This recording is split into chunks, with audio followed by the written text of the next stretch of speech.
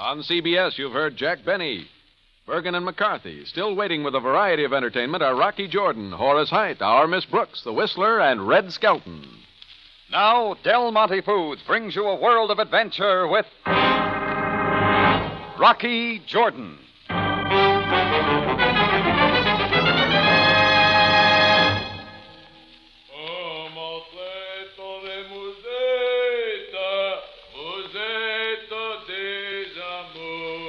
I'd been trying hard for some sleep in my room up over the tambourine, but the song that echoed up and down the dark Cairo street outside wasn't helping.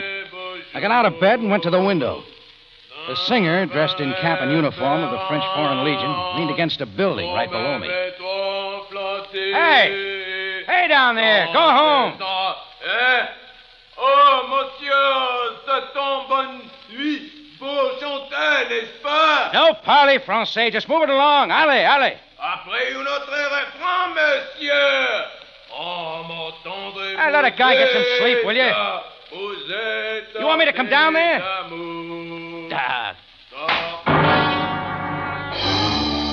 He finally broke it off, and I got back to sleep. Only it wasn't my night. The second time I came out of it quick with the sound of a siren. I shoved the window open this time to see the police limousine of Captain Sam Sabaya pull up, and the bright headlights pointed out the uniform of the French Foreign Legion again. This time sprawled face down at the curb.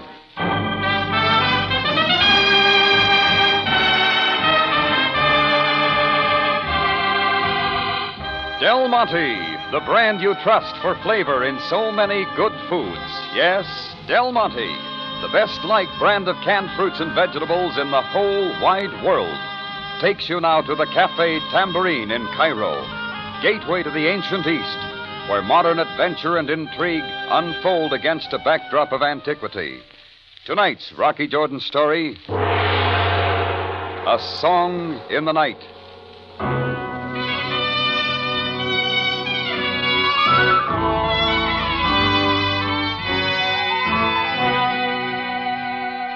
It started around 2 in the morning when a fellow in French Foreign Legion uniform woke me up with his singing below my window. The next thing that got me up was Sabaya's police siren, and the look this time showed the same uniform sprawled unmoving in the street. I put on some clothes and went down. Keep back now, all of you, keep back! He's dead, is he, Sam? As you see from the knife wound in his neck, is it possible that you have seen this man before? I only made out the uniform from my upstairs window. We had a few words a while ago. What about? He woke me up with his singing, that's all. Singing, Jordan? Yeah, guess he'd had a few drinks. I got back to sleep, and that's the last I saw of him. Then you can tell me nothing of this? His singing may not have been too good, but it wasn't bad enough to kill him over. Jordan, I have failed to find your humor the least bit amusing. What does the identification say? His pockets are empty. And do not make it your concern. It's just the blonde hair, his fair features, and the stocky build. Doesn't look much like a Frenchman to me, more like a Swede. That means nothing. All different nationalities are found in the French Foreign Legion. Yeah, but the fellow I talked to seemed to be French. His handling of the language is perfect. Oh, so now you are an authority on the French language. And the clothes don't fit any too well either. Captain, if I may offer my services... Who are you? I am Dr. Shamar. My offices are close by. I was returning from a night call when I saw the crowd gathered here. I see. Well, look if you like, Dr. Shamar, but I fear you are much too late. The knife wound is enough. But further tests will be made. Captain, I could not help overhearing your conversation with Mr. Jordan. You do not know who this man is? No, but the body will be identified. Don't be too sure, Sam. I got a hunch. Never mind, Jordan. I regret I did not arrive sooner. However, death came quickly. If that is all, then, Captain... Thank you, Dr. Shamar. I will require your services no longer. Nor yours, Jordan. The ambulance showed up before long, and the crowd melted away. I'd already gone back to my room, wondering about a man who sings 1 minute and gets killed the next. Well, it wasn't my puzzle, but the strange song he'd sung there kept ringing through my mind.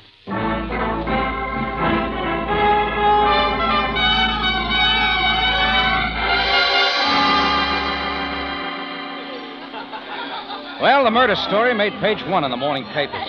It built up the mystery of the man's identity. One of the police still didn't know. That was enough to bring the crowd swarming around and into the tambourine. Tourists looking for the excitement and intrigue of the quaint city called Cairo. Like the elderly female school teacher at a front table, sipping a lime Coke and seeing life. Oh, it's disgusting. Oh, absolutely disgusting. The way people flock to the scene of a sordid murder.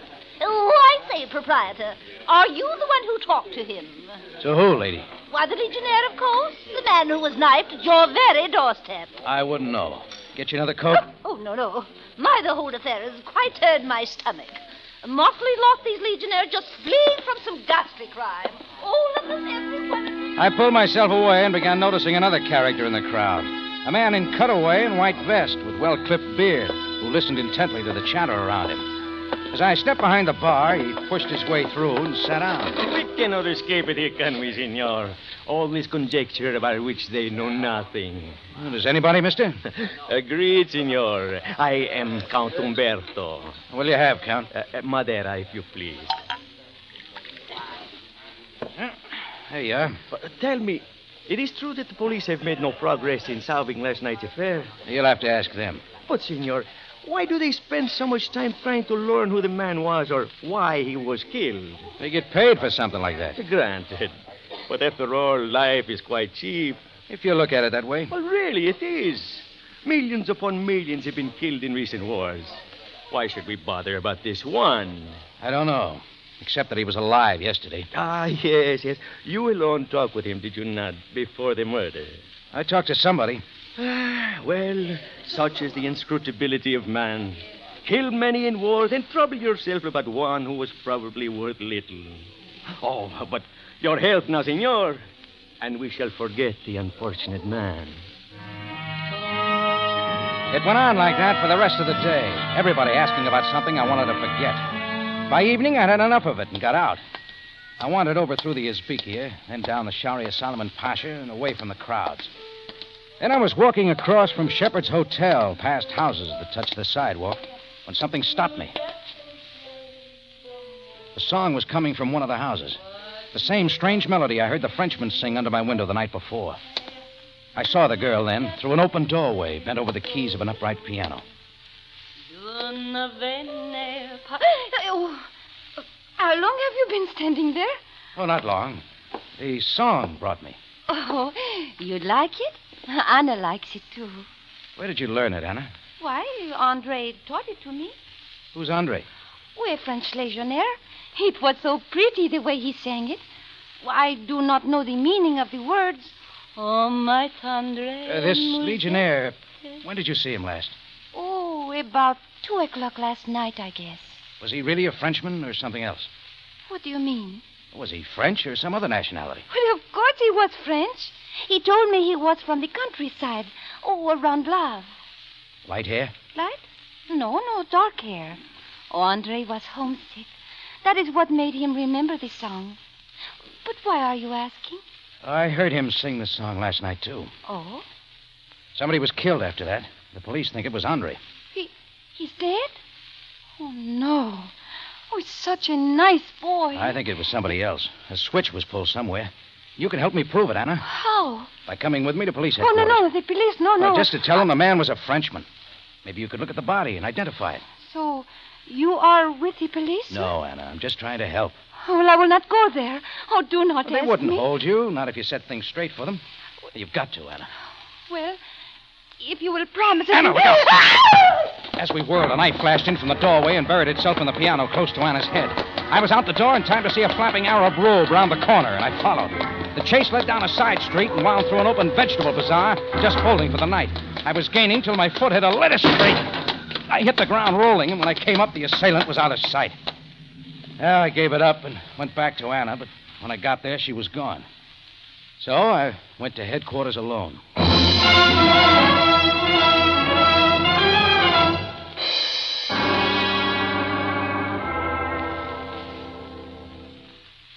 Jordan, you feel quite sure, then, that the legionnaire described by the girl is the same who woke you last night with his singing? It stands to reason, Sam. The song went with him. Anna said he was a Frenchman with dark hair. If this is true, the legionnaire's clothes were obviously changed to the dead man. Sure, to put you off the trail. Somebody doesn't want him identified. But where does that put Andre? Well, Probably killed, too. Jordan, about this girl... Oh, you can't blame her for running away, Sam. She was scared. Nevertheless, someone feared what she might tell. If she knows what is the bottom of this, she is in great danger. I will send men to find her and protect her. You've got something in the knife thrower, Sam. He may have been wearing robes, but he wasn't an Arab. Nobody ever heard an Arab whistle. As you say. This is a serious matter, Jordan. Any ideas? No, except that it is the third death this month of persons whom we have unable to identify. Neither have the immigration officials. So plenty's been going on, huh? What were the others like? The first was a Mexican, the second a Hindu. No identification. The customs office could give no help. Sounds like illegal entrance. Perhaps. It seems important for the killer that the police have no idea who these men are. Otherwise, the motives behind the killings and their purpose might become known. Sam, I know how you can find out who killed those men. How, Jordan? Well, it won't be easy, but suppose somebody claimed he knew the identity of just one of those men. More than that, he knew the man's background. Maybe the killer would come to get that somebody. He would? But, Jordan, I cannot allow you... All you've got to do is to get one of your men to act the part. Oh. For a moment, I thought... You thought I'd act the part. Sam, where'd you ever get an idea like that? Sam grinned, and so did I.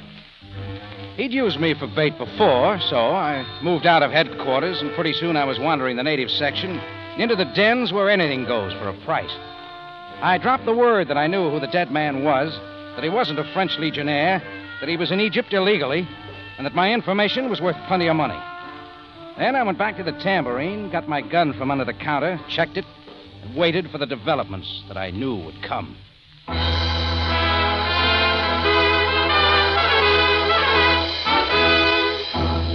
Del Monte Foods is presenting tonight's adventure with Rocky Jordan.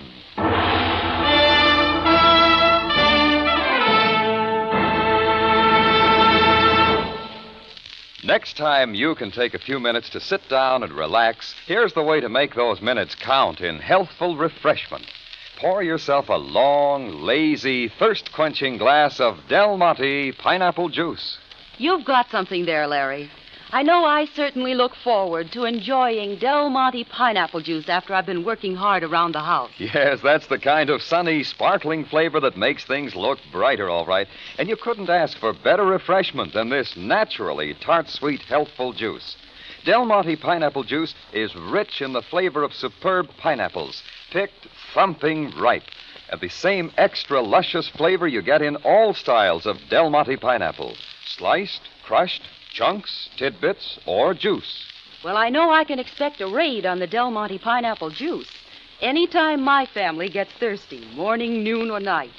That's why I keep several cans handy all the time. Try Del Monte pineapple juice for cool, tempting, tart-sweet refreshment, friends. Buy it tomorrow. Buy plenty.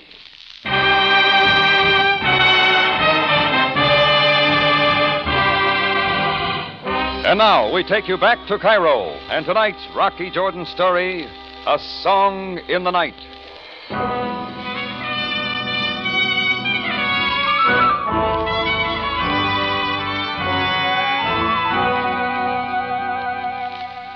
Well, it was my own idea to set myself up as the pigeon that would smoke out the killer, so there was no backing out now. I stayed in the tambourine with the customers, keeping the gun with me. Closing time came and nothing had happened. When everybody was gone, I cut all but the backlights, slammed and locked the alley door, and went up front to do the same there. I just reached the door when a figure moved in the shadows outside. My hand gripped the gun in my pocket, and I drew back, waiting. Good evening, Mr. Jordan. Oh, Dr. Shamar. What's this about? My being up at this hour? It is always the life of a doctor, just as it was last night. Oh, yes, sure. I'm sorry. I simply dropped by to inquire if the police have had any luck in tracking down the killer of the man we saw here in the street last night. Oh, not yet, Doctor. It has been a long day. Do you mind if I come in for a little something? Oh, I was just closing, but... Oh, well, come on in. Thank you. It's nasty business, that killing. Nasty business. Oh, hold it a second. Hello, tambourine. A little jumpy, Jordan? Who's this? I introduced myself. With the knife. The one you threw at the girl? I got another one. Every bit as good. Now, play things smart, and you won't have to use it. That's what they tell me. You're supposed to know all about the guy somebody killed last night. I found out some things. How much do you want? To forget it. Well, I'll tell you. Just name the place. What's his name? Who was he? It takes a price, Buster. Any place but here. Have it your way, then, Jordan. I'll be seeing you. Oh, wait a minute. Hello. Mr. Jordan, that call, could it be... It was, Dr. Shimon. I did not realize the gravity of the situation. It is possible the killer will come here? Yeah, it's possible. Now, what'll you have to drink? Oh, why, it is getting late. Perhaps another time. Good night. Good night, Mr. Jordan. I figured I was too hot an article to be around.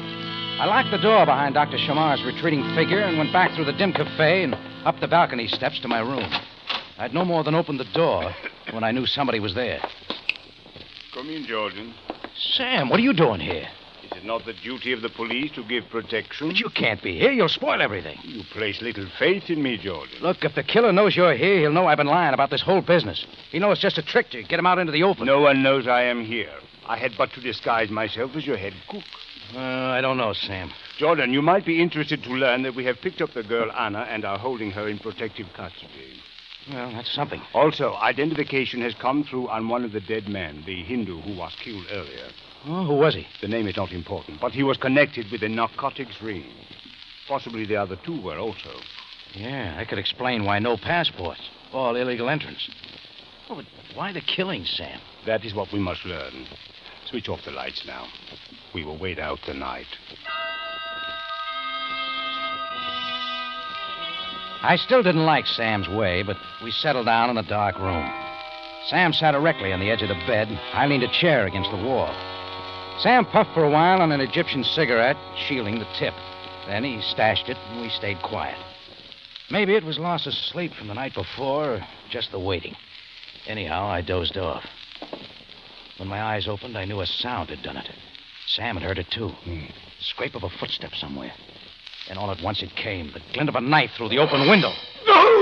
As Sam reeled back, I got to the window in time to see a shadow moving fast across the roof to the fire escape. My shots were wild, and he kept going over the side. Jordan, after him. Do not let him escape. But you're hurt, Sam. No, the killer is all that matters. His knife was meant for me. I can't leave Jordan, it this way. I command you. Nothing doing, Sam. I'm getting you to a hospital. The ambulance made it in record time. I stayed with Sam till I knew his shoulder wound wasn't too serious, and they took him, still protesting, to a hospital bed. So our bait scheme was licked, now that the killer surely knew the police were in on it. Well, the morning papers did it again. The story even topped the squabbles of the royal family with headlines. This time I had to put on extra help to handle the tambourine crowd. The female schoolteacher had another lime coke. Why say, proprietor, that knife which wounded the police captain, was it quite large? Oh, big and sharp, and it went in deep, lady. Oh. I'll gladly give you all the details. Oh, no. Oh, I'm not at all interested. I wonder who the killer will try next. Another repeat customer was the perfumed Italian, Count Umberto. And more such excitement, senor, and you could raise your prices. Yeah, I could do without it, Count. I dare say you could. You were a child to think it would work. What would work? Your plan, yours and Caviar's. Did you really think you could make the killer believe that you knew something? Maybe I do know something. Oh, no. The one who called you last night should have seen that. You're up on a lot of things, aren't you? The common knowledge, the papers, those babbling tongues. Just how does it concern you so much? But it does not. It means nothing. Sure, like you said yesterday. Only you keep talking about it. Senor, surely you do not suspect me. Oh, oh dear, this is delightful. He made it a joke, but I noticed his exit wasn't too graceful. I followed him through the cafe to the street and saw him get into a cab and pull away. I hailed another cab stationed up the block and made a quick bargain for the driver to follow. The following was almost too easy. Count Umberto's cab slowed for every native and goat and camel on the street. Now, nothing was making sense. Something else that irritated me was the way that song stayed in my mind. The one Andre had sung and then Anna. And all at once I knew it wasn't just in my mind. It was coming from the front seat. Hey, cabby. What now, Effendi? Where did you learn that song? Oh, the song? I cannot seem to forget it. But if it bothers you... No, just tell me where you heard it. Perhaps one of my passengers was humming it. Oh, a French legionnaire? No. But someone else. I am trying to think. Well, keep trying. How about an Italian count? Why, yes, Sure, the count heard Andre singing it just before he pulled the big switch in the murder. The tune stuck with him, too. Effendi, am I supposed to understand you? Just keep following that taxi. Don't let it out of your sight. It is our bargain. Wait. No, it was not the count, but someone else. Oh, I remember very well now. Who then? Someone else, yes. I remember 2 nights ago, very late, sir. I was standing at my post near the tambourine waiting for a fare, but there were no fares. Oh, go on, cabby. Tell me. But it was so quiet, and I was feeling very sorry for myself. And then I heard it, very softly, as though the man did not even know he was humming. Go on. Over and over. I saw the man standing in a doorway as though waiting for something. I was puzzled, but it was not for me to ask. But who? Get to the point. Why, it was the good doctor whose office was close by, Dr. Shamar. Shamar, of course. Turn around, driver. But, Effendi, the cab which we followed... Forget it. Turn around. He obliged with a U-turn on 2 wheels, and we doubled back the way we'd come. And 5 minutes later, I was on the 2nd floor of a building only 3 blocks from the tambourine and at Dr. Shamar's door. It was after hours, but a skeleton key got me in, and I started scratching around. The outer office didn't turn up anything, so I went on inside. There, a bottom drawer of his desk gave up a money box. It was locked, but I finally got it cracked open, and it held plenty of money. Not Egyptian pounds, but foreign stuff. The pesos of Mexico, the rupees of India, the kroner of Sweden. The exact kind of money to represent each of the 3 dead men. There, I knew I had my answer.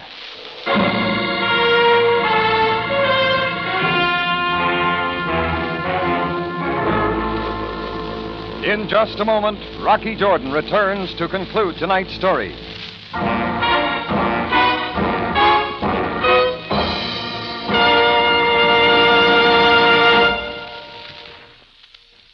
Friends, maybe you think you've enjoyed pineapple before, but just wait till you try that unusual, extra tempting style of Del Monte pineapple chunks. Now you can buy them all over the West, and they're wonderful. Yes, absolutely wonderful. Big, juicy wedges cut from tender, double-thick slices of full-ripe tropic pineapple. They're about 1 inch wide and 1 inch long. Just a generous bite size for easy serving, easy eating. You'll heap them high in sherbet glasses for dessert, or bring them on for breakfast, luscious and refreshing in their own sparkling syrup. And can't you ladies just picture how different and delicious these golden chunks would look on a cake or in a gelatin salad? Why, there are all kinds of ways to enjoy this handy style, and every one of them is specially tasty, too. Because Del Monte pineapple chunks have the same superb tart-sweet flavor you get in all 5 styles of Del Monte pineapple. Remember, I'm talking about chunks. Del Monte pineapple chunks. Don't miss them. Ask your grocer tomorrow. Back now to Rocky Jordan for the conclusion of tonight's story.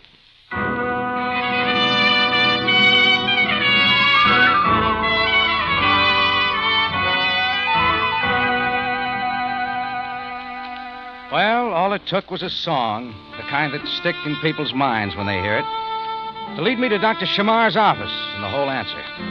I decided to put the money back where I'd found it and leave the rest to the police. I just got the box closed.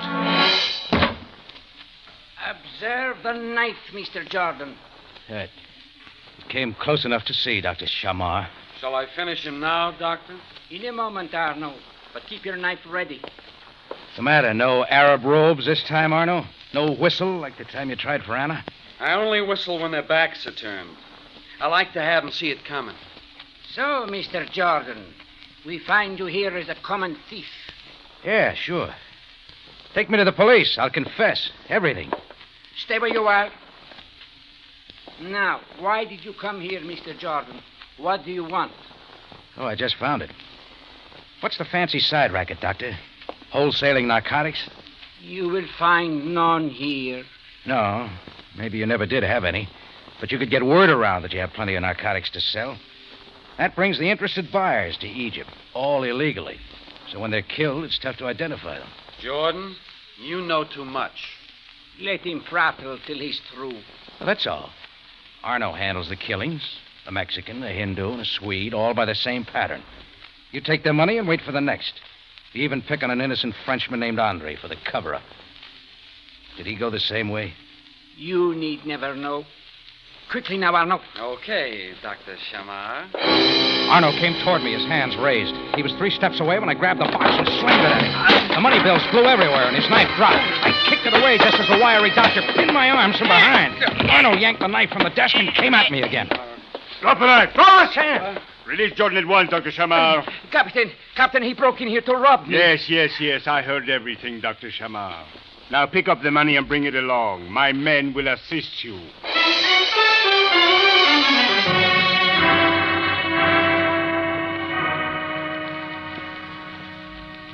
The doctor and his pal Arno were cleared out in a hurry. I personally escorted Sam back to the hospital where he belonged. On the way, he gave me some good news. Andre had been found, still alive. They had just carted him off and dumped him out in the desert someplace. Well, in a little while, I was back at the Tambourine where I belonged. I found a vacant table and had Chris bring me some coffee. Well, Senor Jordan, so here is where I find you. Oh, sit down, Count Umberto. Oh, thank you. Oh, I was hurt, Senor, that you did not continue to follow me in the taxi. It was such a charming game. Sorry to disappoint you. So now the affair is over? Yeah, you can read about it in the papers. Yes, but already there are rumors about how you were led to the guilty party by a song. A haunting melody which people cannot get from their minds when they hear it. I am interested, Senor. How does this song go? You know something, Count? I can't remember.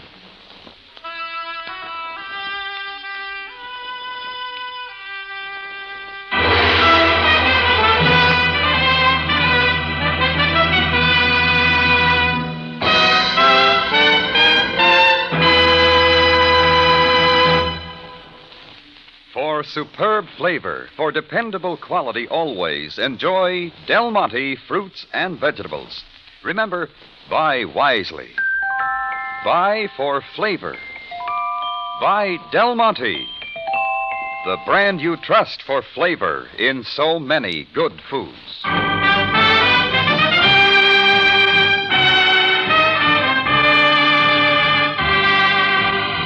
Rocky Jordan, written by Gomer Cool and Larry Roman, stars Jack Moyles in the title role with Jay Novello as Sam Sabaya, and is produced and directed by Cliff Howell, with original music composed and conducted by Richard Arant.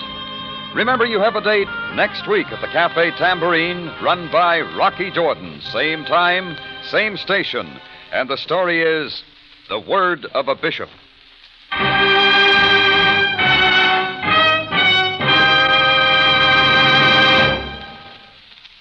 Now that it's shortcake season, why not enjoy one that's really easy and thrifty?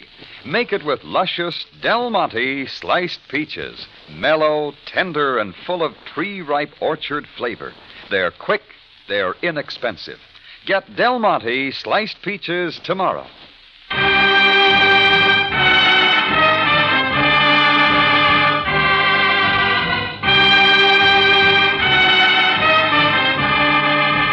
Larry Thor speaking. Rocky Jordan is presented over CBS, the Columbia Broadcasting System.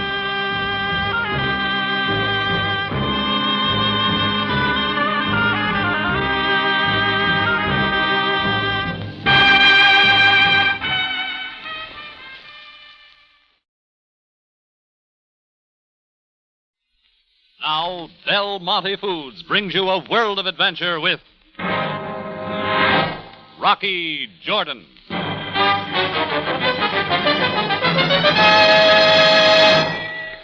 All right, you two, you're blocking the tambourine door. What do you want that's here? Like the Sphinx, Juba does not speak. Then you tell her to move along. You're bad for business. The streets are for those of Cairo. We stand here by our own right. Not when you scare away the customers. Take it to the other side of the street. Now, go on. Like the eternal Sphinx, Juba does not move. Look, you're not just sightseeing. What brings you? What we come for, we will have. When we are ready and when the time is right. For the last time, get out of here before I use other ways. Put that knife back. It is for you to see. Like the falcon, Juba does not hesitate to kill.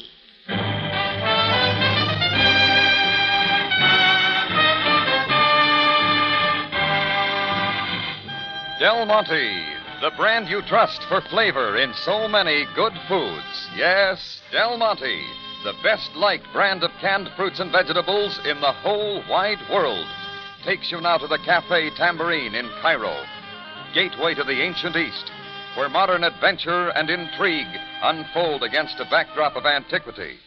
Tonight's Rocky Jordan story, Dilemma.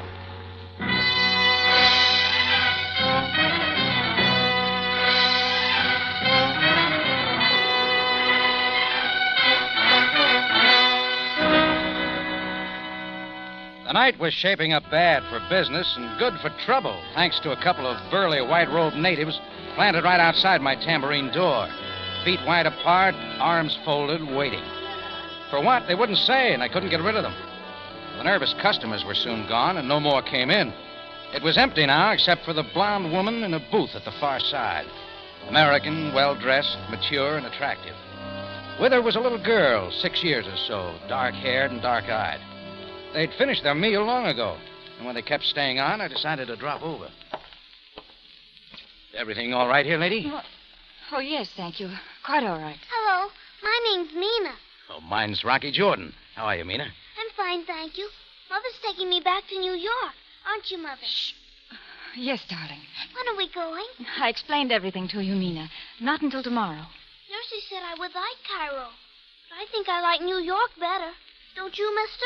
Well, I guess they both have their points. You're American, aren't you? That's right. I see. Then maybe... Nursie showed me the pyramids, Mother, and the Nile River. She told me all about Egypt and about Cleopatra. Do you know how Cleopatra got in to see Caesar? Hush, darling, please. You mustn't talk so much. And her rug. Look, if those two natives out front concern you, I'll see that you get away safely. Natives? Oh, I really hadn't noticed. Oh, no, I'm sure you don't have to bother. Well, then maybe I can get you some more coffee. Oh, yes, if you don't mind, a little... Mr. Jordan? Yeah? I just remembered an errand. Would you mind watching Mina for a moment or two? Mother, where are you going? I'll be right back. And listen, stay right here. Stay here for Mother. Promise me. I promise. But, Mother... Goodbye, Mina. Be a good girl, darling. Oh, just a minute, lady. This is no place to leave a kid. I'm sure she'll be all right with you. Thank you, Mr. Jordan. Lady! She hurried to the door, made it out, and was gone. I didn't like it, but how do you stop somebody like that? After an hour's waiting, I'd begun to wish I had stopped her. Mina wasn't any trouble, sound asleep now in the booth where she'd been left. When another hour had gone by, I knew something was wrong. I told Chris, my bartender, to lock up. Then I carried Mina to the cot in my office, picked up the phone for a call to headquarters. Rocky! Come out here, Rocky! I had the door open and was out into the cafe when the movement from the side and behind was too quick. Look out, Rocky! A silken cord dropped tight around my neck. Do not move, sir, and you are safe. So now the two natives were inside, joined by a third who held Chris backed up to the bar at knife point. Now, Juba, get the child and take her carefully away. Keep away from her, Juba. Silence! We do not wish to wake the child. Hurry, Juba, and carry her gently. You know what this will get you? Not what the meddling Americani thinks. Where's the mother now? Who sent you? Good, Juba. The child still sleeps. Go now and deliver her quickly. And you, Effendi, you will be wise to remain here in your tambourine and to forget. He yanked the cord tightly for a second, then let go, and by the time I had my breath back, he and his knife boy were out and gone. Rocky, they ran east up the hill. I got to the sidewalk, but didn't follow their decoy. Far down the hill the other way, the figure of Juba passed under a dim streetlight and round the corner. That's the way I went. When I turned the corner, he was out of sight. A familiar newsboy pointed down the Sharia Lagoon, and I kept going, till I spotted Juba again as he turned into the court of a white house near the Nile. I didn't let up till I was through the court and slamming at the door. I got a quick answer. All right, don't try the knife, Juba. I'm coming in. Juba! Who is there? I saw him standing beneath an archway in the hall. A tall, gaunt man wearing a closely clipped black beard and the fez of the upper-class Egyptian. He motioned Juba to the side. Why do you enter my house in this manner? Who are you? Rocky Jordan, Cafe Tambourine. That answer everything? So it is you, Mr. Jordan. Now, look, whoever you are. I am Sakara Bey. All right, Sakara Bey. A little girl was just grabbed from my cafe. By your orders, Juba was seen bringing her here. And of what possible interest is this affair to you? The mother entrusted Mina to my care. If that isn't enough, kidnapping is. Kidnapping, Mr. Jordan. I believe that you know quite differently. Where's the girl? I'm taking her back to the cafe. Enter no further into this house. Sakara Bey, Yes, Deborah. What is it? I come to tell you that the child is well. She sleeps on her bed. Do not leave her again. We will talk of this when El Hedron comes. Now return to the child. As you command. I think we'll all go. Judah, hold him. Mr. Jordan, for the sake of the child, I have used every means of keeping this affair quiet. Well, explain it then, Sakara Bey. I see no reason to explain anything to you. Yeah, we'll see what the police have to say. I suggest, then, that you go to the police, and at once. Judah, show him out.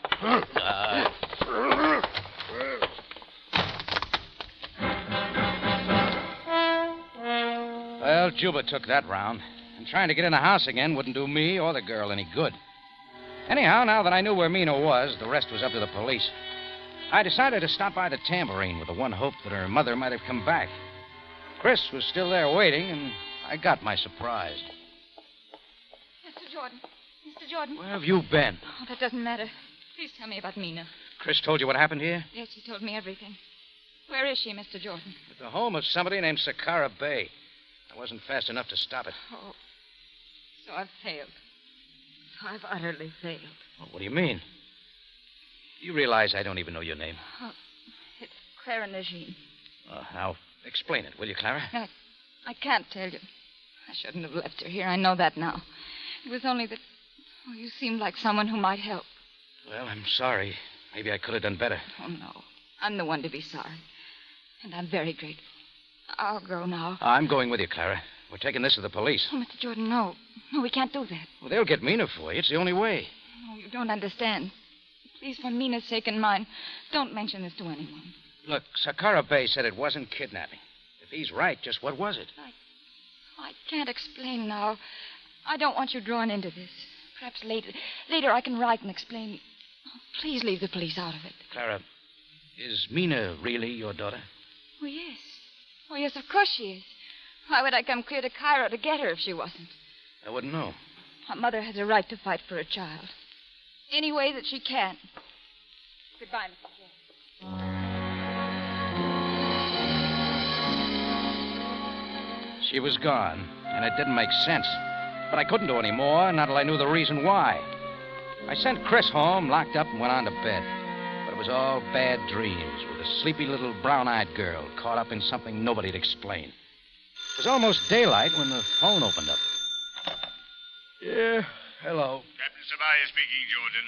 Oh, Sam, where are you? I'm at headquarters.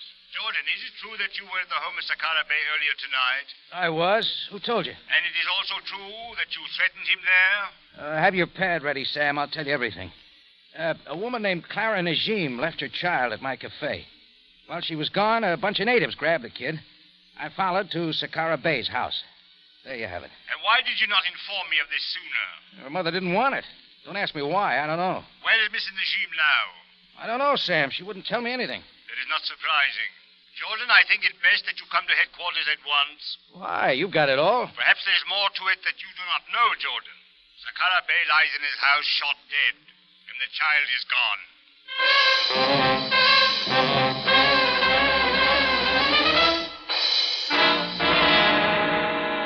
Del Monte Foods is presenting tonight's adventure with Rocky Jordan.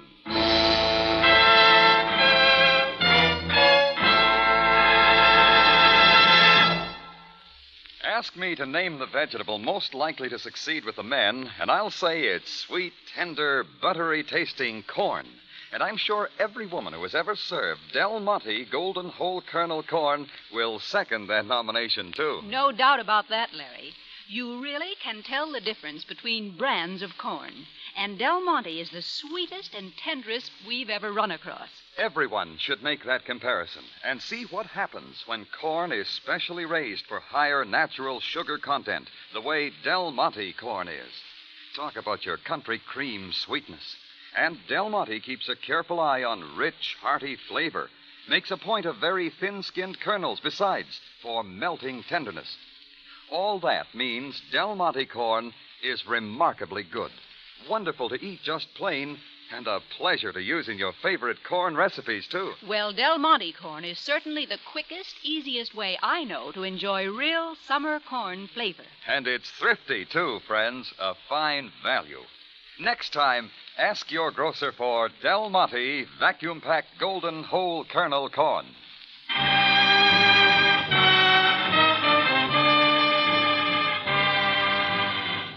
Now we take you back to Cairo and tonight's Rocky Jordan story, Dilemma.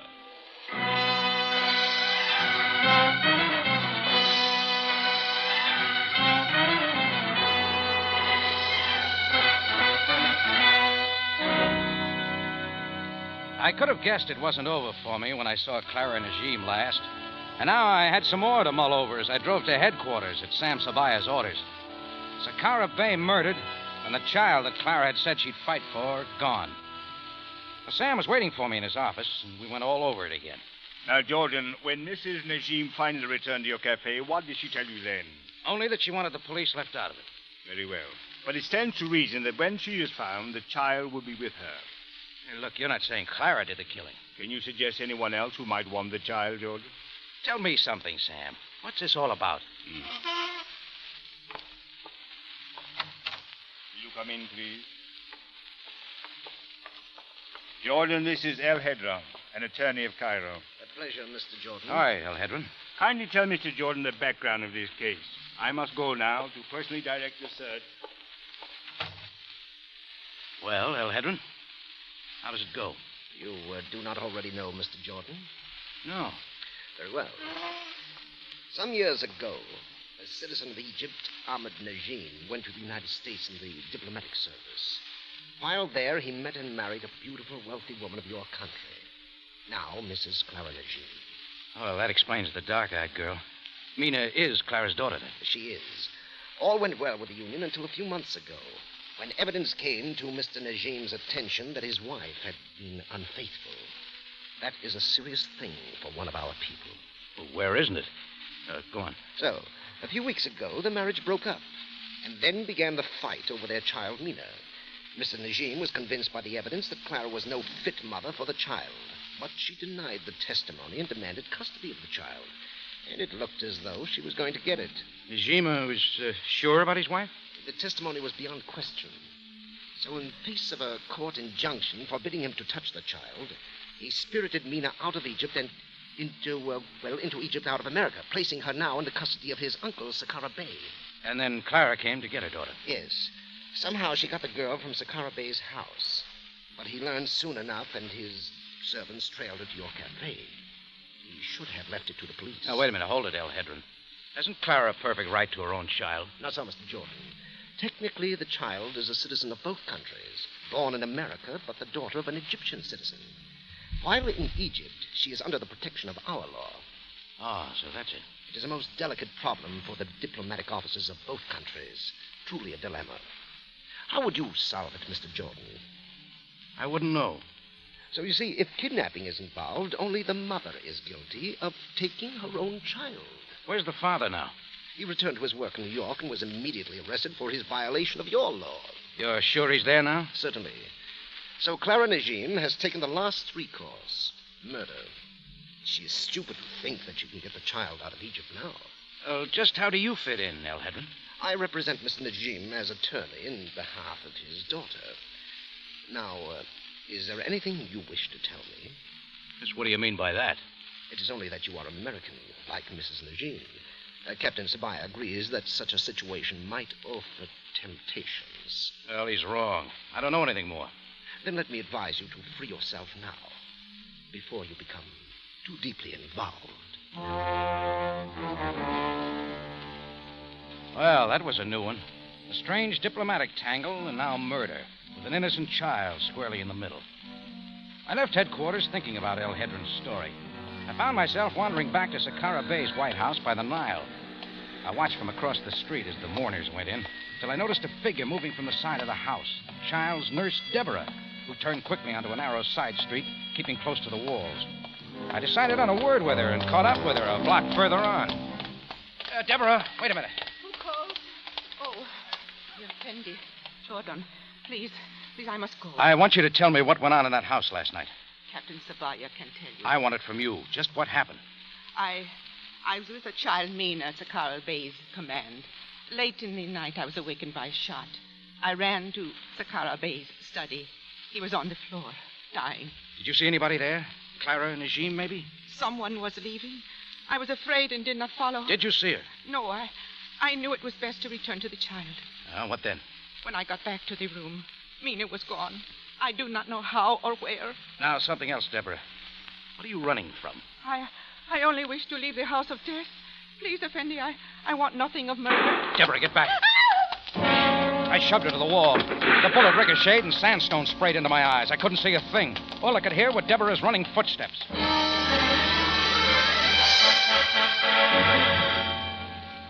By the time I could clear my sight, Deborah was gone. Whether the shot had been for her or me, I wasn't sure, but I knew one thing. I'd been way too close to the answer. And if I wanted that close again, I'd have to find Clara Najim. I remembered her promise to Mina that they'd leave for New York that morning. By air, probably. So I made it to the airport in time for the New York plane scheduled to leave at 9:30, but Clara didn't show up. On a hunch, I tried the Central Cairo Railroad station, just in time to see a woman, heavily veiled, stop at the ticket window. And as she hurried to the departure gate, I was there waiting. Clara. What? Mr. Jordan. Look, I've got to talk to you. I'm sorry. The train's about to leave. Listen, I know everything about your daughter and why you came after her. The police are looking for you, Clara. I know that. To keep me from my own child. Well, I'm going away. What else can I do now? Wait a minute. Where have you been all this time? Not where anyone could find me. When I got to the airport, I saw the police waiting, so I came here. If I can get to Alexandria, perhaps. What about Mina? Where is she? Where you said she was. Was Sakara Bay. Oh, not anymore, Clara. You trying to tell me you don't know what's happened? Happened? What, Mr. Jordan? Sakara Bay's dead. Murdered. Oh. And Mina's disappeared. Oh, no. You're sure you don't know where she is? Oh, of course I don't. How could I? And you weren't at Sakara Bay's house after you left the tambourine? Oh, no, Rocky, please, what does it mean? I've got to know one thing, Clara. How did you get Mina away from his house to begin with? If I tell you, will you promise to help? Oh, that's more like it. Come on, we'll talk in my car.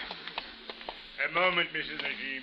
Sam, did you follow me here? I hardly needed to do that.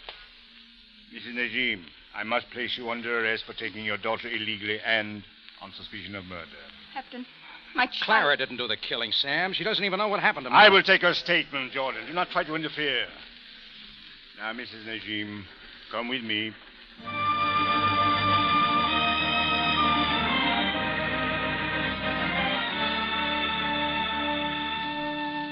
Sam took her away, and the last I saw was Clara's white face looking back. And I knew she expected me to do something. But what? Find the nurse, hiding or held somewhere in Cairo? That wouldn't be easy. I drove back to the tambourine, trying to figure where Mina could be, and got nothing. I parked my car in back and went in the office door. Rocky? Chris, what are you doing on the floor?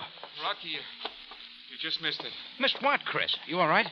Yeah, I guess so. I made the mistake of leaving the back door unlocked. A bunch of natives came in again. You just left? Yeah. Last I knew, they were slamming up around your room. Must have left by the roof. Come on, let's have a look.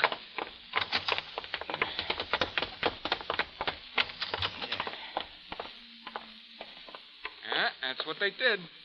The roof window's wide open. Yeah, you didn't miss a trick, did they? Even rolled up the rug. I wonder what they found in there. Hey, wait a minute. Help me unroll that rug. Hey, but Rocky, what... Mina! Hello, Mr. Jordan. How did you get up here, Mina? I sneaked in the back door. But when I heard those men coming, I ran upstairs and rolled up in the rug, just like Cleopatra. Well, yeah, you were going to tell me all about her. Nursey told me. Did you know that Cleopatra hid in a rug once when she wanted to get in to see Caesar? She was up here all the time, Rocky. You're a brave girl, Mina. Now tell me, weren't you at Sakara Bay's house? Yes. A loud noise woke me up last night. Nursey wasn't there, and I was scared. So I put on my dress and sneaked out the window. Mother told me to wait for her here. Oh, sure she did. But where have you been all this time? Well, I guess I got kind of lost. But then somebody showed me where the Cafe Tambourine was. Mina, how long has Deborah been your nurse? Always, I guess. She came back to Egypt with Daddy and me. Did she like your mother? Well, not very much. But when Mother came to get me... Go on, Mina. Deborah helped your mother get you out of Sakara Bay's house that first time, didn't she? Why? I'm not supposed to tell. Oh, but it's all right now. Did your mother give Deborah something? Yes. Oh, where is Mother? Isn't she coming back? I think maybe she is, Mina. Very soon. Get her something to eat, Chris, then have her sleep. Sure, Rock. Are you going out again? Yeah, and for the first time, I know where. I made sure the back door was locked this time and then spun my car out onto the Cairo streets. Things had suddenly started dropping into place. A lot of things. If I was right, it wouldn't be long till I had all the answers and the killer of Sakara Bay.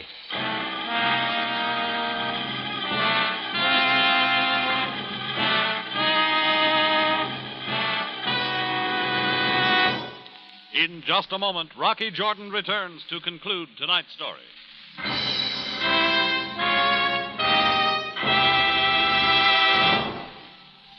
Now, here is Larry Thor. Ladies, I wish you'd set the date right now. I wish you'd make tomorrow the day you're going to try that wonderful style of Del Monte pineapple called Del Monte Pineapple Chunks. These fine, big wedges of golden, juicy pineapple are just about the grandest eating that ever came your way. And now that you can buy them all over the West, there's no need to wait another day to enjoy them.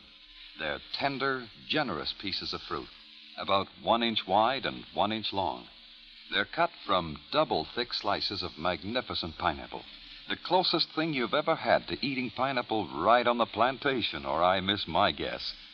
What's more, Chunks are convenience itself, ready to toss right from the can into a salad, to top off a cake, to make the best-looking gelatins ever. And for pure and simple enjoyment, well, serve Chunks just as they come, cool and refreshing, with the full, ripe, tart-sweet flavor you find in all 5 styles of Del Monte pineapple. Remember, I'm talking about Chunks. Del Monte Pineapple Chunks. They're so delicious, so different.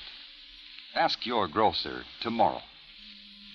Back now to Rocky Jordan for the conclusion of tonight's story.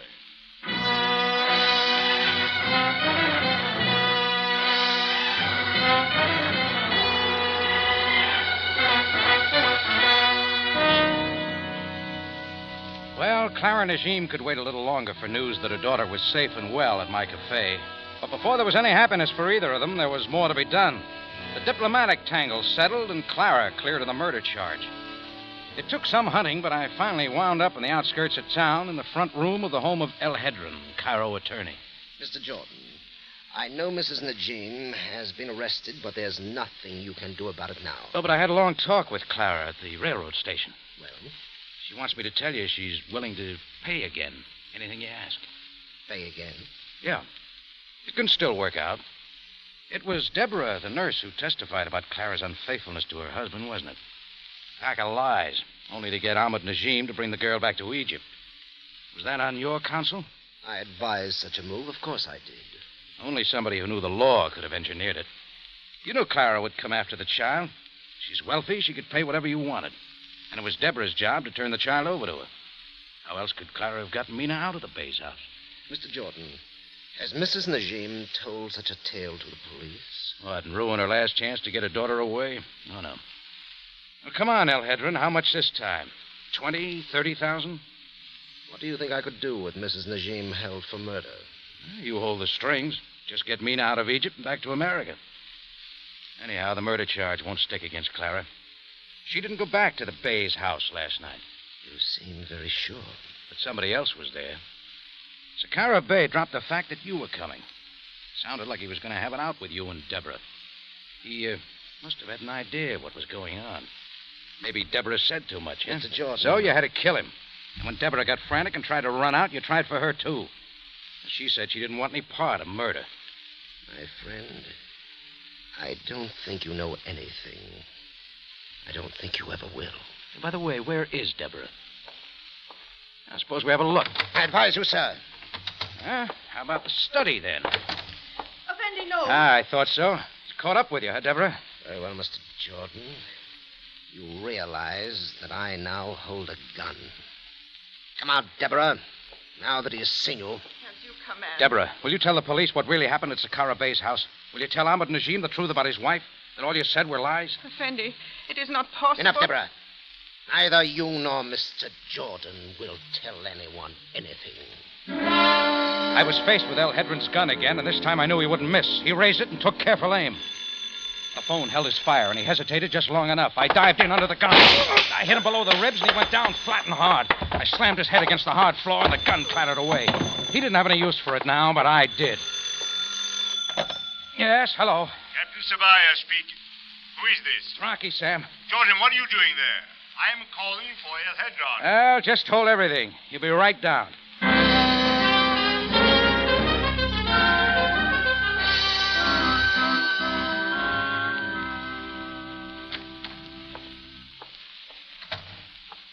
Well, Jordan, the nurse Deborah has left nothing more to be told.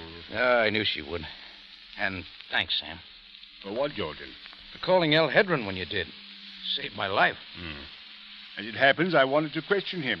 Mrs. Najim had also told me of his part in this affair.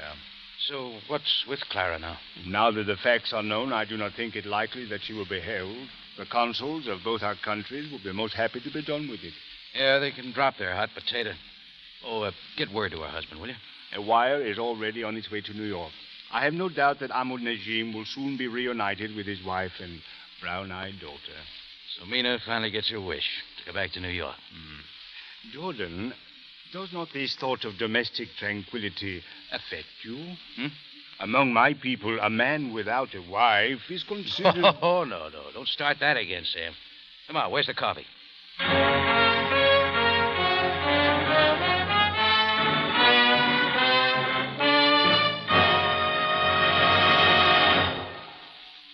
For superb flavor, for dependable quality always, enjoy Del Monte fruits and vegetables.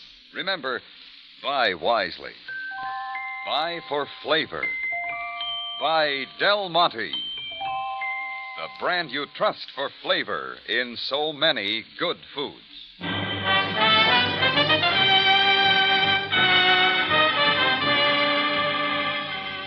Rocky Jordan, written tonight by Gomer Cool and Larry Roman, stars Jack Moyles in the title role with Jay Novello as Sam Sabaya. Original music is composed and conducted by Richard Arant. Rocky Jordan is produced and directed by Cliff Howell.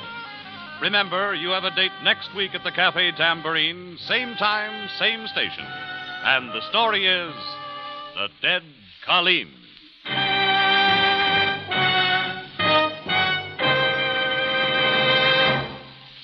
Tomorrow, why not make dessert easy, thrifty, and popular with everybody? Make it Del Monte Peach Halves.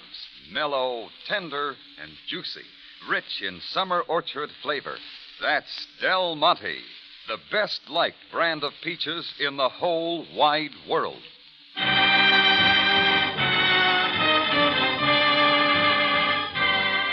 Bob Stevenson speaking. Rocky Jordan is presented over CBS, the Columbia Broadcasting System.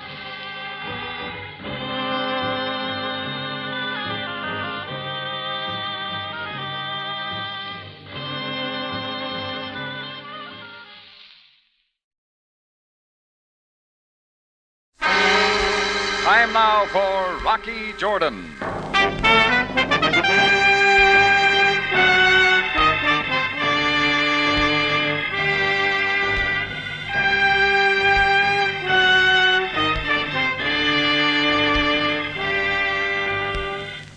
Not far from the Mosque Sultan Hassan in Cairo stands the Cafe Tambourine, run by Rocky Jordan.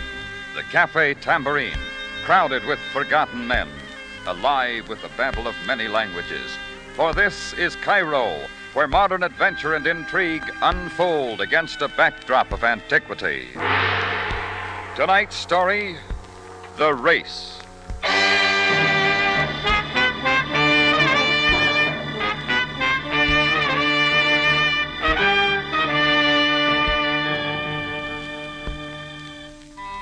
I was sitting in my office at the Tambourine, trying to beat the terrific afternoon heat. Like everyone else in the cafe, I was too shot to even raise a finger. Then in came this girl. She startled me a little because she darted in and out of the tables in high gear, like she was searching for someone. When she began yakking at Chris, my bartender, my curiosity got the best of me. Someone jumping up and down in this heat deserved attention. As I walked over, I noticed she was nice-looking in a quiet sort of way, in spite of the fact she looked as if any moment she might spring right through the ceiling. But he has been here, hasn't he? I haven't seen him all day. What's up, Chris? Oh, Rocky. I've got to find Abdullah, Ben Abdullah. They said he was up here at the Tambourine. You know, Ben Abdullah. He owns that little pawn shop up on the corner. Yeah, sure, I know. It's very important. There isn't time to explain. Just tell me where I can find him, please. Every second counts. Well, I haven't seen him all day. I tried to tell her, Do you know where he is, then? He could be one of 1,000 places. Why don't you try the pawn He's shop? got a sign hanging on the door, out to lunch. A water vendor at the corner said he'd be up here. It's desperate, don't you see? No, I don't. If I don't get into that store in the next few minutes, there isn't going to be anything left of this whole block. Maybe the heat's got her, Rocky. It's too late to look for him. If I could just get into his shop. Hey, take it easy, lady. Oh, that won't get a thing accomplished. Now, come on, tell me what it's all about. I'm afraid it's even too late now to break into his shop. I wouldn't even know where to look for it. Look for what? A high-powered explosive. A what? A bomb. It's in the pawn shop. Bomb? She's nuts. Maybe you'd better start from the beginning. There's not time to explain. It will be going off in a few minutes. What we'd better do is clear the entire area before everyone is killed. Sunstroke, if you ask me. Chris, I don't know whether she's loony or... Don't stand there! Tell everyone to clear the streets! They listen to you, not me! Look, lady, I don't like to have my leg pulled. Every second counts now. Please believe me. Anyone within 100 yards of the pawn shop is in danger. Okay. Chris, we better play it safe. Call the fire department, the police, and what have you. There's a bomb going off. I think.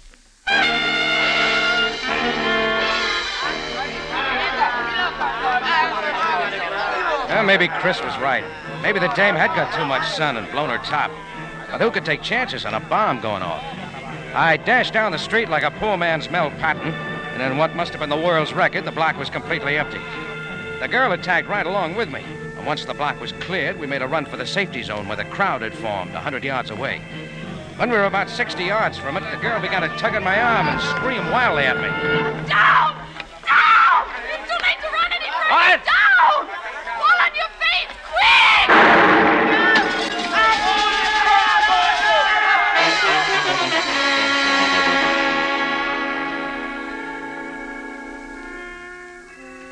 I'd fallen flat on my face and curled up like a clam.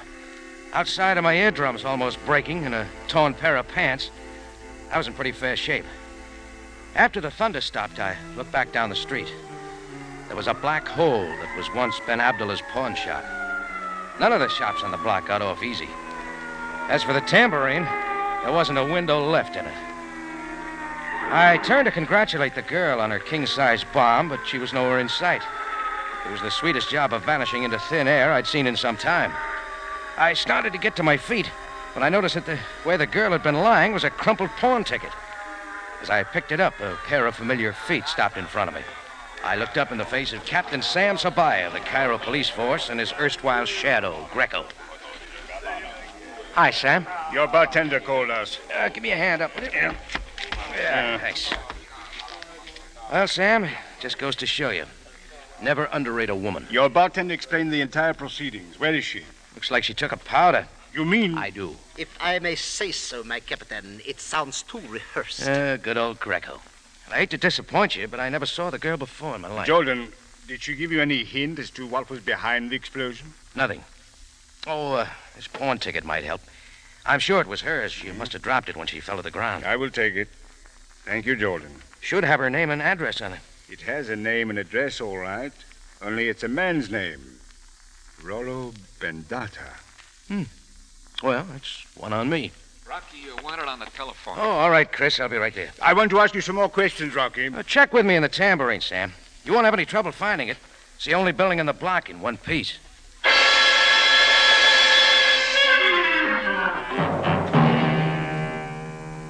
I hurried back to my office and picked up the phone. From the other end of the wire came the voice of my late friend, the young lady whose specialty seemed to be high-powered explosives. Mr. Jordan, I'm sorry I had to run out on you. Well, so am I. You must understand I couldn't face the police. Where are you now? I won't waste words. I'm in terrible trouble. I need your help. I'll pay anything for it. Well, you can pay for the broken windows in the tambourine. Anything. Will you help me? I'm afraid tossing bombs is a little out of my line. Believe me, I'm not asking for myself. It's for hundreds of innocent people who may be harmed. You know, I could back that line with hearts and flowers. Mr. Jordan, if I weren't on the level, would I have warned you about the explosive in the pawn shop? Yeah, all right. You tell me and I'll listen. I can't over the telephone. I'll give you an address where you can meet me. Okay. But look, lady, I'm leaving word with my bartender where I'm going, just in case you got more bombs up your sleeve.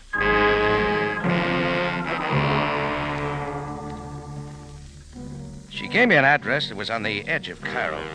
As I hung up, I saw Sabaya and Greco coming in the front door, so I took off the back way. I took a taxi and we drove for an hour. The address turned out to be a small house set 1 mile out in the desert. I paid off the hack, went up and knocked on the door.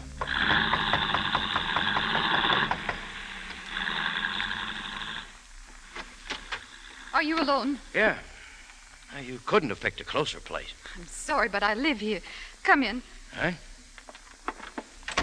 Oh, looks more like a laboratory to me. It is. I'm an explosives chemist. I live in the back. Dangerous address. I'd better introduce myself. I'm Suzanne Duran. Won't you sit down? No thanks. Not on a keg of dynamite. And stop jumping up and down. I can't help it. We only have 11 hours left. Hey, look, I've had enough riddles for one day. What's this all about? I'll start from the beginning. It would help. A man by the name of Nashier hired me to develop a time bomb that would have a 24-hour action delay. Why? He heads a combine that wants to blast for water in the desert. What? You can imagine what it would mean if you could bring an incessant water supply to Cairo. Well, sure, but why not a regular time bomb or dynamite? He wanted an explosive that would need no wiring so that his company wouldn't attract attention. Why all the secrecy? Why, it's like digging for gold. He thinks he's found a spot where there might be water, and he doesn't want anyone to know till he's staked his claim. I think he's crazy. Where does the pawn shop come in? I made 2 bombs, which I was going to test today. I was afraid my servant might accidentally spoil them, so I hid them in the base of an old clock. I went shopping, and when I came back, the clock was gone.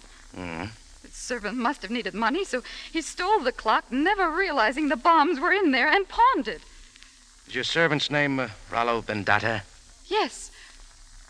How did you know? You left his pawn ticket on the street. It looks to me like Rollo's in trouble, not you. Only one of the bombs went off in the pawn shop. Oh, don't you see? The other one will go off. You mean we're going to have to go through that all again? The bombs were set to go off at different times. Oh, but the blast of one could have exploded the second one. Yes, but you only heard one explosion, didn't you? Only one exploded, Mr. Jordan. I could tell by the force. Well, maybe Rollo's got the other bomb. I've already talked to him. He swears he knows nothing about them. Oh, fine. I don't know where to look for it, and according to my calculations, the bomb should go off in 10 hours and 46 minutes. Well, what's this bomb look like? A small object made of lead with a screw arrangement. When it's screwed down, the process begins. 2 liquids, one eats through the separation, and I get it. Hundreds of people will be killed. Look, if you want me to help, you got to promise me one thing. Name it. Stop jumping up and down. I promise. This guy, Nashier, you mentioned, you know where he lives? Yes. Come on, let's pay him a visit. I'll call a taxi. You're bouncing up and down again. I'm sorry. Now relax, will you? We've still got 10 hours and 46 minutes. 10 hours and 44 minutes.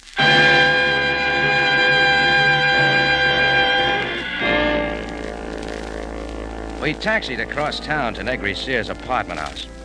Negri let us in. He was the oddest little guy I'd ever laid eyes on. Short and skinny, but he had a huge head that should have gone with the body of a giant. He looked so top-heavy, I had to control myself from wanting to hold him up so he wouldn't topple over. His apartment was cluttered with bric-a-brac and large packing cases. The latter, I gathered, must have had something to do with his water project. When Suzanne told him about the bomb, he got quite irked, to say the least. Really, my dear, I don't know what you expect me to do if you've lost one of your ghastly bombs. Well, coming here was my idea. And just who are you, Jordan? Suzanne, who is this man? He's trying to help me. You didn't tell him, I hope. I'm afraid I had to. You were sworn to secrecy. How could you? Well, Jordan, you'll never find out where I hope to get water. I'm not interested in your plan for digging water. I'm only trying to locate the bomb. Oh, this is dreadful. It will be all over Cairo. Everyone will be digging for water. No one outside of this room will know. Besides, you're the only one who knows the locale where the water might be. Huh? So you're going to blackmail me, huh? Or maybe you're going to torture me till I tell you the exact spot. Look, for the last time. What will my partners think? I will tell you nothing. Rocky, we can't afford to waste all this time. Look, Negri, if you'll just answer a few questions. Never. Were you out at Suzanne's place this afternoon? Yes, but she wasn't home, so I left. I was probably tracking down Rollo. What time were you out there? Our appointment was for 2. I'm always on time. Did you see anyone or notice anything that might help us? No. Is that clear?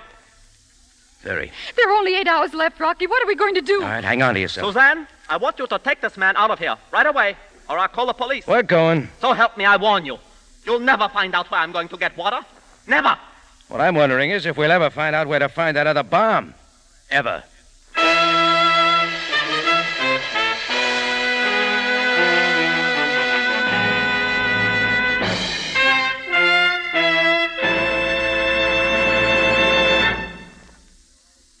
You are listening to The Race, tonight's adventure with Rocky Jordan. May we suggest that you vary your CBS listening. Education is one of the most important phases of life today.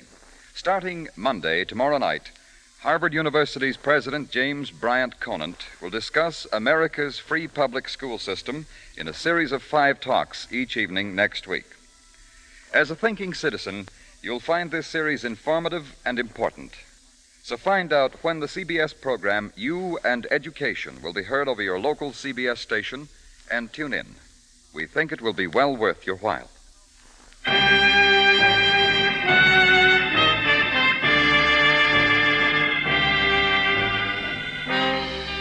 Now we take you back to Cairo and tonight's adventure with Rocky Jordan, The Race.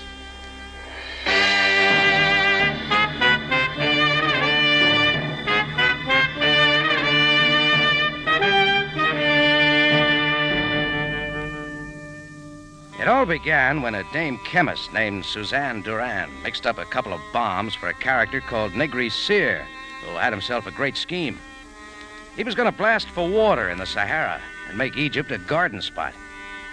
That sounded sort of screwy, but the noise of one of those bombs exploding sounded anything but.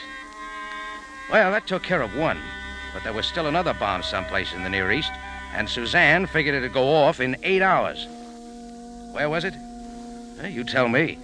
Negri Sear couldn't. We asked him. Well, when we came out on the street, Suzanne was hopping up and down again and on the verge of tears. And she looked at me as though I could supply all the answers. Mr. Jordan, there must be something we can do. Do you know where the office of the Cairo Mail is? Yes. Good. Now listen. And stop jiggling. We have a plan, then? Maybe. We're going to have to split up to save time. All right. I'll go down to the newspaper office and ask for Ed Stack. He's a friend of mine. Give him a description of the bomb. What else? That's all. You'll get out an extra and see that it's broadcast, too. That way, everyone will be warned and on the lookout. Oh, that's wonderful. And when you finish there, go to the tambourine and wait for me. Where are you going? Where can I find Rollo? Native Quarters, number 6, Oakar Street. I'll check. Rocky, I Look, don't... will you stop worrying? It's going to be okay. Take my word for it.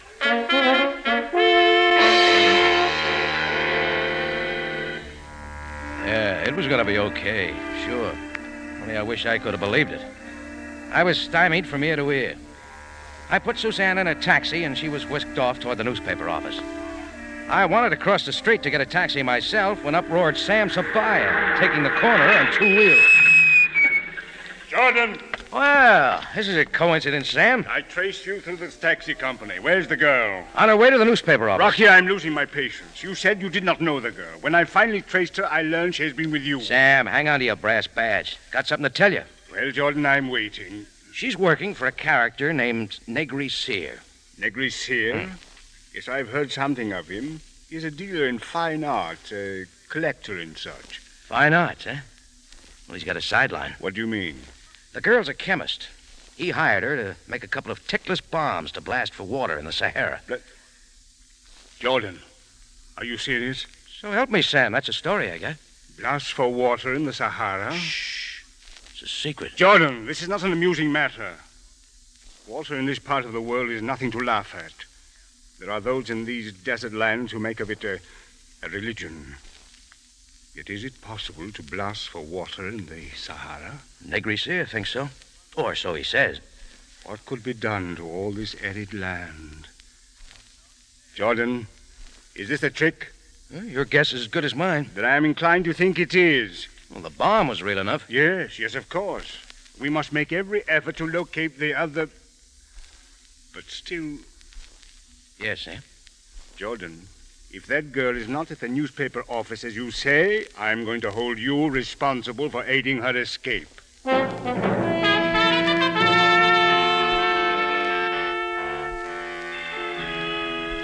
Sam took off, and I checked the time and shuddered.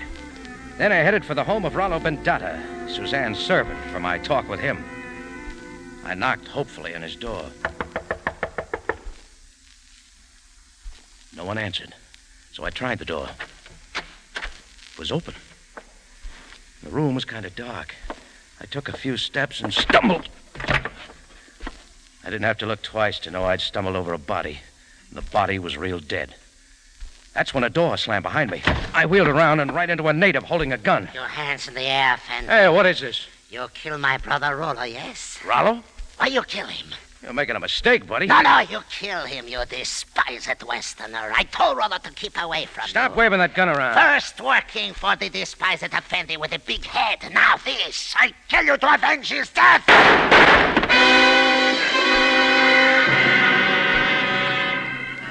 I dove on him as he fired, and his shots went wild.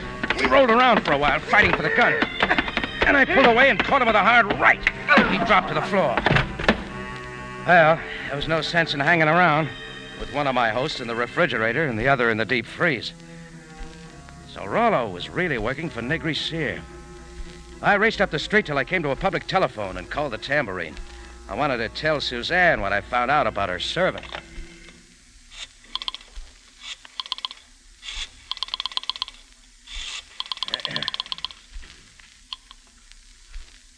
Tambourine. Chris, this is Rocky. Boy, I'm glad you called. Sabaya just left. Oh, what's up? He missed the girl again, and he thinks you gave him the business. Well, that's why I'm calling. Where is she? She was only here a minute, then left with some guy. Who? I don't know. He was a little guy with the biggest head. Nashier. What's going on, Rock? It beats me. But there's a noise that's going to rock Cairo in a couple of hours, and I got a feeling Sabaya's going to be looking at me. Well, there were a lot of lies in it someplace. I raced for Negri's apartment, but the place was deserted. Negri was gone. Suzanne wasn't there, but neither were the packing cases that belonged to Nashier. That took me to the railroad station, double time. I pushed through the crowd till I came to the gates for departing trains. Waiting in one of the lines was Nashier. Jordan, what are you doing here? Looking for you. You better step out of line. Do not be too hasty, Jordan. Come on, out of the line before I drag you. Dear fellow, let us talk this over where no one may overhear us. All right. All right, over into this corner.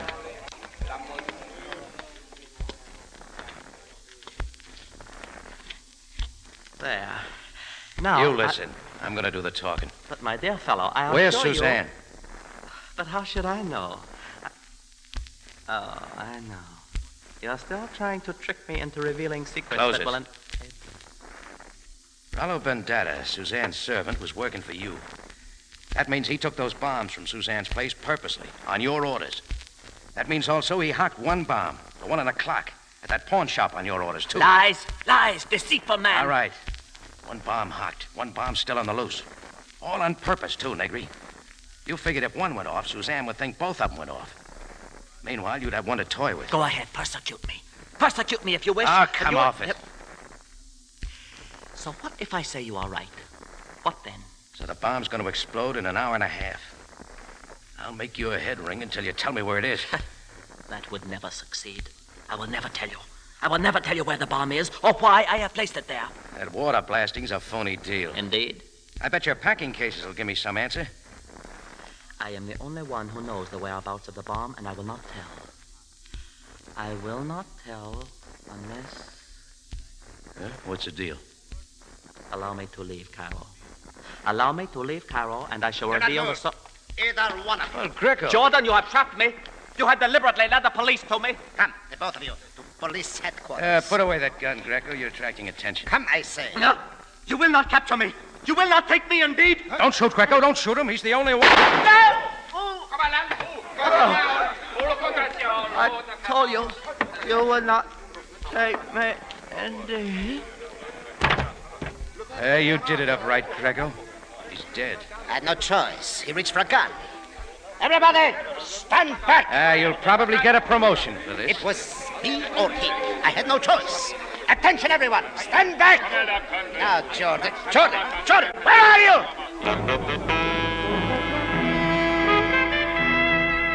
I dove into the crowd and got lost. Well, I was free of Greco, but I was right back where I started. I checked the time again. In an hour and 10 minutes, that bomb would go off. And the only man who knew where it was dead. Well, I mulled the whole thing over for a while. All that was left were those packing cases of Negri's. It took me 10 minutes to find them. They were being loaded into a baggage car at the end of the line. I hurried up to one of the native porters and tried to con him. Oh, look, I want to check my baggage to see if I forgot anything. Yes, Effendi. Which are yours? Those packing cases over there. Yes, Effendi. Your luggage checks? Luggage checks? I cannot let you look into the cases without them. I left them with my wife. Oh, sorry, Effendi, but I cannot do it. It is against the regulations, and I cannot...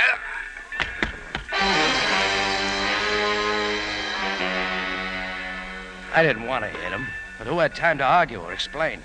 I began ripping into the packing cases marked fragile. The first case had some figures carved in marble and some pictures, but they didn't ring any bells. It wasn't until I got inside the second case that I saw the light. It contained a green jade vase that I knew I'd seen before. And right then and there, Negri's whole deal became clear. I knew where the bomb was and why. I scrambled out to the street. When I looked at my watch, I broke out in a cold sweat. It was less than an hour, 50 minutes to be exact. I dashed up to a taxi and shook the sleeping driver. Wake up, will you? Come on. Palace of Fine Arts. Come on, let's go. Look, money. Maybe this will wake you up. The night is so hot, Effendi, for such energy. This dough, all of it's yours, you understand? Only you gotta step on it. I will try. Where to? The Palace of Fine Arts. It is closed at this hour. I know it's closed. Let me worry about that. Yes, Effendi. Get in. It is too hot to worry.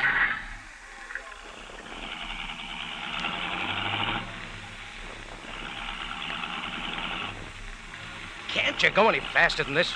In this weather, the motor gets hot. Well, excuse me. I didn't mean to keep you awake.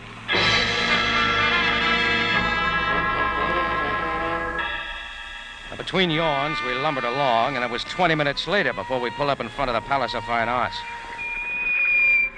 I threw the money at the driver, raced up the tier of steps that led to the entrance. The joint was dark, but I saw a woman waiting in the shadows of the doorway. Suzanne.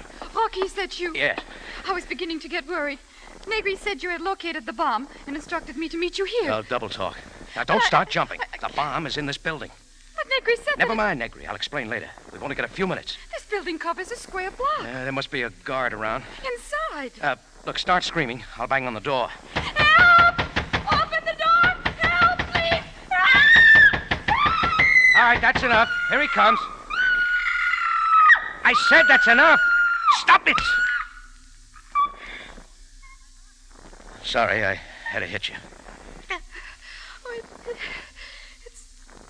it's all right. My nerves, I couldn't stop. Oh, here's the guard. Oh, open up. We got to get inside. There's a bomb in there. Go away. We are closed. Open up. There's a bomb in there. It is after hours. Can you not breathe? He can't hear you. I stand back. I'm going to smash the glass with my foot. Yeah. He's got a gun. You are under arrest. For the last time, there's a bomb in here. What are you saying? Someone has planted a bomb here. It's going to go off in about 11 minutes. You mean the bomb they have been talking about over the radio? Yes. Oh. Come in. Now that we're in, Rocky, what are we going to do? Come on, follow me. Look out. There's a million places to look. All right, here. Here's the jade room. Come on. Yeah, over there, that green jade vase. It's the same as the one Negri had in the packing case. Yeah, wait a minute. I'll fish down into it. There. Well, here's your bomb. That's it. All right, do something to it, Suzanne. Loosen the screw, then pour off the top liquid. Uh-huh.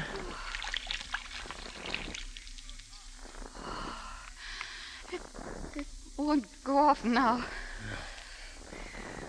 Oh, where's the guard? Back there. He fainted. I guess he couldn't take it. Suzanne, this is no time to leave me standing here alone.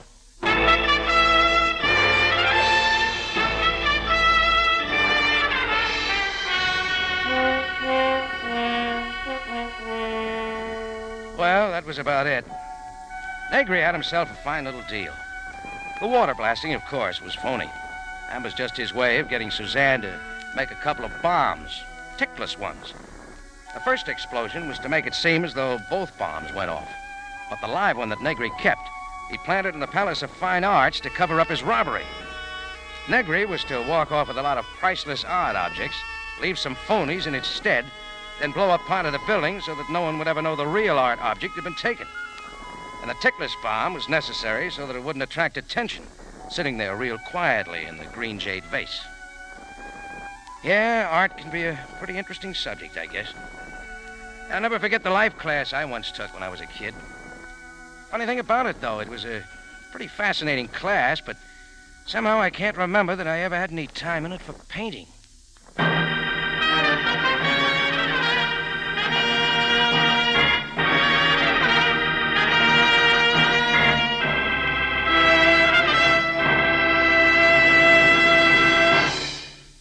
It's CBS again at this same time next week for another story of adventure and intrigue when we take you back to Cairo and the Cafe Tambourine, run by Rocky Jordan.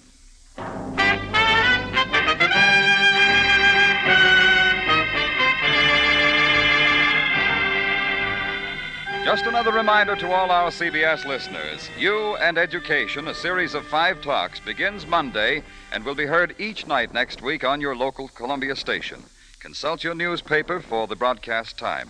You and Education brings you the views of a distinguished American, James Bryant Conant, president of Harvard University, in a discussion of the free public school system.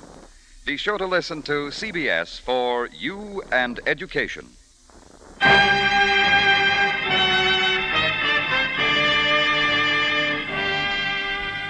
Rocky Jordan, starring Jack Moyles in the title role, is produced by Cliff Howell and directed tonight by Gordon T. Hughes. Original music was by Richard Arant and conducted by Ivan Ditmars. Tonight's story by Bernard Gerard was edited by Gomer Kuhl and Larry Roman. Larry Thor speaking. This is CBS, the Columbia Broadcasting System.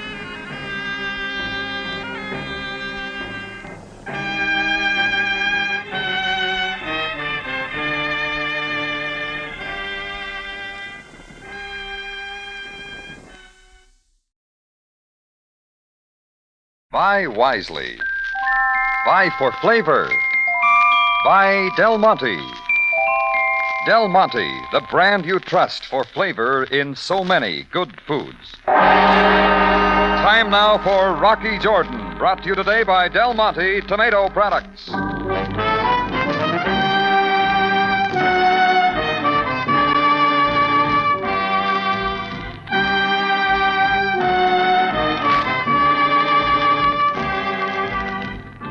Not far from the Mosque Sultan Hassan in Cairo stands the Cafe Tambourine, run by Rocky Jordan. the Cafe Tambourine, crowded with forgotten men, alive with the babble of many languages. For this is Cairo, where modern adventure and intrigue unfold against the backdrop of antiquity. Del Monte presents Rocky Jordan and this week's story, The Nile Runs High.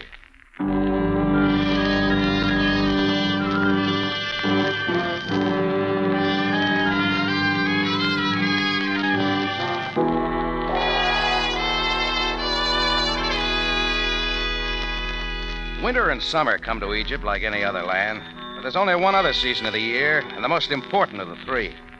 It comes as the great river Nile rises to overflow its banks in late September, bringing new fertility and life to this strange land. The Nile season is a time for rejoicing and festivities. I was out in the morning to watch the myriad white sailboats sporting on the river.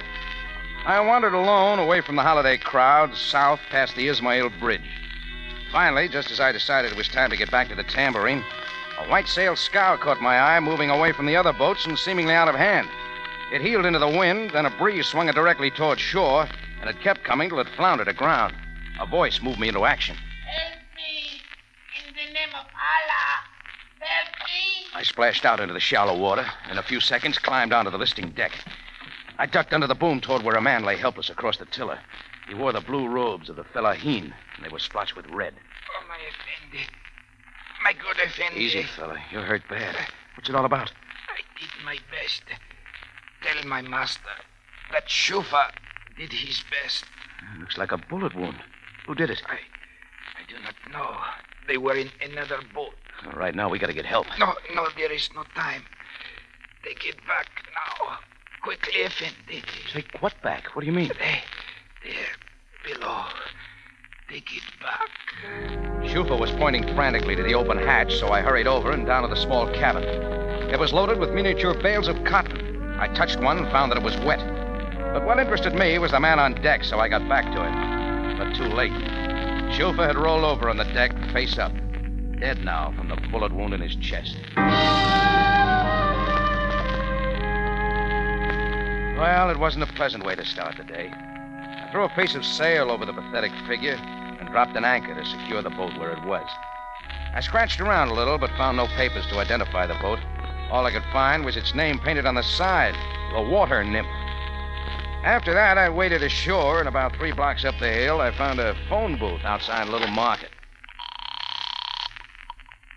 Police headquarters, Caviar speaking. Hello, Sam. It's Rocky. Jordan, why are you not out celebrating with the rest? The Nile runs high. This is no time. Just listen, Sam. I got a report. I do not like the sound of your voice, Jordan. Neither do I. But here it is. There's a sail scow near the foot of Shauria Bendur, grounded a little offshore. Indeed. And how should that interest me?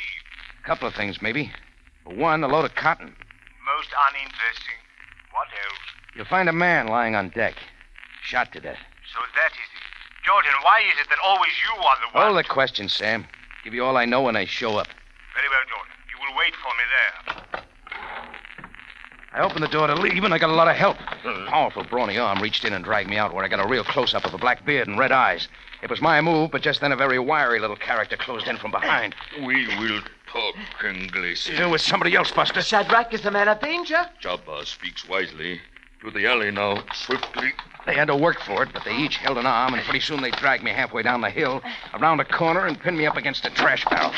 Again, the one called Shadrach was blowing his breath in my face. We will talk here, English. All right, start saying something. You made the phone call. Who was it with? I got the wrong number.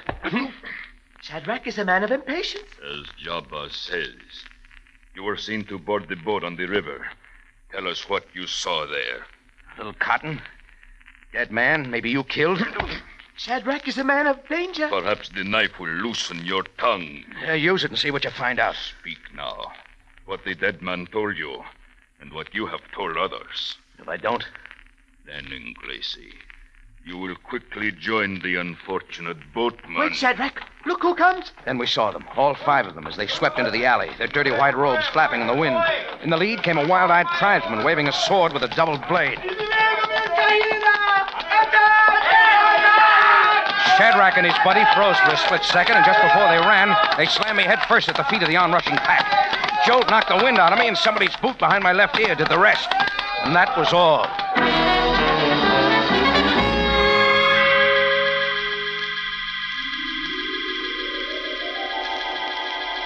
When I opened my eyes, I saw bare sandstone walls and light coming in a high window. The rest I saw made me sure I was dreaming. But the soft hand stroking my cheeks was still there, so I looked again. The face bending over me was beautiful but expressionless. She was dark, but not too slender. The only sign she was human was the throbbing at her temples, until she spoke. You need not fear. We are both quite safe. Oh, are we, lady? What happened to all the little men? They do not matter now. They brought you here. Now we are alone. Yeah, real cozy. Oh, lie quietly. The pain will soon be gone. Well, that's not what bothers me. My name is Farada. And you'd like to know mine? You are Rocky Jordan. You own a cafe called the Tambourine, and you are an American. There's a card in my billfold says that. When a woman meets a man, she wishes to know more of him, does she not? Yeah, she sure does. You do not look like one who brawls in the street. The two strong men were most violent with you. Would you not like to tell me why? It makes you think I got anything to tell. I see to your rescue, and yet you question. Everybody's got an angle. I don't understand. Maybe yours is a boat down on the river, a load of wet cotton, and a dead man who might have said something that I told somebody else on the phone. Very well. You need only tell me. You got quite an assignment, getting information out of me in your own way.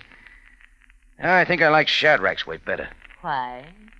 Is it that you could resist his way, but not mine? Give it up, lady. Won't work.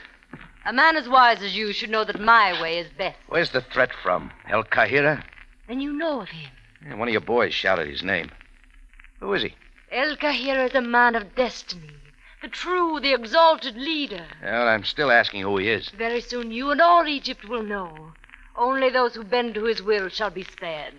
Yeah, maybe he'll spare me. Well, he knows what I told other people. Perhaps. You leave me then? You got ways of stopping me? I would not use them. Mr. Jordan. Yeah? Go anywhere but to the police. My men can return most quickly. I went out and down some steps to what turned out to be one of Cairo's many old deserted towers. I knew I wouldn't find Farada there again. If any of my rescuers were around outside, they didn't show their faces, so I skipped Farada's advice and made it for police headquarters, the quickest way. When I walked into Sabaya's office, he jumped up from behind his desk and came striding toward me. Jordan, where have you been? Hey, you been worried about me, Sam? We will leave my personal feelings out of this, if that is possible. Suit yourself.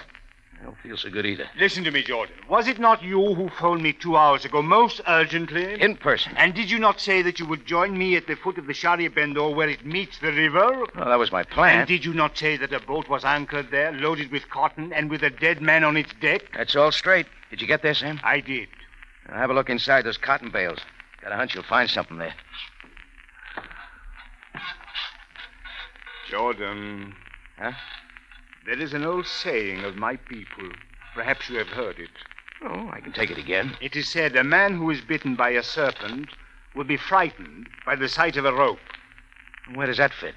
You, an adventurer, have often seen violence and death. Is it not possible that in a moment of, shall we say, celebration, what you saw was not real? Take a look at these bruises, Sam. They're real. They prove nothing. Just what are you driving at? I will tell you. It so happened that when I got there was no cotton. Also, there was no dead man. In fact, Jordan, there was not even a boat.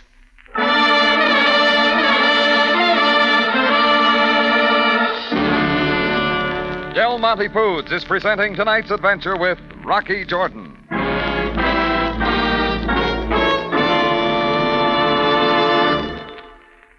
Fresh tasting, natural tasting, and refreshing. Fresh tasting, natural tasting, and refreshing. There in just 6 words is the whole story of Del Monte tomato juice.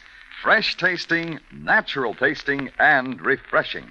That's just what tomato juice should be. And that's just exactly what Del Monte tomato juice is. For the perfect appetizer at mealtimes, for a pick-me-up when you need it, just fill a glass with ice-cold Del Monte tomato juice, and with the first sip, you'll think, Say, This is good. Del Monte tomato juice is fresh tasting. Then with the second sip, you'll add. Really quenches my thirst. Del Monte tomato juice is natural tasting. And you'll drink it down because... Del Monte tomato juice is so refreshing. Friends, next time you're shopping, buy Del Monte tomato juice. Look for it in the green can with the familiar red Del Monte shield. Keep several cans in the refrigerator. You'll find they come in mighty handy.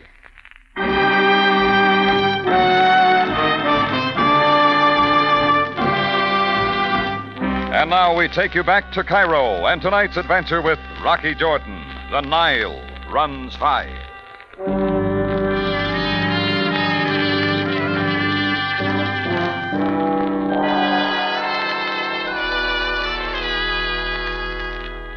Sam Sabaya sat watching what he just told me sink in. The sailboat, its small cargo of cotton, and the lifeless man at the tiller were gone. All vanished. Or, as Sam put it, they were never there. I had to make him believe me. Sam, what I told you on the phone was all true. Please, Jordan, do not try my patience. Just get this, now all of it. Right after I hung up, a couple of bearded characters started working me over. They wanted to know what I might have found or heard on that boat. And what might that be? I don't know. The boatman tried to say something about the cotton. Continue, Jordan. Just as the two bearded men got rough, a gang of desert rats charged in. It was a free-for-all with me in the middle.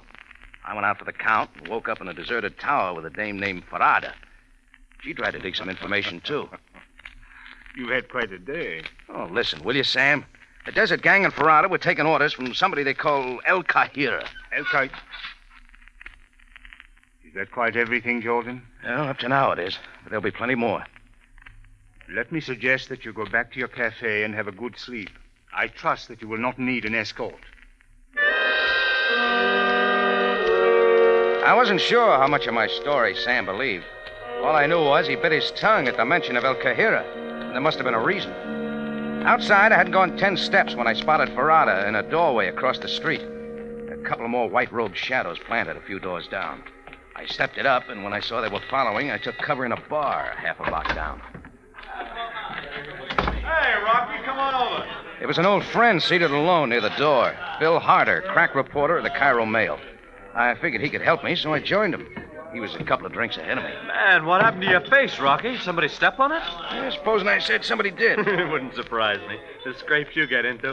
Now, give me a scoop on the next one, will you? Sure. Next time I mix with El Kahira, I'll let you know. No, I wouldn't wish that on you.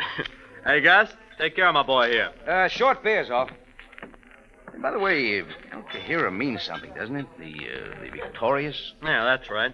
The original name of Cairo, named after the planet Cahir. It's the Egyptian name for Mars. And this El Kahira appropriated the name for himself. Yeah, talk about delusions of grandeur. He's got it. Hey, what brought him up? You did.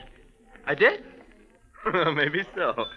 You know, I need somebody like him around. I've met a decent story in weeks. Oh, here, I'm paying. Oh, thanks. What's this El Kahira like, Bill? Oh, he's a screwball Endemol, Rocky. Pretender to the throne of Egypt. You got any reasons? Oh, sure. Claims he's a direct descendant of the first king of Egypt. Way back 6,000 years. I think he really believes it. Modern pharaoh, huh? Oh, before even the pharaohs. You know, Rocky, there's an old legend among the nomadic tribes that they were the original inhabitants of Egypt. They were dispossessed and forced to wander the desert. And El Kahira's going to lead them back, that it? Yeah. There are always a few tribes around willing to make trouble, and Kahira seems to know how to stir them up. You, any idea where he is now? Who knows? He's been in and out of trouble for years, but he always seems to come back.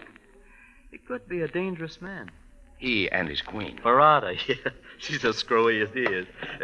Hey, you going already, Rocky? Yeah. Now back to your desk, Bill. I may have a story for you. How's that, Rocky? Hey, that's not the way to the door. I want to speak to the cook. So long, Bill.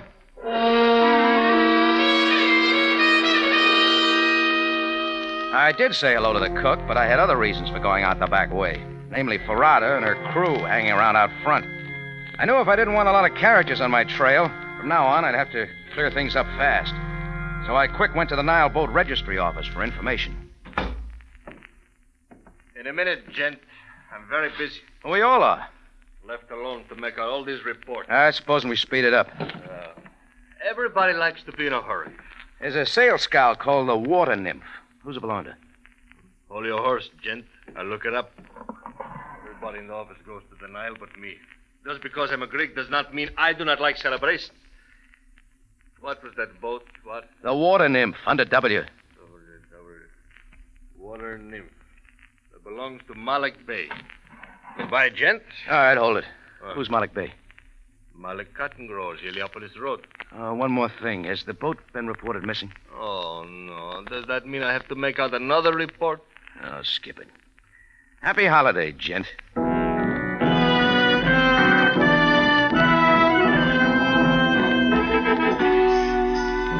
It was a little after 4 when I went out onto the street. The crowds were swarming up from the waterfront. It was festive Cairo at its best. Limousines and camels, pashas and beggars, women in slacks and women with veils. I was just about to move on when I saw the flash in the sunlight. A knife stuck quivering inches deep in the doorpost by my head. And 2 fleeing figures vanished quickly into the milling crowd. I'd seen both of them before that day. It was Shadrach and his pal Jabba. Trying to follow would have wasted time, so I got to my car and honked my way out the Avenue de la Reine and onto the Heliopolis Road. And just before sunset, I pulled in under a big sign on the outskirts of town, Malik Cotton Growers, and up a driveway to the spacious home. There, I was directed to a rambling warehouse behind. At the warehouse door, I was met by a man sporting a pencil mustache and a red fez. I'm looking for Malik Bey. I am Malik Bey. And you? The name is Jordan. Oh. What do you want? I'm wondering if you had a man named Shufa working for you. Oh, why, yes. What about him? He sent you a message. A message? He wants you to know he did his best. I do not understand. What are you talking about? Didn't you know? Your man's dead. I found him shot and dying on your boat. Oh, that's most regrettable. I did not know, Mr. Jordan. But maybe you know what it's about, huh? No, these things happen. There has been discord among my workers, a personal matter, perhaps. Did Shufa say anything else, Mr. Jordan? No, only he was concerned about the cargo. All I could see was some small bales of cotton in the cabin. Well, perhaps it explains part of it. Stealing cotton is nothing new, but a small loss. Oh, you have some left, then? Oh, excellent humor, Mr. Jordan. Come inside the warehouse. You shall see. Now, observe, Mr. Jordan. Premium Egyptian cotton ready for the world market. Yeah. You keep it here long? No, it is already being moved. You see, the August harvest was over only 3 weeks ago, just ahead of the Nile season. I'm just thinking. Eh? With so much cotton being moved and with boating events on the river, this would be a safe time to do a smuggling job inside the cotton bales. Perhaps. I would not know. Oh, by the way, have you been losing money in the cotton market? That is a most personal question, Mr. Jordan. Oh, forget it. Well, thanks for the deluxe tour, Malik Bey. A pleasure. You were most gracious to bring me the sad news of Shufa's death. He walked with me to my car and watched as I drove out to the main road. But I didn't go far. Just beyond the hill, I parked, took a heavy screwdriver from the car, got out and left the road, circling back. I'd noticed how Malik Bey kept steering me away from a certain padlocked door. I found an open entrance back of the warehouse, and it was just a few more steps to the door I wanted in. It isn't much of a trick to break a padlock if you know how. You just insert the screwdriver, give it a twist, and that's all. I was inside a large room. In the dim light, I could see some bats and all sorts of equipment that didn't mean anything. But stacked along the wall, I saw what I wanted. Small bales of cotton like those I'd seen on the boat. Only these were dry. I took one and broke it open. There was nothing inside. I tried some more, and they were the same. I was stumped. I'd been sure it was a smuggling job. Well, if there wasn't anything inside the bales, it had to be the cotton itself. I stood there rubbing my hand over it, and then I saw something. I rubbed again, harder. A phosphorescent glow followed in my hand's path, and all at once it clicked. It made sense now. Right away, I wanted more words with Malik Bey. I started back into the main room of the warehouse, but I didn't have to go far. Malik Bey was running wildly toward me, looking back over his shoulder. No! The 2 shots had found their mark. Malik Bey stumbled, fell forward to the floor, rolled over at my feet, face up. It didn't take a second look to see he was very dead. And there in the middle of the warehouse, flanked by her men from the desert, gun in hand, stood Farada. Mr. Jordan, So still you do not forget. I'm just beginning to learn some things. I fear that now it will do you little good. That mean you're using the gun again? It is not mine to decide. Oh, good girl, Farada. Still take orders from the big boy, huh? All Egypt shall obey him soon. Yeah, I'd like to meet His Majesty sometime. El Kahira. El Kahira comes. El Kahira. Farada, who is this who does not bow down before me? It is the man Jordan, my master. So, it is the foolhardy one who hesitates to tell what he knows. I'm ready to tell it now, El Kahira. Now it is too late. I can figure your tie-up with Malik. He had the cotton, he needed money, so he just decided to expand operation. He moved in a lot of equipment, nitric acid and so on, into that big room. Began manufacturing a high explosive. It's called gun cotton. It's a lot safer to handle while it's wet. Indeed, your tongue has been loosened. It's all in there, including plenty of gun cotton. You made a good buyer for his stuff. Only what happened? Did Malik start backing down? Suddenly he was in great fear of the authorities. Did he not know that I am the law?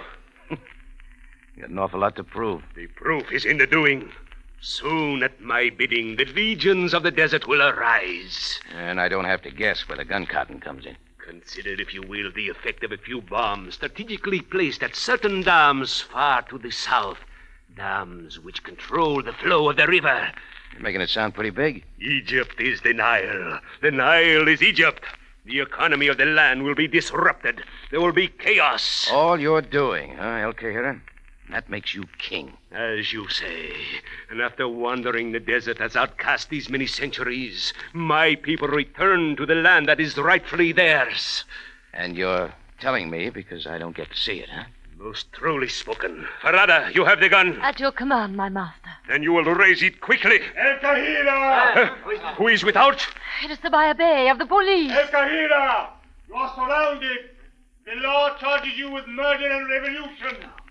Will you come out peaceably? We will never yield. But my master, we have no choice. Enough. We will fight to the end. We are as naught before destiny. Should we fail, another will arise. You have spoken, my master. My subjects, to the windows, fight to the death. The desert men turned, and as Farada wavered, I saw my chance. I grabbed the gun from her hand and made for the open door. As I went out, it slammed behind me, and I kept running till I landed behind a watering trough where Sam Sabaya waited. Down, Jordan, quickly. Watch that man, Sam. He's wild. El Kahira! This is your last chance. There was no answer from inside. Sam motioned his men surrounding the building to stay covered. And that's how we waited in silence for what seemed like a long time. I had an idea what would happen, and all at once it came. Even though he dies, El Kahira lives forever!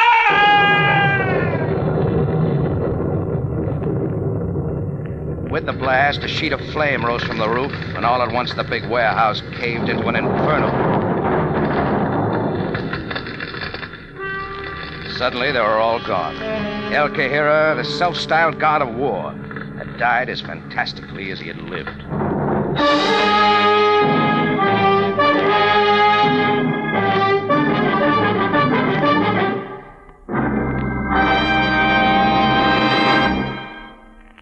In a moment, Rocky Jordan returns to conclude tonight's story. There's nothing like a good old backyard barbecue with juicy hamburgers sizzling on the open grill and Del Monte catsup close at hand. But let's join Mr. and Mrs. Connell out in the yard.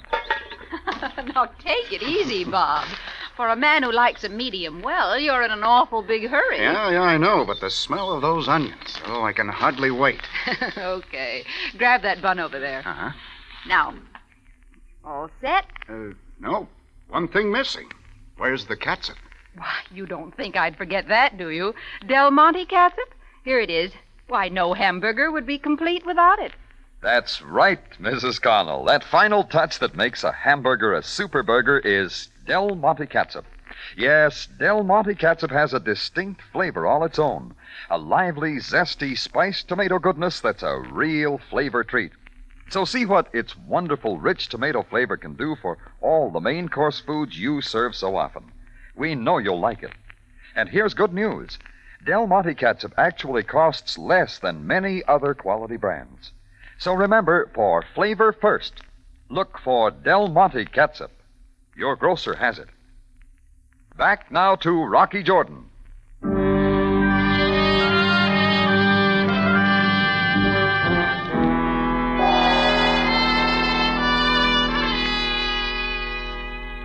Well, the minute we got back to town, I called my reporter friend Bill Harder, gave him the scoop I'd promised him. Sam kept me with him as he went about Cairo checking El Kahira's venture. Finally, we stood at the foot of the Sharia Bendur, looking into the dark across the river. Yes. It should not be too difficult to understand why the boatman was killed. It all fits, Sam. Malik Bey had lost too much money in the cotton market. To recoup his fortune, he expanded operations making gun cotton, which is slightly illegal. Slightly illegal, to say the least, Jordan. He found a good buyer in El Kahira, but he found out too late what Kahira was up to, and that the police were closing in. They decided to call it all off. But in the meantime, Shufa was sailing with the first delivery. Obviously, Malik Bey sent his men here to the shore to signal Shufa to turn back. Yeah, that's it. Trouble was, El Kahira had a boat following to make sure of delivery. When Shufa turned, they shot him, picked up the boat when I was phoning you, and then both sides came after me. Yeah. Well, we will find the lost cargo in good time. Shall we go, Jordan? Yeah, sure. El Kahira's no more problem. No. He chose to end his life as fantastically as he lived it. Instead of fighting, he committed suicide. And like Bill Harder said, he may have been screwy, but he was sure dangerous. Are not all power-mad people dangerous, Jordan? You're right, Sam. But I wonder about that legend that says the nomads once owned Egypt. Unsubstantiated by any historical fact. A pure fabrication. Like that boat I saw in the river, Sam? Jordan, will you join me for coffee?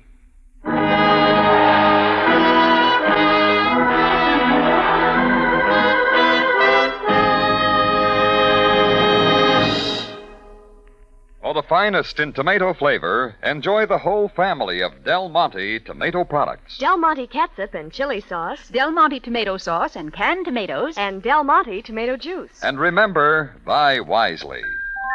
Buy for flavor. Buy Del Monte. Del Monte, the brand you trust for flavor in so many good foods.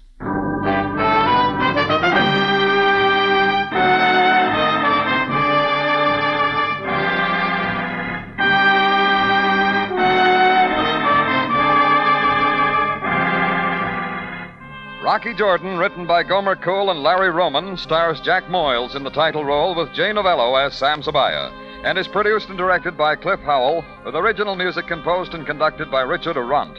Remember, you have a date next week at the Cafe Tambourine, run by Rocky Jordan. Same time, same station. And the story is Adventure with Adelaide.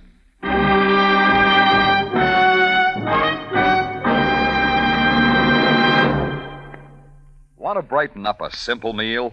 Del Monte Fruit Cocktail has just the glamour that can do it.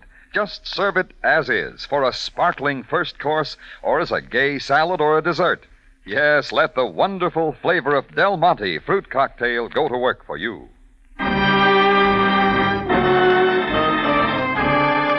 Larry Thor speaking. Rocky Jordan is presented over CBS, the Columbia Broadcasting System.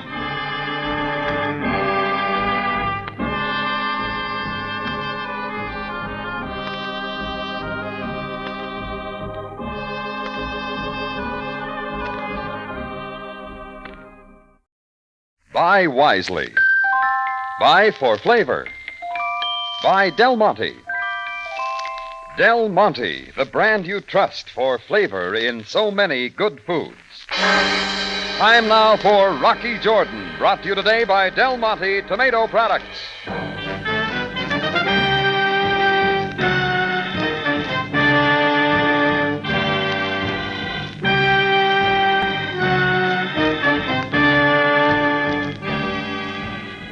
Not far from the Mosque Sultan Hassan in Cairo stands the Cafe Tambourine, run by Rocky Jordan. The Cafe Tambourine, crowded with forgotten men, alive with the babble of many languages. For this is Cairo, where modern adventure and intrigue unfold against the backdrop of antiquity. Del Monte presents Rocky Jordan and this week's story, Memento from Adelaide.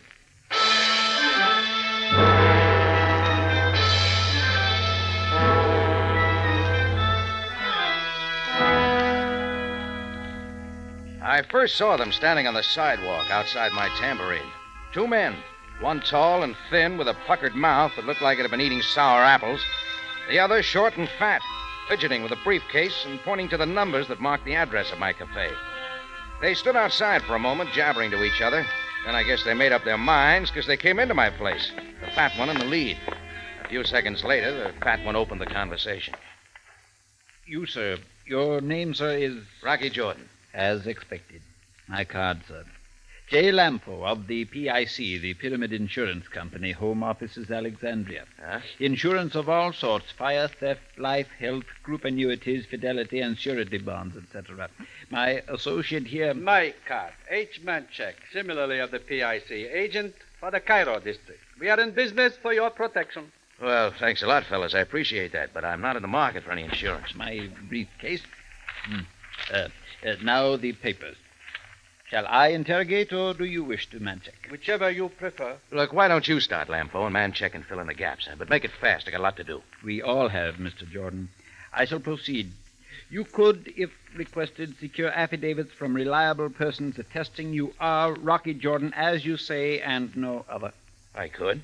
Since I am no other, there must be a point to all this. The Rocky Jordan we have in mind owned an establishment called the Cafe Tambourine, even as this cafe is called. Now, this cafe previously had been located in two other large world cities. Name the cities. Istanbul and San Francisco. Mm-hmm. Am I warned? This Rocky Jordan we have in mind is not native to Egypt. He is an immigrant from another country. Name the country.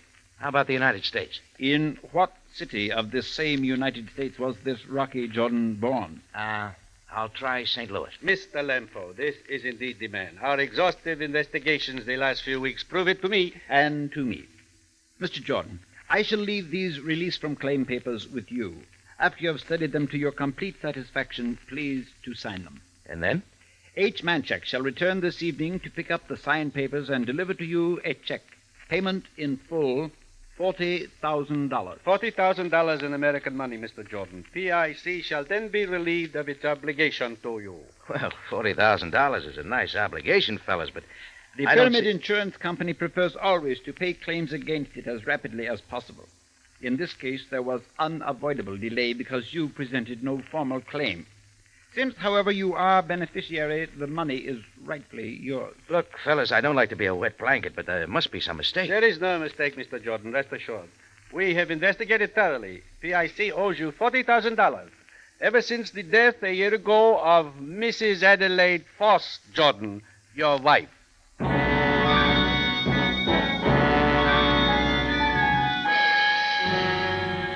Lampo and Manchek walked out of the tambourine and left me standing there with my mouth open. I figured they were phonies, a couple of loonies working Cairo for laughs. But the insurance papers in my hand looked real enough. So I put in a quick call to the Cairo office of the Pyramid Insurance Company to check. It turned out that Lampo and Manchek did work there, but I still wasn't convinced. So I put in a call to Captain Sabaya, Cairo Police, to have a few words with him. Captain Sabaya speaking. Sam, this is Rocky. Good afternoon, Jordan. If you have a moment, I'd like to ask you something. Proceed. What do you know about the Pyramid Insurance Company? Why do you ask? Oh, curiosity, Sam. I want to know if they're reliable. Absolutely. I have even taken out a policy with them myself. All right. Thanks, Sam. Oh, Sam. Yes? Does the name Adelaide Foss mean anything to you? Adelaide Foss? No, it does not. All right.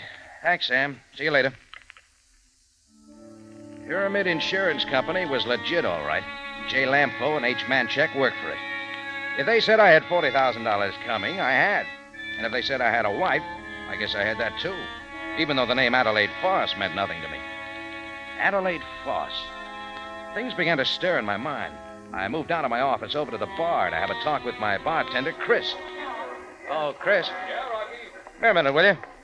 Sure. What is it, Rock? Say, what do you know about the name Adelaide Foss?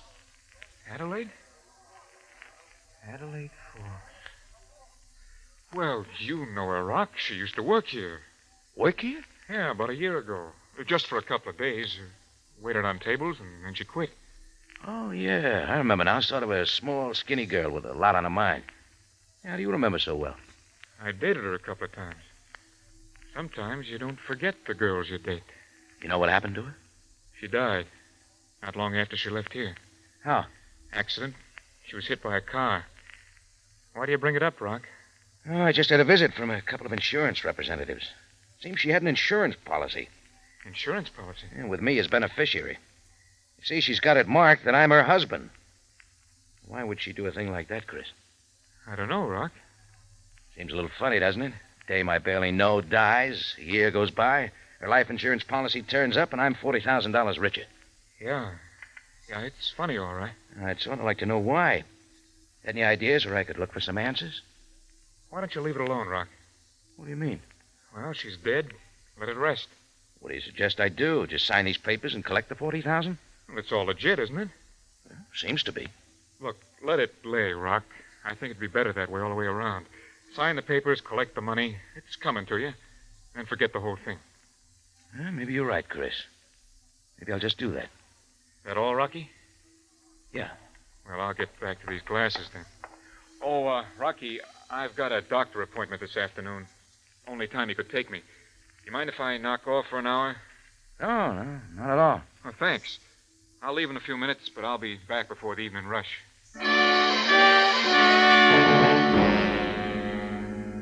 Well, it didn't take a mind reader to figure that Chris knew more than he was saying. So when he left a few minutes later, I tailed him. First, he went to the Pyramid Insurance Company. Then he caught a cab and rode down to the El Mox Bazaar in Old Cairo. He wound his way through it and went in a tent under a crooked sign that said, Astrology, Prince Rico, the Divine. I waited up the street in front of a coffee and tobacco shop. The lady who ran it must have taken a correspondence course in high-pressure selling. The Effendi wishes to purchase from my fine shop fine articles of coffee and tobacco. No, thanks. The best selection in all Egypt. Observe the fine coffees from Java and Brazil. Very nice. Observe the unexcelled selection of the aromatic She kept up her tobaccos from jabber Turkey. and every once in a while tugged at my sleeve. But I kept my eye on the tent of Prince Rico, the Divine.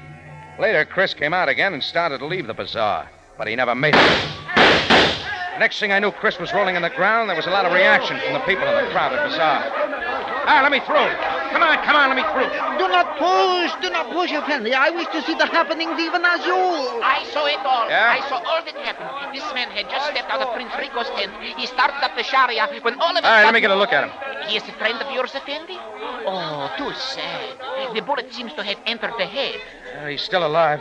Call an ambulance, will you? Most certainly, Effendi. Then call Captain Sabaya, the Cairo police. Tell him what happened. I will, Effendi. I will do that most promptly. Rico! Which one of you is Prince Rico? Oh, sir, none of us is Prince Rico. No, indeed, these eyes of mine saw Prince Rico in his purple robe leave the bazaar. Fast? Very fast, Effendi, with the speed of the falcon on the wing. Upon my word, Effendi, Prince Rico the Divine is truly gone.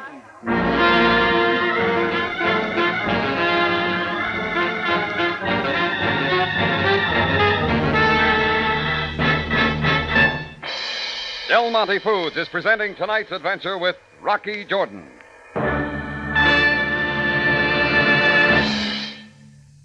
The secret is out. Yes, friends, the secret is out. The secret of Del Monte Catsup marvelous flavor. Let me tell it, Larry. Del Monte catsup is made with pineapple vinegar. Pineapple vinegar. In fact, Del Monte has been using pineapple vinegar for some time now. That's the reason you like Del Monte catsup so much. Everybody does. Catsup experts say the finer the vinegar, the better the catsup flavor. And Del Monte catsup made with pineapple vinegar certainly proves their point.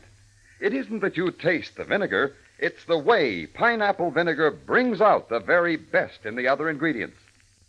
Coaxes all the full, rich flavor from those plump, handsome, vine-ripened tomatoes Del Monte uses. Yes, pineapple vinegar gives Del Monte catsup flavor an extra lift. Lots more pep. And remember, it's made by Del Monte. No other catsup has it. So if you haven't already tried Del Monte catsup, you'll want to get some right away. Look for it at your grocer's. You'll be surprised at its price. For all its goodness, it's lower than many other quality brands.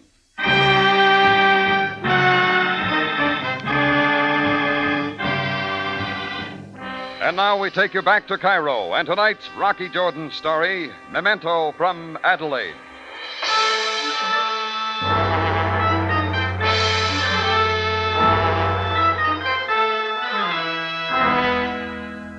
In a little while, the ambulance showed, and Chris was carted off to a Cairo hospital. He was in pretty bad shape. A few minutes later, Captain Sabaya and his men showed. The crowd was still milling about on the bazaar, and it seemed that they all wanted to get into the act. I saw it, Captain. All that happened. I saw even more than he. Question me. I request that Captain Sabaya question me about the happening. He will lie, Captain. I wish to be questioned first so that my picture will be in the newspaper. Silence! Silence, all of you! Quiet! Now, all of you who claim to have pertinent facts shall be questioned in due time. Captain of the police, sir. Hmm? It would be most kind of you if you would allow the newspapers to say that the man was shot in front of my coffee and tobacco shop. Even though this was not so, the publicity would be the most... Yes, later. Come, Jordan, let us walk away from the crowd. You are the one I wish to question. Right, Sam. Someday, Jordan, I shall learn your secret. What secret's that? How you manage always to be in close proximity of serious trouble. This is far enough. All right, Jordan, proceed with what you know of this. There's not much to tell, Sam. There's always much to tell in a case of violence. What were you and Chris doing here at the bazaar? Well, we weren't together. Chris came to talk to Prince Rico. Remember when I called you checking on the Pyramid Insurance Company? Yes. I also asked if he knew anything about a girl named Adelaide Foss. Yes, I remember. She died a year ago in an auto accident. Today, the Pyramid Insurance Company turned up with a life insurance policy for $40,000, with me as beneficiary. Continue. The strange thing about it, Sam, is that she had me marked down as her husband, and I barely knew her. When I mentioned it to Chris, he got worried and came over to have a conversation with Prince Rico. Continue. That's all there is. That's all there is indeed. Jordan, a man is shot on the streets of Cairo. A woman leaves a life insurance policy to a man she barely knows. The man who is shot is connected with the dead woman and the man to whom she has left the money, and you say that's all there is. All right, check with Pyramid. Talk to Lampo and Manchek. They're the ones that came to me with that screwy policy. I shall talk to Mr. Lampo and Mr. Manchek and Prince Rico. If you can find him. Then I shall talk to Chris when he is well enough to speak. If he is well enough to speak. Well, at any rate, Jordan, I suggest you keep yourself available for further questioning. There is an atmosphere about this entire case that is completely bewildering.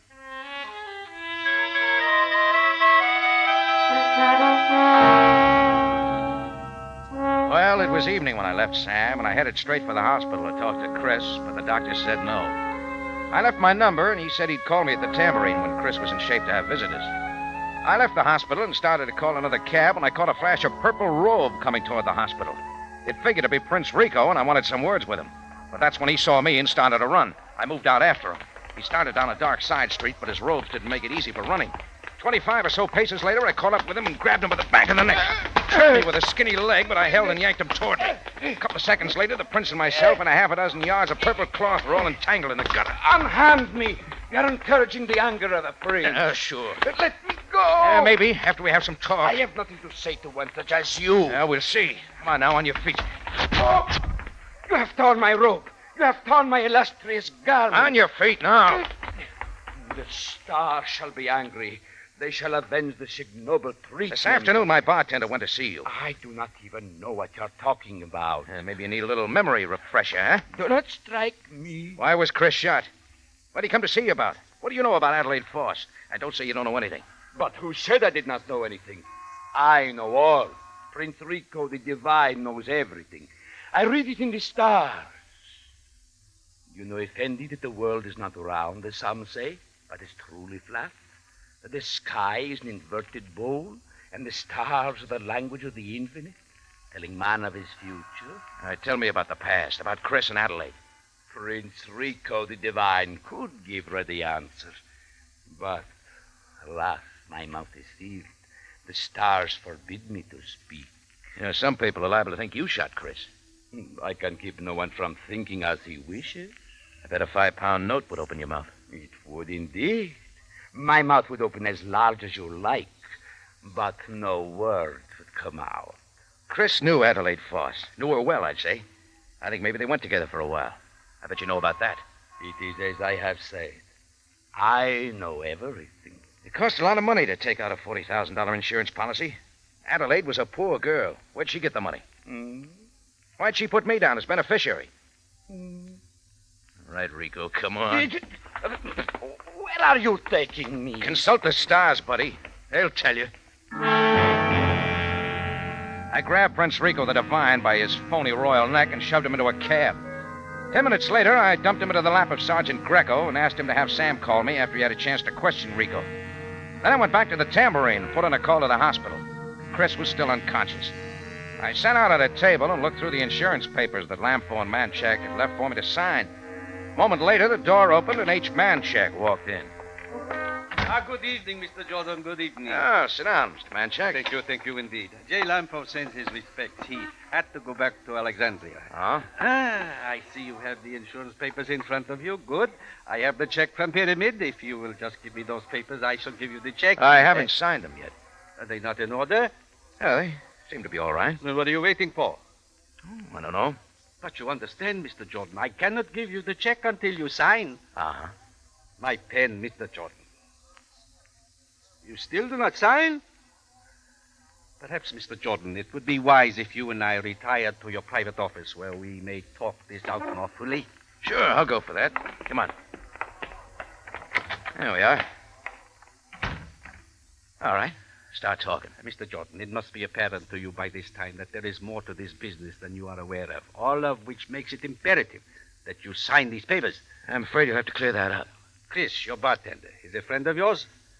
Yeah? You are aware that he and Adelaide Foss knew each other quite well? I heard some talk. But I would say that you are not aware of the fact that Adelaide Foss's death was not accidental. What are you getting at? I am simply stating a positive fact. Adelaide Foss's death was not accidental. Now, if suddenly the police get a suspicion of that fact and proceed on an investigation, they might learn that Chris was in love with the girl, but she was not in love with him. They might then wonder if he was not responsible for her death. Get to the point, Manchak. What are you after? This, Mr. Jordan, if you sign these papers. These are perfectly legal papers, let me impress upon you. I then can turn over to you this check worth $40,000. Go on.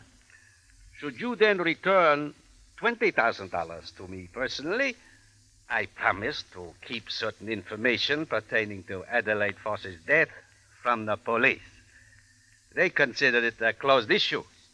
It will remain so. That makes a pretty sweet deal all the way around. Indeed. You make $20,000, I make $20,000. And Chris's secret remains hidden forever. Now, me taking that check, you make it sound like the thing to do. It is. My pen. Thanks. First, the insurance papers releasing Pyramid from claim. Huh? Excellent. Here is the check. Thank you.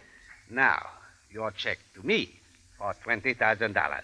Well, I don't have that much money in my checking account. You will. Please endorse your check from Pyramid. Mail it to your bank for deposit tonight. In the morning, I shall be at the bank to cash your check to me.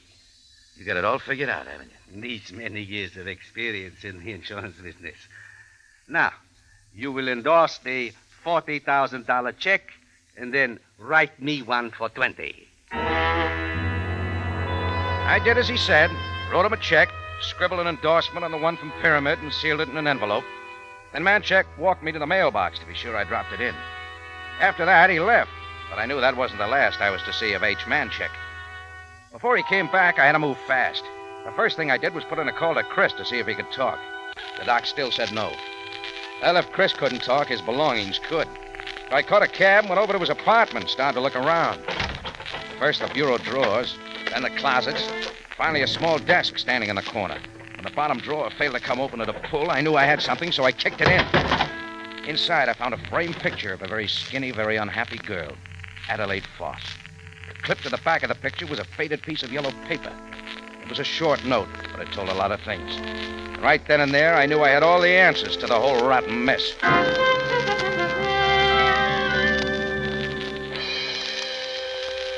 The next morning, I was but ready for H. Manchak. He put in an appearance around 10:45, and he didn't seem too happy. Mr. Jordan. Oh, good morning, Mr. Manchak. This is a surprise. Mr. Jordan, I arrived at the bank this morning and attempted to cash the check for $20,000 which you made out in my favor. I was told there were insufficient funds in your account. Is that so? Would you please tell me how that was possible when I myself saw you deposit $40,000 by mail? I'm going to tell you a lot of things. I don't think you're going to like any of them. Mr. Jordan, are you suggesting that I call the police and tell them of Chris and Adelaide? There's the phone. Call. They thought not. Chris didn't kill Adelaide, Manchek. Her death was not an accident, I assure you. No, but Chris didn't kill her, and I can prove it. But I can prove something else that's going to hit you a little closer. You had a pretty good scheme, Manchek, and it went something like this. A lonely girl, shall we say, dies. You sit right down, write a $40,000 insurance policy for her, and predate it before her death. You send the policy and the premium payment to your home office. Everything's fine. You wait. A year goes by. Another premium payment is due. The company sends a bill to the girl. No answer. The letter comes back. But it's a big policy, so they investigate and find out the girl's dead. Now there's a claim against the company. Pyramid is a legit outfit, so they investigate some more. They find out I'm the beneficiary. Amfo comes down from Alexandria to pay off the claim. How am I doing? Proceed. After the claim is paid, you move in and try to shake me down for half the money. Mr. Jordan, may I ask how you intend to prove this?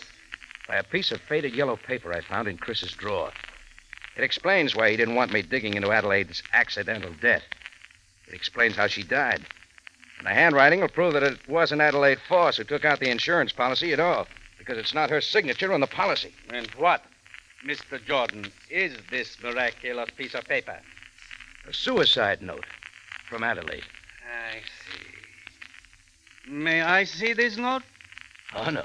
I do not believe that such a note exists. You'll be convinced. Sit down. You will not make that... I said sit down! That's better. Captain Sabaya speaking. Rocky, Sam. Come on over to the tambourine, will you? There's someone here who wants to tell you how he tried to fleece the Pyramid Insurance Company. How he threw a bullet into Chris, and how he ended up sitting in my waste paper basket. Is that all he did, Jordan? Well, there are a few more things. Come on over. I'll tell you all about it.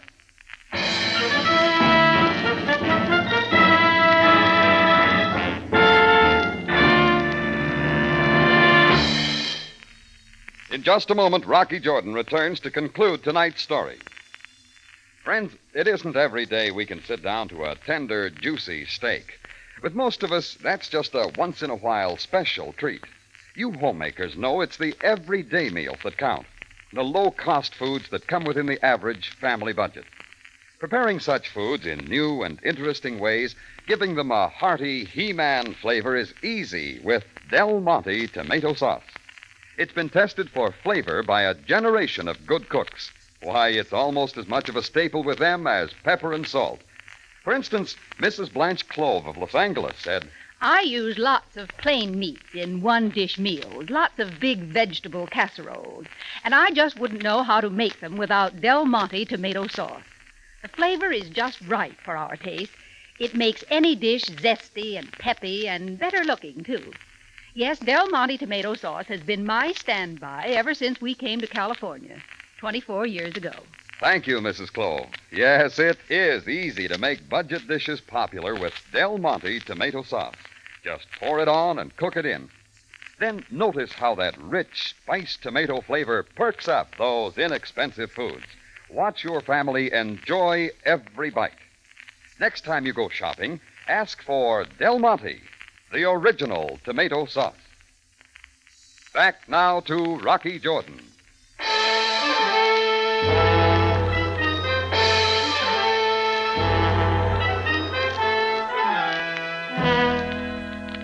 Well, Sam came over and bundled up Manchek. He was all used up and had figured Sam wouldn't have much trouble making him talk. Sam took him down to the lockup, and I said I'd be along soon. First, I stopped off at the hospital to check on Chris. The doctor wouldn't let me stay long, but he said Chris would be all right. So I scooted right back over to Sam's office to brush up some of the details. Sam was rocking back and forth in his squeaky chair, a dossier on H. Manchek in one hand and a pen in the other. Jordan, I'm glad you came so promptly. There are still a few questions I would like to ask to make this dossier complete. Shoot, Sam. Oh, first, how is Chris? Seems to be okay. Doc says he'll work it out. Good. A fine young man. Now, Jordan, if you please, would you trace Chris's movement up until the time he was shot? Sure, Sam. When I told him about the insurance policy Adelaide was supposed to have taken out, he knew something was wrong. He went to the insurance company to check. And that is when Manchek became aware that Chris might be one who could spoil his scheme. Yeah, right. Manchek followed Chris to the El Mox Bazaar when Chris went to talk things over with Prince Rico, who had also known Adelaide and how she died. When Chris left the tent, Manchek cut him down. I see. Now, about the policy itself, the signature upon it will prove, of course, that it was not Adelaide Foss who signed it, but Manchek himself. Now, why did he choose to call you Adelaide's husband?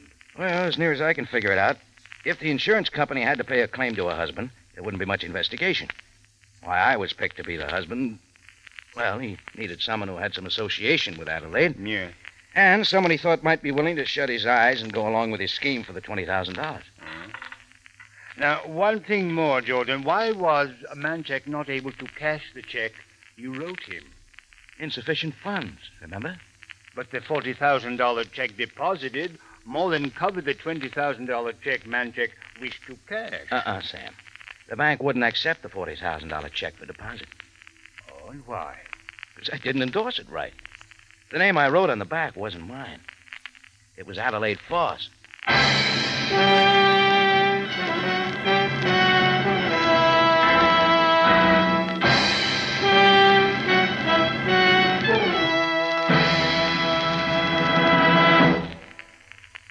For the finest in tomato flavor, enjoy the whole family of Del Monte tomato products. Del Monte ketchup and chili sauce. Del Monte tomato sauce and canned tomatoes. And Del Monte tomato juice. Remember, buy wisely. Buy for flavor. Buy Del Monte. Del Monte, the brand you trust for flavor in so many good foods.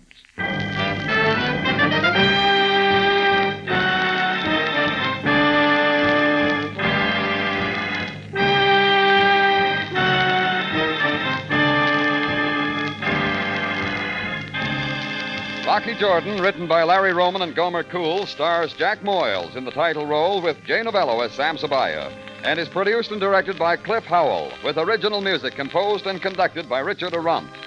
Remember, you have a date next week at the Cafe Tambourine, run by Rocky Jordan. And the story is Pattern for Revenge.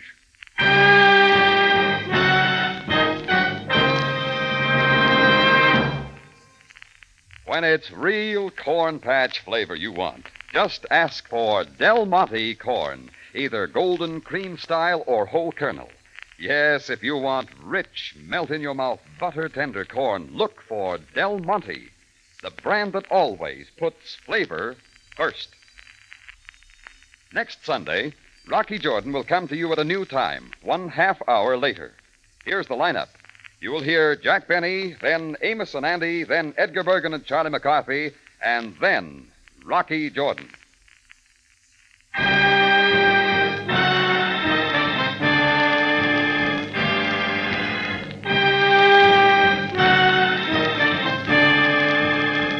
Larry Thor speaking. This is CBS, the Columbia Broadcasting System.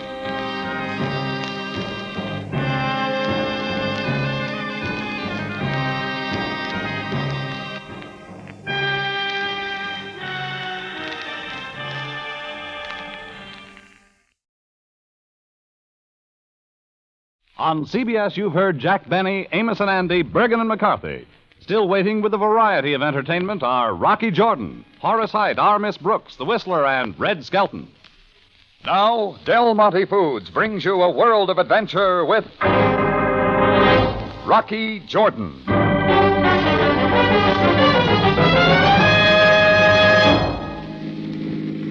Well, Chris, we ought to be back in Cairo in another hour. Hey, what's that plane up to, Rock? He's in trouble. Motors are acting up. He better do something in a hurry. He's coming down way too fast for my money. He's got to try for a landing. Out here in the desert? It's the only choice he's got. Man, oh man, look at it come down. Hold your fingers crossed, Rocky.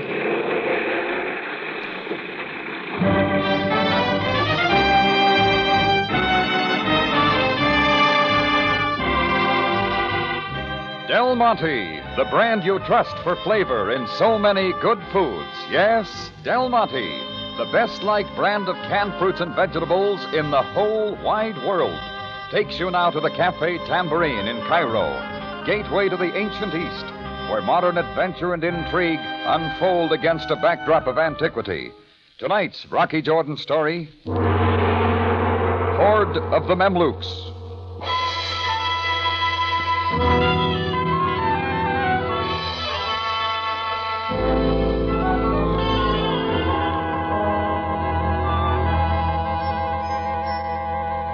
Chris, my bartender, and I had spent the day at a friend's date plantation.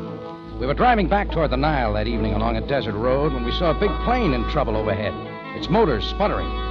It circled crazily, came down fast, and barely made it over the hill ahead. We didn't see it again till our car came up over the rise, and there it was, squatting squarely on the road.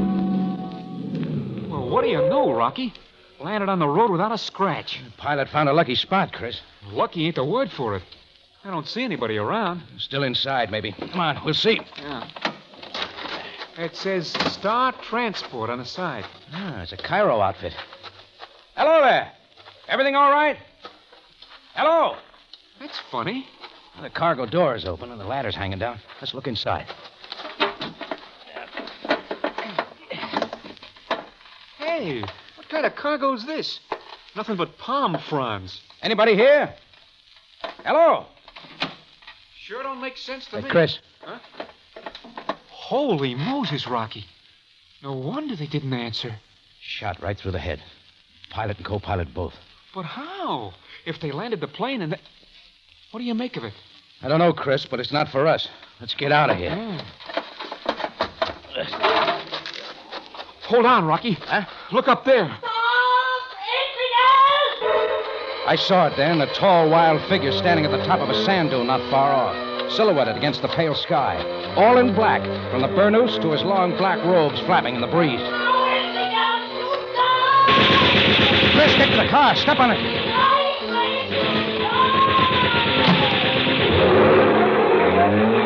Jets of sand kicked up everywhere as we swung out around the plane, but the shots didn't find us, and we made our escape. I kept the throttle down hard till we reached the little Nile village of Sharona. We notified the authorities and then went back with them to show the way. When we reached the place, the plane was still there. So were the two lifeless pilots. But now the strange cargo of palm fronds was gone. The plane was empty.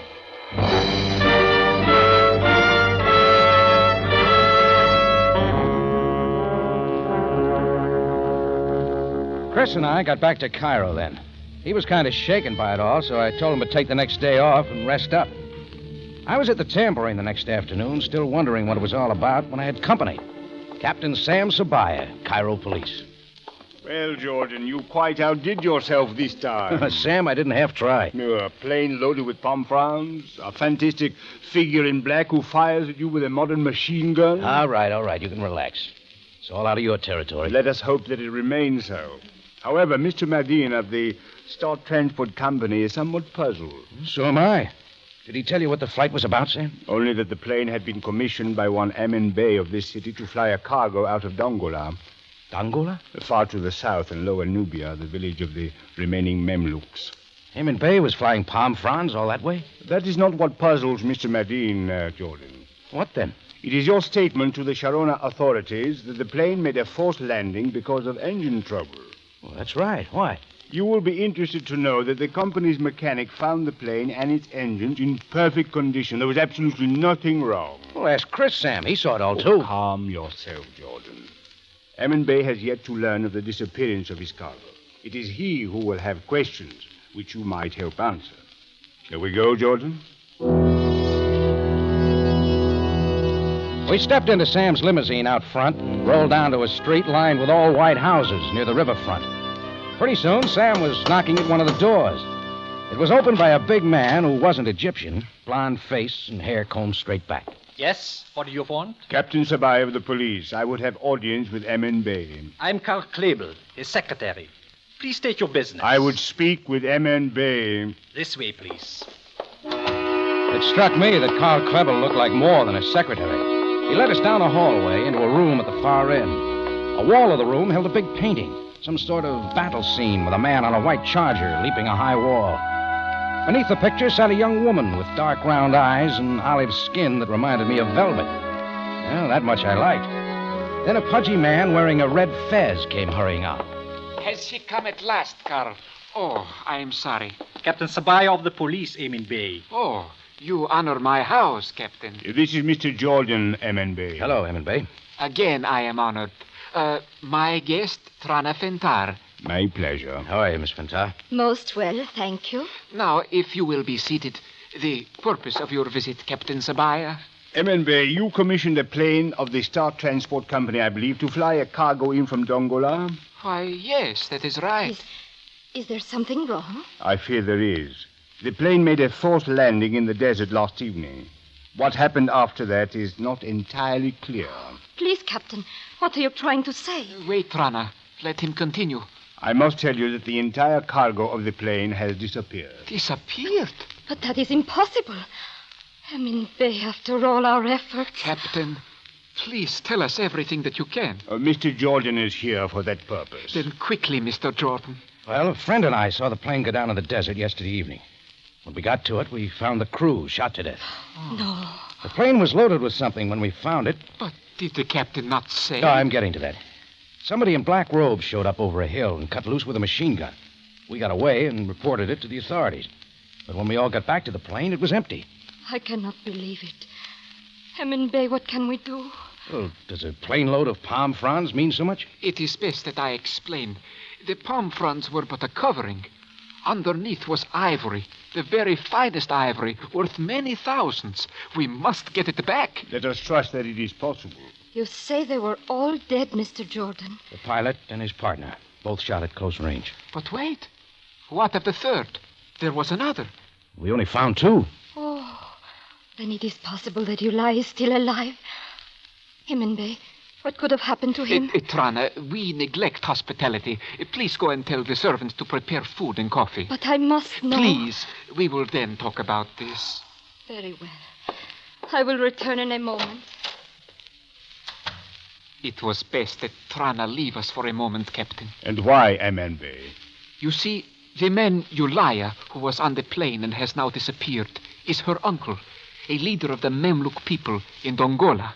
He was flying with a delivery of ivory. Mr. Jordan. Yes? About this man in black robes who fired at you. Was he quite tall and with a heavy dark beard? Well, he looked that way. His back was to the sky. It was getting kind of dark. But he could have had a beard. Yes, he could have. If so, then it was Ulaya himself. Emin Bey, you suggest then that Ulaya forced the pilot to land the plane and then kill them both? How else could it have happened? There is no doubt that someone had arranged for Confederates to be waiting nearby to take the ivory away. In any event, this Ulaya must be found, and most quickly. Yes, Captain. If what we fear is true, he has not only murdered, he has betrayed me and his people. Well, there was plenty more to be cleared up, but that was Sam's job. I wasn't in any mood for burning my tongue with Egyptian-style coffee, so I excused myself. I went back to the tambourine and stayed there. I locked up around midnight and went up to my room, figuring to catch up on some sleep. Tried to get the tall man in black, the girl with the velvet skin, and the disappearing ivory cargo off my mind. And I did a pretty good job of it. Till all at once I was wide awake. The light was on, but I didn't see it for the black burnous and robe and a heavy black beard held close to my face. Something didn't go with it, but I didn't have time to figure what. His powerful fingers closed to my throat. They held as I fought back, and we rolled to the floor. His head caught the bedpost, and his fingers loosened just enough. I twisted away, but as I tried to come up, his fist caught me behind the ear, and the clouds rolled in like a Kansas tornado.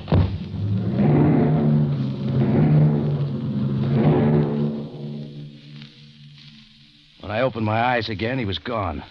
Through the open window to the roof. The way he'd come in.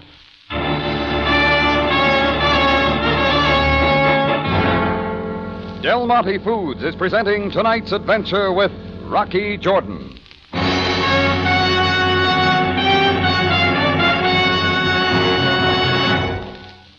Just let the weather turn fair and warmer, and right away your family gets hungry for lots of refreshing fruit flavor. So now's the time of all times to serve luscious, tropical-tasting desserts and salads made with Del Monte crushed pineapple. And you don't have to go to any extra trouble either, because with Del Monte crushed pineapple, even the easiest recipes taste just wonderful. Yes, you'll praise the downright eating pleasure you get from Del Monte pineapple. Its magnificent, full, ripe flavor, its sunny golden color, its own special tart-sweet way of brightening up a meal. And best of all, you know you'll find all those good things in every style of Del Monte pineapple. Whether it's sliced, chunks, tidbits, juice, or that tempting Del Monte crushed pineapple. That's the style I find so handy for pies and cakes. And it makes marvelous puddings, ice cream, and gelatin salads, too. Actually, you'll discover new enjoyment in all your favorite pineapple dishes with Del Monte pineapple. Just buy Del Monte crushed pineapple this week and see.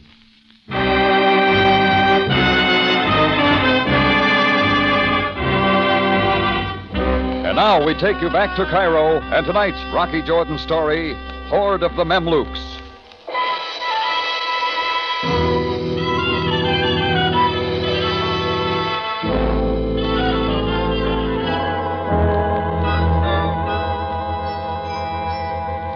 The whole thing wasn't for me right to begin with, and I'd intended to leave things that way. But now things were different. Right away, I called headquarters and told them to get Sam Sabaya out of bed and down there. I wanted to talk to him. Sam made it before I did. Jordan, is there no time for sleep in your life? What brings you here this time? A black burnous, a black robe, and a black beard. And you'll find his thumbprints in my throat. You are telling me that such a man attacked you? Not a half hour ago, in my room over the tambourine. Could you identify him as the same one who fired at you on the desert? No, I didn't see the face before. I wouldn't know. Nonetheless, he is surely the man Emin Bey described as Ulaya, the leader of the Mamelukes in Dongola. Maybe. But there was something wrong with the face. Well, how so? Wish I could tell you.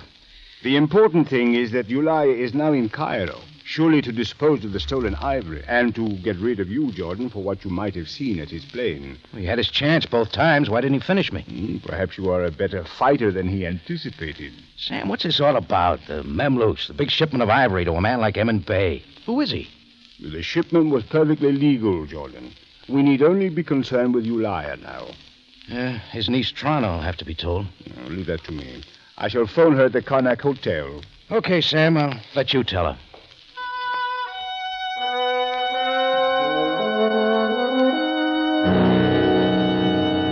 I drove back through the dark streets toward the tambourine, trying to figure what was wrong. The man in the black beard could answer it, but how to find him before he found me again was something else. Well, I knew I wouldn't be able to sleep till I knew a lot more. So before I reached the tambourine, I turned the car around. In another 10 minutes, I was at the Karnak Hotel, where Sam had said Trana lived. The light under her door said she was up, but one knock got an answer. Mr. Jordan. Oh, Mr. Jordan, please come in. Were you expecting me, Trana? No, but I am glad that you have come. I must talk to you. Sabaya called you then, he told you. Yes, but I tell you that it is not possible that my uncle attacked you. Ulaya is a man of respect and trust among my people. Well, people can change, Trana. No, he would never do such a thing. Tell me something. Why are you here in Cairo? To study at the university. I have special permission, for I am not a citizen. My people cannot be. Let's hear about your people. Why would they ship valuable ivory to Emin Bey? He's not a buyer. I must not tell you as yet. It would not be wise. Even when your uncle's accused of theft, betrayal, even murder? So, Mr. Jordan, it seems that you too believe this thing. I'm beginning to, Trana. Then can you explain why Ulaya was not accused when it happened before? Before? Twice before, attempts were made to send ivory to Cairo, the only treasure of my people. Once by caravan and another by boat. Both times the ivory disappeared before it reached the city. Emin Bey didn't tell me. And why should he tell you, Mr. Jordan? He can answer that. I think he will now.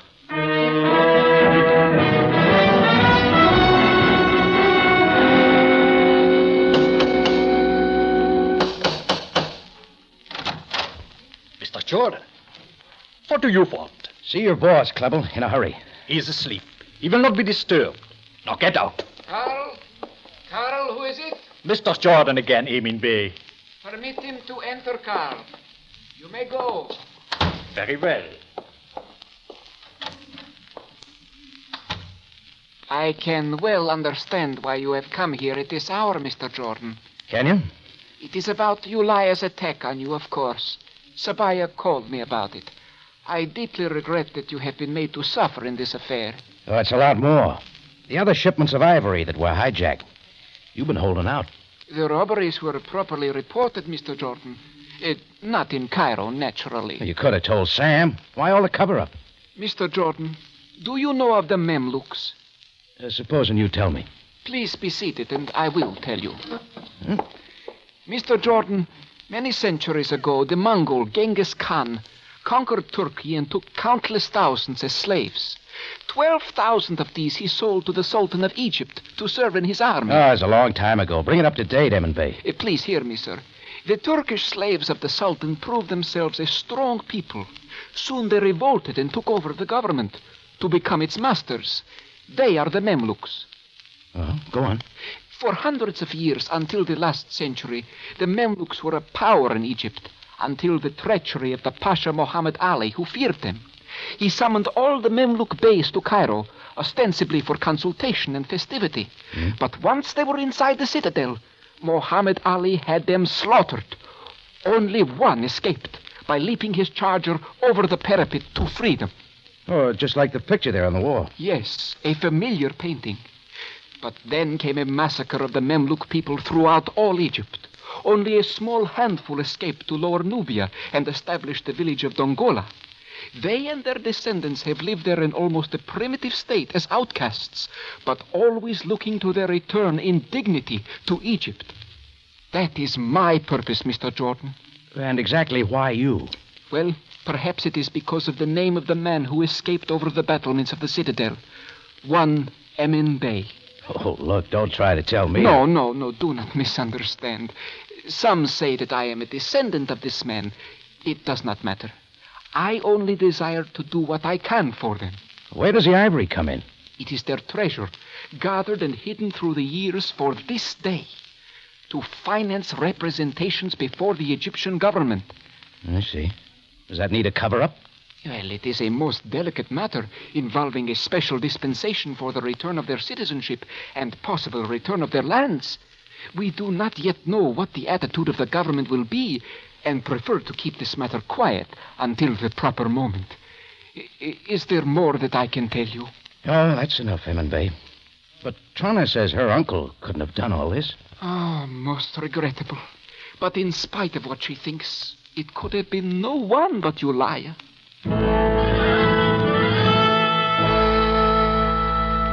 So now I knew.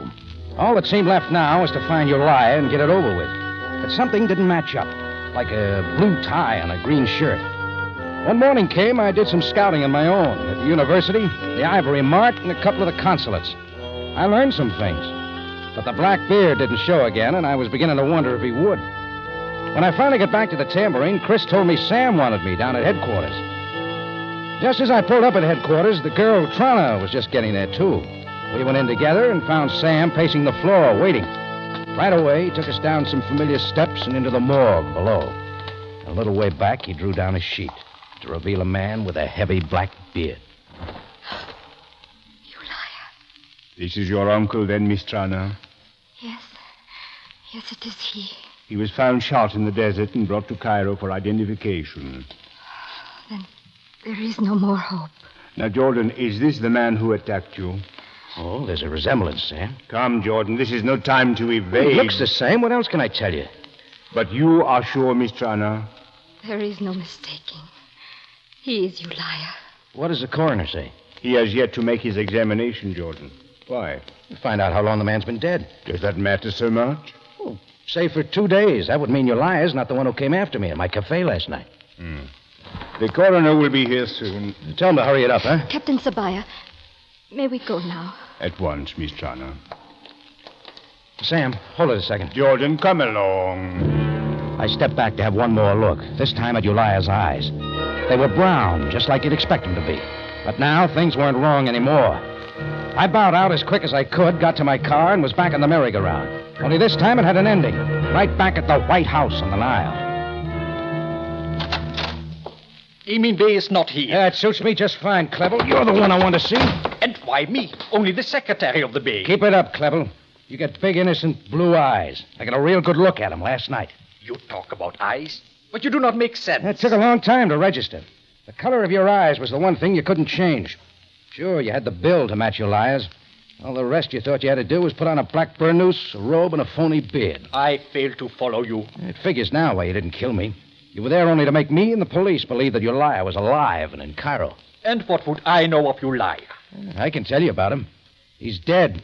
And he's been dead ever since you shot him and the 2 pilots out in the desert. You dare to suggest... Who else, Clevel? Anyhow, an Arab doesn't fight with his hands like you tried to in my tambourine. They like the knife. That is hardly a proof. All right, then try this. Your consulate tells me you've got quite a police record on the continent. Maybe Emin Bey'd like to know that. Not proof enough. Well, let's get some more. Might be in your room. Jordan, you realize that you are breaking into this... Save it. In here, Clevel? It won't take long. The first drawer never pays off. Maybe the second, Mr. Jordan. Yeah, here we are. All the makings of a real black beard and the gum Arabic to stick it on with. I have warned you enough. All right, don't take that gun. Come on. No, Jordan. Yeah, it's better. You're big, Clevel, but way too slow. Wait, Jordan, listen to me. Tell it to Sam Sapphire. Come on, let's go. No, please. It was not I. I did only as I was told. Only who's going to believe it? Perhaps I can convince you, Mr. Jordan. Emin Bey? So, Carl, it seems that you should have finished with Mr. Jordan at the beginning on the desert. Fortunately, it is not yet too late.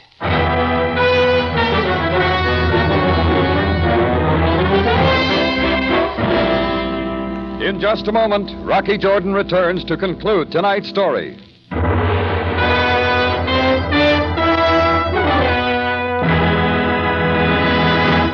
What's your family up to these busy May weekends? Picnics, gardening, golf?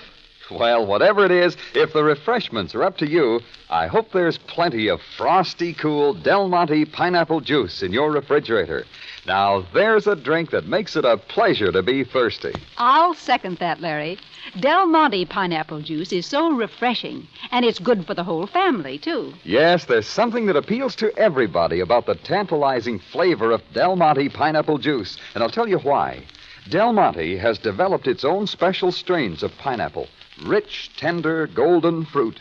Del Monte picks and packs these fine pineapples fully ripe when tartness and sweetness are in just right balance. And there you have it, the sunny, refreshing flavor you find in all 5 styles of Del Monte pineapple. Sliced, crushed, chunks, tidbits, or juice. In other words, it's just the pineapple you'd expect from Del Monte. Simply delicious. So keep a good supply of that refreshing Del Monte pineapple juice handy for the thirsty folks at your house. Why not buy several cans tomorrow? Back now to Rocky Jordan for the conclusion of tonight's story.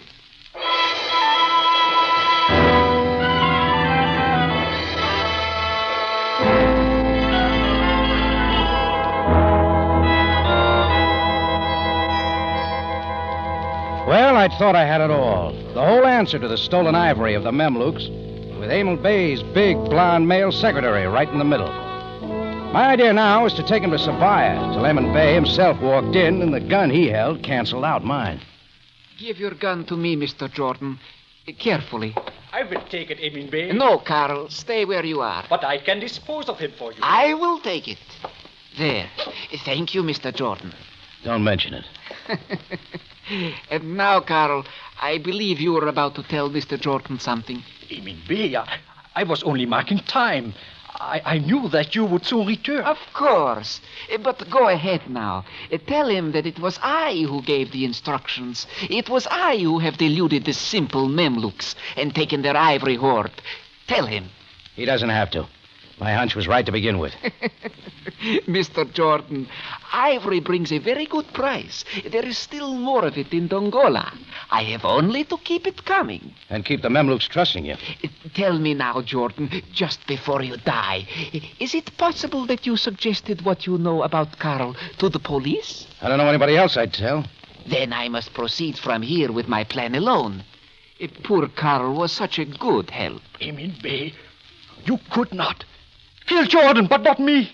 But death has always been cheap to you, Carl. Face it bravely.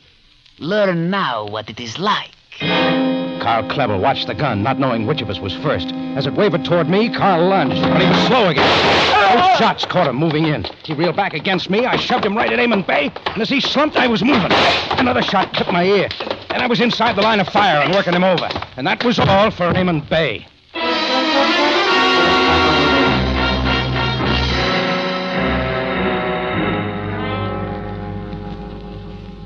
Shall I order a coffee, Jordan? No, not this time, Sam, thanks. What does Eamon Bay have to say? Oh, give him time. He will tell us where the ivory is hidden and the many details of his activities. Oh, we can make a guess. He found out somehow about the ivory hoard the Mamelukes had hidden near Dongola.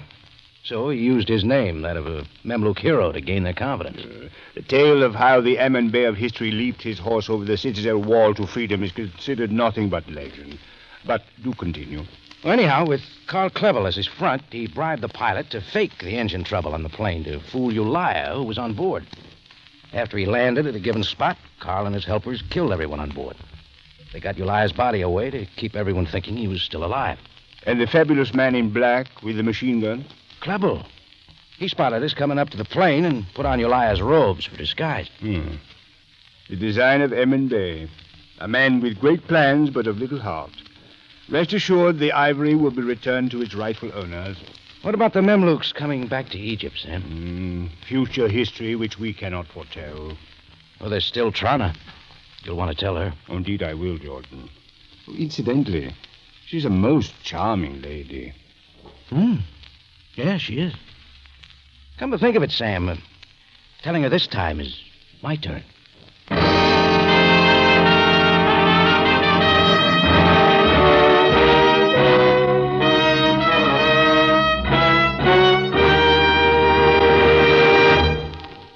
For superb flavor, for dependable quality always, enjoy Del Monte fruits and vegetables. Remember, buy wisely. Buy for flavor. Buy Del Monte, the brand you trust for flavor in so many good foods.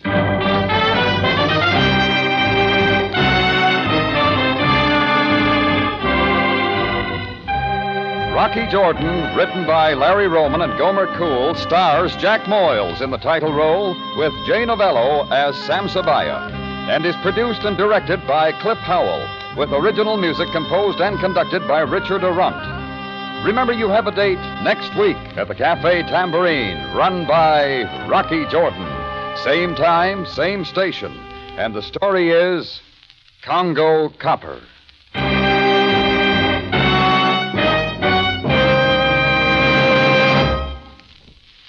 For a real experience in corn enjoyment, try Del Monte vacuum-packed golden whole kernel corn. Plump, very thin-skinned kernels crammed with rich country flavor.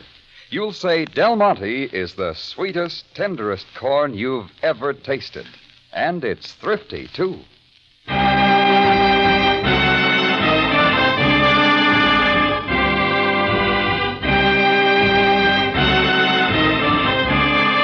Larry Thor speaking. Rocky Jordan is presented over CBS, the Columbia Broadcasting System.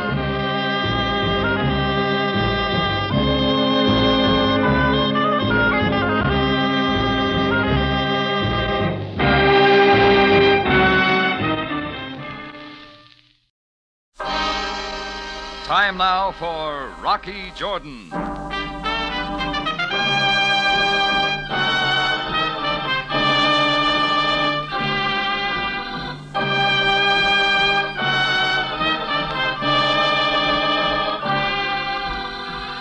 Not far from the Mosque Sultan Hassan in Cairo stands the Cafe Tambourine, run by Rocky Jordan.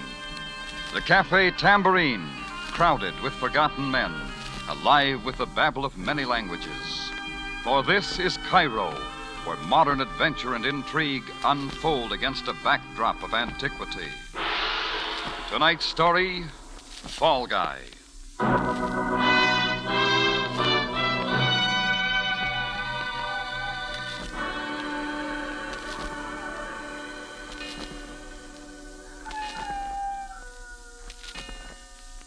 3 o'clock in the morning's just about the same all over the world. The streets and buildings and rooms and people are full of sleep. And even in Cairo, Egypt, you can't expect anything different. The whole town's packed with that kind of air that moves all around so you can't hear it, like a lady in a soft dress. I don't generally sit up and wait for 3 in the a.m., but last night was different. I was working on the books in my place above the tambourine when things got noisy. From my window, I made out a couple of Egyptian police waving pistols in the air. I didn't know what the show was about, but whoever they were shooting at figured to be the leading man. I didn't have time to pick him out because just then he picked me. Open up, Rocky. Rocky, it's me, Johnny Servey. Open up quick. Help me, Rocky. Help me, they're after me. Shortchange somebody at the club, Johnny? This is serious. I'm on a spot. You can tell by the noise you ought to keep a curfew. They were shooting at me. They won't give me a chance to talk. It's that cop Greco. He's bucking for a promotion. I'm one more strike. Take it easy, Johnny. They're coming here. Help me, Rocky. I've always been a hard luck guy. Greco would kill me just for the fun of it. You know what he's like. He won't give me a chance. Nobody will give Johnny Servey a chance. Rocky, please, we're old pals, you and me. You give me a chance, please, Rocky, huh? Okay, Johnny. Thanks. I haven't got time to hear your story now, Johnny. But if this is a wrong thing, I'll break you like they never could. I wouldn't get you in any trouble, Rocky, honest. I'll tell you everything just the way it happened. Open it, man. Open up. It's Greco. All right, in the closet there. Close the door and don't breathe. Yeah, Rocky, I got you. Open up again. It's the police. All right. You look hot, Greco. The stairs too much for you? I'm looking for a friend of yours, Mr. Jordan. He came in here. Huh? Which one? Johnny Servey. And I will take him dead or alive. It doesn't matter to me. Now step aside. You got a warrant, Greco? I don't need one with you. Tonight you do. You will please step out of the doorway. I'm coming in. You're too chubby even for a policeman. But I am a policeman, and I want Servey any way I can get Back him. to your beat, Greco. One moment. Rocky Jordan might have been shot accidentally in the line of fire. If you make out the report, is that what it'd say? That is exactly what it would say. Do I come in, Mr. Jordan? I don't argue with a police special. Sure, come on in. Greco! I better tuck it away, Greco. Sam still runs the department his way. Well, Greco, so we've lost him, eh? No, Captain Sabaya. He is hiding here in Mr. Jordan's cafe. Hiya, Sam. Everybody gunning around tonight? Jordan, are you hiding this man? We know he is a friend of yours. Oh, I got a lot of friends. Have you seen Johnny Servey tonight? Jordan, an important diplomatic official was robbed at the International Club tonight. The charge is against your friend Servey.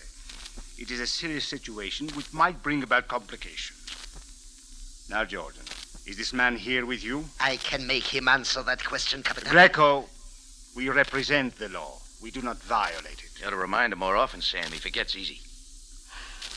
Within the hour, I will have a warrant issued to search these premises, Jordan. For your sake, as a guest of the Egyptian government, I hope we do not find Johnny Servey here.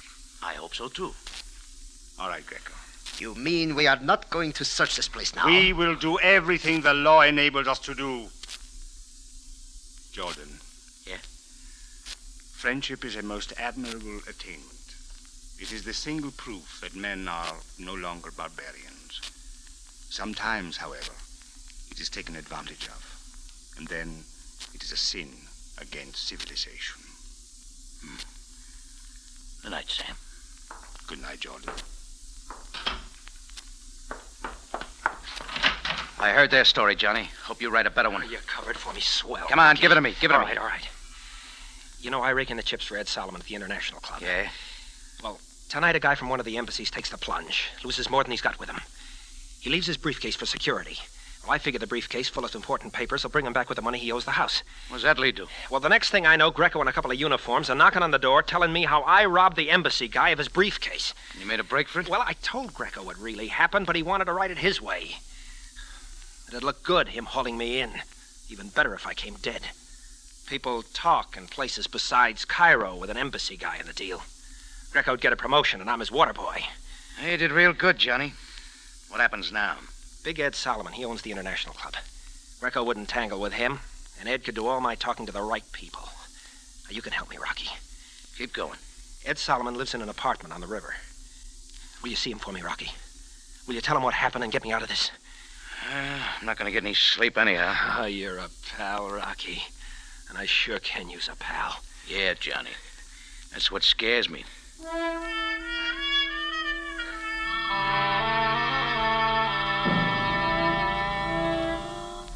I made sure none of Sabaya's boys were hanging around.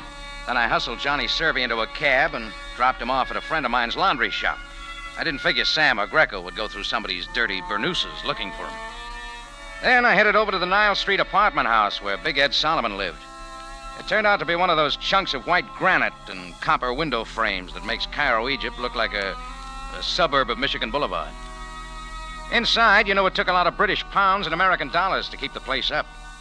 I waded over a carpet that dragged on me like a Florida swamp and finally found a door marked Mr. and Mrs. Edward Solomon. I figured 500 pounds a year for a good lease. She was pretty. Black hair and green eyes. 24, maybe. But she could have looked 16. Yes? Oh, I hate to bother you this time of morning, but it's very important. I've got to see Ed Solomon. Who's calling? Rocky Jordan.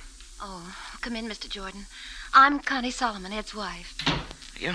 Perhaps I can help you. I'm doing this for a friend, Johnny Servey. He's in trouble, and Big Ed can help him. I understand. Well, I'm sorry my husband's not here, Mr. Jordan. I've been sitting up waiting for him.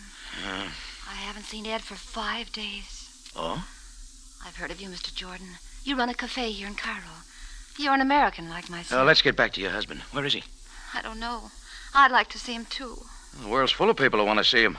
What's your story? I used to sing. 3 years ago, I was stranded at the Shepherd Hotel. One day, a big man came in and heard me and sent me flowers after the show. That'd be Big Ed. After that, he kept coming in, and, I began going out with him, and when he asked me to marry him, I married him. And I didn't ask him what he did for a living or how he spent his time. Oh, he was good to me, and he's always been good to me, and, now he's gone. You sound like he's gone for good. We've never been parted more than 5 hours since our marriage. He's given me everything. He's done everything for me. You never asked questions? Never.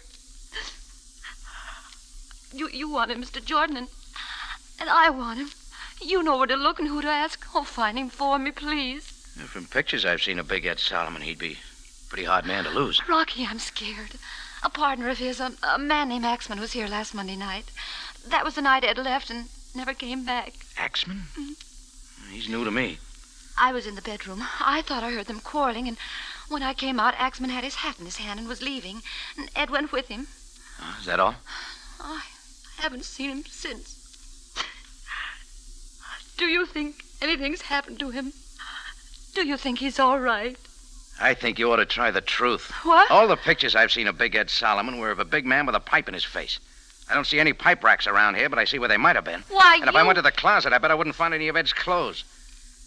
What'd you and Ed argue about? The same things we've been arguing about for 3 years. He drinks too much and he plays the horses too much. And besides, he hit me. That's better. So I finally got fed up and I told him to get out. Only now you want him back? Long enough to serve him with some divorce papers and get a property settlement. Thought it'd be something like that. But about Axman, I wasn't lying. He hates Ed, even if they are partners. Something from the old days. Well, Axman walked in when Ed and me was having our knockdown. If he wanted to bump Ed, he could do it, and somehow he fixed it so it looked like I'd done it. He's that kind. It'd make me look pretty sick if Ed turned up dead somewhere. Yeah, it would. Wait a minute. You still want to see Ed, don't you? Yeah. And you're going to look for him? I told you I got a friend who needs him. Yeah, that's what you said. Well, remember everything I told you, will you? Yeah, sure. You had a convincing story to begin with. You ever try acting? Yeah, once Yeah, there's no future in it. Maybe you're right, Connie. Hey, when this is all over, let you and me have a drink somewhere or something, huh? Sure, why not? I'd like to meet a nice guy. A real nice guy. Once. Yeah, just once.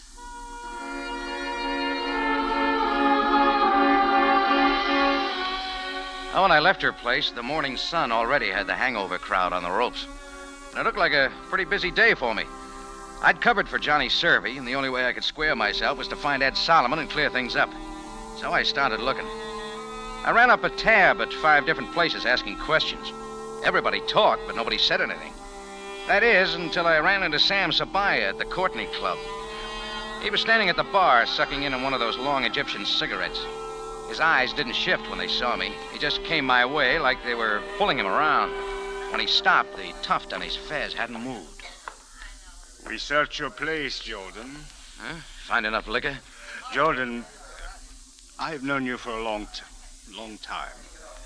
You have a code that puzzles me. Hmm? Perhaps it is the difference between the East and the West. Whatever it is, the end is always the same. What are you trying to say, Sam? I know that you were hiding Johnny Survey when Sergeant Greco and I were looking for him tonight. I know that you have hidden him somewhere else in the city. Now, listen, I posted no men to watch your cafe. I hope you can produce Survey when I ask for him, Jordan. What you trying American cigarettes, And Sam? I hope you have done the right thing this time. I'll handle Survey if you handle Greco. Jordan, there are some people who are controlled only with patience. Good night again. Or rather, good morning. See you, Sam.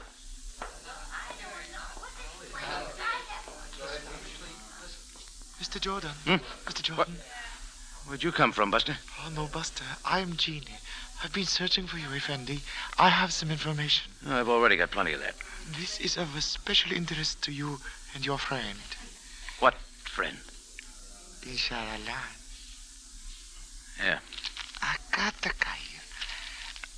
Effendi, Mr. Edward Solomon is a man of peculiar habits. I do not understand them. Come on, Jeannie, let's have it. In Cairo, he maintains a beautiful apartment and a lovely wife from your own country, I believe. Yes, I met her. But on the edge of the desert, away from the Nile, at a large oasis near El Fayoum, he also maintains a home. Not many persons know about it, not even the beautiful Mrs. Solomon. You seem to know all about it. Kismet, it is fate. I am in a business that makes such information my business. Mr. Solomon went to his desert home 5 days ago with a Mr. Axman. That all? That is all you need to know, Mr. Jordan. If it isn't enough, I'll want my money back. Effendi, I am superbly honest. Here, my home address in case you wish to talk further with me.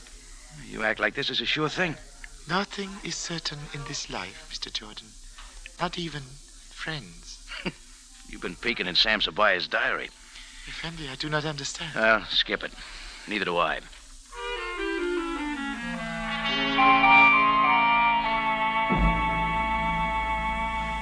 When I left the little guy with all the information, nothing looked right. Johnny Survey's story, Connie Solomon's story, even Sam Sabaya's talk had a rattle in it. But no matter what Sam said at the bar, he was making a deal with me. He meant to have Survey. That meant I had to find Ed Solomon. So I got my car and drove up to El Fayoum. The place looked tired and old, like it was a million years away from Cairo. The only thing new about it was a petrol station serving it up out of big 5-gallon tins. The guy in the white pants and shirt didn't bother about a hat. I guess he liked the sun. Hey, George. Assalamu. Alaikum. Assalamu. Save it, pal. I never use it. You come from here, but somebody taught you a different alphabet. I did a swummy trick in the county once. Lousy racket. Yeah? What do you do now? Pour gas out of them tins. You want some? Those look like quartermaster marks. What difference does it make? You'll need gas to get back where you came from. All right, you got gasoline. What about coke? Try inside. The girl will take care of you. Oh, thanks. Don't mention it, Jordan. Did you say Jordan? I don't know. Did I?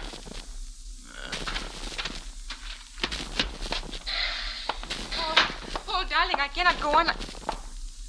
Oh, I'm sorry. I thought you were Paul. Paul? Who's that? Paul Guerrero. This is his place.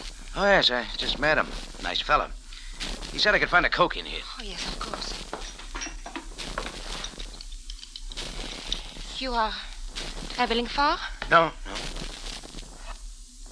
No, just to the oasis. Oh, that is just over the dunes. But there is no one there this time of year. Oh, I heard different. Oh, perhaps you had your own home there? I'm looking for a guy. Big Ed Solomon. Solomon?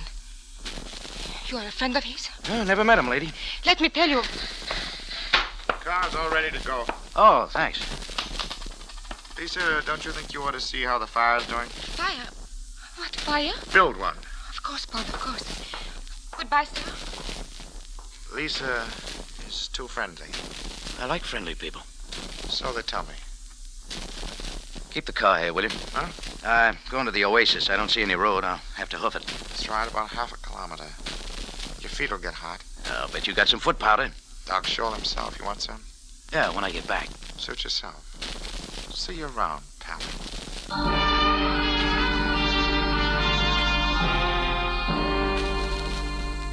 Big Ed Solomon's house was there, all right. Well-ordered palm trees surrounded by an all-white job with a lot of grill work. I pounded on the door, nobody answered. I smelled an oil lamp burning somewhere, so I pounded on the door some more. And some more people didn't answer. When I put my hand on the latch, the door opened. People or no people, and I went in. You can believe it or not, somebody was there, right in front of the fireplace. Only he was dead. One side of his head was bashed in. No, you're wrong. It wasn't Big Ed Solomon. It was a guy I'd never seen before in my life.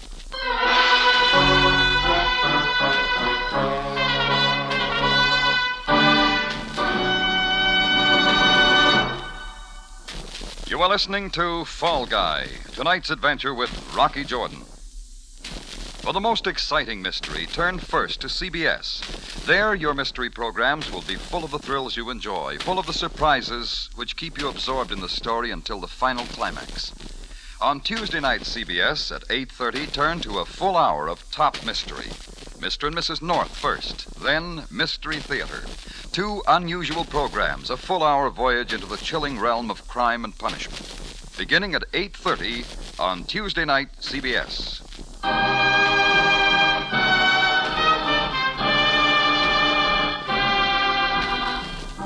Now we return you to Cairo and tonight's adventure with Rocky Jordan, Fall Guy.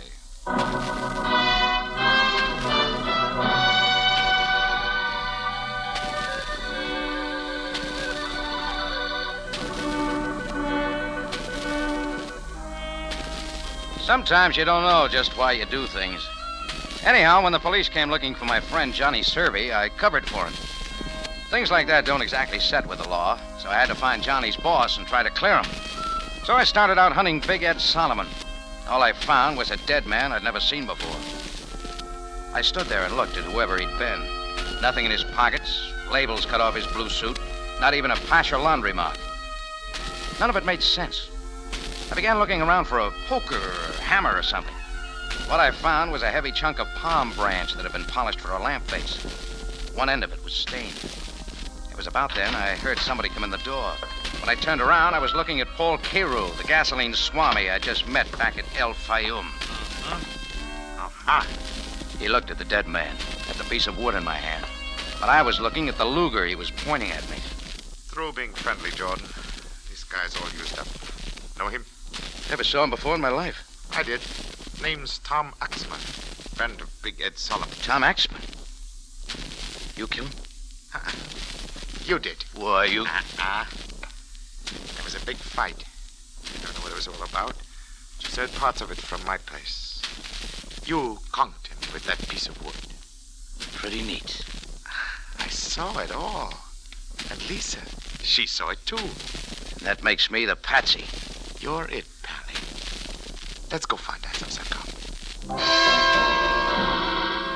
Carew waved the Luger at me, and I started ahead of him for the door. He was good at doing frame-ups, and he was good at running things. But he was only an amateur when it came to pushing a man with a gun. I waited to feel it in my back.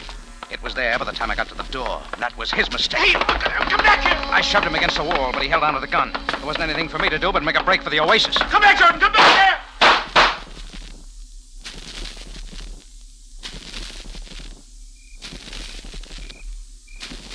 All the rest of that day it went on in the oasis. Carew crashing around looking for me. I hid behind date palms and in the underbrush. Found out a lot of things that bug experts would have gone buggy about.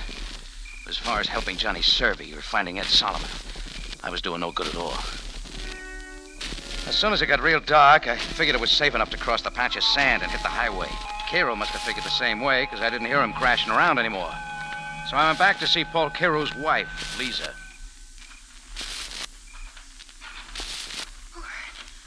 Who is it? Who is there? Easy, baby. It's me. Oh, Mr. Jordan, it is you. Paul is looking everywhere for you. He says you killed a man. Tom Axman. Over in Mr. Solomon's home. Yeah, that's what he's saying. But you did not kill him. I know that. Yeah? You must leave here right away. Your life is not safe. The way you're talking, neither is yours. I came here with Paul 2 weeks ago. And everything that has happened has been strange. Especially especially the disappearance of Mr. Solomon. Hey, what about him? Have you seen him? A few nights ago, he came here with Mr. Axman. They had been drinking and they were arguing when they went over to the cabin. Oh, I've heard that before. What else? I've not seen them since. But Paul has Mr. Solomon tied up in one of the cabins. He's been taking food to him.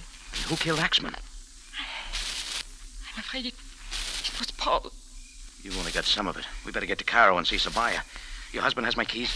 Yes. Solomon's car here? Yes, and the keys are in it. Where's the car? In back. Come on. Of course, this will mean the end of everything between Paul and myself. Oh, he doesn't strike me as good husband material. Love is a strange emotion, Mr. Jordan.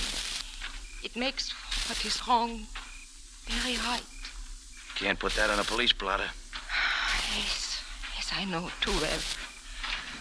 I don't know whether I should go back to Cairo with you or not. Lady, all he'll give you is a lot of grief, you know that. But I love him. Come on, get in. It was Cairo off in the dark somewhere, shooting at anything that moved. Lisa fell off the running board. I scrambled down, but when I got one look at her face, I knew she couldn't use any help. So I shoved the car into gear and burned tires straight for the road to Cairo.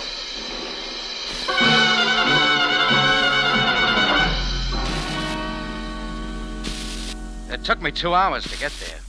The guy at the laundry said Johnny Servy'd taken a powder 10 hours before.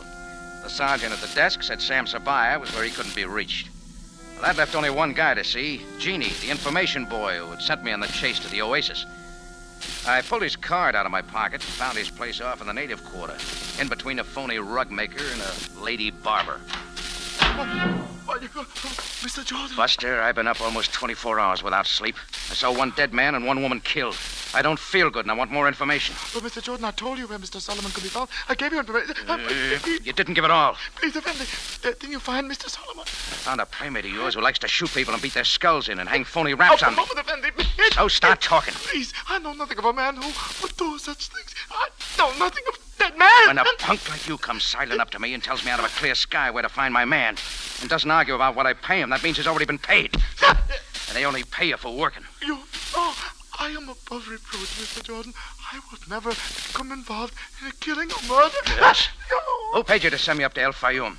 Who paid you to frame me with a murder? It was me, Rocky. I didn't tell him, Mr. Serby. I didn't tell him. Shut up. That 38 makes you a foot taller, Johnny. Easy, Rocky, easy. I'll use it right here if I have to. I think you would. Paul Cairo phones me from El Fayoum. Said you lammed out twice. You're awful tough, Rocky. Too tough to call a friend. Here, take this and buy yourself a new fez, Jeannie. Forget you ever saw Jordan. Oh, yes, Mr. Serby. Yes. All right, Rocky, let's get going. Long drive ahead of us. I'll be able to drive it blindfolded someday. Someday. I'm still the fall guy? I hate to do it to you, Rocky, but you're it. This is my chance not to be a punk anymore. I take you back there and we call Sabaya. Me and Cairo fix it up like you did it all. Now, come on. Cairo will be getting anxious.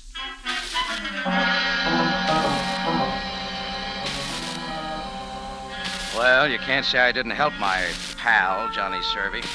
You can't say I didn't find my man. Even if he was sitting in that same cabin with a couple of corpses on the floor. Big Ed Solomon needed his shave, but his face was a funny color. Maybe that was because he was looking at two bodies, Axman's and Lisa's. I guess Cairo brought Lisa over from where she dropped by the car. He was standing there with a couple of big tears in his face, holding a gun against Big Ed's back. Johnny, I thought you'd never get here. Come on, let's get this over with. Sorry about Lisa. Never mind. Never mind about her now. Let's get this finished. Don't be nervous, Cairo. Meet Rocky Jordan, Ed. He killed you. Hi, Jordan. You're the fall guy, huh? Tough luck. Where'd you find him, Johnny? Where I said I'd find him. You still killing the wrong people, Cairo? Not quite finished, Pally. 2 down and 1 to go. I'm next, huh? Sorry, Ed. Business. The bill of sale's all signed. Me and Cairo will take over the International Club where you and Axman left off. Yeah, that's good enough reason. Hey, Jordan, we gonna let him rub me out and then pin all this on you? We're gonna do something about it. Take it easy, Ed. I think we ought to do something about Watch it. him, Cairo. Big Ed Solomon was good. He stopped the first 2 slugs from Cairo's gun and the first 2 out of Johnny's, all in the chest. By that time, I'd gotten hold of a poker and brought it into Cairo's face. He looked sick in a big way and went down without a word. When I looked around, Big Ed had twisted the gun from Johnny's hand. I think he was already dead when he pulled the trigger.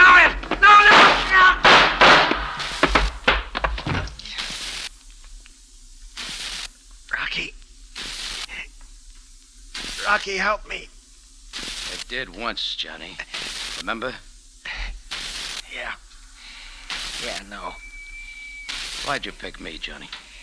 The embassy trick was level. I got the idea a couple of days ago. Figured I could get you looking for Big Ed. You set it up with Cairo. Well, Rocky, you aren't a patsy anymore. No, Jordan. You are not a patsy anymore. Cops and everything. Aye, Captain. Guess I didn't work it so well. You were wrong when you first started, Salvi. Yeah. Nothing I ever did ever worked out. Hard luck guy. Rocky. Yeah? Rocky. You were a good guy. I guess I was. Well, you just played in the wrong team, Johnny. You never were.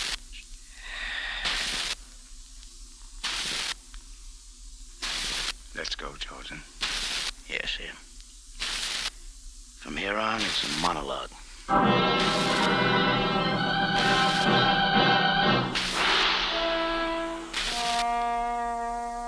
Well, Sam and I picked up the pieces later on.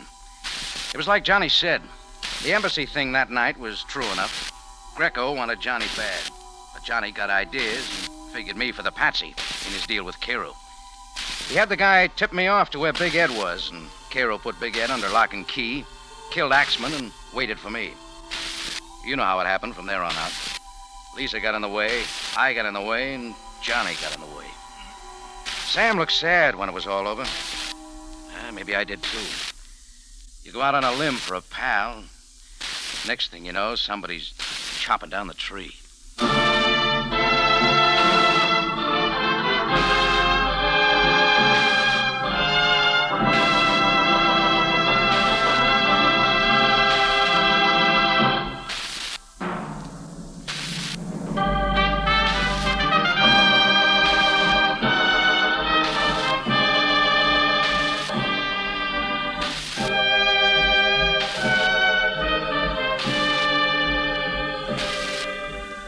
It's CBS again at this same time next week for another story of adventure and intrigue when we take you back to Cairo and the Cafe Tambourine, run by Rocky Jordan.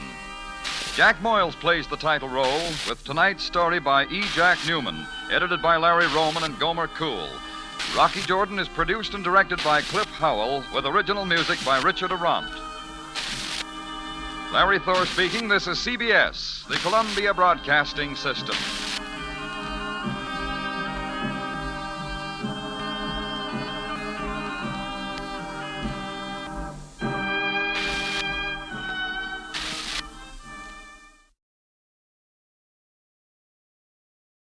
Buy wisely. Buy for flavor. Buy Del Monte. Del Monte, the brand you trust for flavor in so many good foods. Time now for Rocky Jordan, brought to you by Del Monte Foods, the brand preferred by more women than any other line of canned fruits and vegetables in the world.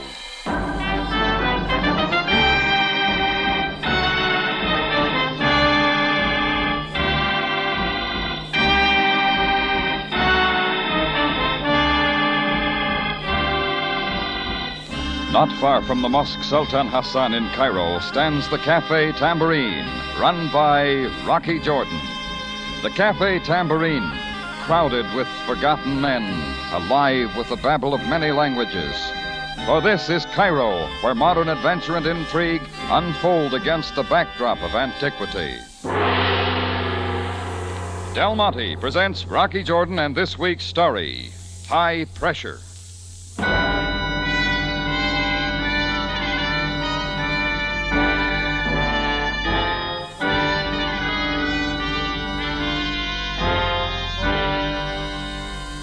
I'd shut up the tambourine about 11 that night. The help were all gone, and I just piled into bed in my room upstairs for some extra sleep till the roar of motor cars coming down the street way too fast sent me bouncing out. I looked out the open window as two identical sedans braked to a stop directly in front of the tambourine. The doors flew open, a dozen uniformed men scrambled out, and one of them started barking orders. 2, 3, to the back door. The rest surround the building. Quick! Guard every means of escape. I was already throwing on a robe when a big slamming opened up at the front door. I got down in a hurry. All right, cut the racket. I'll get there. Yeah, what's it about? Put on your clothes, Mr. Jordan. You come with us. Takes a warrant, Buster. As you wish. Read it quickly. Foreign Ministry. Precisely. Now your clothes. Look, a phone call would have got me there. Why the middle of the night? The armed guard. At once, Mr. Jordan. The Egyptian government does not like to be kept waiting. A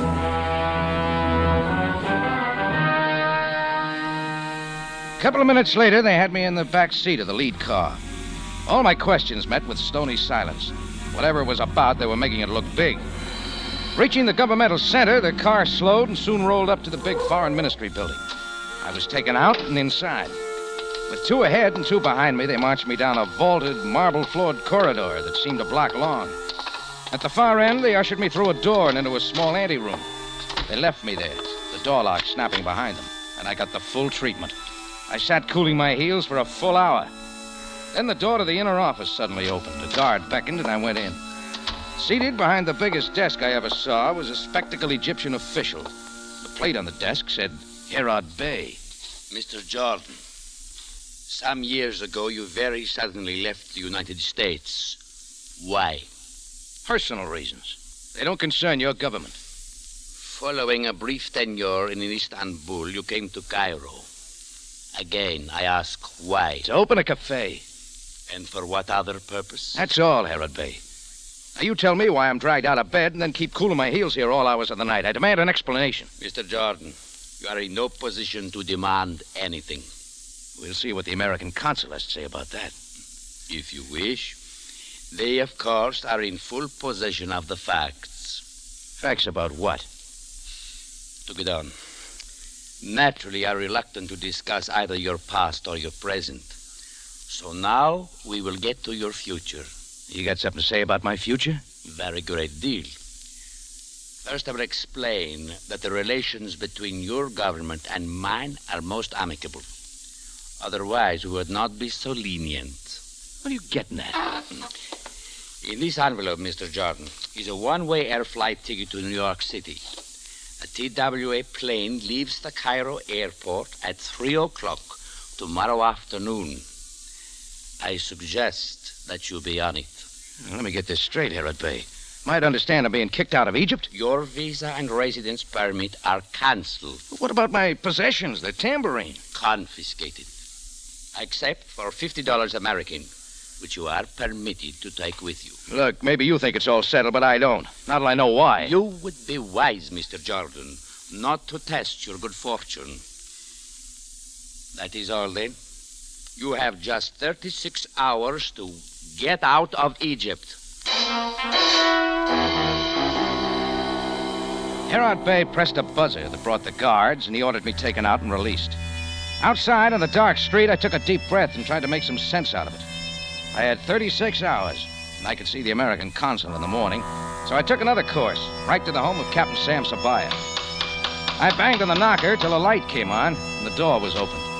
It was Sam's wife, and when she saw who it was, she quickly retired. I waited till Sam appeared, carefully adjusting his night robe and fez. He came out with me into the court. Assalamu alaikum, Jordan. I'm sorry to wake you up, Sam, but it couldn't wait. So now you come to me. I had to. Something's happened.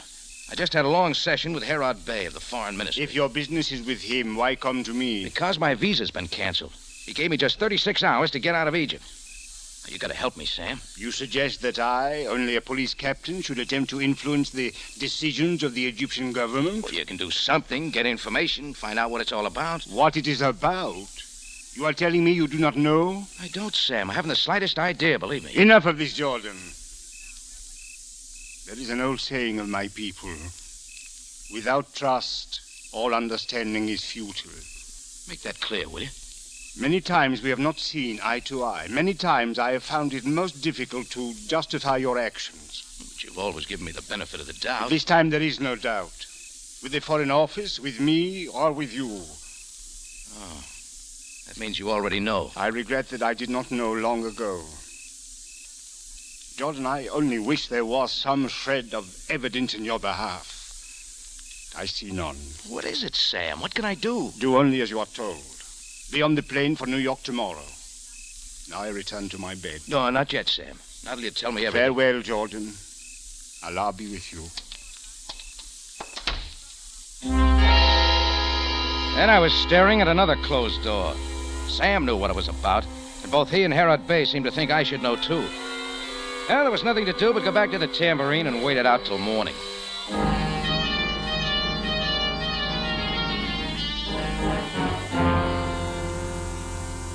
I let myself in the front way and took the balcony steps up to my room.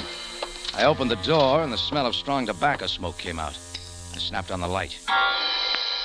Seated calmly with his chair leaned to the wall was a stocky man with a hawk nose, black stubble beard, and he was knocking his pipe against the heel of his shoe. Insomnia, Mr. Jordan? How'd you get in here? Surely you have questions of greater interest. And supposing you start answering them, who are you? I'm Emil Karayan, the new Cairo representative for certain lines of farm machinery. From where? That depends on what nation can best afford me. Then the machinery line's just a front, huh? What is your racket? Why are you here? I have come, Mr. Jordan, to help you remain in Cairo. Oh, it had to fit. You know the answer to what happened to me at the Foreign Office, eh? Quite so, quite. Everything moves according to plan. Your plan, Mr. Karayan? And my associates. Permit me. Until 2 days ago, a group of international agents were operating in Cairo. Their work, of course, was to obtain secret information for sale to whatever countries wish to buy. In other words, a spy ring. You might call it what you like. When the authorities began closing in, my friends made a hasty escape from Egypt. However, they first planted in the files of their Cairo headquarters a, shall we say, number of interesting documents. How does all this concern me? The documents were later found by the police. They all give conclusive evidence that you, Rocky Jordan, have been employed in espionage activities since first coming to Cairo. A complete account of your operations, how much you were paid. Oh, so that's a setup. Why pick me? Very wise choice, I believe. An American citizen, one with a past not clearly explained, one who can be used for our purpose. It's all clear, Karayan. You'll tell the rest of the police. No, closer, Jordan. I did not think that I would come unarmed. All right, your gun holds the cards. It will be necessary only long enough for your head to cool. Jordan, consider your position. You've done all that for me. We are quite thorough, yes. Now, as I say, Jordan, I came to offer you a way out. Yeah, go on. We carry on where the others left off. Should we choose, it would be very simple for us to prove to the Foreign Ministry that the incriminating documents were all forged. That you are completely innocent. Yeah? And for that little favor, what do I do? I'm so glad that you understand. Mr. Jordan, you are going to a party. Oh, am I? A very exclusive party. Here is your engraved invitation. It admits you to a houseboat on the Nile at the foot of the Sharia Humar. Mm-hmm. When do I go? At once. When you arrive, you will approach your hostess, compliment her on her beauty, and say that the cherry cordial is delicious. She will then give you your orders. If I accept the invitation. You have no choice. Have you, Mr. Jordan?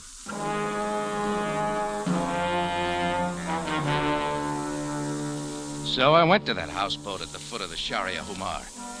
There was plenty more to learn, and this was a good place to start. It was 3 o'clock in the morning when I got there, but the houseboat was all lit up with lots of people of various nationalities around. The invitation got me in. I hung around the canopy table till I spotted the hostess, then I wandered over. I could see calling her beautiful was going to be easy. She was tall and not too slender. Her black hair was pulled back to a knot at the nape of her neck, above open shoulders. Hello. I'm sorry I'm so late. You are late. I've been waiting for someone like you for a long time. May I say, you're very beautiful tonight? Well, you're very kind. Is there more you would like to tell me? Well, I haven't seen any around, but they tell me the cherry cordial's delicious. Your sense of humor, Mr. Jordan. Oh, yes, I've had a lot of laughs tonight. Oh, you must tell me about them. Shall we go where we can talk? Whatever you say. You are Rocky Jordan. That's right, lady. Who sent you here? Emil Karayan. Then it is all settled. It's what he says. Good. Do only as I say, and you may remain in Cairo as long as you like. You have my promise, Rocky. Tell me all about it, huh? Oh, there is no hurry now. Sit down, Rocky. Thank you. You know, when I call a woman beautiful, I like to know her name. For the purposes of my stay in Cairo, it will be Tanya Mamelukes. Do you like it? It's as phony as you are. All right, Mr. Jordan. We keep it on an impersonal basis as you wish. My orders, Miss Melnick. Very well. Geologists working for the government of Egypt have located what is believed to be fabulously rich oil deposits somewhere in Egypt. Mm-hmm. This is a top secret. Egypt does not wish other countries fighting over those fields at her expense. She prefers to leave them untouched as security for defense. You're telling me quite a lot. A client of ours wishes to know the location of those fields, also their extent and value. And that's all I have to find out for you. There are others in Cairo intent on this information. With your help, we will get it first. I got enough now. Do not be stupid, Mr. Jordan. I'll see you around, Tanya. Put back into the room, Yankee. Well done, Futar. Close the door now. Yes. Now I watch close the Yankee. Mr. Jordan, you will remain here as my guest until tomorrow night. Till after my plane leaves. That's your plan, too? Hold him here, Futar. If he gets troublesome, do what is necessary. I do it with pleasure. What is necessary. And now I must return to my guests, but have him ready for tomorrow night. Mr. Jordan has important work to do.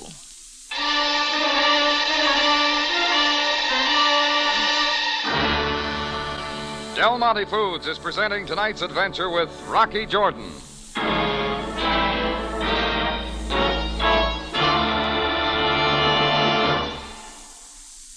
Question: how do you make a good hamburger into a superb hamburger? Answer: with Del Monte catsup. Yes, with Del Monte catsup, of course. That zesty, lively catsup that gives you real tomato flavor at its best. It's all you need to make that hamburger taste just right. And Del Monte catsup is wonderful on any food that calls for catsup. Chops, meatloaf, stew. That's right, ladies. There'll be plenty of calls for second helpings when you have Del Monte catsup on your table.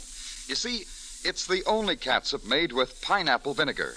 That superlative vinegar that brings out all the best tomato flavor in catsup. The rich tomato flavor of this fine catsup adds a sparkling zest, just right for hearty appetites. Keep a bottle always handy on the table. On beans, it's fine. On steaks, it can't be beat. Yes, on any food that calls for catsup, Del Monte catsup is a real flavor treat. Once you've tried it, you'll never be without it. And you'll be surprised at its low cost, less than many other quality brands.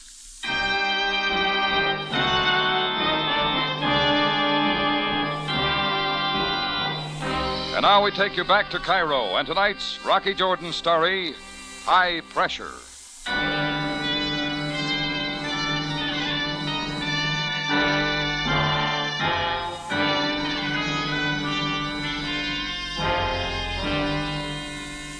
Well, under Futar's watchful eye, I sat it out on Tanya's houseboat that night and all the next day. I had plenty of time to think things over. Tanya and Karayan alone could clear my name in Egypt and get my freedom. Something else loomed even more important. Rich oil lands, the greed of other nations, and the safety of Egypt. Tanya's plans were laid well, and I knew if I didn't get the information for her, somebody else would. So all I could do was take orders and then somehow see that the information got back into proper hands. About 9 that night, Tanya came to the door and waved Futar out. Are you ready, Mr. Jordan? Maybe. You know the terms. What about your end of the bargain? I have only to call the foreign ministry and direct them to certain facts. Your visa will be restored within an hour. Well, there's the phone. After you have returned. There's little time left. All right, what do I do? You will leave the houseboat alone and go directly to the corner of Sharia Solomon Pasha and Sharia Nagal. Parked there will be an ordinary maintenance truck. There are identification papers lying on the seat. The keys are there. Drive to the service entrance of the defense building. Park there and go in. Nobody stops me? They expect someone else. I can guess what happened to him. Go inside. Take the stairs to the 3rd floor. Stop in front of door 371. Light a cigarette. Throw the match on the floor. 371. What then?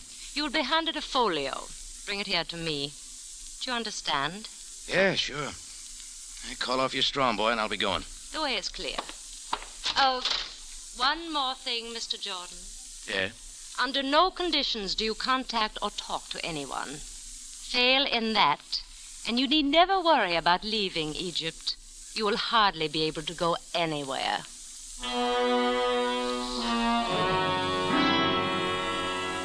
And I was on my way, willing to carry out her orders up to a point.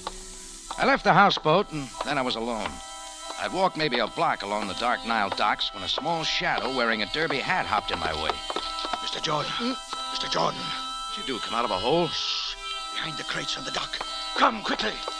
He was a new element, and I couldn't pass up any bets. So I followed him behind the stack of crates near the dock's edge. He was suddenly talking again.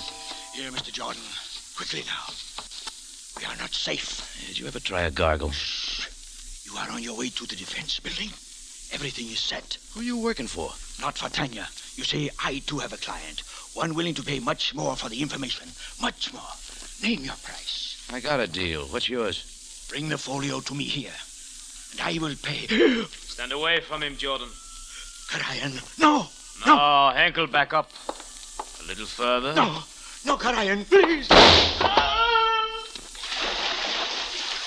So you see now, Jordan, how well you are covered. If you do not wish to join the unfortunate Henkel, get on with your work. Karayan didn't have to tell me again. I moved off the dock and up the hill. Just before I reached Sharia Solomon Pasha, I spotted an empty phone booth and decided to make a quick try for help.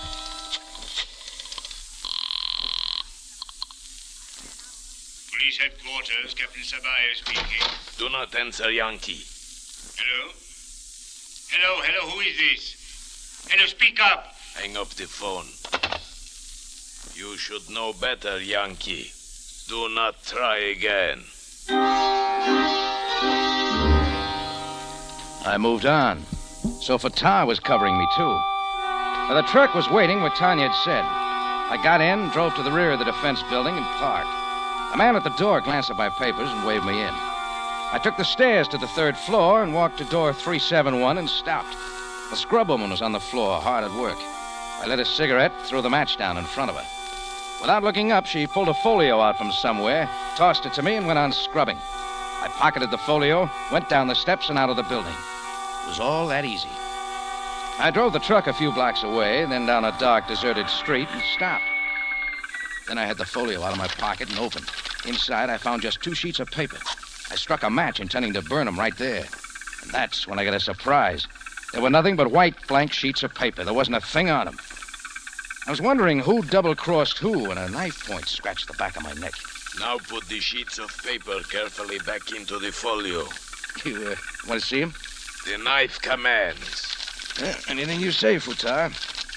There you are. Place the folio back in your pocket. Then turn the truck toward the Nile. The beautiful Tanya waits most anxiously. I took off the brake and rolled onto the Sharia Humar. 2 blocks up from the river, Futar ordered me to stop. We got out and walked the rest of the way to the houseboat. Tanya was there, and so was Emil Karayan.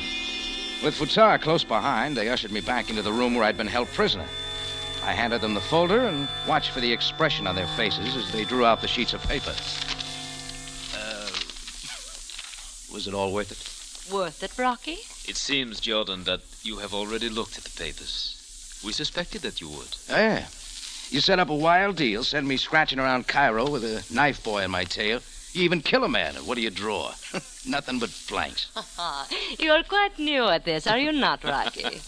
Shall we show him, Tanya? Oh, by all means, Emil. Hold the papers under the lamp. Now, the switch. You see, Rocky? Under the ultraviolet rays, lines suddenly appear. Excellent, Tanya, excellent. The map, the location of the oil fields, the complete findings of the geologist. Excellent. Well, Rocky? Yeah, you win, Tanya. Oh, do not be so dejected. You have done your work well. Yeah, mission accomplished. For which we pay you with your freedom. The Foreign Ministry at this moment has the information that exonerates you. You'll be permitted to remain in Cairo. So you see, everything has worked out quite well. Yeah, well, thanks for everything. Now, if you'll excuse me. Wait, Rocky. You have not heard your next assignment. Just what does that mean? That you didn't clear me at all? Please, are you so naive as to think that you are finished so easily? It's over, Tanya. The pressure's off. Oh, surely you must realize that taking secret information from the government building is a crime against Egypt. You are a spy now, Rocky. I would regret to have to tell them what you have just done. Yeah. Your first assignment was quite small, but now we will go on to greater things. It is good to have you with us, Rocky. Is it not, Emile? Oh, most excellent accomplice, my dear Tanya. Stubborn, persistent, daring, intuitive. I stood there, suddenly seeing the whole pattern. The trap was sprung, and there wasn't a thing I could do. That's when my eye caught the door behind them silently opening. And there, wringing wet, stood the little shadow Emil Karayan thought he'd killed. He was sagging but alive, and he held a gun. To the side, Mr. Jordan. To the side. Henkel. Emile, Futar, get him! Stop! Do not touch the papers. I will have them. So it appears I should have shot twice. You sought death, Karayan. Now, you shall have it! My mind was on Tanya, my key witness, and I grabbed her, yanking her from the line of fire. Henkel raised the gun. I saw his effort to squeeze the trigger. His legs buckled as he fired. The shot was wild, and Henkel fell, fully spent, the gun rolling from his hand. Ryan and Futar dived for it, and so did I. My foot kicked it away, then I was up with the gun. That's when everything stopped. Karayan's hand halfway to his pocket, Futar's knife held in midair. Are you quite through now, Jordan? I turned, and there, framed in the doorway, eyeing me with something like approval, stood Captain Sam Sabaya, Cairo Police.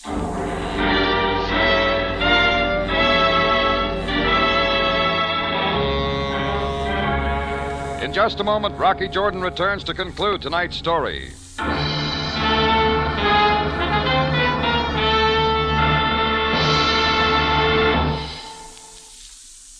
Some like it cold, some like it hot. Any way you serve it, it really hits the spot. What kind of rhyme is that? And anyway, what does it all have to do with Del Monte? Just this. A chilled glass of Del Monte tomato juice is a wonderful dinner-time appetizer. We all know that. But here's a tip. Del Monte tomato juice served piping hot is mighty fine these nippy days, too. Del Monte tomato juice served hot? Say, that's a good idea. Yes, it's a wonderful warm-up drink in the morning. And the fresh, natural taste of Del Monte tomato juice is so refreshing. It has a just right tang, a rich, sunny flavor you find only in fully vine-ripened tomatoes. And those are the only tomatoes Del Monte uses. Red, field-ripened, flavorful tomatoes. So remember, hot or cold, Del Monte tomato juice is tomato flavor at its best. First thing in the morning. Anytime during the day. As a mealtime appetizer. Del Monte tomato juice really hits the spot. Buy several cans. You'll find them useful in so many ways. Back now to Rocky Jordan for the conclusion of tonight's story.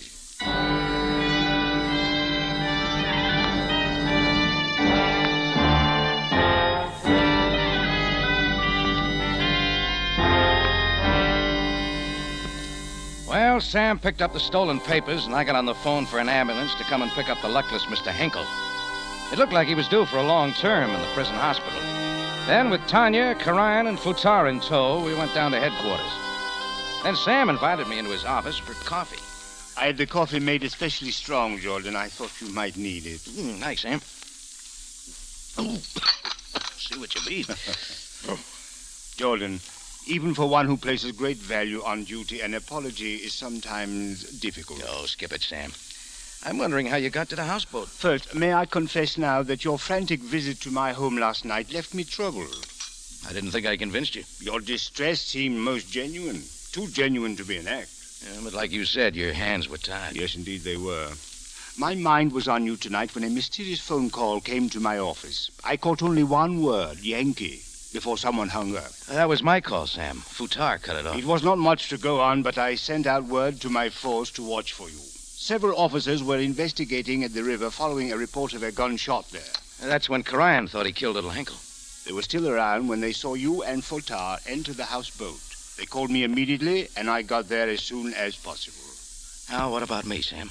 Oh, have no fears, Jordan. You will receive a formal apology from my government in due time. Well, you forget one thing. So? I actually took secret information out of a government building. That carries quite a penalty. Yes, but under the strongest coercion.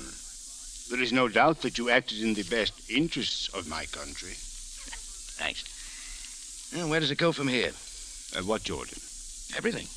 You got Tanya, Karayan, Henkel. What good's that? Plenty more will move in to take their places. As you say, it is a never-ending struggle. Between people and nations. Doesn't leave much to hope for, does it? There is much to hope for. We who live in what is called an ancient land know that the world is still young. The good will come.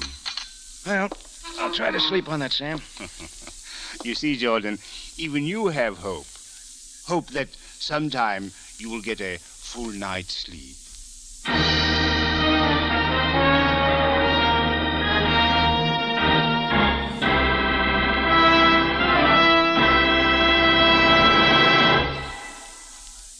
For the finest in tomato flavor, enjoy the whole family of Del Monte tomato products. Del Monte catsup and chili sauce. Del Monte tomato sauce and canned tomatoes. And Del Monte tomato juice. Remember, buy wisely. Buy for flavor.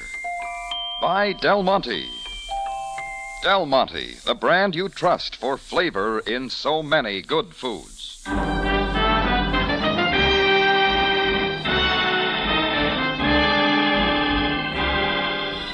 Rocky Jordan, written by Gomer Cool and Larry Roman, stars Jack Moyles in the title role with Jay Novello as Sam Sabaya, and is produced and directed by Cliff Howell, with original music composed and conducted by Richard Arant.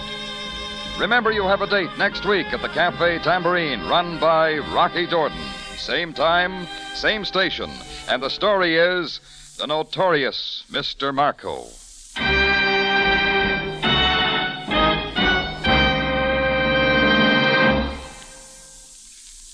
For a wonderful, quick, and thrifty dessert, try Del Monte peaches, the best liked peaches in the whole wide world. Sliced or halved, served any way you like. They're delicious. Del Monte peaches, the brand that always puts flavor first.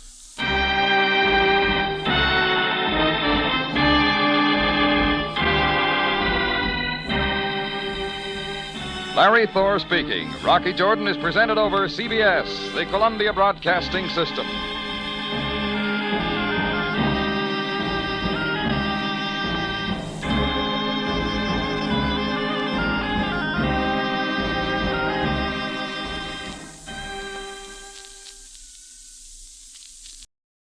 It is now 45 seconds past 8 o'clock Pacific Standard Time. But remember, next week, Sunday afternoon at 5 o'clock, it will be time for Rocky Jordan.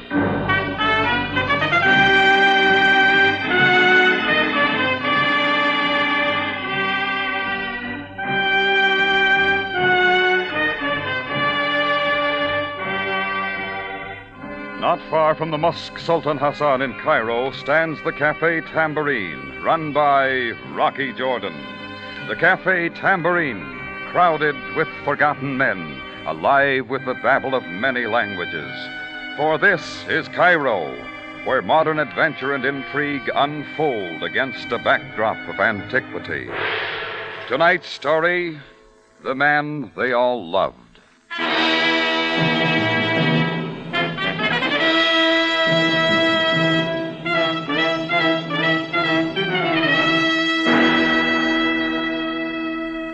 The Egyptian desert isn't the best place in the world for a man who likes to hunt. But once in a while, the fleet-footed gazelle makes things interesting. So a couple of friends and I decided to take the day off, drive up the Nile near Helwan, and try our luck. It was quite a ways, so I was up about 4 in the morning. I was still half asleep as I went down the stairs from my quarters to the half-lighted cafe. The tambourine still reeked with Oriental tobacco smoke from a few hours before. As I walked along the bar past the empty tables, I never felt so glad to get away from a place in my life. I was wondering what a little fresh air would smell like as I cut off the light by the front switch and threw open the latch on the door. When I opened up, I got some fresh air and a lot more. He plopped in with the door spread-eagle, like a sack of overripe potatoes, and he didn't move. I bent over and got a quick look. First thing that struck me was his unusual dress. Frock coat, headdress, heavy shoes, all in black. Just then another figure moved from the shadows outside. A little beggar named Samak I'd seen a few times wandering the native quarter.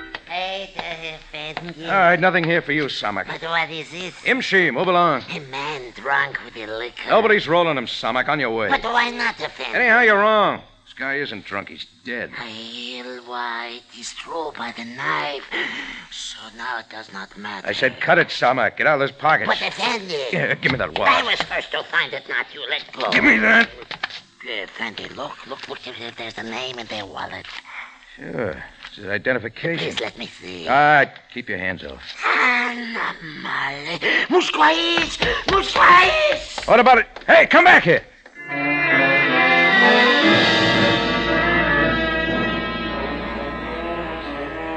Samak was gone just that quick.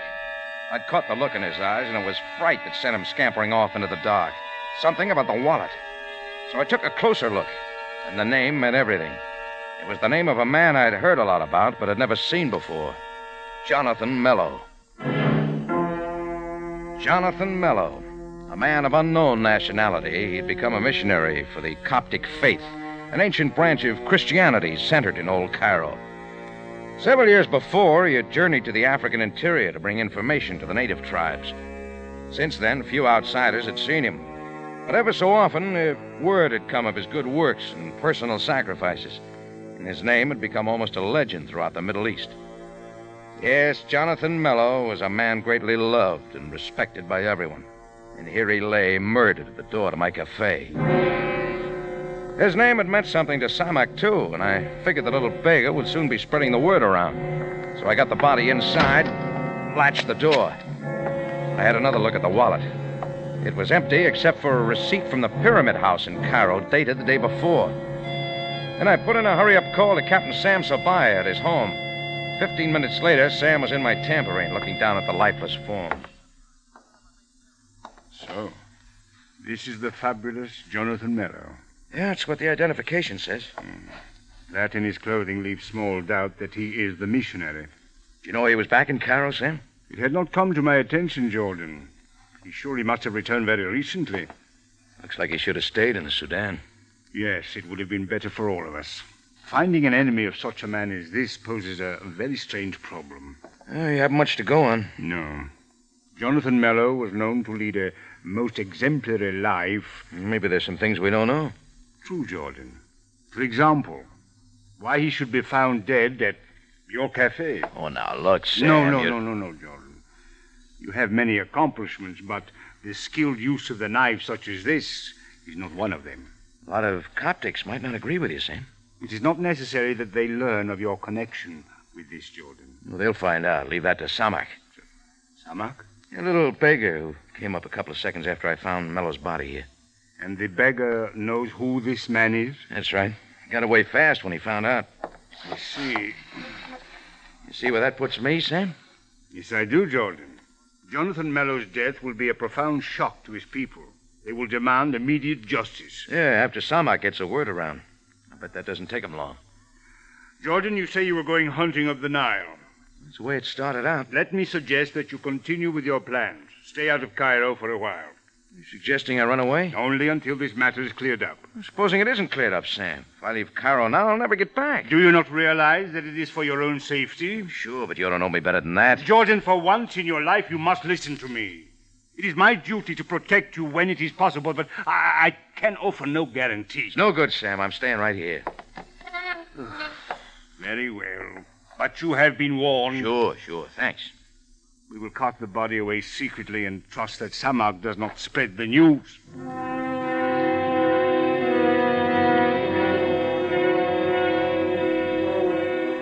Well, Sam took the body, and along about 10 o'clock, I opened up for business. That's when I knew Samak had been real busy. Not a single person came in that morning.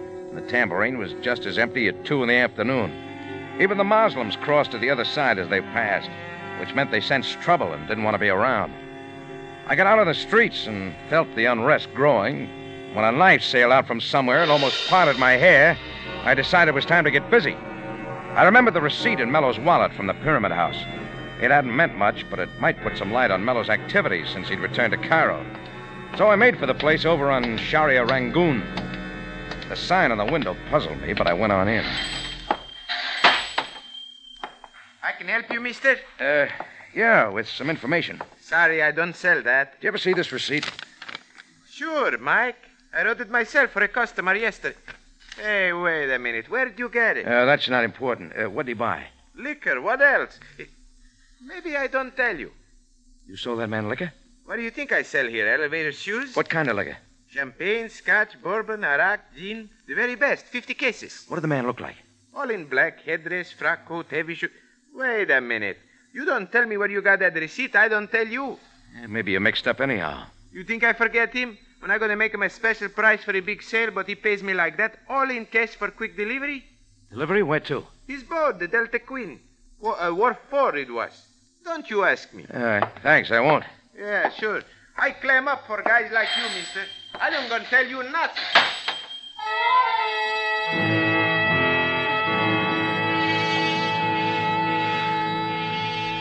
It didn't make a lick of sense, but there it was. 50 cases of expensive liquor purchased by the circumspect Jonathan Mello. Well, that little receipt had set up a chain reaction that couldn't stop here, so I went on to the next link. Located at Wharf 4 on the Nile. And the Delta Queen was some job. A sumptuous yacht that could have played stand-in for the Queen Mary. Brand new, with lots of shiny brass from stem to stern. Looked like our lowly missionary had been spending potatoes on a lot of things. There was nobody on deck, so I wandered down below. A passageway led to a big lounge, complete with a big bar. There were some cigarettes on a side table, American brand, so I took one. I reached for a match, but I didn't need it. And I saw her walking toward me. The flame of the cigarette lighter glowing on her face, green eyes, tawny blonde hair, and round shoulders. A perfect piece of equipment to make a layout like this complete. I accepted the light. Thanks. Not at all. Was I expecting you? No, I'm an intruder. Suppose I start screaming. Suit yourself, lady. I'm a little out of practice. Well, how do you like it? Everything's real shipshape. The boat? It's nice, too. All the comforts of life, huh? Almost. I like to keep looking around, meet new people. Yeah. Your deal here looks good to me. Who comes with it? Bourbon? Sure, the expensive kind. Our tastes are alike, aren't they? Maybe we have a lot in common. Oh, money, boats. I like Americans, too. I've been trying to remember. They grow them like you in St. Louis or Chicago. You're right the first time. My name's Rocky. I'm Corrine. Here you are, Rocky. Thanks again, Corrine. Why don't we sit down? Over here. Maybe I ought to check the passenger list first. We're alone, Rocky. For a while. Okay.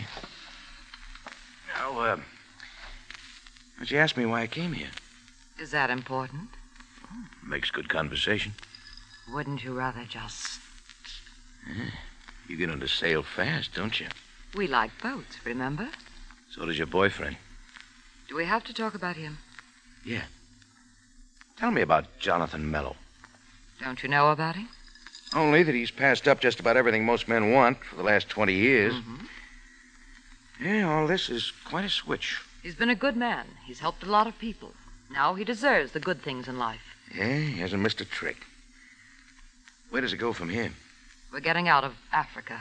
From now on, we're going where the bright lights are. See the world. Why don't you come along? Just the three of us? There'll be lots of people around. It would be easy. How about it, Rocky? Corrine, you know where Jonathan Mello is right now? He's settling some business. What kind of business? I don't know. It's with the Prescott Exporting Company, Jared Prescott. Jonathan says as soon as that's settled, we're leaving. Well, happy sailing, Corinne. Rocky, you could wait for him here. No, thanks. Why? I don't like things that don't make sense. And none of this does. The liquor, the yacht, you, and especially... What, Rocky? That's something you gotta find out for yourself, Corinne. I don't want to be around when you do.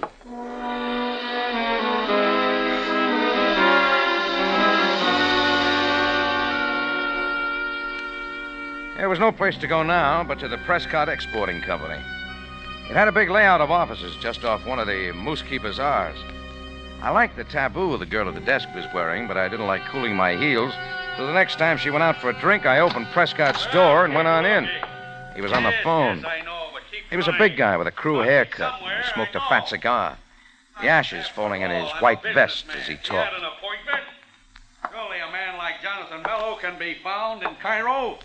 You'll find him, that's all. Maybe I can help you, Prescott. Who are you? My name's Jordan. Jordan? Jordan. Let's see here. I don't recall an appointment with you. Get one now, if you don't mind. But I do mind. What do you mean barging in here like this, Jordan? Came about the big deal. What deal? Get to the point. With Mello, Jonathan Mello. I understand he wants it consummated in a hurry. Why isn't he here? I had an appointment with him 3 hours ago. Have you seen him? Yeah, saw him early this morning. It's not doing me any good. Mr. Prescott, has it occurred to you that Jonathan Mello won't be here at all? That's ridiculous. Look, Jordan, I don't know what he's trying to pull on me, but you tell him ivory or no ivory. If he doesn't show up here before the day... Wait a minute. Ivory, did you say? Certainly I did. Let's not beat around the bush, Jordan. And, by the way, what have you got to do with it? Maybe there isn't any ivory. Look, I'm nobody's fool. Why do you think I sent a safari to the interior myself to check on it? My mistake. Jonathan Mello discovered the hoard of ivory himself. He has a right to sell, and I'm ready to buy. For how much? $50,000, $100,000? We deal in Egyptian pounds here, Jordan. Besides, nobody's going to top my price. Mello knows that.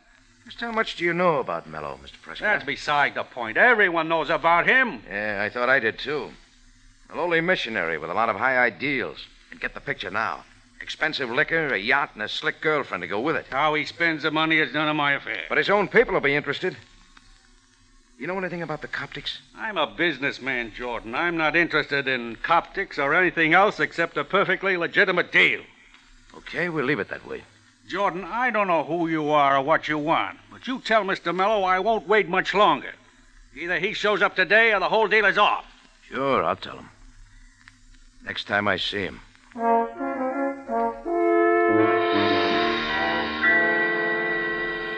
I had everything from Prescott but the answer to the jackpot question. Who killed Jonathan Mello and why? Well, I figured the ivory hoard he had uncovered somewhere in Africa had something to do with it. That's why I was scouting for a payphone to bring Sam Sabai up to date. I avoided the bazaar and had walked maybe a couple of blocks when I spotted a character hugging the shadows not so far back and staying on my tail. I stepped it up, figuring to double back at him, when all at once he was in the center of the street and yelling.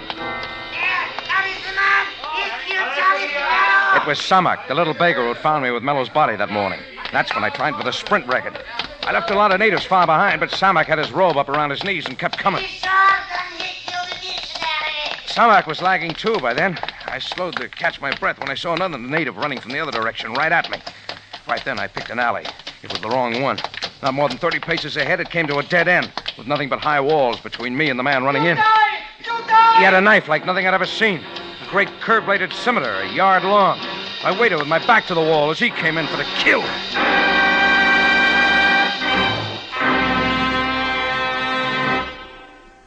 You are listening to The Man They All Loved, tonight's adventure with Rocky Jordan. Here's a special announcement for all you Rocky Jordan fans. Starting next Sunday, Rocky Jordan will come to you at a new time, 5 o'clock Pacific Standard Time. Make a note of it so you can remember to tune us in next Sunday. The new time for Rocky Jordan is 5 Pacific Standard Time.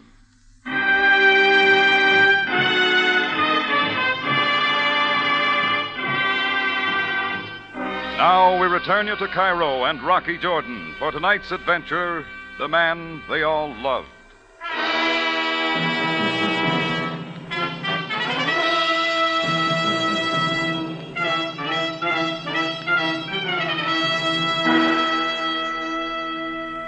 Imagine a man with his back to the wall at the end of a dirty, blind alley in Cairo, facing a character with blood-red eyes coming at him waving a huge curb-bladed scimitar. Well, that's me. Not the one with a knife, but the one backed against the wall. And the guy kept coming with Samak the beggar somewhere behind. Kill Jordan by the scimitar, you die! In the split second it took him to reach me, I thought of a million moves, but none of them worked. I knew one swing of that blade, and I was finished. My eyes were on the raised scimitar, so I didn't see a third figure enter the alley. But all at once he was there. A tall, dark-skinned man who had my assailant by both arms from behind, and the knife never came down. I had the feeling he could have crumpled the guy in his powerful hands, but he only slammed him back and rolling. Little Samak was already gone, and his chum got up running. Another time, Jordan! We'll meet again! And I was alone with the man who had saved my life. His intelligent eyes watched me as I got my breath. Well, maybe we better shake hands. I'm most honored, Mr. Jordan. Oh, Abyssinian, aren't you? Yes. I am Jethro, an Abyssinian and a Coptic. Then maybe you don't know why they're after me? The beggar Samak tells everyone that he found you early this morning by the body of Jonathan Mello. Well, I still don't get it, but thanks. I've helped you, Mr. Jordan. Now you help me. You think I can help you? We both share certain interests in this affair, do we not? Yeah. Maybe you've been finding out some things about your missionary you didn't know before. Maybe he's not such a big man. Mr. Jordan, no one grieves more for the death of Jonathan Mello than do I. How well did you know him, Jethro? He was my greatest friend. To him I owe everything. He taught me kindness and understanding. It was he who provided the funds for all my education. Yeah, I used to hear things like that about him. It was his wish that with my training and education I would go back to the tribes and bring enlightenment to my people. You mind if I ask you something, Jethro? Not at all, Mr. Jordan. When did you see him last? Not for a long time. When he first brought me and my family to Cairo. Were you expecting him back? Yes. Let me explain that my father and I have a small construction business here. About a month ago, we received a letter from Jonathan Mello, who was then in the Sudan. It stated that he would soon be in possession of a great deal of money with which he wanted my father and I to construct schools and other installations for the tribes of the Sudan. He was to arrive here a few days ago. But you never saw him? The next I heard was the news of his death. I wish to know why he died and why he did not contact us upon his arrival. I can't answer the first one, but you'll find the second answer down on the Nile. I do not understand. It's all his. Brand new. And loaded with all the provisions for a big joyride around the world. Looks like all that money turned his head a little. Mr. Jordan, have you said that you will help me? Of course, anything. I wish to see Jonathan Mello's remains, if you can arrange it. Right away, Jethro. Let's go.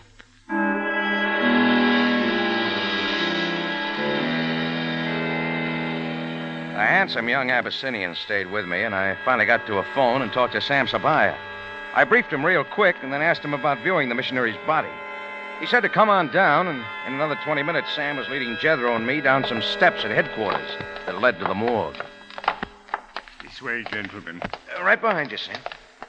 I had the remains moved to a room off the main hall. You will understand why. Oh, sure. Every precaution was taken to conceal his identity, Jordan. However, many people already know of Jonathan Mello's death. Yeah, I found that out. You would still do well to take my advice and hide out for a time. No, not interested, Sam. In here. Is this the one? It is. Yeah. 3 stab wounds. Any one would have brought instant death. Somebody sure wanted him out of the way. Indeed. Would that be all, Jethro? Jethro only nodded his head and moved silently out. He had nothing to say to Sam, so we left headquarters.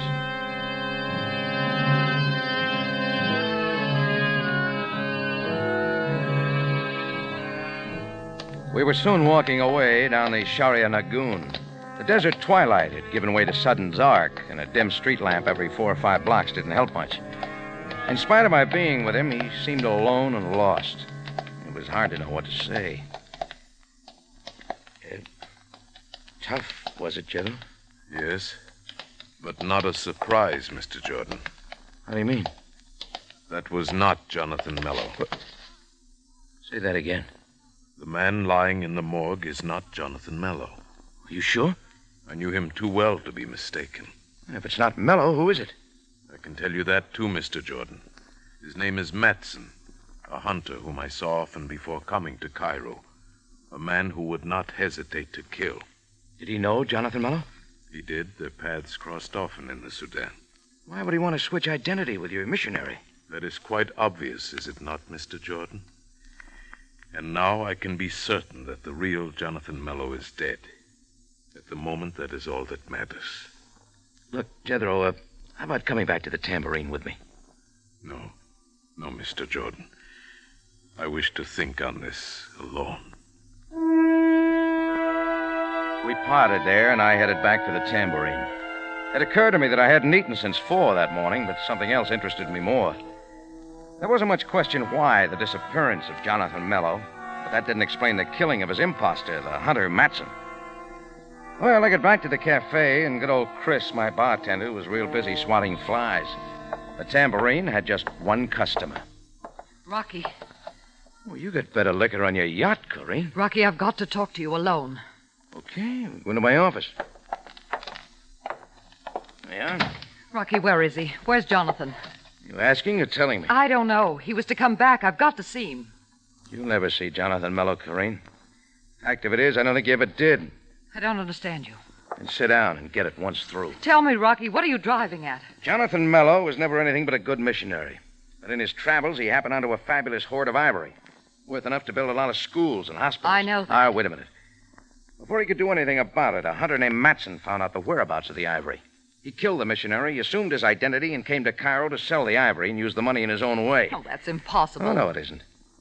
Mello had been gone a long time. Few people would recognize him. You, for instance. His name made no difference to me. No. Only the money. What about Matson? He's dead. How do you know? Because I found him that way at the door of my cafe. Me and Samak. Who's he? I'm beginning to wonder. Maybe it wasn't a coincidence Samak showing up when he did. I figure he was working for someone. He made quick work of spreading the word that I'd done the killing. Then you're in trouble, Ricky. A lot of Coptics don't like me. Rocky, listen, the yacht, it's ready to go. We can get away if we hurry.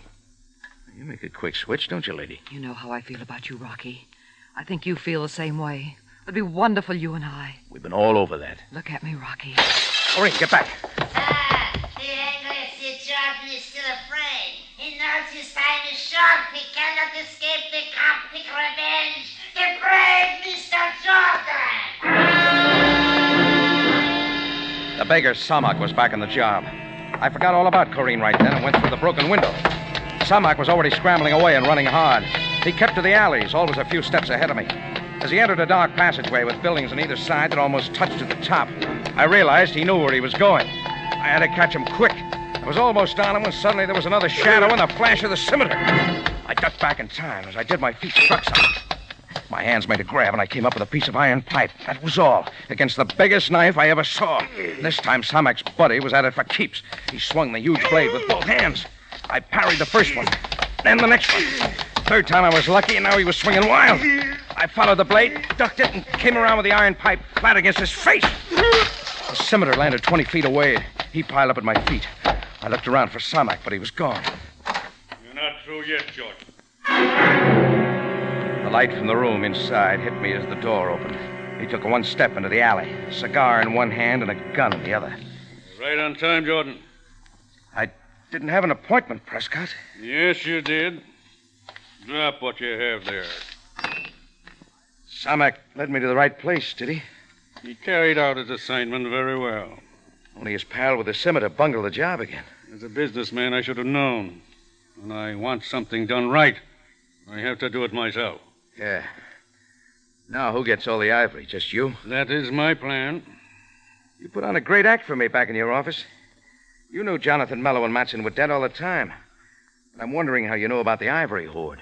The man has ivory to sell. Who else should he write to but a reputable dealer like myself?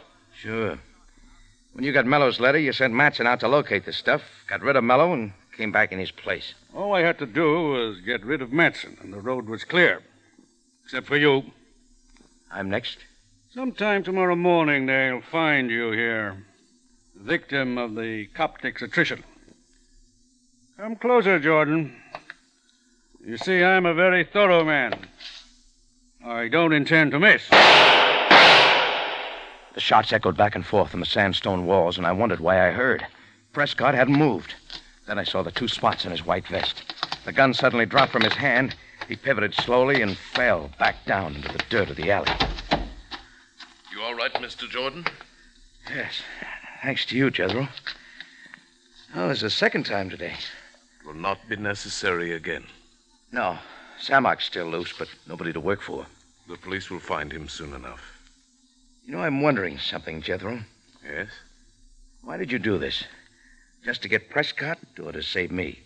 How can I say, Mr. Jordan? I only know that now the way is clear for the great work Jonathan Miller wanted done. I'm happy for that. You can be happy for a lot of things. No.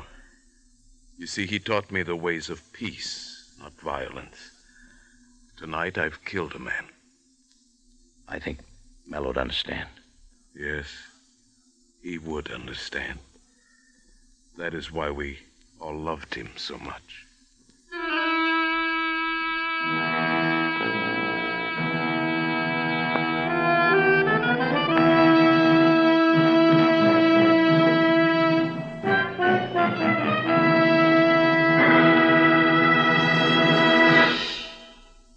It's CBS at a new time next week, 5 o'clock Pacific Standard Time, for another story of adventure and intrigue when we take you back to Cairo and the Cafe Tambourine, run by Rocky Jordan.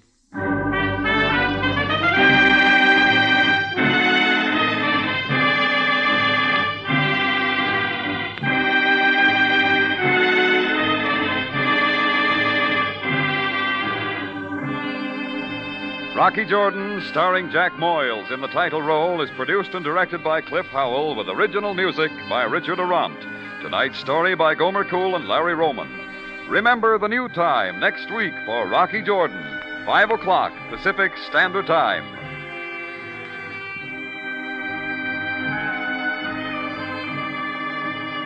Larry Thor speaking. This is CBS, the Columbia Broadcasting System.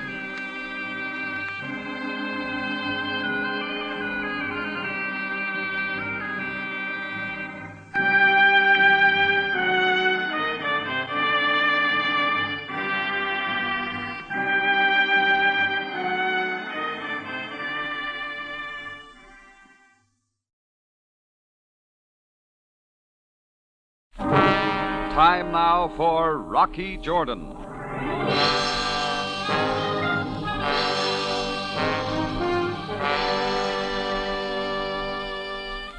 can't always be right, but with the practice I've had, it doesn't take long to spot a phony.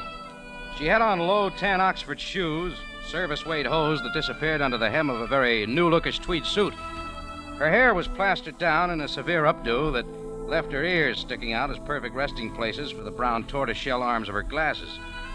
She was carrying a brown leather briefcase, and the end of her nose was tilted just a little as if something smelled. I thought so, too.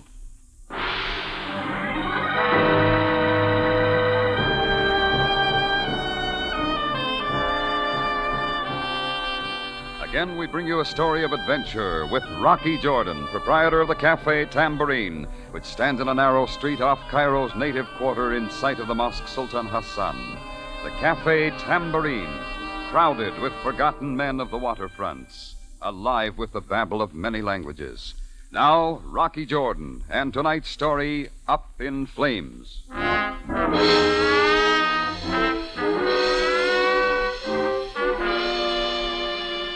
Yeah, from her hairdo to her round-toed Oxford shoes, she looked 100% businesswoman. I mentally turned up my sales resistance to medium and sat back. She learned her lines for the role by heart. Mr. Jordan, I am Miss Bates. I represent the International Fire Insurance Company with head office in New York. I am certain that you already carry fire insurance, but with the rising costs of building materials and good labor, is it adequate to replace your establishment if it were to burn to the ground? Oh, Miss Bates, I am certain it is not, Mr. Jordan.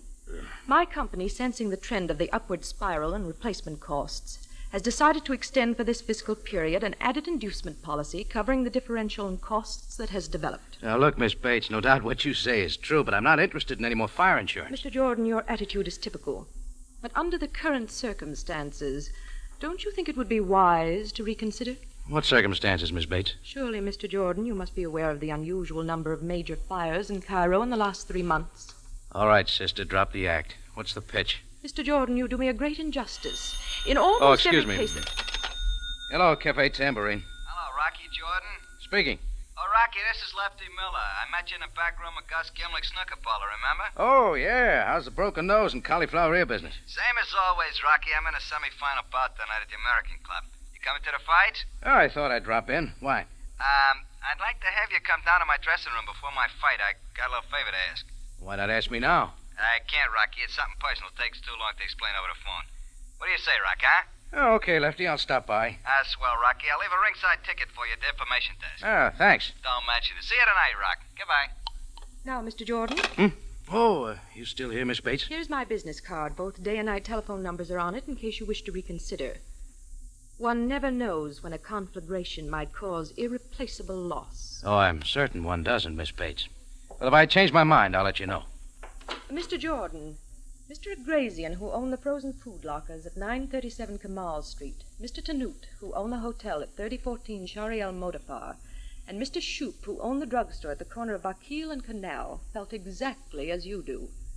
Now, since their establishments have been completely destroyed by fire, they are very glad they reconsidered and took out adequate protection with my company. You might check with them, Mr. Jordan.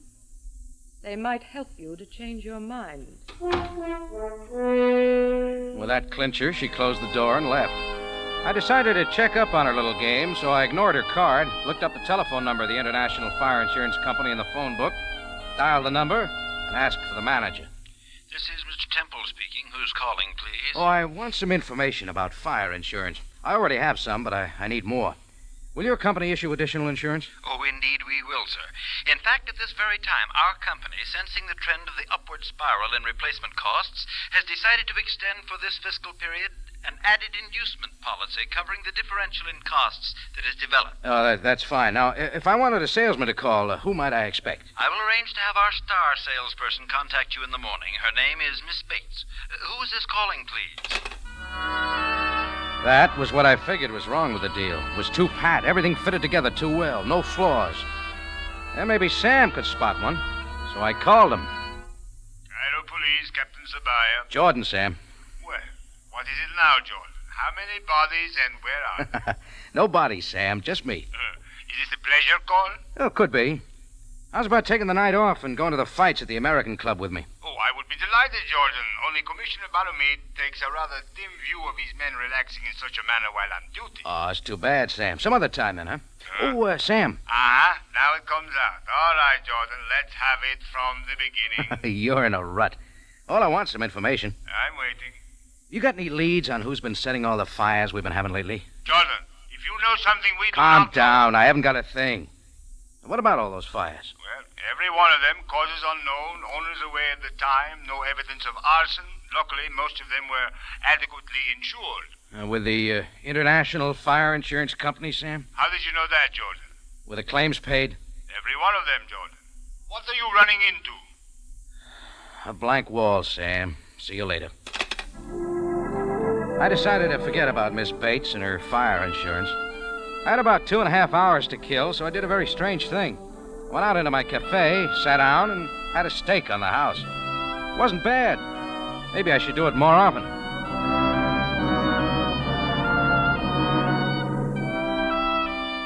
I picked up my ringside seat ticket at the information desk at the American Club. The attendant told me Lefty Miller's dressing room was number 7 in the basement under the gymnasium. The first preliminary was already underway upstairs. Lefty's door was open. He was sitting on his rub-down table, a faded purple dressing gown over his shoulders. His manager and his sparring partner in second were just finishing tying up his shoelaces. Rocky, come on in. Hey, look, Mac, you and Benny step outside for a while, will you? I want to talk to Jordan alone. What's the idea, Lefty? You'll be on pretty soon. Never mind. You and Benny wait out in the hall. This won't take long. Okay, if that's the way you want it. Rocky, Gus Gimlick says you're a right guy, that you don't mind doing a favor now and then. Well, I'll return the compliment when I see him. All right, what is it? I came down to see the fights, remember? This won't take but a minute. Rock, my wallet's in my coat pocket there in the locker. Get it out for me, will you? Sure. This it? Yeah. There's $250 in it. Take the dough out, will you? Okay. Now what? Quick, stick the dough in your pocket. They might come back in. Now, here's the favor. When you go back upstairs, I want you to bet it on tonight's... Oh, get the phone for me, will you, Rock? I got my gloves on. Hello? Hello, Jordan. Yes, Sam. How'd you find me? I called the information desk to have you paged on the loudspeaker. They said you were in Lefty Miller's dressing room. That's how. I'll buy that. What do you want, Sam? Jordan, if any of my men stop you as you are hurrying back to the tambourine, tell them you are going to a fire. What's that? I'm trying to tell you, it just came over the teletype machine. The tambourine, your cafe, is on fire. Thanks, Sam. I'm on my way. Hey, Jordan, where you going? I ain't finished. No time to explain, Lefty. I didn't get to use Sam's advice. Nobody stopped me. I pulled up in front of the tambourine. Business was going on as usual, so I wheeled around to the back. There'd been a fire, all right. Seemed the trash barrel had caught on fire and smoked up the back wall of my cafe a little. If this was a practical hint to buy more fire insurance, I didn't like it. I went inside. Miss Bates' card was still on my desk. I called the night number. A man answered, but I didn't hang up. Hello, this is Mr. Temple speaking. I called earlier today for some information. Oh, you're the gentleman who called. We must have been cut off or disconnected. Yes. Would you please give me the phone number or the address of your star salesperson, your Miss Bates? Who is this, please? And may I ask why you want that information tonight? Oh, never mind, Temple. Just give me your phone number or her address. Who is this speaking, please? My name is Jordan. I run the Cafe Tambourine. I want to talk to you, Miss Bates, about a little fire. Mr. Jordan, can't the discussion take place tomorrow? Miss Bates is asleep now. What, at this hour? Wake her up and get her to the phone. Mr. Jordan, I am seldom abrupt with a prospective client, but I am afraid you're overstepping your bounds. This apartment is my home. Miss Bates is my wife, and she's worked very hard today. If I do not choose to awaken her, that is my prerogative. Good night, sir. Well, that was that. It was too late to go back to the fights, so I tore up my ringside ticket and went out into the cafe. About 45 minutes later, Lefty Miller's fight manager, Mac, walked in, spotted me, and came over. Jordan, I want to talk to you. All right, go ahead. Let's go in your office. Oh, real private, huh? Okay, come on. Hey, Jordan, why did you come to Lefty's dressing room tonight? I'm an admirer of muscles. Oh, smart guy. What went on in there? Look, if it's just $250 you want, here. He said he wanted me to bet him on the fight, but I left the club before I could make the bet. Well, what's sticking in your craw? You wouldn't be knowing that Lefty took a dive in the third round and didn't even make it look good. What? Look, Jordan, I don't appreciate guys getting to my boy. When I find out for sure it was you who did it, I'm coming back. Time's up. End of bout. Beat it, Mac. Take Lefty's dough with you. Mac took the $250, gave me a dirty look for a receipt, and slammed the door behind him. Now, things had been jumping all evening. I hoped they'd quiet down, but they didn't. They started happening two at a time. Come in. Hello? Hello, Mr. Jordan. Jordan, this is Caviar. Oh, hello, Sam. His name isn't Sam, Mr. Jordan. It's Timothy. Keep quiet, will you? What's that, Jordan? Oh, not you, Sam. No, go ahead. Oh, wait, dear Mr. Jordan's Perhaps on you the did phone. not know, but since I talked to you last, there has been another fire. Why tell me? Well, you seemed so interested earlier tonight. Is this a pleasure call, Sam? Indeed it is not. The American Club Gymnasium has burned down, and your prizefighter friend Lefty Miller is lying dead. Lefty's dead? Burned to death in dressing room 7. I am calling from the main building of the club. I want you to come down immediately. Okay, Sam. I'll be right over. Now, you there. What are you... Good evening, Mr. Jordan. When my husband, Timothy, here, told me how agitated you sounded on the telephone earlier this evening, I realized you must have reconsidered. So we got dressed and hurried right over. Now, Mr. Jordan, just how much additional fire insurance do you think you will need?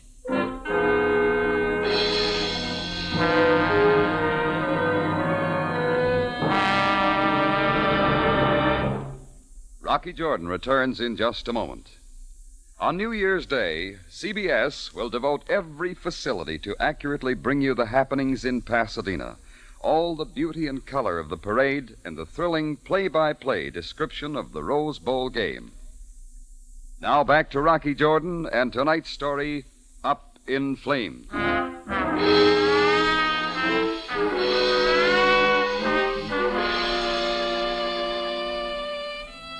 It all started when Miss Bates, tweed suit, horn-rimmed glasses, and briefcase, had tried to sell me some extra fire insurance. I didn't like the deal. I couldn't put my finger on the spot where it left the straight and narrow, so it still bothered me. Item 1, the prize fighter named Lefty Miller, who took a dive in the third round of his fight, and his manager blamed me. Item 2, a fire in back of my cafe tambourine. Item 3, and this is where things started happening 2 at a time, Sam Sabaya called me on the phone, and at the same time, at 11 o'clock at night, who should walk into my office but that certain Miss Bates and her husband, Mr. Temple. Subject, fire insurance. I said, Mr. Jordan, how much additional fire insurance do you think you'll need? Well, look, something has just come up that's going to delay my decision. But, Mr. Jordan, you see The American Club gym is burned down. Oh, good Lord, another one. And a prize fighter was burned to death in his dressing room. Oh, how awful. And Captain Sam Sabaya wants me to come right over, so if you'll both pardon me... We'll do more than pardon you, Mr. Jordan. We'll drive you down there. Come on.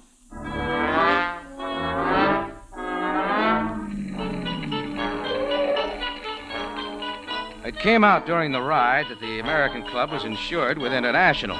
I had a feeling it would be. There was still some equipment and a lot of people around when we arrived. Mr. and Mrs. Temple went looking for Bert Johnson, the manager of the club. I went looking for Sabaya. I found him with some of his men in the basement of the gym. He turned his flashlight on me as I came up. So, Jordan, you finally got here. Yes, Sam, now that I'm here, why were you so anxious for me to come down? I thought perhaps the atmosphere here might induce you to tell me what is going on. Sam, believe me, I would if I could, but I can't. can't. You mean you will not? Very well, Jordan. Look around you. Sam began pointing things out with his flashlight. They weren't pretty, especially the body lying beside the burned rub-down table. Sam played his flashlight on the lockers, then over to the wall in the back. He held it steady for a moment on the electric light fuse box. The little metal door was hanging open. Is that what caused it, Sam? No. If there had been a short circuit, the fuse would have burned out. I checked them. None of them is burned out. Any ideas? Perhaps you would like to explain what you were doing here earlier this evening. Lefty Miller phoned this afternoon, said he wanted me to come to his dressing room before the fight. He wanted to ask me a favor. Yes, go on. It turned out he wanted me to bet $250 of his money on the fight. You called before he could do it. That's all, Sam. Thank you, Jordan. I might have known you would not tell me the truth at this time. Sam's like that. This was once I didn't blame him. That didn't make much sense to me either. I knew I should get to Lefty's manager, Mac, before Sam did. I wanted to clear up a few things, so I took off. On the way downtown in the taxi, I figured Gus Gimlick would know where I might find Mac. I checked my watch. If things were running normal in the back room of Gus Gimlick's snooker parlor, they'd be getting the results of yesterday's races short way from the States. Now, we finally pulled up in front of Gus's place. I told the driver to wait, walked down in and through to the back room. Things were running normal. They were waiting for the results of the fifth, the Tanforan. It wasn't hard to spot Gus, even in the crowd. He was all Greek and a yard wide.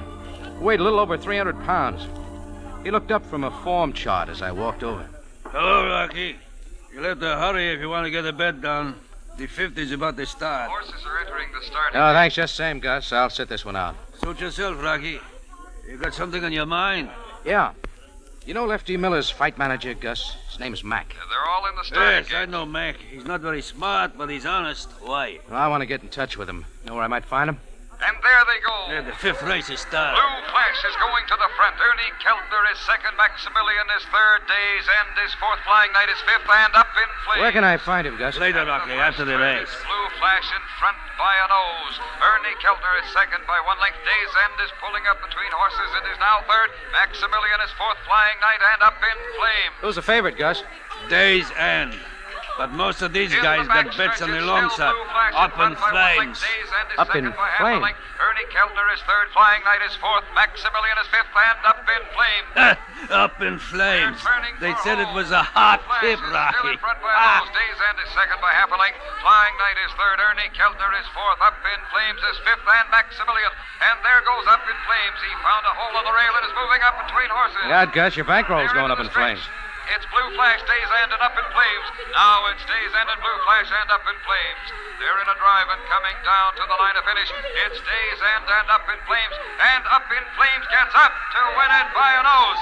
Days End is second, and Ernie Keltner is third in front of Blue Flash. Too bad, Gus. Can't win all the time. Don't worry, Rocky. I'll get it back. There are still 2 races to go. No, they'll all bet on the long shots. I hope they do, Gus. But to get back to where I can find Mac. Oh, yes. I don't know where he lives, but he hangs around Lefty's apartment all the time. It's 847 St. George Street. 847 St. George Street turned out to be a medium-sized apartment house in a middle-class neighborhood. I paid the driver and walked up the 6 stone steps to the entranceway. The entrance light was burned out, so I scratched a match. The name Lefty Miller was on the mailbox, numbered 311. I started to flick out the match and stopped.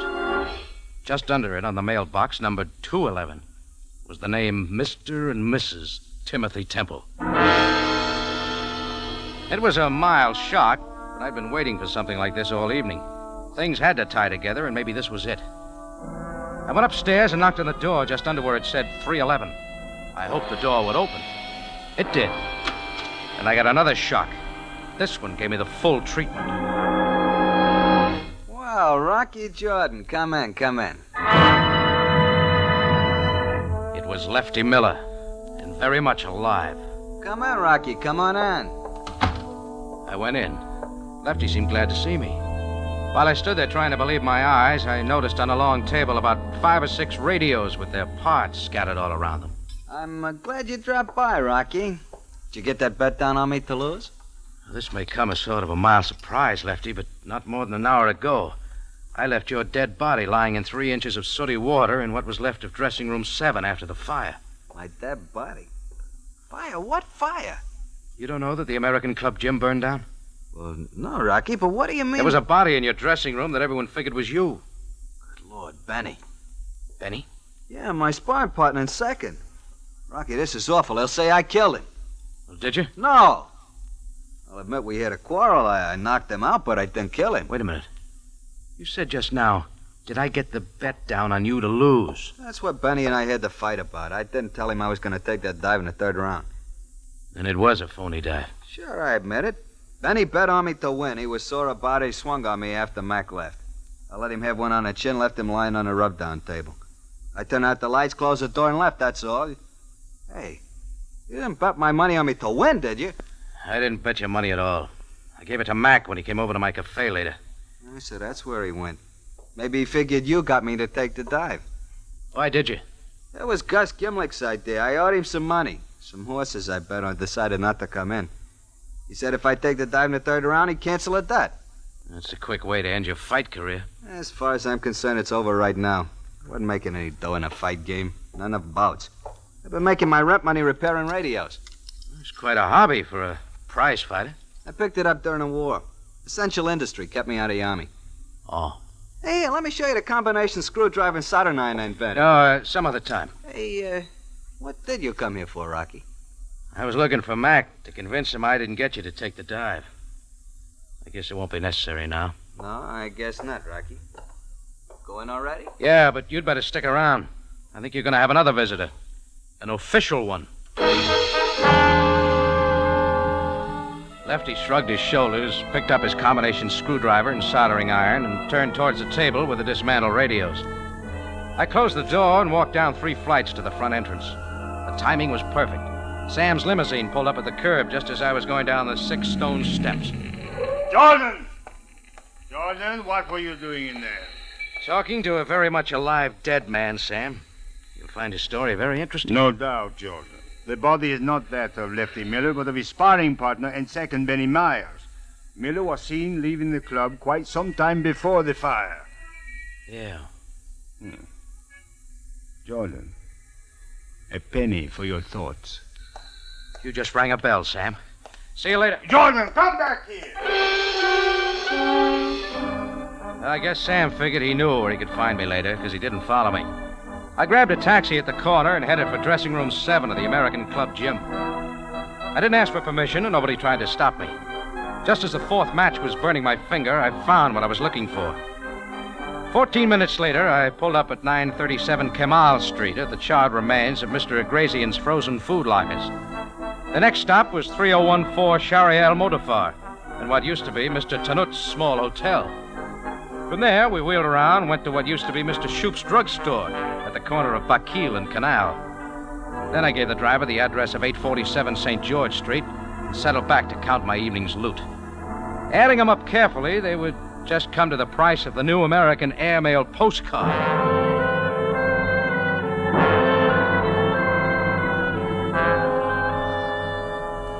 I told the driver to wait, ran up the 6 stone steps and went inside. This time I knocked on the door right under where it said 211. I figured when the door opened, it'd be Timothy Temple. It was, and he was in a bathrobe. Mr. Jordan. Thanks for asking me in, Temple. What do you mean by forcing your way in like this? What do you want, Jordan? I'm onto your game, Temple. Did you ever see these before? You're asking me to identify 4 American pennies, Mr. Jordan? They're yours, aren't they? How would I know? Look, will you please go? Mrs. Temple and I were about to go to sleep. Who is it, dear? What is going on? Oh, Mr. Jordan. Well, you look quite different without your glasses, Miss Bates. Mrs. Temple. Mr. Jordan, I don't know why you forced your way in here like this, but will you please go? We would like to go to sleep. With that radio on in the bedroom? Sounds more like you were dancing. Mr. Jordan, that radio is not in our bedroom. It is in the apartment upstairs. That awful man plays his radio day and night. And what is more, he is a prize fighter, and when Timothy reprimanded him, he offered to knock my husband's block off. We're going to move just as soon as we can find another apartment. It's just possible I could be wrong about you two. What are you getting at, Jordan? Why did you want me to identify those 4 coins? Let me ask one, friend. Who besides you and your wife would know to whom you had sold extra fire insurance? It is odd you ask, Mr. Jordan. My husband and I have tried to keep that information a secret between us, discussing it only here at home. The number of our clients having fires is alarmingly high. The head office is quite disturbed. What would happen if you could prove those fires were deliberately set just to collect the insurance? Why, we could force them to return the money and put the guilty persons in prison. But what makes you think the fires were not accidental? There's no proof. I've got the proof, Temple. Wait a minute. You stay right here. I've got an idea. I left Mr. and Mrs. T looking at each other without saying a word. I didn't count the steps between 211 and 311, but there weren't many. I tried the door of 311. It wasn't locked, so I opened it. And here they are. Lefty was gone. The music was coming from one of the radios. I walked over and turned it off.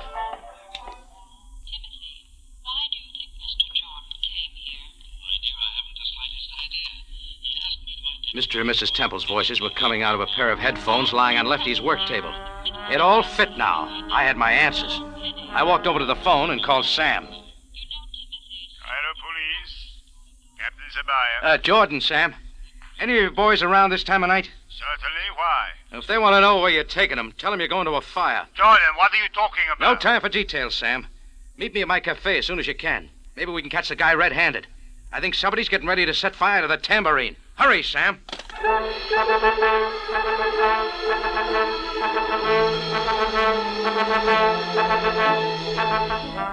When we pulled up in front of the tambourine, there was no sign of Sabaya. I tossed the driver a 5-pound note and reached for my keys as I crossed the sidewalk. Except for the little service light in the back of the bar, the cafe was dark. I opened the front door, started for my office. I figured I'd find him there. I was just about even with the foot of the stairs going up to my room over the office when the upstairs door opened and he was framed in the light. I started up the stairs after him. He met me halfway and proved the theory that what goes up must come down. We untangled at the foot of the stairs and I swung on him. I should have known better. He was a trained fighter. He caught me right on the button and I went backwards against one of the service tables full of glasses and silverware. I got up and started for him again. His back was to the front door. Just then, Sam, with full siren, pulled up out front. My opponent turned. His chin was silhouetted against the glare and the headlights, and I let him have it.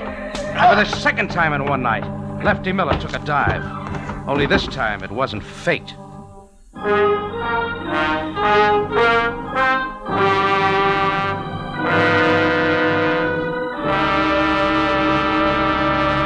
Rocky Jordan returns in a matter of seconds with the ending of tonight's story. On New Year's Day, the Rose Bowl kickoff will be at 2 instead of 3 p.m. due to the return of California to Standard Time. Remember to enjoy both the Tournament of Roses and the Rose Bowl game on your local CBS station New Year's Day. Now back to Rocky Jordan for the ending of tonight's story. Well,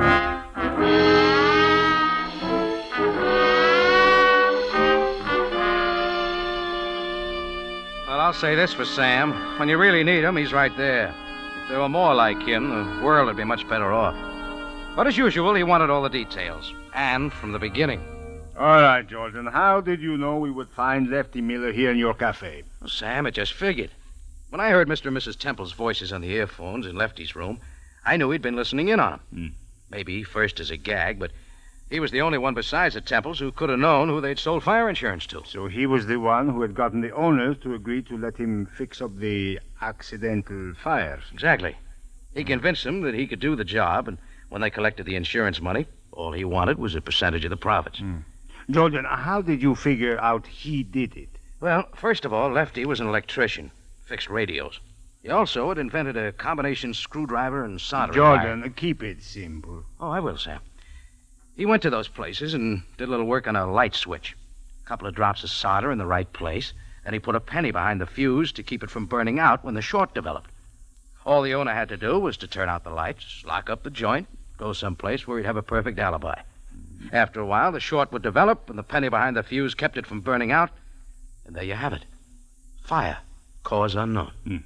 But you still haven't told me why you knew he would be here at the tambourine. Oh, it's the pattern, Sam. Lefty's sparring partner, Benny, must have caught on to him.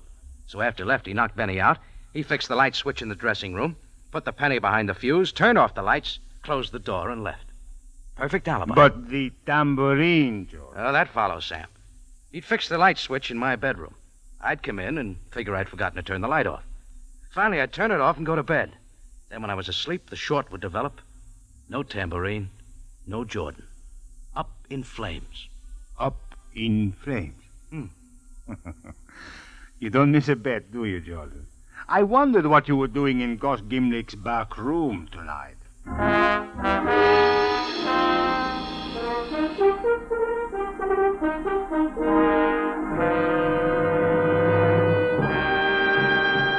Rocky Jordan is presented from Columbia Square in Hollywood and stars Jack Moyles in the title role. Tonight's story was produced, written, and directed by Cliff Howell with original music by Milton Charles. This is CBS, the Columbia Broadcasting System.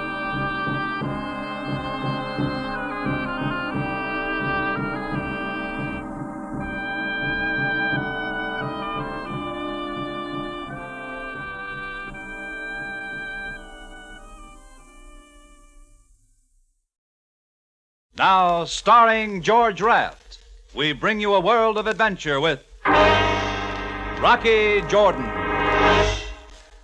I'm Rocky Jordan. I run the Cafe Tambourine in Cairo. It's been said out this way, love strikes the speech dumb, the ears deaf, the eyes blind. Yeah, I've seen it happen. It's what you might call really losing your head over a dame.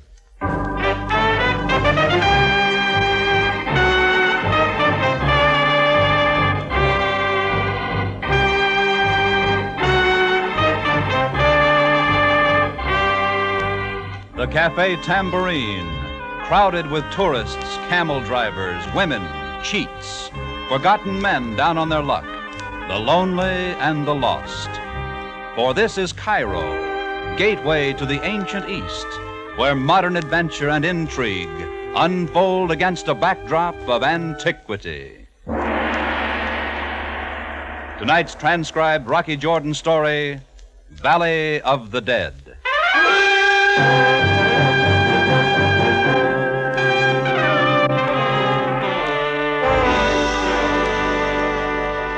Hiya. Remember me? Chris, the barkeep at the Tambourine. Also the general dispenser of information. Yeah, Rocky Jordan and me have been buddies for years. And usually things go kind of smooth between us. Not always, though. I'm thinking of that Valley of the Dead deal when the blow-up between us sounded like the echo of an A-bomb. And, well, listen. It was one of those quiet evenings around the cafe when it began. The crowd had thinned out, and a sad-faced legionnaire sat at the bar, staring into his half-empty glass of wine. Few locals were scattered around, lapping up some arak, and in the back booth, one of the more handsome young guides around Cairo was whispering into the ear of a sweet-faced tourist, and she was giggling. Then Rocky came in. Pour me one, Chris. Anything wrong? Pour me one. Yeah, sure thing, right? You, been for a walk? Yeah, I've been for a walk. Well, was wondering. Yeah. Rock, you drink? Oh, yeah. Thanks. Yeah. Things been kind of slow tonight. I was thinking maybe we could close up early. Julie's coming by. You two getting sort of serious? Yeah, A couple of cops just come in heading this way. Good evening, Jordan Bay. Oh, hello, boys. We are looking for someone. A man wearing a dark suit. We thought perhaps he might have come in here a few moments ago. Haven't seen him. Sorry. No, nobody come in the last few minutes except... What's happened, boys? There was a shooting at a small hotel several blocks from here. Oh, shooting, huh? Anybody get hurt? We are certain the man in the dark suit was wounded. We picked up his trail. Lost him near here in the native quarter. Oh, that's too bad. Yes. Thank you, Jordan Bay. Come along, Ahmed. I'm going back to the office. Close up whenever you want. Yeah, sure. I watched Rocky as he walked to his office. He opened the door, took just one step inside, and then fell flat on his face. I got over there on the double, locked the office door, and hauled Rocky to the couch. And that's when I saw it. The blood trickling down his hand. I put in a fast call to a doc who would keep his mouth shut, and while he was patching up the rock shoulder, I went out and closed up the cafe. A half hour later, when I got back to the office, the doc was gone, and Rocky was all business. Chris, you know a gent named Brizak? Brizak? No. How about a guy named Fabian? Risto Fabian. Well, do you? No. Are you sure? Yeah. For a minute there, I thought maybe I'd heard the name someplace before. I guess not. Here. Take a look at this. Check, huh? 20,000 pounds, boy, that's... Hey, Rocky, this check is made out to you. I thought you didn't know Fabian. Well, I don't. Then why would he write you a check for 20,000? Look, I don't know. Honest, Rock. Say, does this have anything to do with what happened back at the hotel? Yeah, but we don't have time for all that now. You got to get out of here. Lay low for a few days. Oh, now, wait a minute. Don't argue. Here's 50 pounds. Get moving. Not until you tell me what... You said you didn't know Brizak. You don't know Fabian. All right, I'll take your word for it. Now you take mine. Beat it. Now listen, Rock. And don't take your fiat. You'll be spotted too easily. It's probably Julie. She must have come around the alley. I'll get it. Hello, Rocky. Come on in, Julie. Sorry I'm late, Chris. Oh, hello, baby. Well, what's the matter, darling? Oh, ask him. You two boys been having a quarrel? Out of the blue, just like that. Get out of town, he tells me. What? Well, Rocky, what is this? Well, if you want your boyfriend to stay alive, you better tell him to do as I say. Where's the Fiat, Julie? Oh, parked out front. Leave it there. Here. Take the keys to my car. Get Chris up to Dave Amunyan's place. I'm going to walk down to police headquarters and have a talk with Sam Sabaya.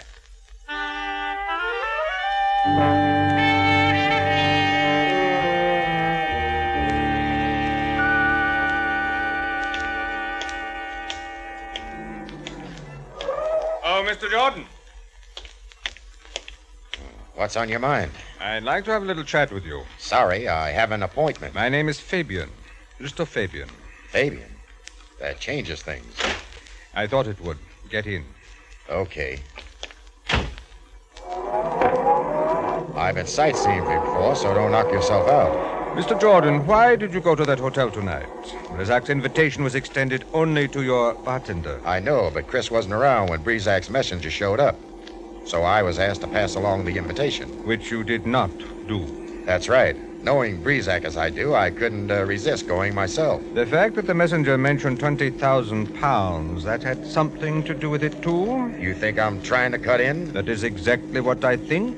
Suit yourself. Fabian, what is this all about? All I got from Brizak was double talk. And a bullet in the shoulder. He resented the fact that I took the check from him. I shall only have to write another one. Really, Mr. Jordan. It is a simple business deal. I wish to pay Chris for information which he has acquired. I'm not convinced. If you ask me, that check was just a come-on to get Chris and Breezak together so that killer of yours could do his work quietly. Mr. Jordan, if you are as concerned over Chris' welfare as you seem to be, you will do as I say. For the police would like to know more of a certain death which occurred here in Cairo a month ago.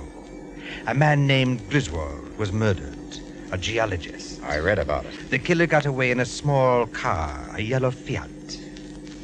That wasn't in the papers. Neither was this. Breezak arrived a few moments after the killing. He heard someone running out the back door, saw the yellow Fiat race away into the night. Breezak fired after the car, succeeded in breaking one of the tail lights. That's quite a story, Fabian. It happened.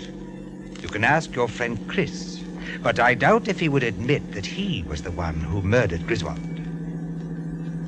Oh, we seem to have driven right back to your cafe. You can let me off here. But I thought you had an appointment. I've changed my mind. Yes, I can appreciate your dilemma. Oh, there is the yellow Fiat. I suggest you examine the tail light closely.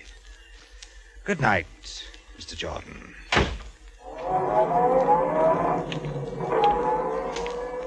Jordan. What? Oh, it's you, Sam. Admiring the little yellow car? What are you doing here? Waiting for you. What happened at the hotel tonight? What hotel? Jordan, when my men spoke to you in the cafe earlier this evening, they were not fooled. However, they thought it wise to confer with me before taking any steps. I don't know what you're talking about, Sam. Breezak, the shooting in the hotel room. What were you doing there, Jordan? And what is your connection with this man, Fabian? Fabian? Yes, Fabian. You never heard of him, eh? You stepped out of his car a few moments ago. Well, what have you to tell me, Jordan?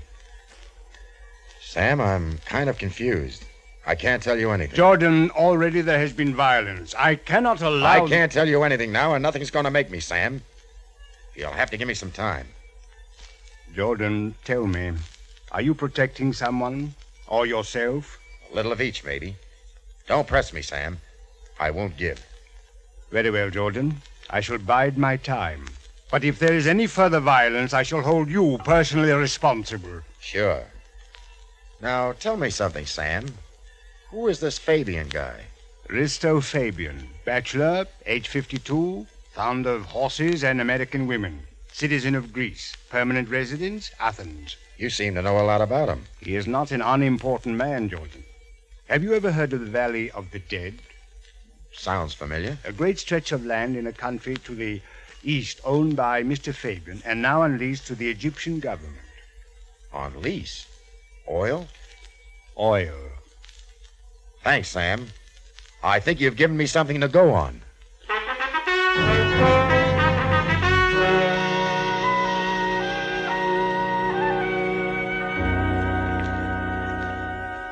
Jordan, after all, I am only a government clerk, and this is all I know about the matter. Griswold was hired by the government to do a survey on the Valley of the Dead to determine if the land had further oil potential. According to his report, it did not.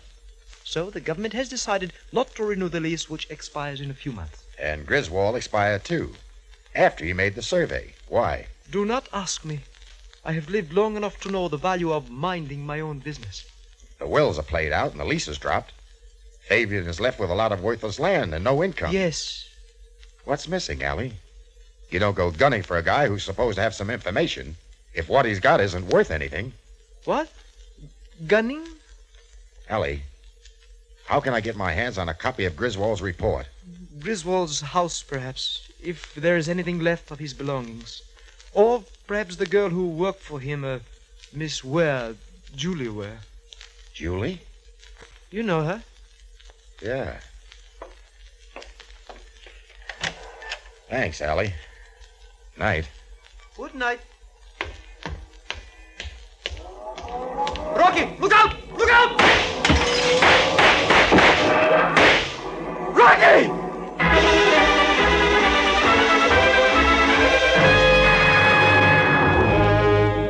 You are listening to tonight's adventure with Rocky Jordan, starring Mr. George Raft.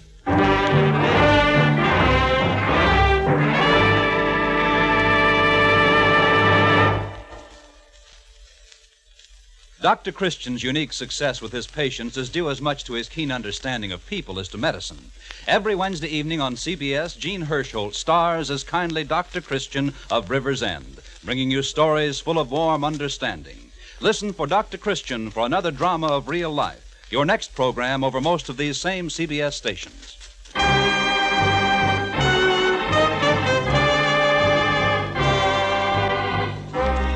Now we take you back to Cairo in tonight's Rocky Jordan story, The Valley of the Dead.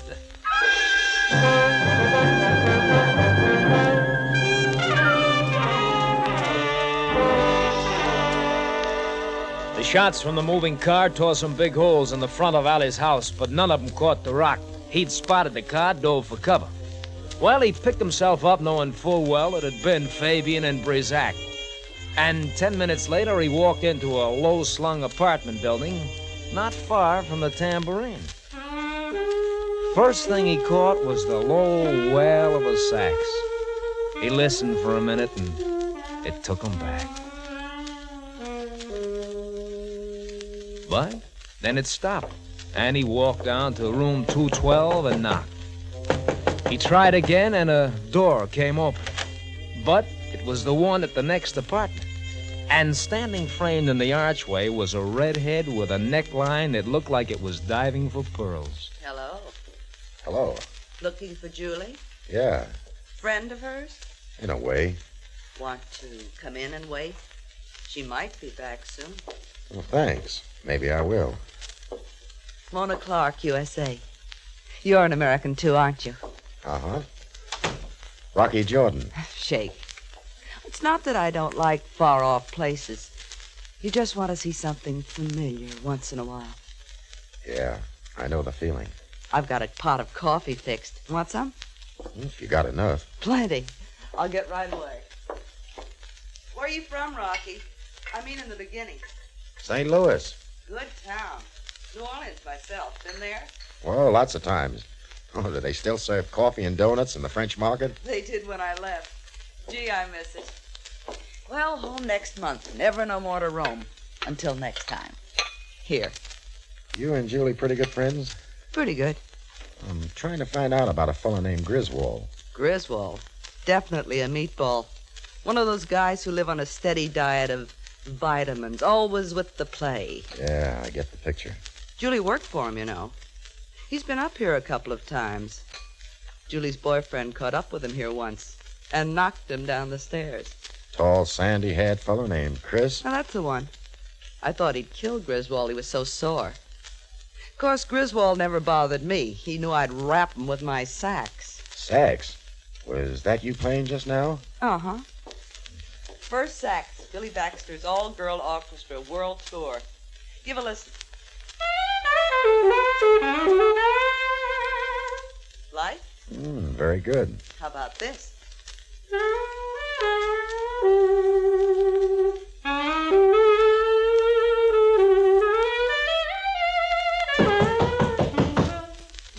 Neighbors.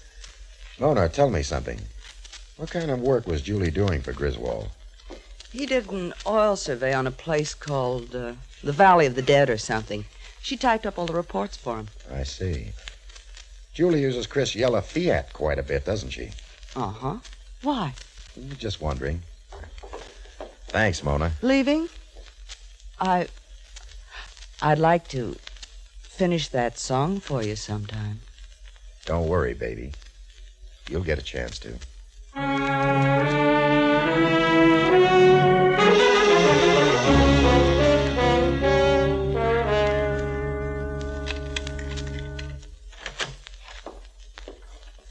Chris. Hi.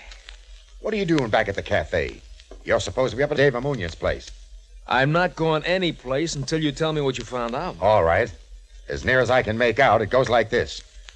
Risto Fabian thinks you killed Griswold for information about the Valley of the Dead. Oh, Rocky, you don't believe that, do you? No, but Fabian does, and that's why Brizac's gunning for you. Chris, where's Julie? Well, staying with a friend at the Island House in Bullock. Is she in trouble, too? More than she knows. What do you mean? Chris, how did the taillight get broken on your Fiat? What's that got to do with it? Answer me. Well, I did... Oh, yeah, I remember. Julie had the car that day. She said some kids broke it throwing stones. Sure. Chris, I'm going to tell you something you're not going to like. But I wouldn't say it unless I thought it was true. Well, go ahead. I'm listening. I think Julie's the one who killed Griswold. Rocky? It's lousy, I know, but it all fits. She typed Griswold's report on the Valley of the Dead. She's in the know. She drove your car that night. Not you. Don't you see you're playing a fall guy for double-crossing, two-timing... Rocky, I'm sorry. I didn't mean to hit you. Forget it. But that doesn't change what I think. I'm going over to Bullack, see Julie. No, you're not. You go wandering around, you'll pick up a bullet. I'm going, Rock. You're not going to stop me. I guess I'll have to.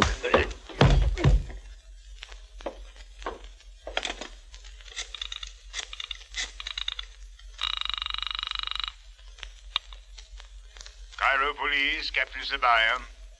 Sam? Rocky. Yes, Jordan. I just caught my bartender, Chris, dipping into the safe. I want him locked up.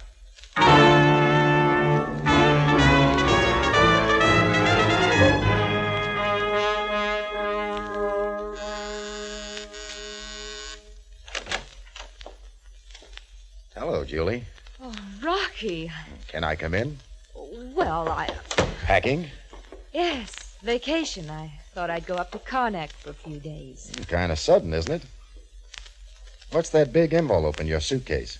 Well, nothing. Just something I'm going to mail. Oh, let me see. Rocky!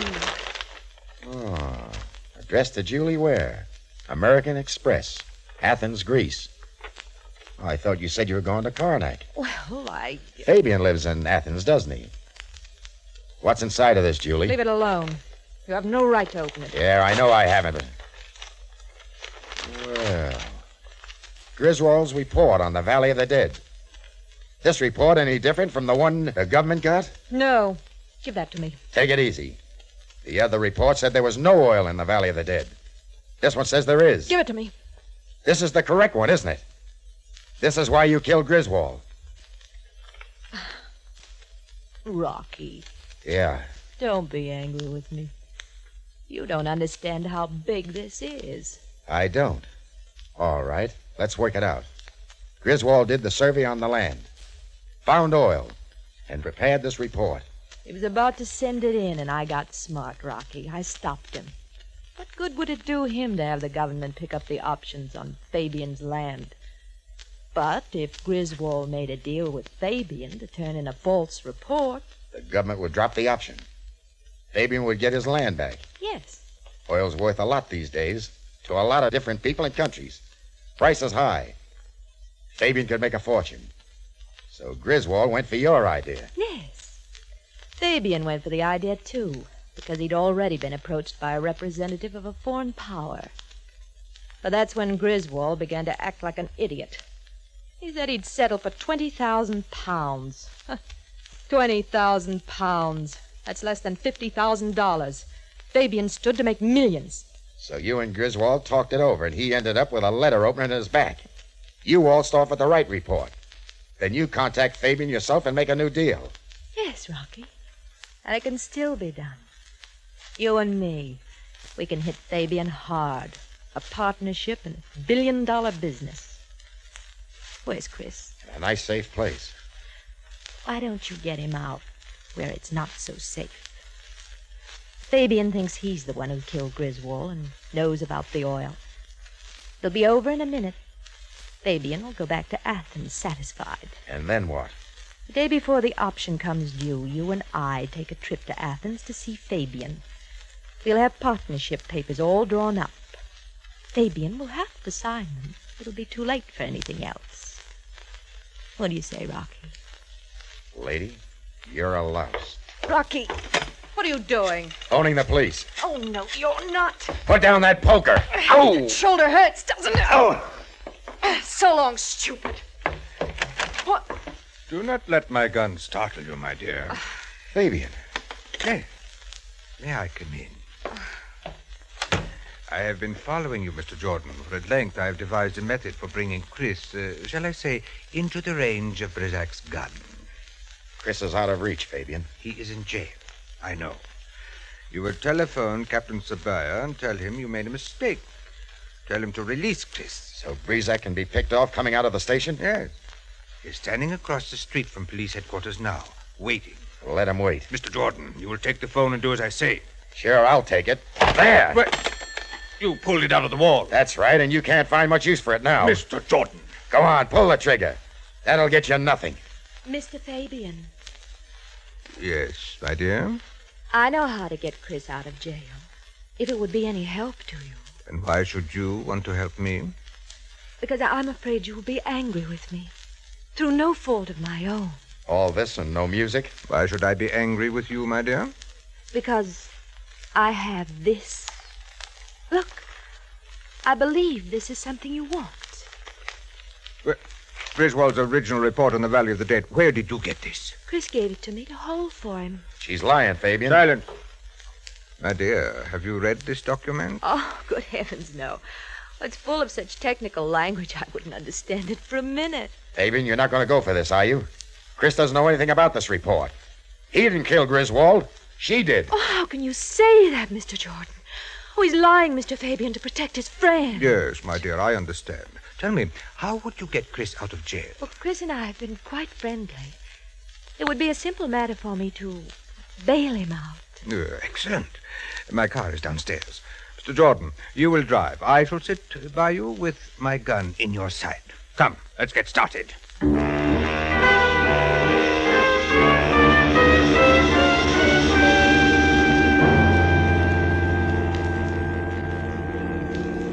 Slow down, Jordan. This is as close to the police headquarters as I want to be. Stop there by the alleyway. Razak is just... Yeah, I see him. Razak. Razak. Yes, Mr. Fabian? This charming young lady here will go into the police station after our men. They will come out together, but she is not to be harmed. I understand, Mr. Fabian. She will not be harmed. Oh, Mr. Fabian, I think it might be better if I came out of the police station a few moments before Chris. So Mr. Breezak doesn't shoot me by mistake. An excellent precaution, my dear. Everything is clear then. Yes, quite clear. Razak. I know. She is to die also. Correct. Now take up your position across the street. We will time it to pick you up as soon as you have fired. Well, as you can see, a lot was going on while I cooled off in the Cairo jail. The first thing I knew about anything was when Julie suddenly showed up and bailed me out. Then, while I was picking up my wallet and things at the desk, she waltzed out the front door ahead of me. Well, that struck me kind of odd. I moved after her, out the front door, and started down the steps. And that's when all Hades broke loose. A black convertible up the street took off with a sudden jerk. Stop! Hit the ground! It was Rocky's voice, and I didn't ask any questions. Slugs from across the street sailed over my head, and then I saw Rocky behind the wheel of the car, and the Joker beside him almost went through the windshield as Rocky grabbed the back of his neck and shoved. With his other hand, he yanked the wheel, and the car headed right for the spot where the gunman stood frozen in his tracks. Chris, grab Julie! Don't let her get away!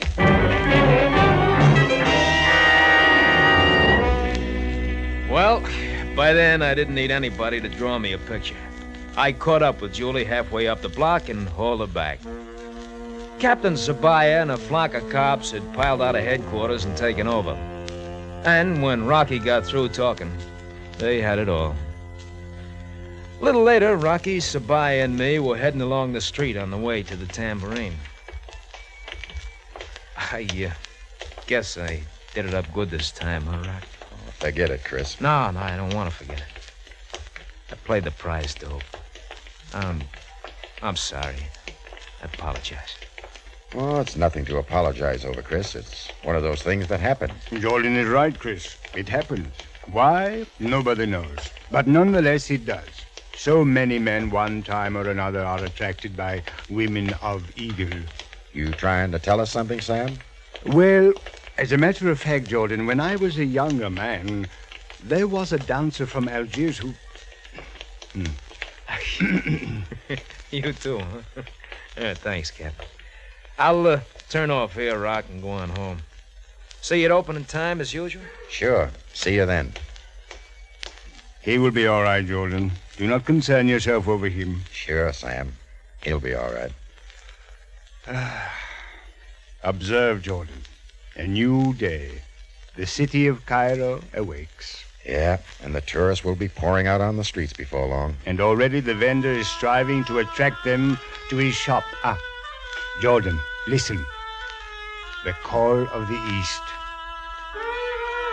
What is that? That, Sam, is the call of the West.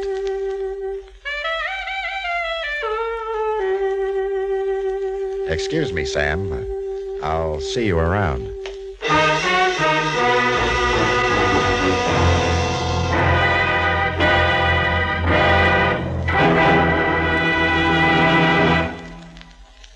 Our star, Mr. George Raft, returns in just a moment. The flood victims of Kansas, Missouri, Oklahoma, and Illinois are depending on you. Those whose lives have been jeopardized, whose homes have been destroyed, urgently need your assistance. The President of the United States has asked the American public to contribute at least $5 million through the local chapters of your American Red Cross for the relief of these citizens. So it's up to you. Give generously through your local Red Cross chapter. Help the flood victims. They need you. Now, here again is the star of our show, Mr. George Raft. Thank you. Well, Julie was quite a doll. Tall, big brown eyes, honey-colored hair. As far as Chris was concerned, she was out of this world. The law being what it is, she soon will be. Well, see you next week at the Tambourine. Until then, Saida.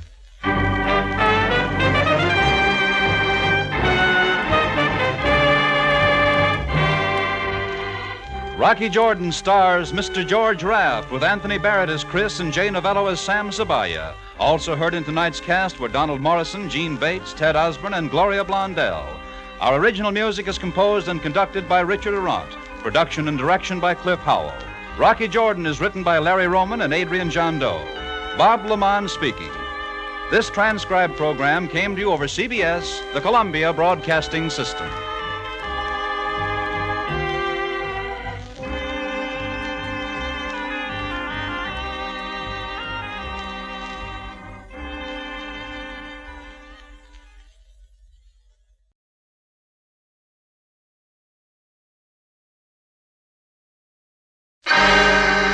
Time now for Rocky Jordan.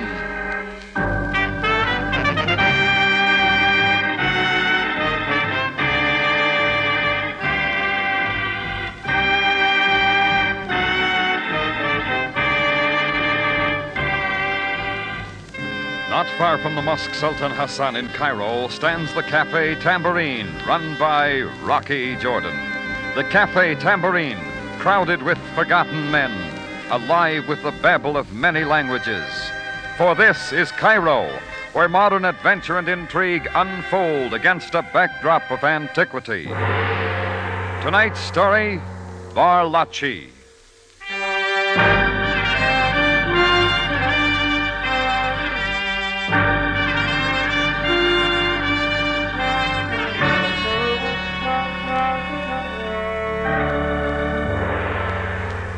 Maybe I should have been carrying a Varlachi, too.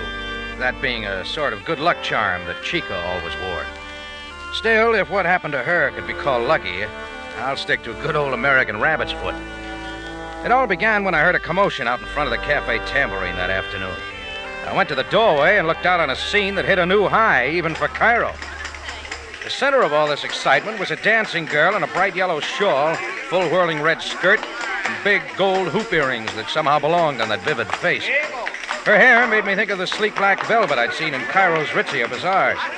And she had eyes to match. Her dancing was like nothing I'd ever seen. The crowd was made up of natives plus a few tourists who were delighted to run onto some local color. To show their approval, they started throwing coins. Well, I just reached into my pocket for a few piastres myself when suddenly there was a rough jostling through the crowd. Let me through at once. I had him pegged before I ever saw his officious face. Sergeant Greco of the Cairo police. In another moment, he grabbed the girl by the arm. Stop at once. No, do not touch me. I have done nothing wrong. Suélteme, déjeme en paz. So, a common gypsy dares to resist an officer of the law. No, I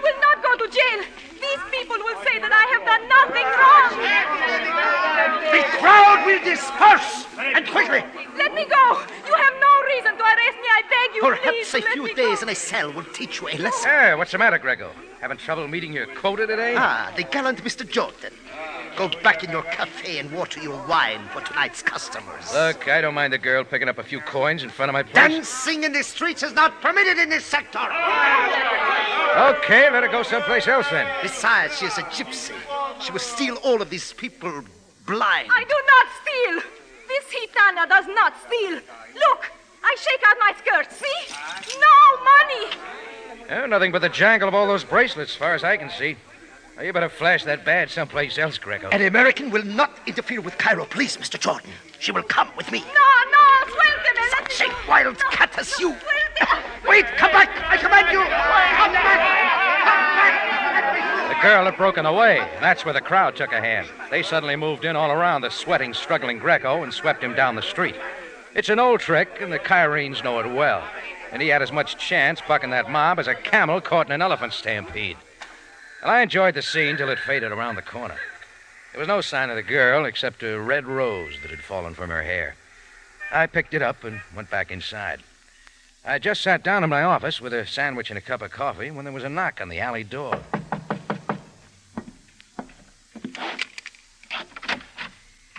Please, let me in, senor. Hey, lady, I thought you'd be clear across town by now. I hid quickly. I was tired. And the police... Okay, sure. They won't bother you here.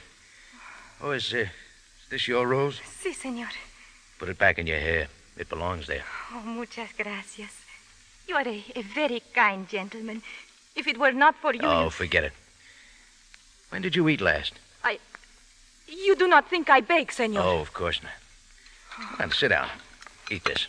Oh, millón de gracias, senor. It is the first in many hours.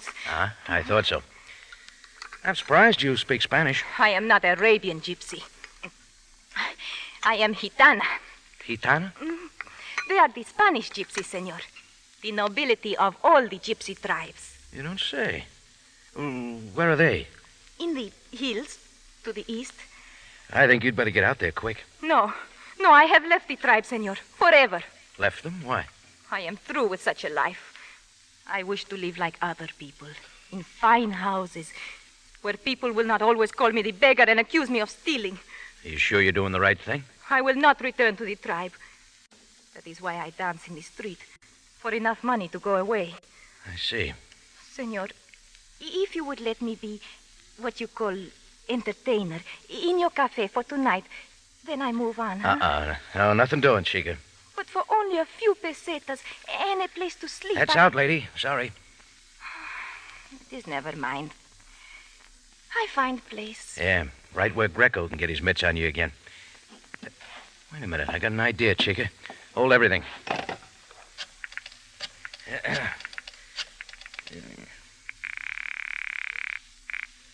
Hello. Millie, this is Rocky Jordan. Well, Rocky, old son of a gun, how you been? Oh, swell. Still loading that third-rate jade off on the tourists? Business is booming, Rocky. What's on your mind? Listen, didn't you say your daughter was getting married and moving to Morocco? Sure did. You had your chance and muffed it. Yeah. Well, how about putting up a friend of mine in her room for a couple of days? Why, sure, Rocky. Anything for you. Atta girl. Be right over.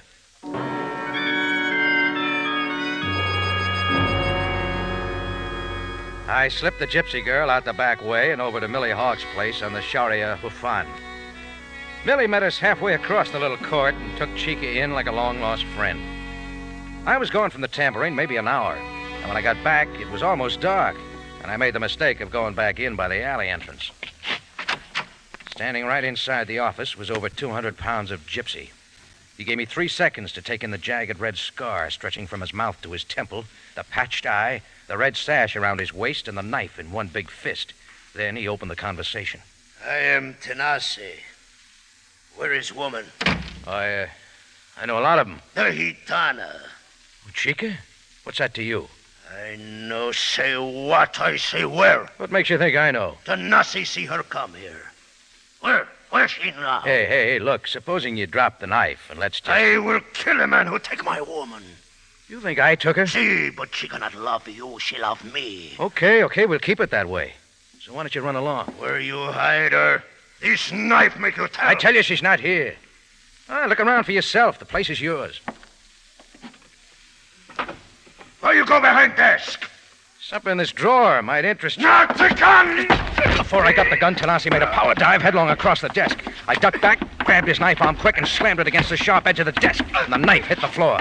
Just as I kicked it away, Tanasi landed right on top of me, and we had it out. It was a rolling, kicking, clawing fight that Tanasi actually seemed to enjoy, but not me. I finally got my knee in his midsection, and he broke away. Before he was on me again, I had the knife. He did a quick retreat to the door. Canaya sinvergüenza, I go now. Yeah, you get the idea. You bring my girl. Bring her to our father. For I kill. Just keep going, Tanasi, and take the knife, would you?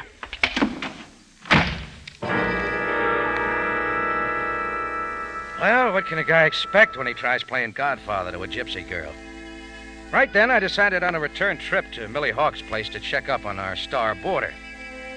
I made sure nobody was following me through the dark streets, and just as I got to Millie's gate, I heard soft voices from the inside court, and I waited. Hi, Petros. I knew you would come when I sent for you. Will you take me away from this place quickly? Have patience, Chica, my darling. In 2 days, we meet in Alexandria, then we'll be gone from here forever. I will wait, Petros. Kiss me now, amor mío. Yeah, looked like I was playing Cupid, too. Well, I'm not one to eavesdrop on love scenes, so I coughed a couple of times and went in the gate. Who is that? Oh, it's all right. Chica knows me. Oh, Petros, it is the kind gentleman, Mr. Jordan. This is my future husband, Petros Varga, from Athens, Greece. Howdy. Tekanis. Mr. Jordan, I wish to thank you for protecting my little Chica. Oh, don't mention it. You just watch out for Tanasi. Tanasi, when did you see that man? A few minutes ago. He says you love him, Chica. I love Tanasi no more. He is very bad man, like a beast. I tell him so. I will have nothing more to do with him or gypsies. That why you're running away? See, one is not permitted to marry outside the tribe. What did you tell him, senor? Oh, he doesn't know where you are, Chica. But Tanasi's on the prowl and in a bad mood. He's a violent man, a terrible fighter. Yeah, I found that out. Did he hurt you, senor? No. But I got the general impression he'll do most anything to break up your romance. Oh, Petros, I fear for you, too. Be calm, Chica, my darling. Do you not see that you must hide here? I will go quickly to Alexandria, arrange for passport. Oh, hold it, Petros. Let's just be sure. Do not say that, senor. His heart is for me. It is all right, Chica. I will prove to him my good faith. Here, sir, is money. What for? Please, as a favor, would you buy the steamship tickets for us at the office in Cairo? There is a boat leaving for Athens in 2 days. Wouldn't you rather Chica got them? It would not be safe for her. Please, it must be the least expensive. But if you would be so kind. And give them to Chica to bring. Sure. I'll get them for you. Oh, senor, you are the most kind gentleman. We shall be indebted to you always, Mr. Jordan. Always. All right, then, Mr. Cupid tore himself away and went back to the Tambourine for the night. And bright and early, I was down at the steamship office to buy the tickets. They came to £5 more than Petros had given me. So, like the most kind gentleman Chica said I was, I shelled out the difference from my own pocket. I planned to deliver the tickets to Chica right away, but it didn't work out. Just as I stepped out to the curb, a big hand went over my mouth. I felt my arms locked on either side from behind. I was slammed into an old Model T Ford, and off we went roaring through the back streets of Cairo.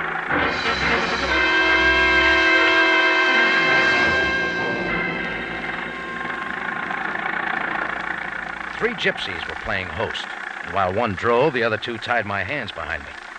I kept asking questions, but got no answers. And 20 minutes later, we were leaving the outskirts of the city to the east. The old car chugged past a flying red horse sign at the top of the hill, bumped off the road, and finally parked by an ox cart. Then they were dragging me down a path, and suddenly the whole gypsy camp sprawled before us. Splotches of color mixed up with tumbling bodies of children, cats, dogs, and even monkeys. Women were bending over great iron kettles while men idled by the tents.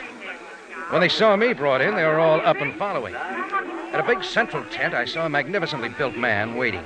His gaudy clothes and jewelry looked right on him. His black eyes gleamed like sword points as he spoke. Senor, you call yourself Jordan? Yeah, that's right, mister. What's this all about? I don't like being dragged around. You were brought here for a good purpose. Well, let's clear it up. Who are you? I'm El Chacon, the king of the Gitanos. Okay, El Chacon. What do you want with me? It is known that a girl left our tribe to join a man in Cairo. She's got every right. It is also known that she went to your cafe, that you hid her. Supposing I did.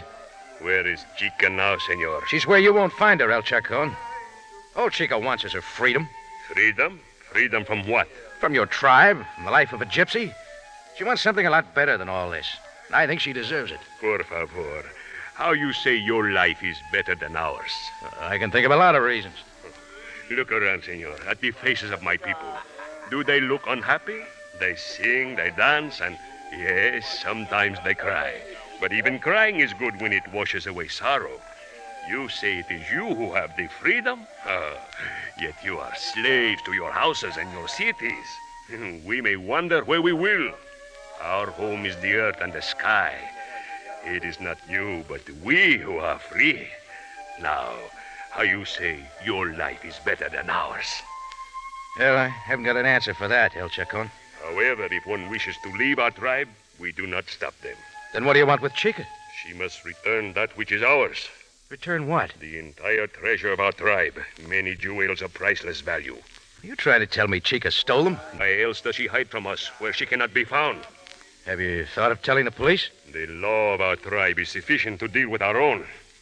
Now, where is the girl? And what if I don't tell you?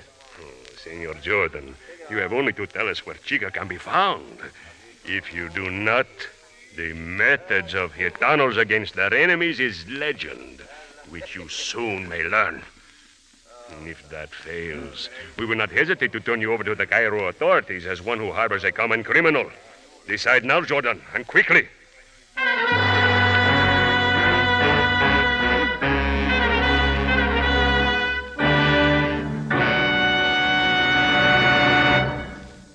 You are listening to Varlachi, tonight's adventure with Rocky Jordan.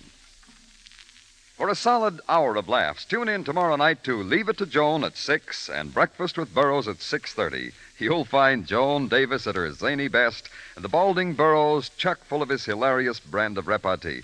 Don't miss the great good time which comes to you every Monday night on CBS.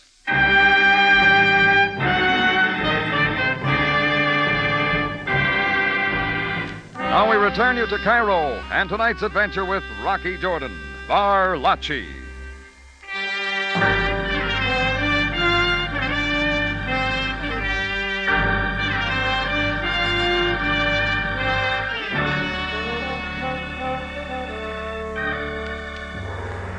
Well, hang the sucker tag on me again. I take a liking to this gypsy girl, Chica, find her a good place to hide. I even spent £5 out of my own pocket to help buy tickets for her and a boyfriend to escape to Athens.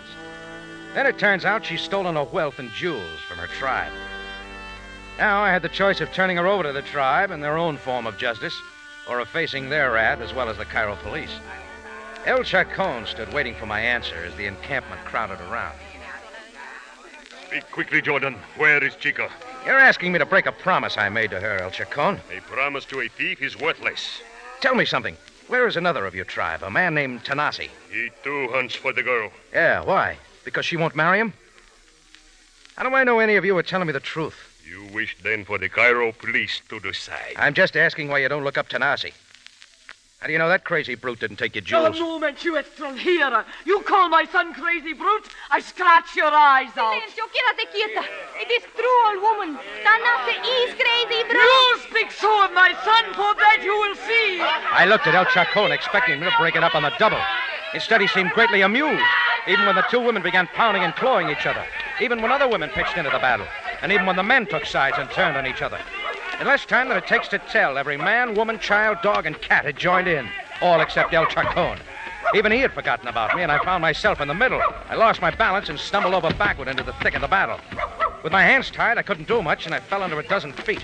All I could do was roll. Something else fell and started to roll just then, a nice shiny knife. I threw myself over so that my hand held the hilt. In a few seconds more, I was behind a tent as the battle still raged. In less time than that, I had my hands free and was running.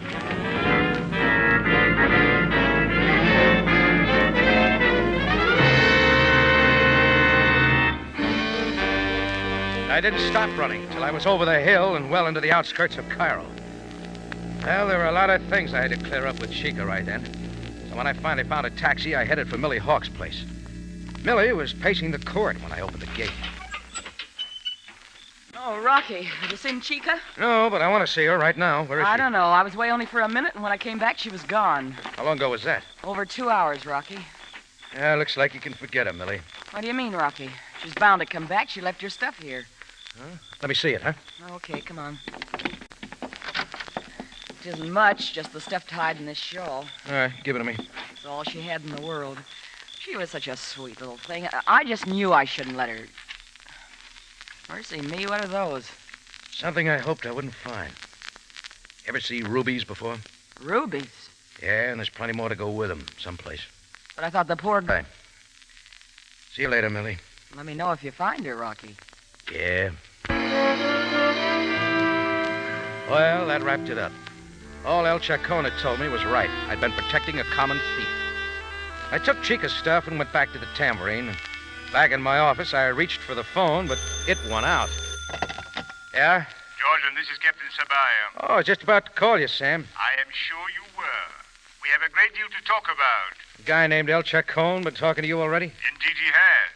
A warrant has been signed for your arrest for protection. Yeah, I know. A gypsy girl stole the tribe's jewels, and I've been hiding her. Is this a confession, Jordan? On every count, Sam. I'll be right down. That will save me the trouble of sending for you. I can count on you then? Oh, I'll be there. Bring something with me. Bring what, Jordan? I won't tell you now. Only it sparkles. Are you trying to tell me you had the jewels? It's possible. And maybe I'll have something else. Now what are you talking about? That remains to be seen, Sam. Just dust out your best cell and sit tight. I knew if that cell wasn't going to be for me, I'd better do some quick cleaning up. I remembered the big gypsy Tanasi had said I'd find him at the Harbada, sort of a Cairo counterpart of an American flophouse. So on a hunch, I took a detour down that way. I found out he had a little room all to himself on the 3rd floor, so I got up the stairs, found the door, and knocked. There was no answer, so I tried the knob. It was locked, so I came up with my heel. The rickety door lock snapped on the first try, and I went in. Yeah, standing back to the wall at the far side of the room was my little gypsy sweetheart, Chica. Senor Jordan. You picked a bad hideout, Chica. But I am not hiding. How did you find this place? Thank Tanasi for that. Where is he? He went away. Senor, I could not get out. I did not want to come here. Sure you didn't. You wanted to go to Alexandria, remember? I got a couple of tickets to prove it. Give them to me. I will go now. Quickly. Not yet, Chica. And I got something else of yours. Did you forget these? They are like rubies. Where did you get them? Out of the stuff you left at Millie's. But I do not understand. I have never seen these before. It's too late for that, Chica. They want to tell me where the rest of the loot is? It is Senor, you! it is Tanasi. Why did you come here, Jordan? Ask Chica why I'm here. I warn you, she's mine. Now you die! Before he could draw the knife, I caught him just below the ribs. He doubled and I crossed one to his chin and stood him up. This time I was onto his style and I felt like fighting. I kept outside his hairy arms and swung from the ankles every time he lunged in. Tanasi was game, but the 3rd time did it. He went down on his face. Senor, what you do to Tanasi? He'll keep right there, Chica. Now let's go. Where do you take me? Right to the police. You can take it from there.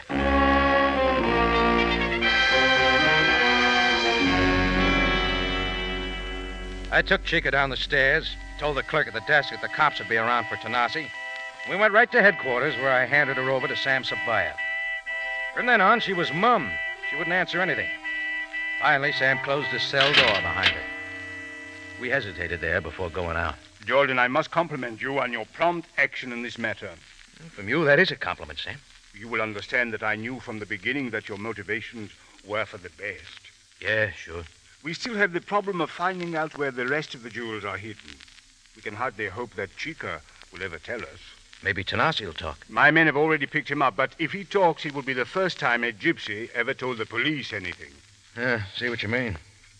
Listen, leave me with Chica a couple of minutes, huh? Maybe she'll change her mind. As you wish, Jordan. But she will be guarded very closely.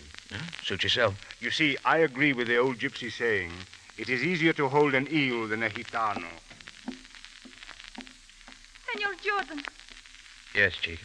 you are making big mistake. Sure. I did that to begin with. You must believe me. Tanasi found me and he forced me to go to his place.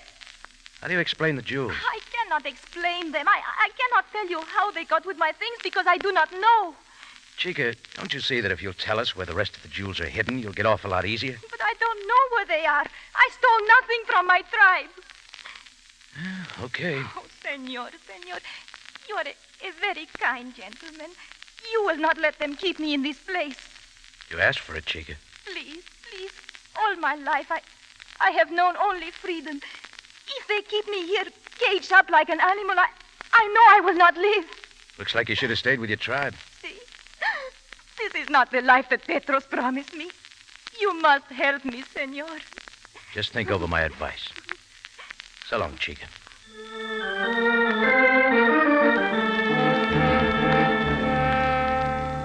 I left her then, but her pleading eyes stayed with me. A lot different from the fiery eyes of the girl who danced in front of my cafe the day before. I tried to push them out of my mind, but a few things kept bothering me. Why she'd steal off wealth and jewels, and then show herself by dancing in the streets for a few piastres was something I couldn't answer. The 2 steamship tickets in my pocket reminded me that Petros was waiting for her. That's when I shelled out some more of my own money for a long-distance call from the Tambourine to the Greek consulate in Alexandria. Will you please repeat the name? Varga. Petros Varga. Have you issued him a passport there? Mr. Jordan. Is this Varga a tall, slender-faced man with black hair and mustache? Yeah, that fits him. What about it? Petros Varga has not been issued a passport. In fact, he could not possibly get a passport to Greece or anywhere else. You mean he hasn't been there? Certainly not. He hardly dares to show his face in any consulate. Varga is international thief, wanted in a dozen countries. Well, that's the way it is. Could you possibly be one of his victims, Mr. Jordan?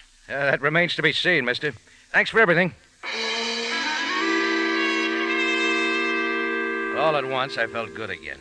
I knew now that Chica was right. She knew nothing of the jewels. And there was just one way to clear her. Petros Varga, who was loaded with hot jewels, but no passport to get him out of Egypt, which meant he must still be in Cairo. Well, there wasn't a chance of my finding him in that sprawling city, so he was going to have to find me. So I took a roll of bills out of my safe, borrowed a pair of dark glasses, wrapped a muffler up around my neck, put on a dirty Panama hat, and went down through the Muski Bazaar till I spotted a familiar character who called himself Shagrif. What do you desire, Effendi? You, see these, Shagrif? So very much money, Effendi. Well, I got plenty more, and I'm buying jewels. Jewels? But why do you tell me? I don't care where they come from. Get it? Oh, but I have no knowledge of stolen jewels. My room's over the rug shop at the corner. I don't ask questions.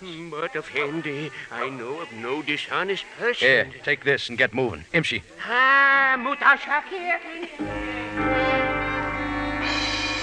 Yeah, that's all it took. I hurried to the room I'd rented for the day, and the procession started 5 minutes later. First, a scared Turk with a handful of sapphires. Next, a woman carrying a baby trying to peddle some pieces of broken glass. Next, a Dutchman with a diamond the size of your fist.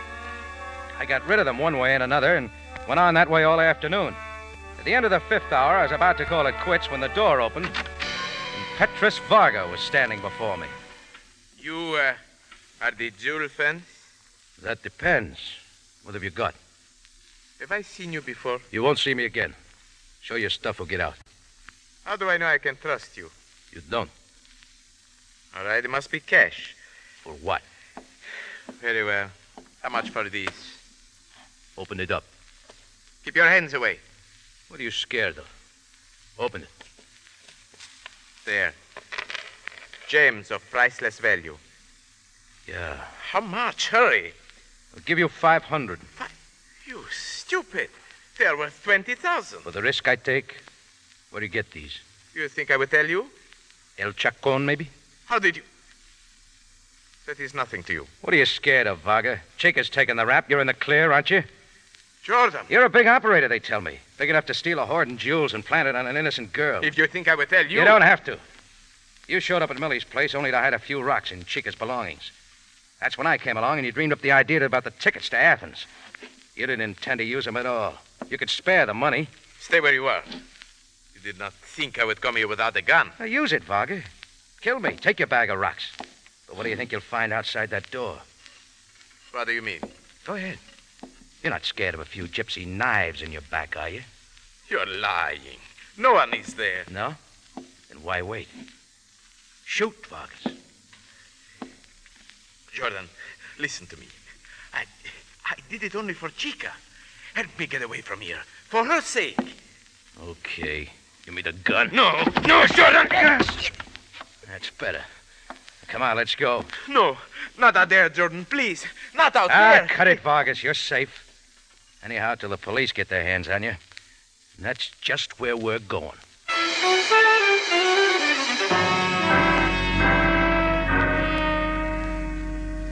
It took a little nudging, but we finally ended up at headquarters. Well, Sam personally let Chica and Tanasi out of their cells with a great sigh of relief.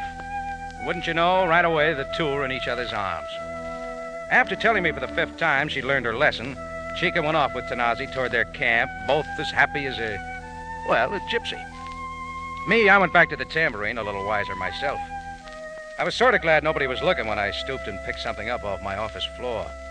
It was a half-wilted rose, but it looked real pretty, even in the beer mug where I stuck it.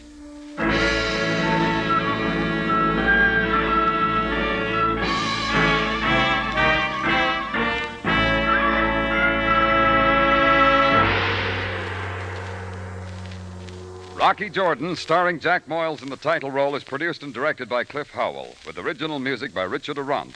Tonight's story was by Margaret Barnum, edited by Gomer Cool and Larry Roman. Now, here is our star, Jack Moyles. Ladies and gentlemen, beginning next Sunday, August 7th, the Rocky Jordan series will be brought to you by Del Monte Tomato Products, the brand you trust for flavor in so many fine foods. So be sure to be listening next Sunday at 5 when... Del Monte Foods presents Rocky Jordan and the story Gold Fever.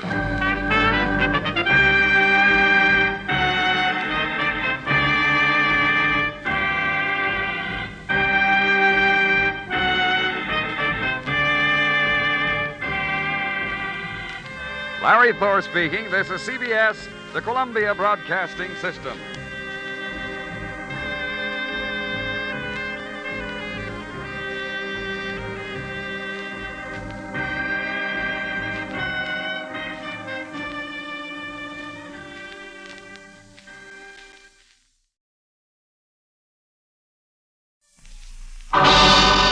Time now for Rocky Jordan.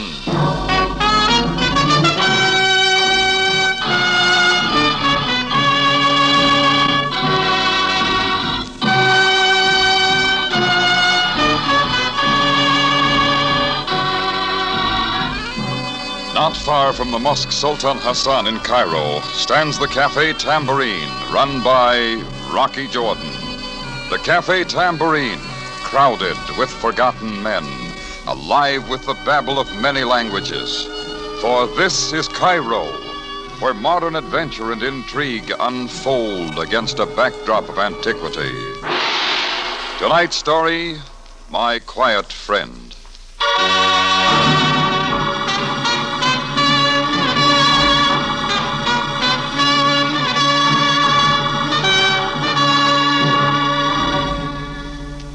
Things had been rather peaceful around the cafe for the past few days, and I was facing the prospect of another dull evening when the door to my office opened and two well-dressed guys eased in. Both of them were tall and on the rugged side. They were dressed in identical tan gabardine suits and white Panama hats. There was only one difference in their attire. One of them wore a bow tie, the other a four-in-hand tied correctly with a Windsor knot, nestling perfectly in the center of the spread collar of his soft white shirt. He was the one who broke the silence. You're Jordan, aren't you? Yeah, but I'm not in the market for entertainers, especially a brother act. You're wrong on both counts, wise guy. We just dropped in to sell you something. Sorry, I got all the shoelaces I can use. Pretty funny guy, ain't he, Maxie? Yeah. Your friend's not much of a talker, is he? Only when he has something important to say. My name's Moran. Leo Moran. Jordan, my quiet friend here is Maxie Schultz. Maxie Schultz? Sounds familiar. You two boys from New York? Yeah, but we're operating a little real estate service in Cairo now. Personalized service. Oh, yeah, I've heard about it. On a clear day, you can hear the screams a mile away. Well, that makes it easy, then. It depends on what you mean by easy. We have a client who's interested in your place. It's not for sale. We thought you'd say that, so we figured we could sell you on the idea of changing your mind. How about that, Maxie? Yeah. I thought you only spoke when you had something important to say, Maxie. Better take it on the slow bell, Speedy. I do other things. Yeah, I'll bet. Where do you keep your ventriloquist? Jordan, for your information, you're bandying words with Maxie the mechanic, expert in death traps. And your customers never complain, do they, Maxie? They ain't ever in shape to complain. Now, about this client of ours, Jordan. You're wasting your time, boys. Beat it. The joint's not for sale. Our client will give you $500 cash for your cafe. $500, huh? That wouldn't buy the furniture in this office. You hear that, Maxie? Yeah. Yeah, shame he feels that way, ain't it? Now, take this little private bar of yours here, Jordan. I don't think it's worth much. And these drapes aren't bad, but they don't go well with the rest of the stuff. You like this mirror over here, Maxie? Why, you dirty... I warned you, Speedy. Nah, sit still like a good little boy. Maybe you shouldn't have hit Mr. Jordan so hard with that sap, Maxie. You might mess up a pretty face. Oh, yeah, that'd be a shame. Come on, Maxie. We'll see you later, Jordan. Maybe you'll have changed your mind by then.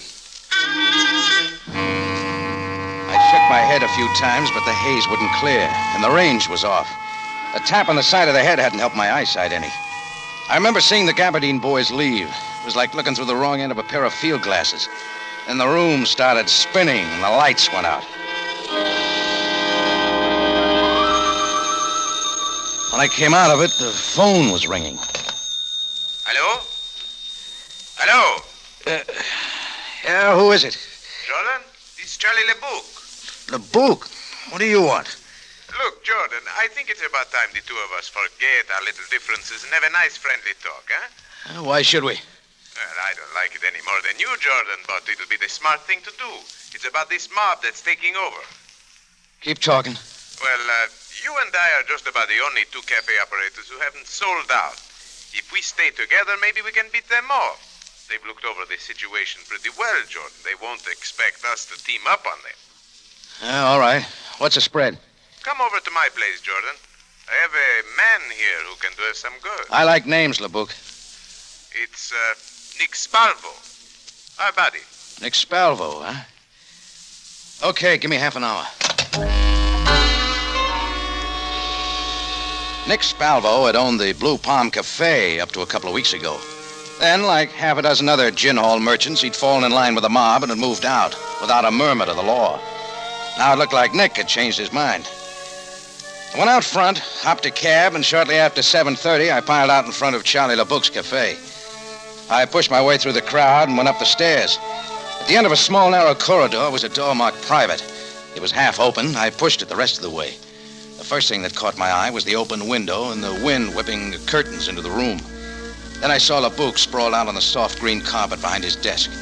There were half a dozen bruises on the side of his face and a dark purple crease over the bridge of his nose. LeBouc's company had played a little too hard, and with his weak pump, LeBouc couldn't keep up acting host. He was dead. Then I remembered Nick Spalvo. I went into the room next to the office, but he wasn't around. I started out into the corridor again when I heard voices, and the cigarette girl eased around the corner. Behind her was one of LeBouc's boys with his right hand in his tux pocket. I ducked back into the office and through the open window to the fire escape. I didn't have time to stick around for explanations, and maybe LeBouc's boy wouldn't give me the chance. I had just dropped to the sidewalk when... And then LeBouc's boy suddenly showed up in the window.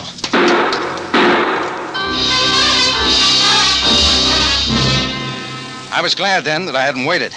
At the corner, I grabbed a hack, and 15 minutes later, I was leaning on the buzzer of apartment 21 at the Sharita house. Yes, what... Oh, Rocky. Hello, Nina. Well, this is a surprise. I wasn't sure if I'd catch you in. I don't go to the club till 9. You know that, darling. Come in. Come in. You, still dancing at the Blue Palm, huh? Of course, darling. Sit down. Now, fix your drink? I thought maybe after Nick Spalvo sold out, you might have left the club. Why should I? Oh, I like Nick a lot, but then a girl has to make a living. How do you get along with the new boss? I've only seen him once or twice. He doesn't come to the club much. Now, about that drink, Rocky. Where's Nick, do you know? Oh, Rocky, must you always talk about business? Nick, baby, where is he? I don't know, Rocky. At his apartment, I suppose. Why? I went around to check before I dropped into Charlie LeBouc's club. 3 of us were supposed to meet there. Charlie LeBouc? When I got there, LeBouc was dead. Nick wasn't around. Dead? Oh, Rocky. Oh, relax. I didn't do it. In a room next to LeBouk's office, there was a cot and a few blankets and an ashtray full of cigar butts. They might have been Nick's. Rocky, I don't understand. What does it all mean? Means that Nick could have been hiding out at LeBouk's. But why? Look, baby, Nick didn't want to sell his place. The other owners didn't want to either. But they were pressured into it by a couple of strong-arm boys and told to keep quiet about it. So that's it. I thought it was strange. Nick couldn't take it. He decided to talk, so he waltzed over to LeBouk's and told him about it. LeBouk had been given the same pitch, and he wasn't happy about it either, so he called me and suggested we get together and fight off the wolves. That's why you went to Charlie's place. Yeah, but the pressure boys beat me to it. I don't think they wanted to kill LeBouk. They just played a little too rough. But Nick, where's he? Nick might have been in the room next door when LeBouk was killed. He probably ducked out.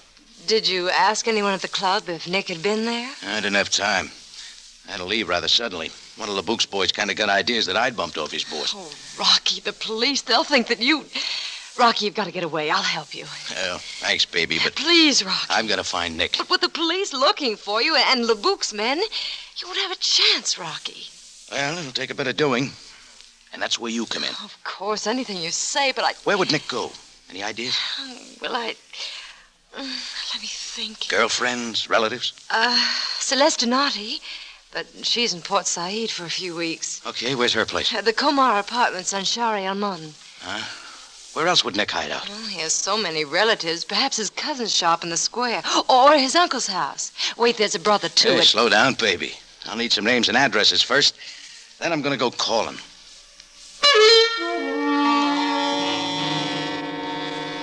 15 minutes later, I grabbed a cab in front of Nina's place, and shortly before 8:30, I pulled up in front of a small tobacco shop near the old Helwan station. A single light burned in the back of the shop, and beneath it sat a fat-faced Turk, dozing quietly, his feet propped up on the low counter. I went inside. All right, George, snap out of it. You got a customer. Come on, wake up. The Turk hadn't been asleep. He'd been out cold. And when I shook him, he rolled off the chair and dropped to the floor. I noticed a dark purple bruise over the bridge of his nose, the same mark I'd seen earlier on Charlie LeBouk. I worked on him a few minutes, and then he snapped out of it. No, please. All right, take it easy, chum. I'm not going to hurt you. Here, I'll help you up.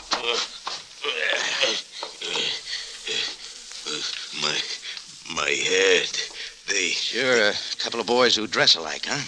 Yes, they wanted to know where Nick. Who are you? The name's Jordan. I'm a friend of Nick's. Oh, yes, I have heard of you. Was Nick here tonight? Not more than 10 minutes ago. These two men came after him, but Nick saw them and went out the back way. And they must have tailed him here from LeBouk's. Mr. Jordan, what has happened? Is Nick in trouble? Yeah, he witnessed a murder. Charlie LeBouk's. Those two boys who worked you over did it. Any idea where Nick went to? No. He had just come in. We were in the back of the shop. He started to tell me what had happened when the two men walked in. Nick went out the back way. How about Nick's brother? He lives around here. Think he could have gone there? Perhaps. I do not know. How much did you tell the boys who worked you over? Nothing at all. I could not tell them where Nick went because I do not know. Okay. I'm going around to see Nick's brother. You better fix your face up and close up shop. Those two boys are liable to come back for more. And I don't mean cigarettes. Nick's brother lived in a narrow side street about 3 blocks away. When I got there, the house was dark. The only answer to my knock on the heavy door was a dog howl coming from somewhere inside. I waited for a minute, then went back downstairs and started for the rear of the house. I caught a movement along the wall out of the corner of my eye, but I just kept walking. I went around the side of the house and pulled into a doorway. A few seconds later, I heard him coming along the gravel walk. When he passed me, I reached out. His gun came up, but he didn't have the chance to use it. I flipped on my cigarette lighter and held it to his face. It was Charlie LeBouk's boy, the guy who'd taken the pot shots at me from the window. He was still red hot on the idea that I'd bumped off his boss. I packed him off to my cab, gave the driver an address, and we took off. I had to put this boy on ice before somebody got hurt. Couldn't expect my luck to hold out all night.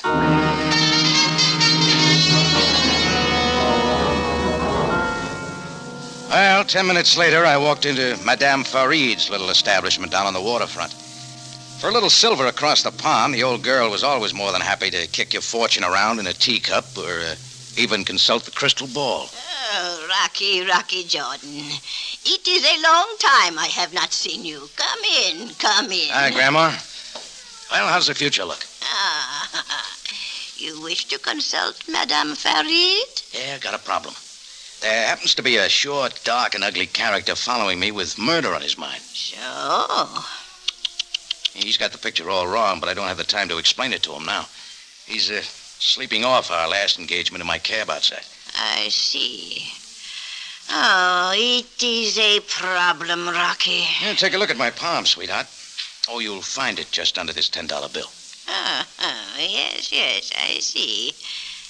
Well, I would say there is an old woman who can help you.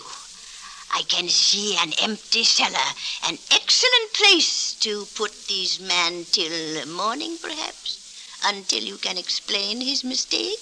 That's the best advice I've had all day. It's a deal. Now, where can I find this old woman who's going to help me? Bring him in, Rocky. Bring him in. At least, with LeBouk's boy out of the way, I wouldn't have to worry about his taking a pot shot at me every time I turned around. I still had to find Nick before the Gabardine boys did, and my next stop was Celeste Donati's place at the Comar Hotel Apartments on the Sharia El Mun. Even if Nick's doll wasn't around, he might be using the place as a hideout, and it was worth a try. I was just about to press the buzzer over the nameplate when the door opened suddenly. Framed there was Captain Sam Sabai at Cairo Police. Hello, Jordan. Uh-oh. Hello, Sam. I've been looking for you. Come on in. Sure. What are you doing here, Sam, if you were looking for me? I am also looking for Nick Spalvo. Well, so's everybody else. What happened to Charlie LeBouk, Jordan? I'm not sure, Sam. I arrived a little late. I got there even later. All I found was LeBouk dead. You and Nick had already left. Why? Nick left because LeBouk's killers got too close to him. I left because one of LeBouk's boys got an idea I'd polished off his boss. What were you doing at LeBouk's? I have heard you were not very good friends, Jordan. Oh, just small talk. Jordan, I have All right. He called me over to team up with him against the pressure boys who were buying up a flock of joints. Or didn't you know about that? We know all about it, Jordan. Then why haven't you done something? We have nothing to go on. Absolutely nothing. The cafe owners have refused to talk. Nick changed his mind. He'll sing like a blue jay. Is that why he was at LeBouk's? Yeah. He knows who bumped off LeBouk. Do you? The Gabardine boys, Sam. It figures. The Gabardine? Leo Moran and Maxie Schultz, the super salesman. Oh, Succamelli's men. What? Frank Succamelli. He's behind this scheme, Jordan.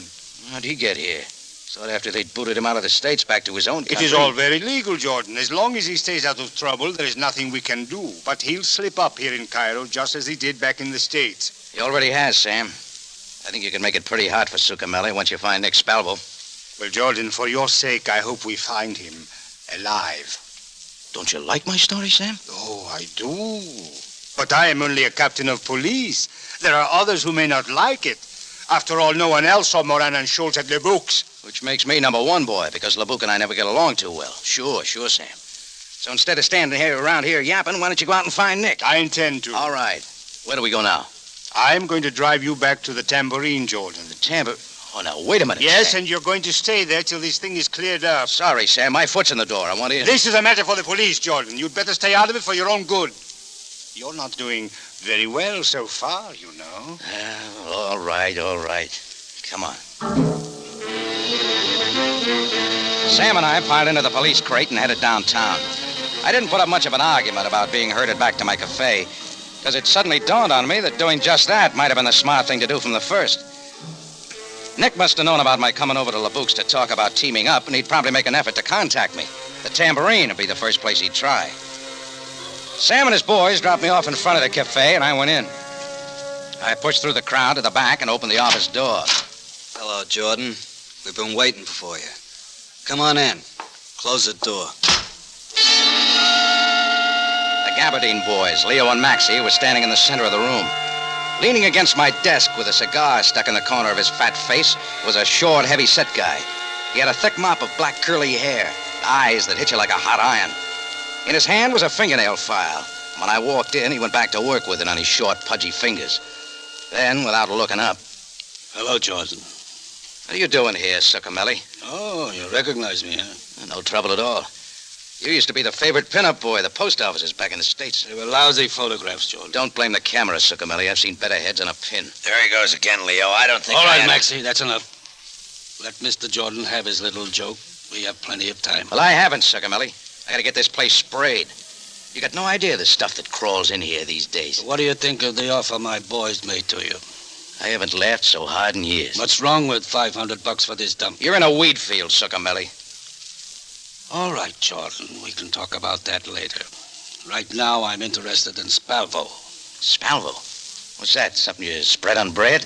Where is he, Jordan? I wouldn't give you the right time, Succamelli. Where is he hiding? Get lost, punk. I'm busy. All right, Maxie. Leo. Okay, wise guy. This is as far as you go. Hold him, Leo. Yeah, I got him. Let him have it. Now, Jordan, let's start from the beginning. When the blackjack caught me on the side of the head, my knees started to give out, but Maxie got behind me and held me up. With one hand, he jerked my head back. Leo grabbed my shirt front, pulled the rod out of his pocket, and started tapping the bridge of my nose with a gun barrel. Then I remembered the bruise, that dark purple crease on LeBouk's nose and the Turks. It was a nice, slow, and easy way of driving a guy off his rocker. The first few taps weren't bad. After that, you lost count. It was like a pile driver coming down on your head. The last thing I remembered was Succamelli. He was still leaning against the desk, working the file and blowing on his fingernails. And he was asking me about Nick somebody.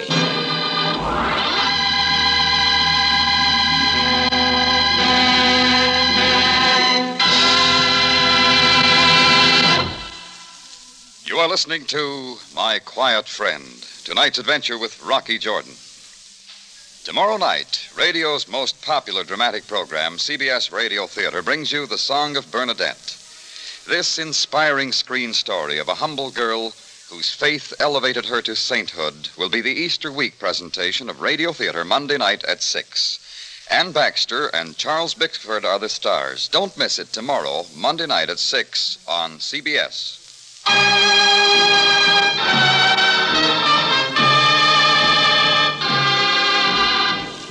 Now we return you to Cairo and tonight's adventure with Rocky Jordan, my quiet friend.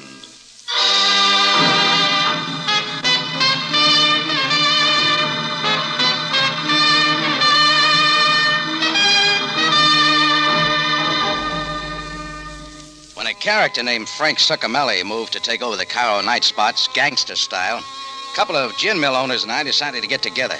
But just before we kept our date, one of them was murdered. The other, named Nick Spalvo, disappeared. I spent a lot of time looking for Spalvo without any luck. When I got back to the tambourine, Succamelli and his two boys were waiting for me and gave me a nice going over with a gun barrel. It was quite a bit later when I finally started to wake up. Rocky. Rocky. Oh, go away. Rocky, it's Nina. Nina. Great girl, fine dancer. Rocky, listen to me, please. Nina. One of the nicest... Wait a minute, what is this? Not so loud, Rocky. They'll hear you. Nina. You're at the Blue Palm Cafe, Rocky. I saw them when they brought you in an hour ago. Blue Palm? Yes, one of the upstairs rooms. Oh, yeah. Kind of comes back now. What happened to my playmates? Leo and Maxie are out and back. They're loading up the owner's car.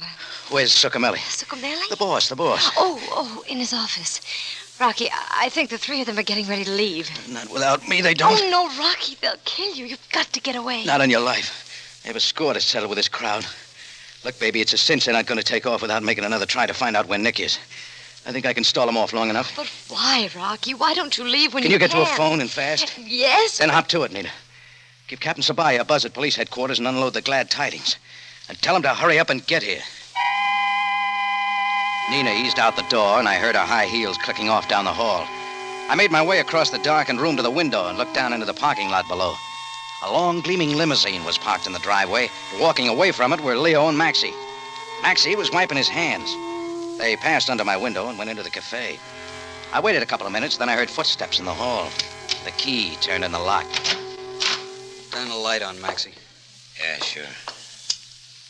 Well, look at that, Maxie. Bright boy is up and around again. Yeah. How do you feel, Jordan? Just fine, boys. We go around again? You don't look so bad for a guy who's had a rough evening. I'm used to it. Well, the night isn't over yet. Come on, Succamelli wants to see you. And he doesn't like to be kept waiting. You two really jumped through the hoop for that punk, don't you? I wouldn't say that, Jordan. He orders you around like a couple of zombies. We're not worried. Not a bit. You do the dirty work and he rakes in the dough. What's the matter? You scared of the little bum? And like Leo said, Jordan, we ain't worried. Not a bit, huh, Leo? Now, come on, let's go. What's your hurry? Look, wise guy, do you want me to wrap this sap beside your head again? Well, if you... What's the matter? Ain't you ever seen a blackjack before? Yeah, sure. Okay, boys, let's not keep Mr. Succamelli waiting, huh? We walked down the hall to Succamelli's office. He was sitting there at his desk, smiling like a pitcher who had just struck out murderer's roll. He had his hat and coat on, and in front of him, resting in the green blotter, was a briefcase. Ah, Jordan, I see you have recovered. It's a special favor to you, Succamelli. That's as far as I go. I've decided to forget about Nick. I'm afraid it's a little too late now to do anything about that. You're gonna pull out, huh? Yeah. I've decided not to press my luck too far. We've made a neat little pile of dough anyway, haven't we, boys? Yeah, let's get out of here. We can dump Jordan on the road. Good idea, Leo. I'll take care of it. No, we can do it, Frank. Me and Leo take Jordan in our car, follow you. No, I'll take care of it, Maxie.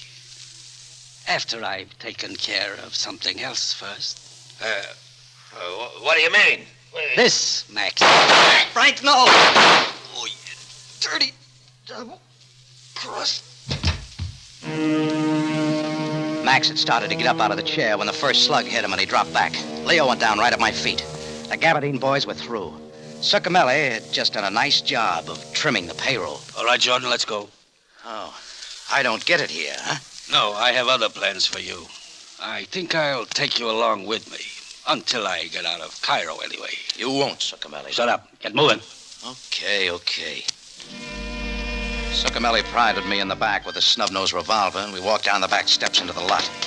We crossed the gravel driveway and headed for the long black limousine. Straight ahead, Jordan. Don't get any ideas. I've handled guys like you before. Yeah, I can believe that. Go on. Okay, you don't have to push that gun through my back. It's sore enough now. You'll never know it in the morning. All right, Jordan. Now open it. What's the matter, Succamelli? Open the door. Sure. Now back away. I'm getting in.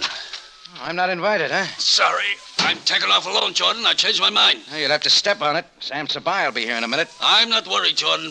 I'll leave you here to meet him with a bullet in your head. When they stop to investigate your corpse, it will give me extra time. You know, I just thought of something. What's so funny? This is going to be close. The law will be here in a minute. Suppose you can't start your car. Don't worry about that, Jordan. It'll start. Yeah? Why don't you press the starter button? Okay, Jordan. Just so you won't die with it on your mind, watch. I had a hunch what was coming. As soon as Succamelli's hand went for the starter button, I hit the ground and started to roll. But even so, I caught part of the blast. I was shaking the buzz out of my ears and scrambling to my feet when the police car screeched up to a stop.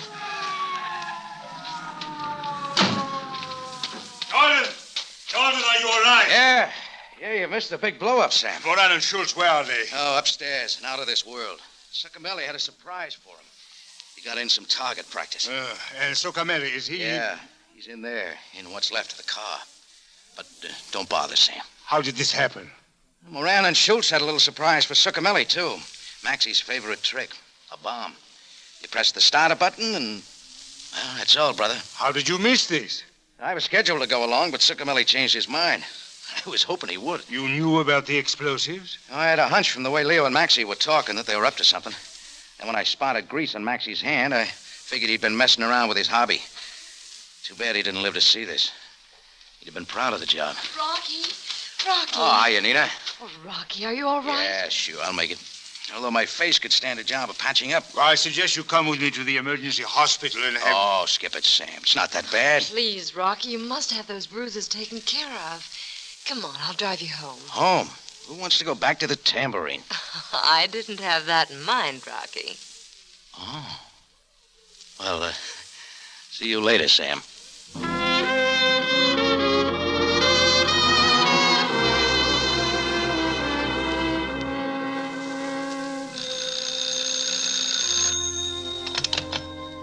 Hello? This is Captain Sabaya. Is Jordan still there? Yes. Just a moment, Captain. Rocky. Rocky. Huh? It's for you, Captain Sabaya. Oh, thanks, Nina. Hello, Sam. Jordan, I thought you'd like to know Nick Sparvo was waiting for us at headquarters when we got back. Mm-hmm. It was as you said, Jordan. Moran and Shield killed Naboo. He saw them do it. Well, Jordan, did you hear what I said? Huh? What was that, Sam? Aren't you listening to me? Oh, it's a beautiful night, Sam. With a lady's cool hand on my fevered brow. I'll have to admit it's a little distracting. What was that again? Nothing at all. Good night. What was that? I said good night. Oh, yeah. Good night, Sam.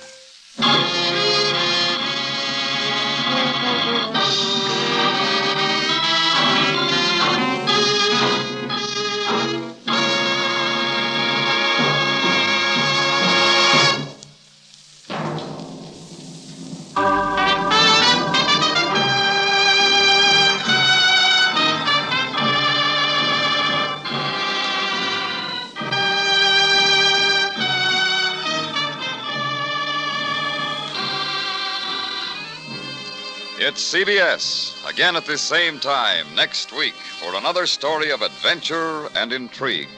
When we take you back to Cairo and the Cafe Tambourine, run by Rocky Jordan. Jack Moyles plays the title role, with tonight's story by John Moore. Rocky Jordan is produced and directed by Cliff Howell, with original music by Richard Arant. Larry Thor speaking. This is CBS, the Columbia Broadcasting System.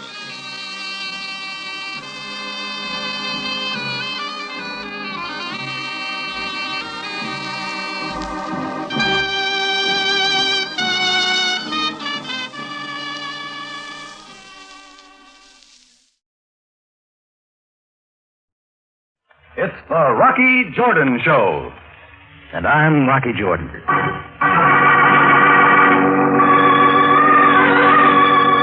We take you now to Cairo and the Cafe Tambourine for a world of adventure with Rocky Jordan.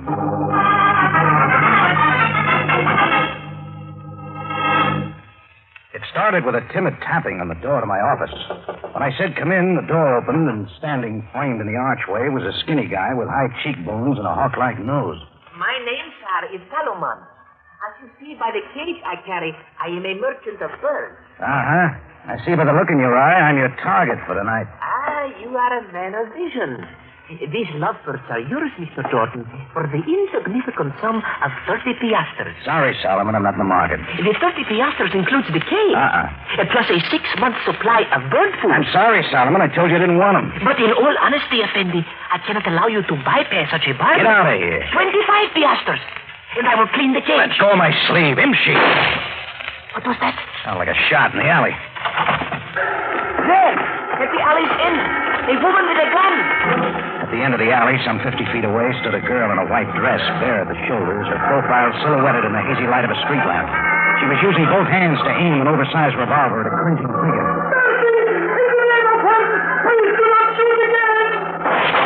Two more shots came, and the figure of the man rolled into the gutter. The girl threw a shot at the street lamp, shattering it, and started to run. By the time I got to the spot of shooting, she, whoever she was, had completely vanished into the Cairo night.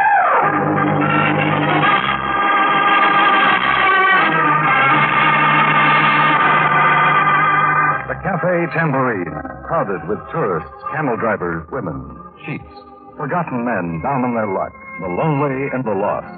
For this is Cairo, gateway to the ancient East, where modern adventure and intrigue unfold against a backdrop of antiquity. Tonight's Rocky Jordan story, The Word of a Bishop.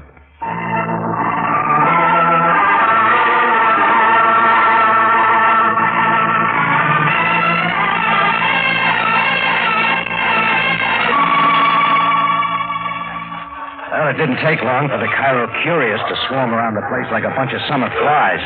I put in a call to Captain Sam Sabaya, Cairo Police, and soon he and Sergeant Greco made their appearance. Now, Jordan, what do you know of this? Oh, very little, Sam. I was in my office having a verbal bout with a seller of birds named Solomon. He's around here someplace. We heard a shot, looked out my back door, and saw a woman pour a couple of bullets into this guy. Before I could do anything, she was gone. Mm-hmm. The size of the wound, I assume a large caliber pistol was used. That is rather unusual for a woman. You know this man? Never seen him before. Well, let me see the identification upon his person. No passport, no billfold, apparently no identification of any sort. Now, are there any of you here who can inform me of the identity of the dead man? Oh, come, speak up. Do any of you know him? I do, Captain. Who speaks? That girl over there, Sam. The name of the dead man, Captain, is Robert Deidre. My husband and I have just consummated a business deal with him. I believe I know why he was killed. I see. Jordan, may we use the quiet of your office to go into this matter more fully? Sure, Sam. Come on. Captain, you might send a messenger to the bar of the hotel to meet Deidre second up the street. My husband's there, Ralph Keene. Yes? He knows as much of Mr. Deidre as I do. As you say, Mrs. Keene, I wish to get to the bottom of this killing as quickly as possible.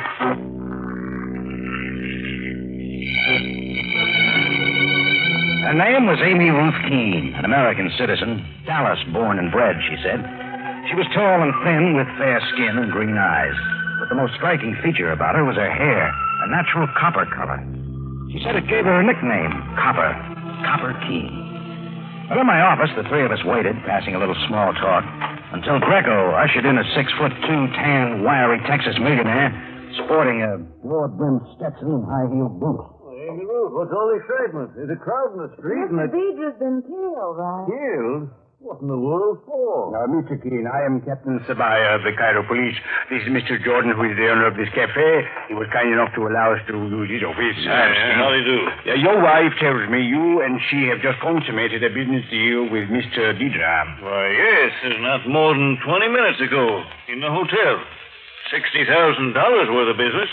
You see, I bought some Arabian horses from him for my ranch in Texas. Cash deal, Mr. Keene?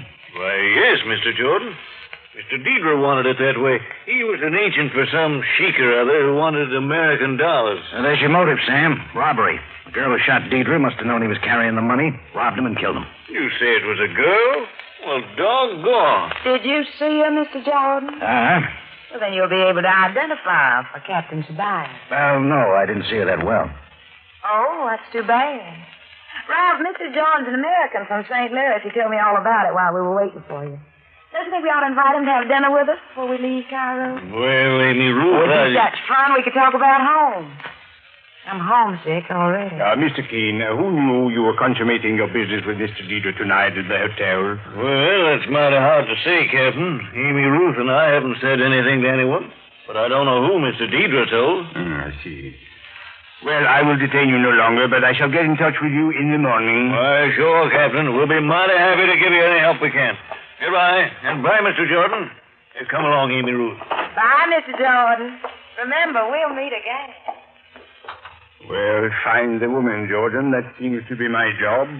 Wonder if it's going to be as easy as it sounds.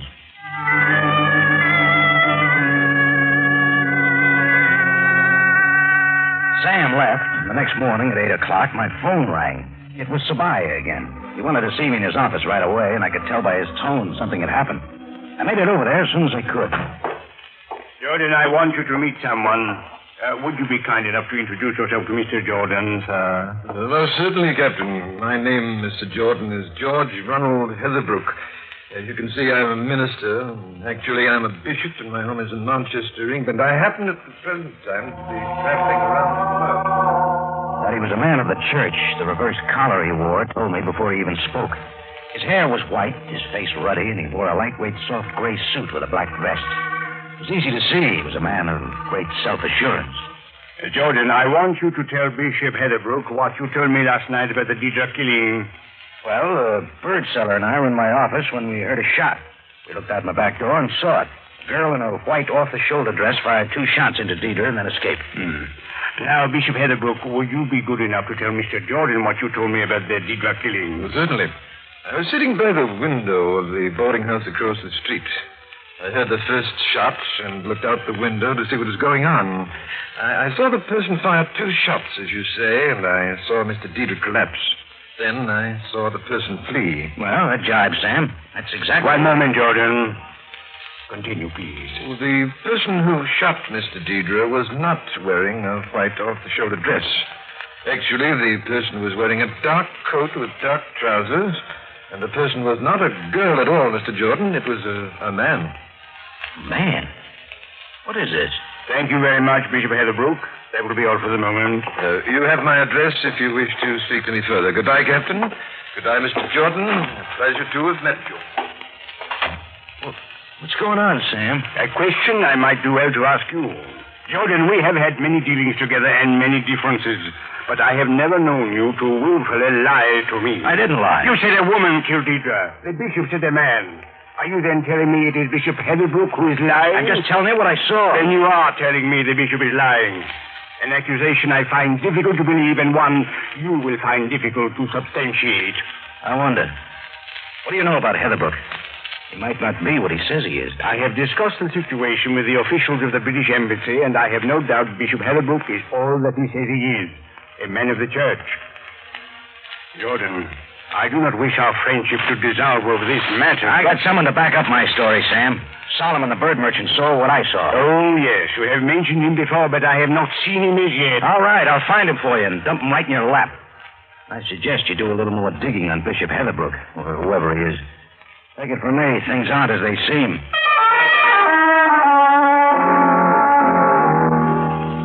Sam was right about one thing. There was a lie in it someplace. Deidre wasn't killed by both a man and a woman firing the same gun. Well, Solomon could substantiate my story, so I started into the Cairo night to find him. I spent hours at it, checking bakers, the wholesale bird market, and the sand diviner at the Felek Bazaar. That's when I spotted a figure, slight of build, pale features, walking some paces behind me. A tail job. I ducked into a doorway and waited for him to come by. All right, Shadow, turn around. Please, Mr. Jordan, you're wrinkling my suit. I'll wrinkle more than that if you don't start saying a few things. And my name is Essex, sir. It has come to my attention that you are searching for a man named Solomon, a merchant of birds. That's not news. Now tell me something I don't know. Patience, Mr. Jordan. I find it unwise to talk without previously arranging a remuneration. I've offered £5 for Solomon's address. Then perhaps I do not wish to speak for so small a sum. I'm not in the mood for games. Now, come on. Where does Solomon live? Oh, I will not tell it. I will not. No. Oh, 16 Sharia Mutar. Well, you can lie with a straight face, but you better try again. I tell you, Mr. Jordan, that is the place. Oh, my arm. You're hurting it. All right. 7:35 on the Sharia El Shamir. Yes, a room behind the chicken market. Okay. Here, the £5. £5? Keep your £5. My payment will come in another way. Essex turned on a sour scowl, then slinked away and lost himself in the night. I caught a cab and made it to the chicken market on Sharia El Shamir. The room behind it was easy to find. No lights came from inside. I rapped on the door. No answer came, so I pushed at it. The door swung open. Light from the street lamp went into the room with me. Solomon's room, all right. The bird cage in the corner. 2 lovebirds perched close to each other, cooing away. Told me as much. But what was more interesting was the figure on the bed. My corroborating witness, Solomon, the merchant of birds. He was dead.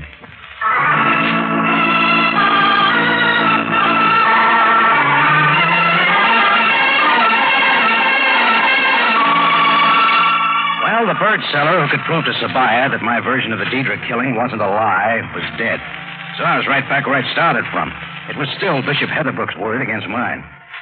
I threw a cloth over the dead Solomon and stepped into the street again to find a public phone to call Sabaya. I didn't have to. A moment later, a large official limousine turned the corner and pulled to a stop right in front of me. Captain Sam Sabaya climbed out of the back seat. Oh, what is this, Sam? Telepathy? I was just going to call you. About the death of Solomon, the seller of birds, no doubt. How'd you know? I have been informed of the matter already by the man who sits in the back seat of my limousine. How do you do, Mr. Jordan? We meet again. Well, Bishop Heatherbrook. Yeah, you remember my name. I'm flattered. I got a reason to. How'd you know Solomon was dead? Why, I presume the same way you did, Mr. Jordan. I saw him. So did the man who killed him. Jordan, watch your tongue. Oh, it's all right, Captain. Mr. Jordan meant no offense. He was simply stating what is true. What are you doing here in the first place? Jordan, the bishop does not have to answer your questions. But I don't mind at all, Captain Saviam. Then you will excuse me. The sergeant and I have work to do in Solomon's room. Come along, Sergeant. Mr. Jordan, I came here, even as you did, to speak to Solomon. I had said that it was a man who killed Mr. Deidre, and you had said it was a woman. Well, we could not both be right. I wish to see if Solomon would really have substantiated your story. Now, I guess we won't know, will we? I guess not. All of which still makes me wonder why you said it was a man when I know it was a woman. And I wonder no less, Mr. Jordan, why you said it was a woman when I know it was a man. I can see you trust yourself more than you do me, but it's quite natural, of course. I wonder if you believe I am who I say I am. People have passed themselves off as other people. Well, the British Embassy has vouched for me. The police officials in Manchester, England, will vouch for me, too. So will His Eminence, the Reverend Josephus Wadey of the Coptic Church in Alexandria. A formidable array of people on my side. How can you challenge them at all? You're making it awfully tough. But there's one thing I can do. What is that? Find the girl who killed Deidre.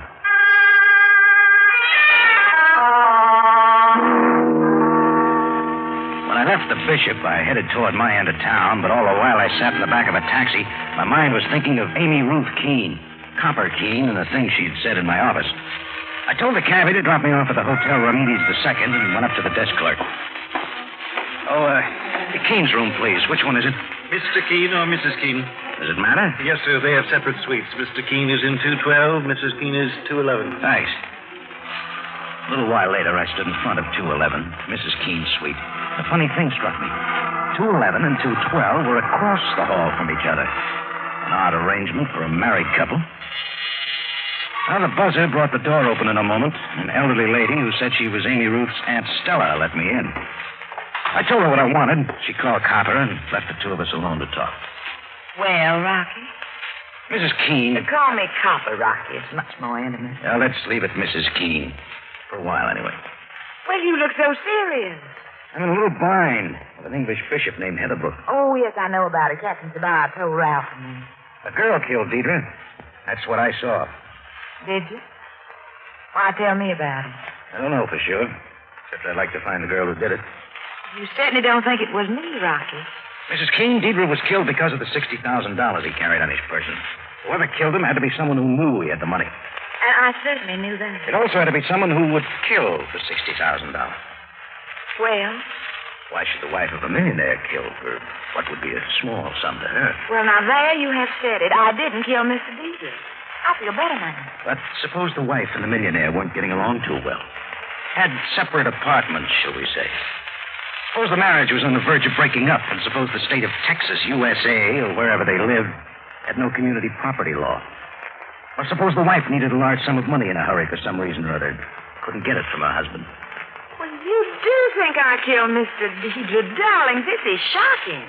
Accused of murder by a man I hardly know. Well, let me put your mind at ease. Come on with me.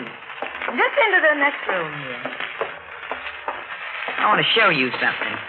My purse. Here it is, a letter of credit from the Texas State Bank of Dallas. If you read it carefully, you'll see it's made out to Miss Amy Ruth Keene. That's me. And you'll also realize it isn't Ralph who's the millionaire. It's me who's the millionaire. I don't get it. Ralph and I aren't married. He's the foreman of my ranch. I brought him here with me and Aunt Stella. Had him pose as my husband. Had him make the deal to buy the Arabian horses I wanted. Why? Because I'd heard an Arab sheik doesn't like to do business with a woman. And a man can get a better deal. I see. Now, Rocky, you better start calling me Copper and take me out to see Cairo at night. I'll be mad at you for thinking evil thoughts about me.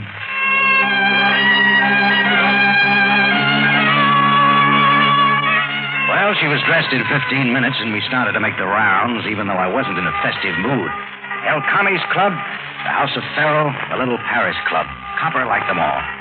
At 1 o'clock, we were sitting at a corner table in the exclusive Key Club, sort of rendezvous for visiting dignitaries from foreign lands. Copper like that place, too. Well, I must say, Rocky, I couldn't have picked a better guide. But I sure could have picked a gayer one. Oh, sorry, Copper. Must have been thinking about something else. Like you have been all evening. The Deidre killing, isn't it? That's the bishop that bothers me, I guess. I'll let it go. I'll try to... More entertainment, Rocky. Introducing the internationally famous dance team of Fandro and the Police. For your pleasure.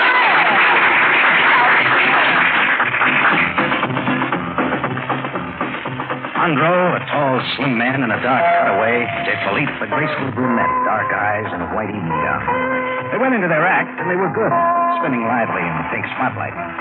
Then something struck me. It struck Copper, too, at the same time. Look, Rocky, with the spotlight on him, it's like an electric sign flashing on and off. First you see the man, then the girl.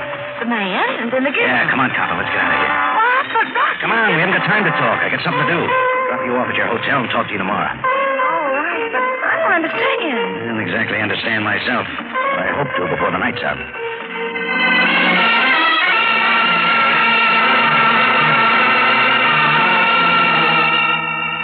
I dropped Copper off at a room at Hotel Ramirez II, walked down to the lobby, and found a phone. A moment later, I had awakened the good Bishop Heatherbrook. Hello? Hello? Bishop Heatherbrook, Jordan. Oh, Mr. Jordan. Answer one question for me. Who told you where to find Solomon? Well, indeed. Oh, a slight, very pale-faced young man. I can't remember his name. Essex? Yes, that's it. We met in the lobby of the Hotel Ramirez II. I believe he has a room there. Well, he couldn't have picked a better place. I'm there already. Thanks, Bishop Heatherbrook. The sleepy desk clerk gave me Essex's room number. A knock on the door brought no answer, but a sleepier elevator man loaned me his passkey. Inside Essex's room, I wasted no time. I started with the bureau drawers. Nothing there but a lot of soiled clothes. Next came the desk by the corner window. Nothing there but hotel stationery. Then came the closets. A locked suitcase looked promising. I pried it open and looked inside. Lying right on top was a photograph of Essex himself. A theatrical photograph of Essex in dance costume. One look at the costume told me the answer. Both Bishop Heatherbrook and myself had told true stories of the Deidre killing.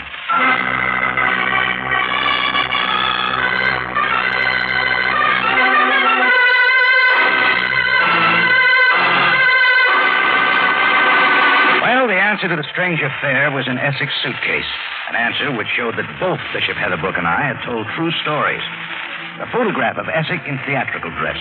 A dance costume, half man, half woman. It was a weird kind of act. I remembered seeing one like it many years ago in a nightclub in Marseille. I stuffed the photo into my pocket and prepared to go to Sam. Please, Mr. Jordan, I do not wish you to leave so soon. Walk toward me. It was Essex standing with his back to the door, 38 in his hand. You have found the secret then? If you dig deeper into that suitcase, you will find the costume itself. I won't need it, Essex. This photo will do fine. How can you talk so arrogantly? After all, I have the gun. The same one that killed Deidre and Solomon, huh? The very same. A fairly neat trick, Essex. Killing in costume, half man, half woman. In the night, it would confuse the witnesses, making the job harder for the police. As you say. Well, Sam would have worked it out. He'd figure just like I am now. You weren't in it alone. How so? You were all dressed up in that outfit of yours, hiding up the street someplace from the Hotel Ramirez II, waiting for Deidre. But you had to know what time he'd come by, and that he was carrying the money. Now, who'd know that? Deidre himself, Amy Ruth Keene, and Ralph. Deidre wasn't going to tell anybody. It would be a dangerous thing for him to advertise. Amy Ruth had no interest in the $60,000. Lipstick money for her. So it was Ralph who got a taste of high living and liked it. $60,000 would be a lot to him. He tipped you off. What was the split, Essex? How much did you get for killing? Enough, Mr. Jordan. Come on, tell me. I'm interested in knowing the going rates for death. Yours, my good friend, will be very cheap indeed. In fact, I plan on doing it for nothing. Essex was the kind who liked to kill slowly, but standing there with his back to the door, he waited too long. The door swung open suddenly and caught Essex right down the center of his back. Joe shoved him forward, and his gun went off into the floor. I stepped forward, threw a heavy right into the side of his face. He sprawled on the floor. His gun fell free, and I picked it up. That's when I looked up. Standing in the doorway, unruffled manner and all, was Bishop Heatherbrook himself. I was wise in coming here, was I not, Mr. Jordan? Well, for me you were. Oh, here, take the gun. Keep an eye on Essex. The gun? Well, I must say, everything has happened to me since I've come to Cairo. You might also put in a call to Sabaya. Where are you going, Mr. Jordan? Little unfinished business with a Texan named Ralph. I took the stairs 2 at a time, and a moment later was rapping on the door. Sleepy Ralph opened and was a little annoyed that I woke him up. He was more annoyed when I told him what had happened, but he didn't put up much of a fight. The cowboy was caught with his boots off.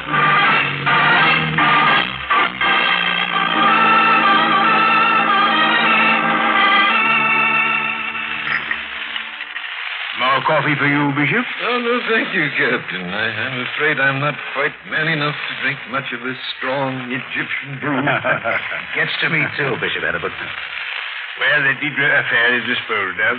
Essex and Ralph will, of course, pay for their crimes, and Miss Keene will go back to her state of Texas. I do not mind telling you, I'm quite glad the matter is ending. So am I, Sam. Had me spinning for a while. I don't mind admitting that I, too, was somewhat confused. You know something, Bishop? You were right and I was wrong. How so? A man did kill Deidre. Essex. Well, that is so. You see, young men, never dispute the word or the bishop.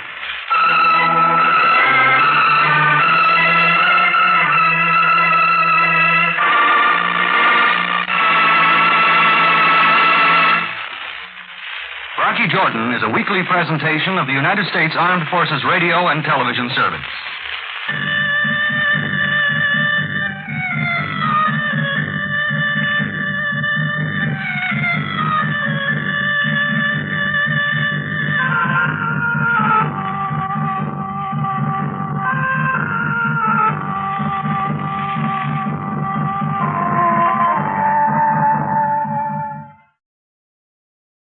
Buy wisely. Buy for flavor. Buy Del Monte. Del Monte, the brand you trust for flavor in so many good foods. Time now for Rocky Jordan, brought to you by Del Monte Foods, the brand preferred by more women than any other line of canned fruits and vegetables in the world.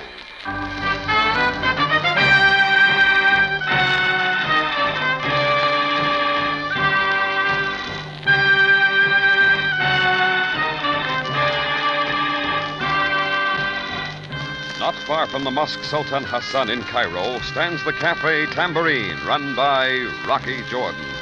The Cafe Tambourine, crowded with forgotten men, alive with the babble of many languages.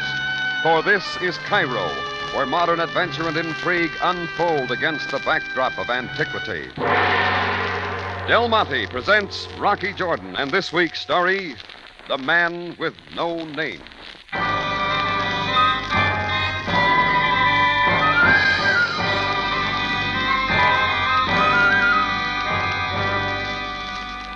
It was night, around 11 or so, and business was about as slow as a camel in a headwind. Few people were scattered through the tambourine, but none of them was making much of a noise in the register. There was the man on table 6, however, who caught my eye. He'd ordered a bottle of gin and a pitcher of tonic, and was doing his own mixing and enjoying what he made. He was a big man, stocky, with a bush of gray hair and a pair of sharp blue eyes. His skin was bronze and tough. I figured he'd spent a lot of time outdoors.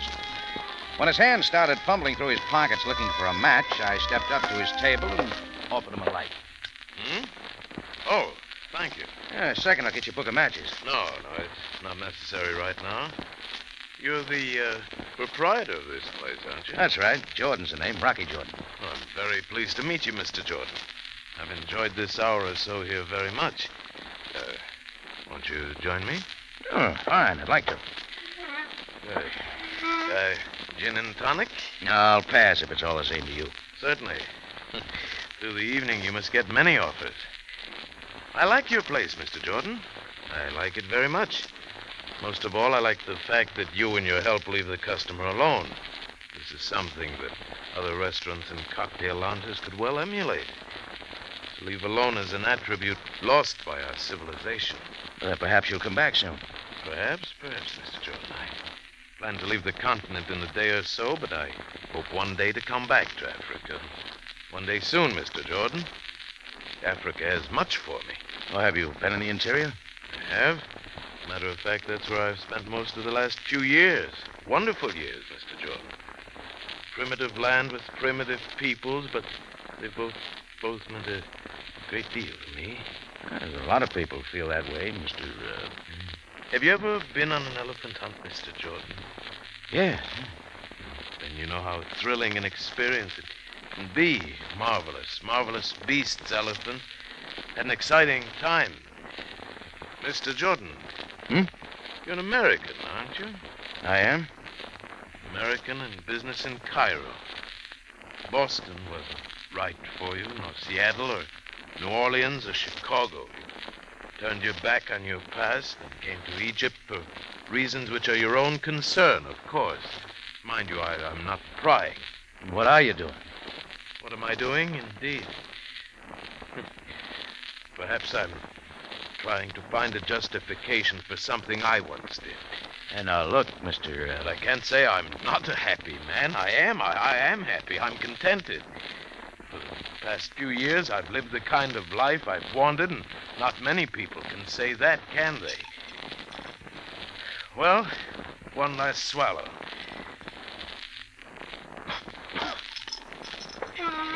Thank you, Mr. Jordan. Thank you for a fine evening, for the fine cafe, for the fine gin and tonic, for the comfort you've been to me.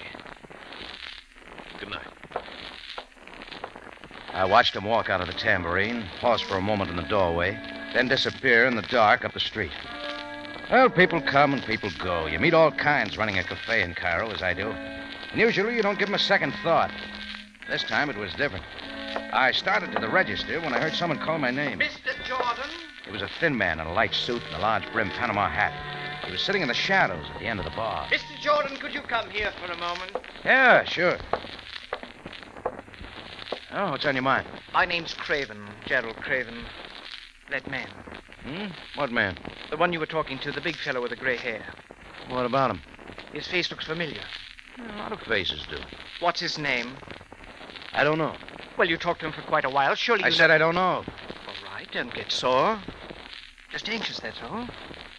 Do you have a phone I could use? Yeah, at the end of the bar. Well, don't you have one that's a little more private? All right. Come on. Sorry to bother you like this, Mr. Jordan. It's just that it's very important for Yeah, me to... sure. Here's my office. Oh, there's the phone. Help yourself. Thanks a lot.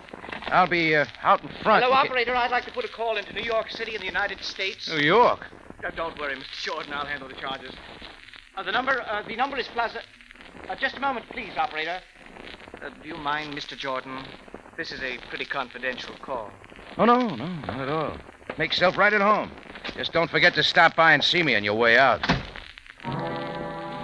He didn't forget. He made the call, paid me for it, and left. That, I figured, was to be that. It was, for 4 days. Craven, the phone call, and the gray-haired guy who drank gin and tonic faded from memory till I picked up a copy of the Cairo Mail 4 days later. A small article on an inside page got my interest. It said the police had fished a murdered man out of the Nile. The thing about the article that struck me most was that the police had to say about the way the man died. They said it looked like he'd been shot in the face with an elephant gun. I figured that maybe I ought to run over to the station and tell Captain Sabai about the things I had in my mind. Come in, Jordan. Come in. Oh, thanks, Sam. Sit down, Jordan. Now, and to what do I owe this unexpected visit? Just curiosity, Sam. Hand this little item in the paper. Oh? And the one in the lower left-hand corner. Oh, the man who had been shot in the face with an elephant gun. Who is he, Sam? We have not been able to identify him. Seems to be a lot of mystery about it. Jordan, what do you know of this? Oh, very little. A man came into my cafe a few days ago, drank a lot of gin and tonic, talked about an elephant hunt, a lot of other things. An elephant hunt, you say, Jordan? A moment, please. I would like you to look at something. Here it is. Now, study these photographs for a moment, Jordan. They are of the man we took out of the Nile. Is he the one you speak about, the one who was in your cafe? Whoever shot him didn't leave much face for identification. Quite purposefully, in my opinion. Looks about the right size. Clothes are the same. Very tan skin, Sam? Yes. Gray hair? Gray hair? He's the one, all right. He's the gin and tonic man. Oh. What's this photograph, Sam? Oh, that is a close-up of the inner portion of his right arm. Observe the tattooing. Can't miss it. Now, tattooing, of course, is quite common in the East, but not the tattooing of numbers. 11-24-42. 11-24-42. What does that mean to you? Nothing. Jordan, when a foreign national is murdered in Cairo, quite naturally I am under extreme pressure from my superiors, who in turn are under pressure from the foreign embassy involved, whatever it may be. Now, Jordan, I must apprehend the murderer. Yes, Sam, I know that. Now, you will be so good as to relate to me in detail the exact happenings the night this man with no name visited your cafe. Sure, Sam, be glad to. And Jordan, I must insist that you leave out nothing. Absolutely nothing. Now, proceed. Well, I told Sam all I knew about my conversation with the gin and tonic man, about Gerald Craven and his questions concerning that man's identity, and about the telephone call to New York City. Then I went back to the tambourine. I was sitting in my office thinking about the whole affair when suddenly I found myself wanting to know more about that telephone call. A little later, I was talking to one of the girls at the phone company's business office. Yes, I have the record of a phone call made from your number to New York City. Well, the call was made by one of my customers, and I'd like to know the charges. It was a person-to-person call to Gloria Hennessy at Plaza 79970, and the charges will be £5 and 35 piastres, including tax. Okay, thanks. Well, I found out what I wanted, who the call was made to. What I was going to do with the information, I didn't quite know. But right then and there, I had something else to think about. I no sooner had put the phone in the cradle when a big hand grabbed me by the arm. Mr. Jordan, turn around. You don't give me much choice. I'm sorry if I appear to be rough, but we must talk. Look at me. I did, but I had to look up to see his face. He was 6'6" or more, and he was from someplace in the middle of Africa. But I figured he'd had some education. He had a grim look and a vice-like grip, and I knew he meant business. My name is Jonah. I'm a Zulu from South Africa. We have something to talk about. How did you get in here? 4 nights ago, the Bwana came into your place. Lots of people come into my place. The Bwana, you remember. He drank gin and tonic. And let loose Last night, he left the rooming house to come back to your cafe. I never saw him again. The police found him dead in the river. Let go, I said. You'll get a knee in your stomach. And you, Mr. Jordan, will have a broken arm. Now listen to me. He knew no people in Cairo. He saw few people here. But someone he saw killed him. And perhaps it was you. You can stop squeezing. I get your point. I do not know it was you, but I shall watch you, Jordan. I shall watch you most closely. And if I find out it was you who did the killing... What then? Then you shall die most hard. Good evening, Mr. Jordan.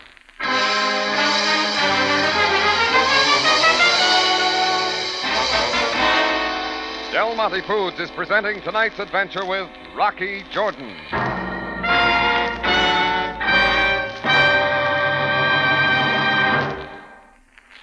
All good cooks know it's flavor that counts in satisfying healthy appetites. That's why millions of housewives, particularly those with long cooking experience, depend on Del Monte tomato sauce for added flavor. There's just no better way to brighten plain foods or give added zest to low-cost meals. One Del Monte enthusiast, Mrs. John H. Anderson of Los Angeles, said, Del Monte tomato sauce has plenty of good, rich tomato flavor. That's why it's been my favorite for over 20 years. It really brings out the flavor of the food you cook with it, and I say that's the test of a good tomato sauce. Another thing, Del Monte tomato sauce is dependable. I use it many ways: vegetable soup, meatloaf, stuffed peppers, meat pies, and so on. Del Monte tomato sauce is always good. Thank you, Mrs. Anderson. It's a fact. American housewives have bought more cans of Del Monte tomato sauce than any other brand. Flavor is the reason. The flavor that's never been matched. You can depend on Del Monte, the original tomato sauce. Many women buy it by the half dozen or dozen cans. Then they're never without it.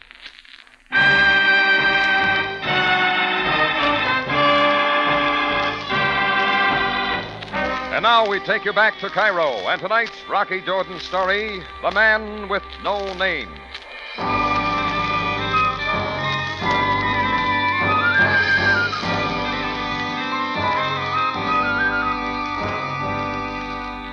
Well, Jonah, the Zulu, let me keep my arm and left. The next incident didn't happen till some hours later. After the supper rush, I went for a walk in the Cairo night. 1, to get some fresh air. 2, to do some thinking about the affair of the man with no name. I was moving down the Sharia Muhammad Ali when a street peddler came up from behind. Highest quality type water for sale at most reasonable prices. The good Effendi wishes to purchase from noble water seller some of the same. No, thanks. Oh, do not rush off yet, good Effendi. Observe the good, clean, clear water.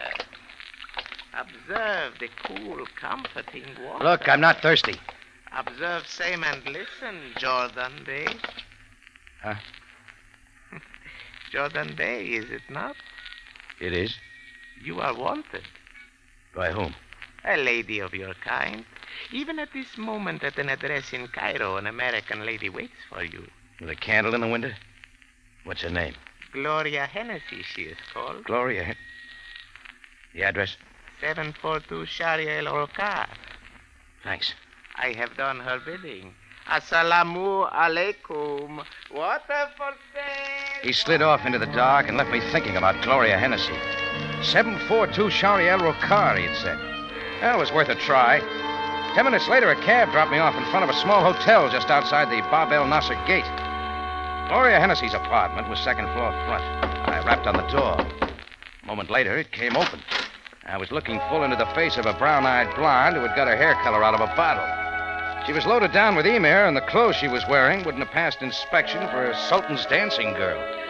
I've been waiting for you, Mr. Jordan. Hey, should have let me know sooner. Come in, please. Yeah. This divan will be fine. Thank you. Drink? No, thanks. Do you mind if I... No, go right ahead.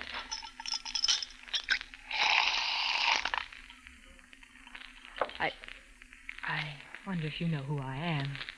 My name's Gloria Hennessy. Miss? What I meant was, I wonder if you know more than my name. You're from New York. 4 days ago, you received a phone call from Cairo from Gerald Craven. That suitcase in the corner still got the TWA tag on it, so it figures you flew here in a big hurry. Yes, that's right. Just to see me? In a way, yes. A few nights ago, a man came into your cafe. Big, heavy-set, drank gin and tonic. Yeah, a lot of people are interested in him. I know. Even the police. Yes, I read about that, too. It's a shame. If I'd been able to see him, I wouldn't have had to bother you like this. Well, so far, it's been no bother. All I want you to do, Mr. Jordan, is tell me who that man was. Don't you think you ought to get Craven in here before we take this any further? What? The cigarette in the ashtray hasn't got any lipstick on it. You wipe yours off before you smoke? All right. It's Craven. It's Craven. You may as well come in. Good evening, Jordan. Hi. We thought it'd be better if I spoke to you alone. I already told Craven I didn't know who that man was. That was 4 days ago. And you think I may know now? Yes. Why didn't you ask the police? They don't know. The police figure he was shot in the face on purpose with a big gun, so he couldn't be identified. What's so important about that man? Why all the questions about his identity? Mr. Jordan, I am willing to pay you $1,000 if you tell me who that man was. A lot of dough for the name of a dead man. I have the money right here in my purse. You can leave with it. I could make up a name. You could. Sorry, lady. I'd be happy to take your money, but I don't know who that man was. Well, then, I suppose that's that. You were my last hope, Mr. Jordan.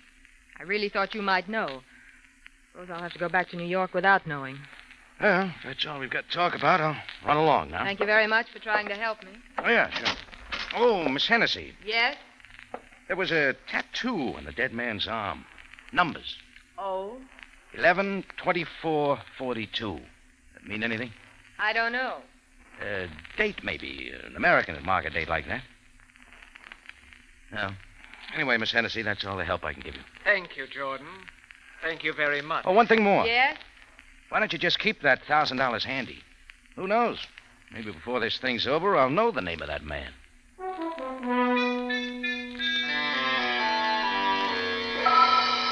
I left and walked out into the street. I knew I couldn't catch a cab on the lonely Sharia El Rokar, so I decided to walk back to the Tambourine. I had a lot to think about anyway. I wound my way through the dark Cairo streets, up the Sharia Ibrahim Pasha, past the Empire Club and the Victoria Hotel. Then I turned off, making my way down the Sharia El Bean, half street, half alley. That's when it happened. The window pane in front of me shattered, and it didn't take a lot of figuring to realize I was a target. I hit the pavement and scrambled on all fours for the protection of some garbage can.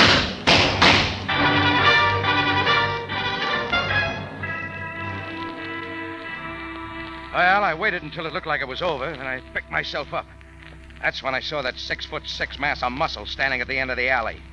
Jonah, the Zulu. I started to look around for a lead pipe. Mr. Jordan. What's the matter? Run out of bullets? You do not have to be afraid of me. Prove it. I did not shoot at you. I have been following you as I said I would, but I did not shoot at you. Look, I have no gun. You could have thrown it away. No. This shooting has convinced me that there is more to the Buana's death than I suspected.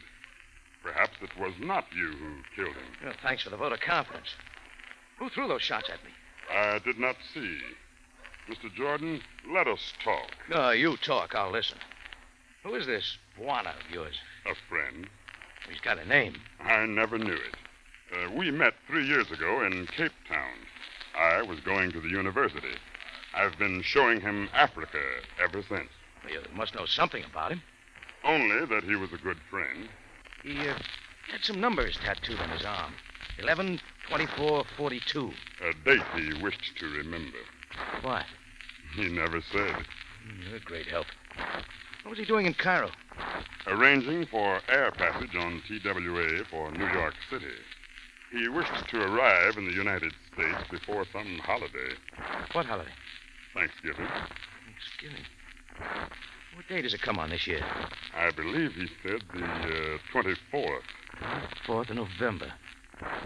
11, 24, 49. But the tattooing said... 11, 24, 42. Yeah, 7 years difference. 7 years. What does it mean, Mr. Jordan? I know one thing it could mean. Come on. Where are we going? Put in a claim for $1,000. And incidentally, find an answer to this mess of the man with no name.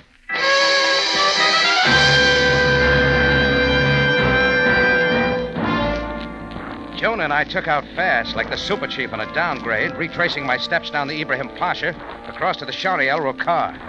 The hotel I was looking for was easy to find because I'd been there once before. So was the apartment, second floor front. When I rapped on the door, it was opened by the same one who'd opened it for me before. And a moment later, Jonah and I were inside, and Gloria Hennessy was looking at me kind of funny. Mr. Jordan. The same. Oh, this is Jonah, a friend of mine, I think. How do you do? How do you do? Why did you come back, Mr. Jordan? Oh, maybe to earn that $1,000. Jonah was a close friend of the man who was killed. I see. He knows who he was? No. I'm afraid I don't understand. You will. Please get to the point, Mr. Jordan. Mr. Craven and I are leaving Cairo soon. I want to ask you one question, Miss Hennessy. What is it? That's it. That's what? That's the question. Is it Miss Hennessy or Mrs. Hennessy? I don't see what that's got to do... I haven't heard your answer yet. Maybe I don't think I ought to answer it. Huh? You don't have to. Where are you going? Your purse here on the table. You leave that alone. Sure, after I find what I want. Here. Driver's license. This'll do. Mrs. Gloria Hennessy. There's your purse. Well, I guess it was I who made the first mistake. I looked at you and started calling you Miss.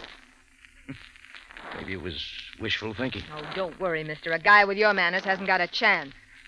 All right, so I'm Mrs. Gloria Hennessy. What does that mean? And let's see if we can figure it out. What's going on?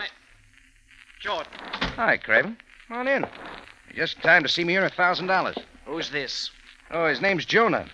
And he's not going to like you. Gerald, he's found out that I'm Mrs. Hennessy and not Miss. He's trying to make something out of it. Oh, but that's preposterous. Not if the man who's dead was Mr. Hennessy. You supply the first name, Gloria. He was your husband. Well, the way I figure it, went something like this. 7 years ago, Hennessy disappeared. I don't know what the circumstances were. You'll have to tell me. Anyway, he spent the next 7 years in Africa, living the kind of life he wanted. But after 7 years, New York says a man is legally dead. All his possessions, and there's probably quite a bit, go to his wife. Hennessy didn't want that, because I don't suppose he liked you very much, Gloria. He was making it a point to get back to the United States before the 7 years were completely up.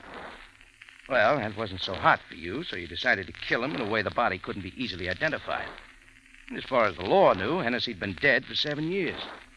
The riches are all yours. Jordan, you're a beast. Please, Gloria. Jordan, that's a very fanciful theory you have. When I tell Captain Sabaya about it, he'll just lift a few fingerprints off the dead man. Check it with some of Hennessy's papers in New York. That'll tell you how fanciful my theory is. You want to call Sabaya? Or shall I? Both Craven and Gloria stood there, neither moving. I was wondering what Craven had in mind. I found out. He started slowly, as if he was making for the phone, but as he got there, he turned his back toward me, and his hand made a dart for his inside coat pocket. It never got there. Jonah got to him first. He grabbed Craven by the scruff of the neck with one hand and the seat of the pants with the other. Then lifted him high over his head and with all his might threw him against the far wall.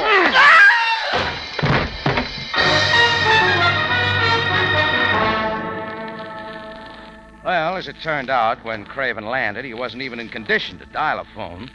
So it was I who had to put the call in to Captain Sam Sabaya, Cairo Police.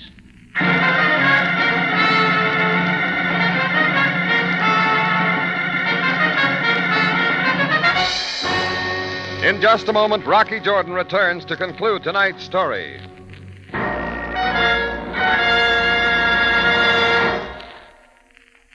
What gives Del Monte catsup such marvelous flavor? Pineapple vinegar. Pineapple vinegar? Sounds good. But just what is this pineapple vinegar? It's a superlative vinegar, crystal clear and sparkling. It's made by Del Monte for its own use. No other catsup has it. And that's what gives Del Monte catsup its wonderful flavor? Yes, it's one of the things, and a very important one. Catsup experts say the finer the vinegar, the better the catsup flavor. It isn't that you taste the vinegar itself. It's the way pineapple vinegar brings out the very best in the other ingredients that is so important. It accents the rich, sunny flavor of Del Monte's plump, vine-ripened tomatoes. And it helps blend the special herbs and spices with the tomatoes to make catsup that just can't be topped for hearty, satisfying flavor. Del Monte catsup has always been my favorite. Now I know why it adds that appetizing zest to plain foods and everyday dishes. Friends, if you haven't already tried Del Monte catsup, make a note to get some next time you go shopping. We know you'll like it. And you'll be surprised at its low price. For all its goodness, Del Monte catsup costs less than many other quality brands. Back now to Rocky Jordan and the conclusion of tonight's story.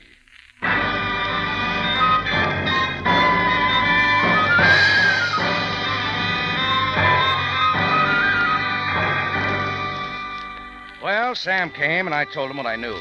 He hustled Gerald Craven and Gloria Hennessy to the station, told Jonah to go back to his rooming house. He'd talk to him later.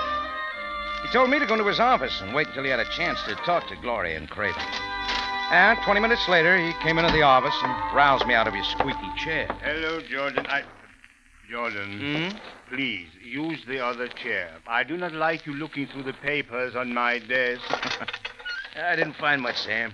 Just your weekly quota for traffic tickets. Your Occidental brand of humor has always failed to impress me. Sorry? Well, Jordan, as they have confessed all, I understand from my conversations with Craven and Mrs. Hennessy that this is approximately what occurred. After Hennessy arrived in Cairo from the interior of Africa, he sent a telegram to his wife in New York advising her of the fact that he was not dead and was returning within the 7-year period. She must get a big kick out of that. She did not know whether or not it was a hoax, so she dispatched her lawyer, Gerald Craven, to Cairo to find out. He found out it was no hoax, called her, and etc., etc. Her long conversation with you, of course, was not to determine the identity of the dead man, which she already knew, but to determine whether or not you knew his identity. And when I said I might find out, Craven took his bullets after me. Precisely. Well, coffee, Jordan? No, thanks, Sam. I've to get back to the tambourine. Tambourine? What is the hurry? I want to cross gin and tonic off my menu.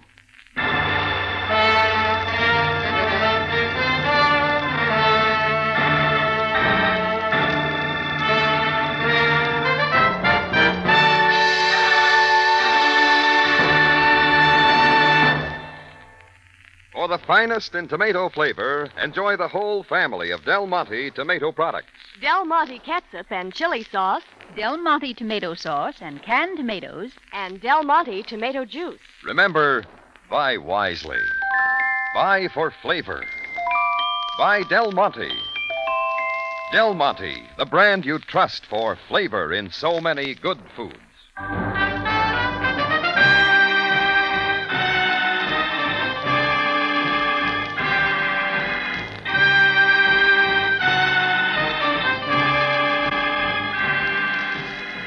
Rocky Jordan, written by Larry Roman and Gomer Cool, stars Jack Moyles in the title role with Jay Novello as Sam Sabaya, and is produced and directed by Cliff Howell, with original music composed and conducted by Richard Arant. Remember, you have a date next week at the Cafe Tambourine, run by Rocky Jordan. Same time, same station. And the story is Quest for Tranina.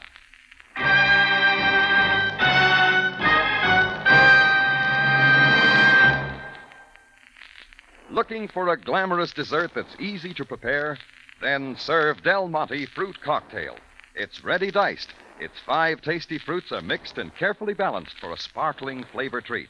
Best fruit cocktail you ever tasted. Del Monte, the brand that always puts flavor first.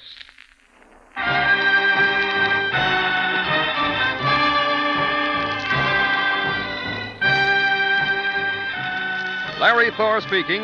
Rocky Jordan is presented over CBS, the Columbia Broadcasting System.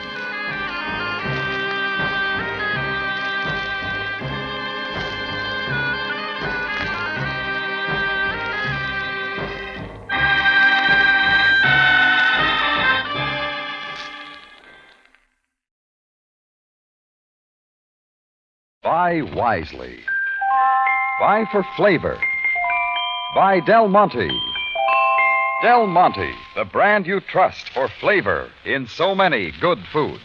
Time now for Rocky Jordan, brought to you by Del Monte Foods, the brand preferred by more women than any other line of canned fruits and vegetables in the world.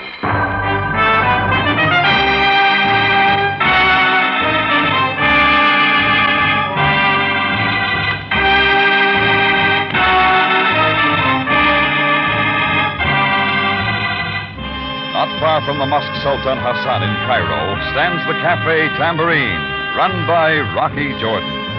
The Cafe Tambourine, crowded with forgotten men, alive with the babble of many languages. For this is Cairo, where modern adventure and intrigue unfold against the backdrop of antiquity. Del Monte presents Rocky Jordan and this week's story, Black Ball.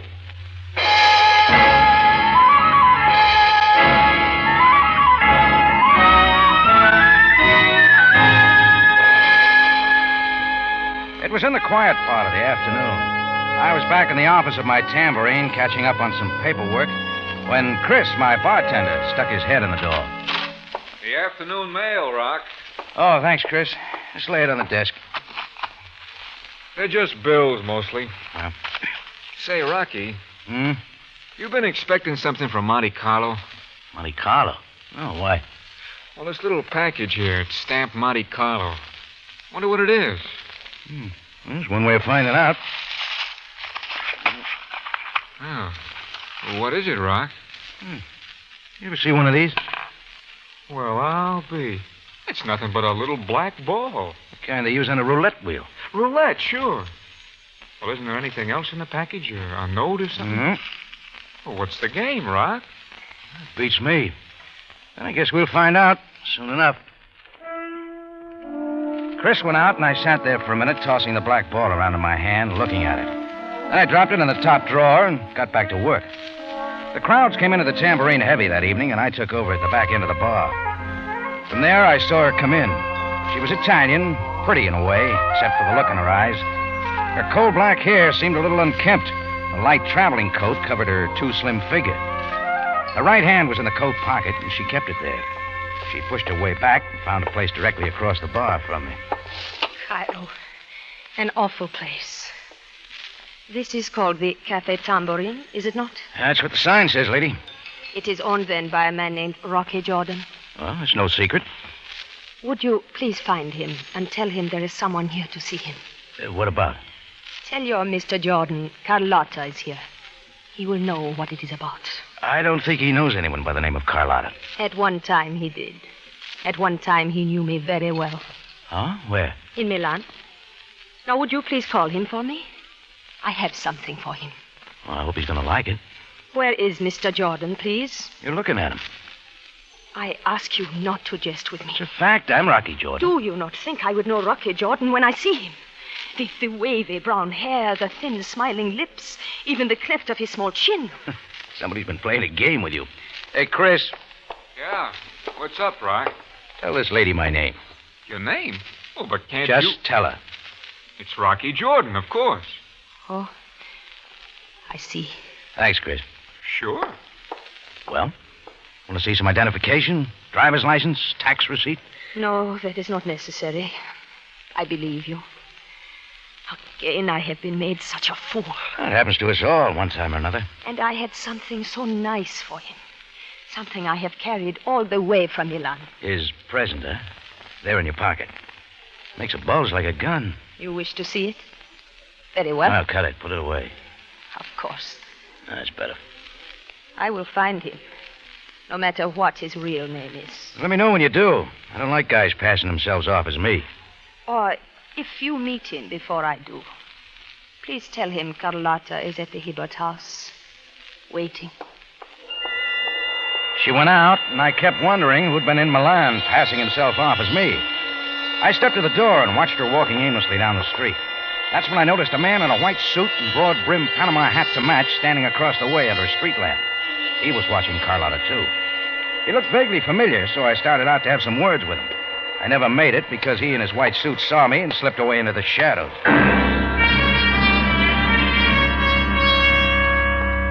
It was later that night that things began to happen again. I was walking down the busy Sharia El Booz on my way to a friend's house for a poker session. It was the red coat and the briefcase that first caught my eye. Then I saw the puffy red face and the blunt nose. It was a short, heavy-set man with arches in his shoes coming my way, and he didn't stop till he bumped into me. Oh, so sorry, my friend. I moved to go on when I saw his fist open up before my eyes. In it was a little black ball, a roulette ball, exactly like the one that came in the mail. My calling card. We should talk now, Mr. Jordan, no? Yeah. This sidewalk cafe is most convenient. Perhaps the vacant table. Yeah, you're leading, mister.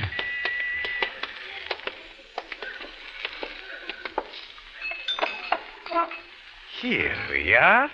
Mr. Jordan, I am Emil Karnak.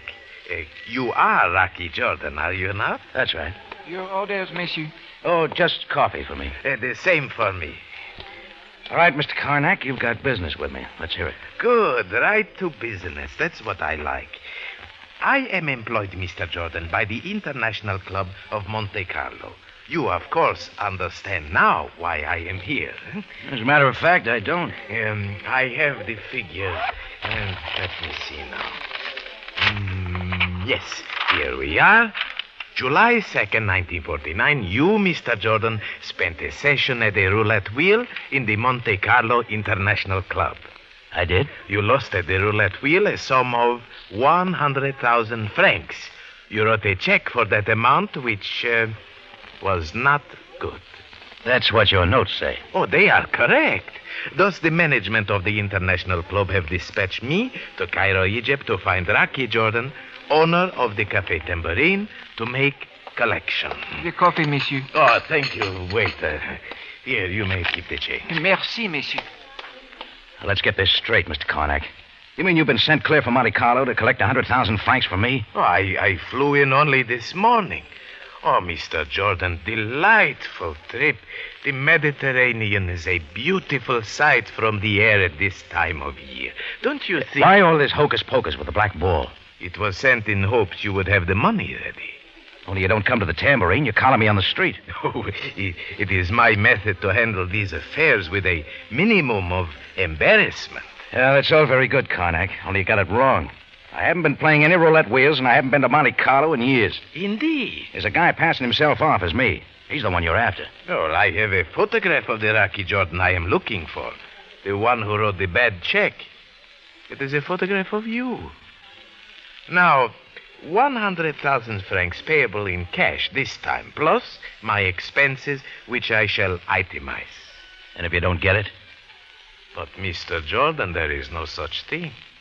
I always get what I am after. But I am not unreasonable. It is night now. I am perfectly willing to wait until tomorrow morning when the bank opens. If you want me before, then I am at the Pyramid Hotel. Good night, Mr. Jordan. Emil Karnak tipped his hat, snuggled the briefcase under his arm, and walked off and down the street. After a second, I moved to follow, till I saw somebody else lingering a couple of doors away. It was the same fellow I'd seen outside the tambourine when Carlotta had left me that evening. The one in the Panama hat. I moved over to him. Bother you for a light, mister? Oh, sure. Hey, Rocky. Hiya, Rock. I thought I'd seen you before. Sure you remember me, Al Margo. Yeah. Real big newspaper man around the Near East, as I remember. That's it. Haven't seen you in a long time, Rock. No, not since they kicked you out of Cairo. Oh, now, Rock, that's unfair. Discredited, maybe, but reporters got to take All right, chances. skip it, Margot. We got other things to talk about. We have, Rock? Yeah. Why were you watching me and Carlotta, and now Karnak? I don't know what you're talking about, Rock. Rocky, look out! Come on, Rocky, let's get out of here. I stayed with Al Margo as he raced through the streets and the alleys. Then he cut back, and not far from where he'd started, he ducked into a third-rate rooming house, up to a back room on the upper floor. His key opened the door, and we were inside. After cutting on a light, the first thing he did was reach for a bottle. It looks like you got girl trouble, Margo. What do you mean by that, Rock? That hole in your hat will explain. You got an angle? Sure. Her name's Carlotta, the Italian girl you were watching at my cafe this evening. The description she gave me fits you to a collarbone. Tall, brown, wavy hair, thin lips. She give my name? No. She said you were Rocky Jordan. That means you've been passing yourself off as me. All I want to hear is why. Just a little gag, Rocky, and lots of times you don't tell a girl your right name. And there's something else I want cleared up. You been to Monte Carlo lately? Put down that bottle and answer me. Take it easy, Rock. So I've been to Monte Carlo. What about it? Using my name and my address in Cairo? You got a sense of humor, Rock. You can take a joke. Not when you write bad checks in my name, Margot. Not when a guy named Emil Karnak shows up from the International Club to collect your gambling debts from me. You want some more? Okay. Sure, I used your name. I did lose a few pills at the International Club. All right, that's all I wanted. Right now, you and I are going to hunt up Emil Karnak. You're going to tell him you're the one who's been passing himself off as me. Rocky, I'm not going anywhere. Oh. Your gun says that, too. I can't tell Carmack I'm the one he's looking for. Now, Rocky, I can't do that. Why not? Because I haven't got the money to pay him. And Karnak won't like that. And that's Karnak's problem. No, Rocky, that's your problem. Because as long as I don't tell him I'm the one, he'll be looking at you. So it looks like you're going to have to pay it yourself. That's just the way you got it figured, huh? Suit yourself. But if you don't cancel the debt, Rocky, Karnak's going to cancel you.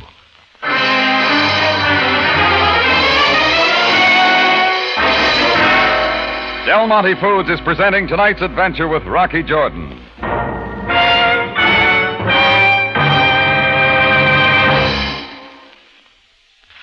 Let's turn back the clock about 24 hours and drop in on Mr. and Mrs. Johnson. They're just returning from a football game. Well, here we are, home at last, and boy, am I hungry. Oh, so am I. Let's start thinking about some food. Big, juicy hamburgers, maybe. Say, that's for me with plenty of catsup. Uh-huh. Del Monte catsup. It has such marvelous flavor. And Mrs. Johnson really knows her catsup. Del Monte catsup, the zestiest, liveliest catsup that ever pleased a man. Now that football season is in full swing, you'll find Del Monte catsup a bigger help than ever when planning lunches before the game or supper afterwards. It's a smart hostess who serves hearty food and lots of it, with plenty of Del Monte catsup handy to add bright, rich, spiced tomato flavor. Yes, that marvelous tomato flavor you find in Del Monte catsup, the only catsup made with pineapple vinegar. That superlative vinegar that coaxes out all the best in tomato flavor. Remember, for real zip and zest, it's Del Monte catsup every time. Next time you go shopping, look for Del Monte catsup. You'll like its quality, and you'll like its thrifty price.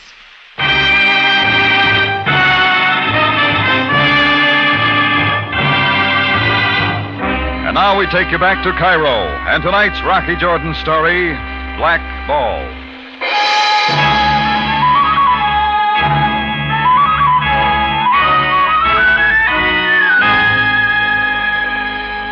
Yeah, Al Margo had admitted everything. That he'd been a lot of places posing as me, Rocky Jordan.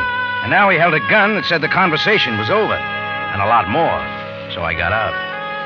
I had one job before I made my next move, and that took me to the Hibbert house, where Carlotta had said she'd be waiting. She hadn't been waiting long because her overcoat was lying across a chair as she opened the door. Mr. Jordan, for what reason you come here? I figure I'll find it here in your overcoat pocket. A gun, a couple of shells, empty maybe. Then you will be disappointed. The gun is not there. Where is it, Carlotta? If I tell you, you will take it from me. So why should I? I don't want you throwing any more shots at Al Margo. Not yet. Al Margo? In Milan, he used my name. So, his name is Al Margo. I'm glad you told me. Now, please, tell me where I can find him. It works both ways, Carlotta. You haven't yet handed over the gun. And you have not yet told me why you should care. Because there's a real smooth bill collector in from Monte Carlo named Emil Karnak. He's looking for Margo, too. Only he made the same mistake you did by coming to me. Oh, I see. You tried for Margo's life once tonight. I don't want that to happen again. Not till he clears me with Karnak. I have not shot at Al Margo. Oh, I think different. You came to Cairo to find him and kill him. Why should I deny that? Carlotta, I think you'd better stay right here. And why should I? Because I don't want Margo killed by you or anybody else. Not till he talks to Karnak. I shall do what I like, Mr. Jordan. We'll fix that. I dialed Chris at the tambourine and told him to get right over. I stayed with Carlotta till Chris showed up, and then told him to hold her there till I got back. Then I went over to the Pyramid Hotel to get Karnak. I found him in the all-night grill, alone at a front table. Ah, Mr. Jordan, a pleasant surprise. Please sit down. I'm glad you're here, Mr. Karnak. I want to clear this up tonight. Ah, you have the money then, Mr. Jordan. No, but I have the man you want. He called himself Rocky Jordan in Monte Carlo, but his real name's Al Margo. He's right here in Cairo. Mr. Jordan, my employer sent me only to see you. I know of no such man. And then it's time you met him. Come on. Very well, my friend, if you wish. I'll take you to Margo, and he'll give you the truth if I have to beat it out of him.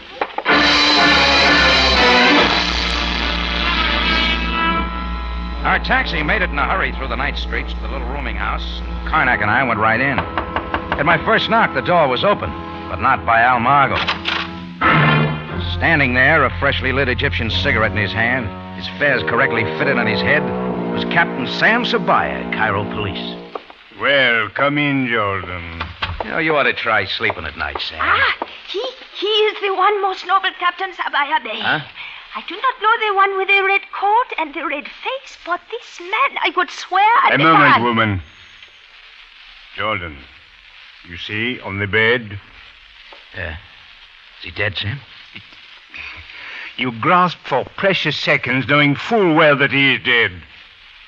You know him, of course. Sure, he's Al Margo.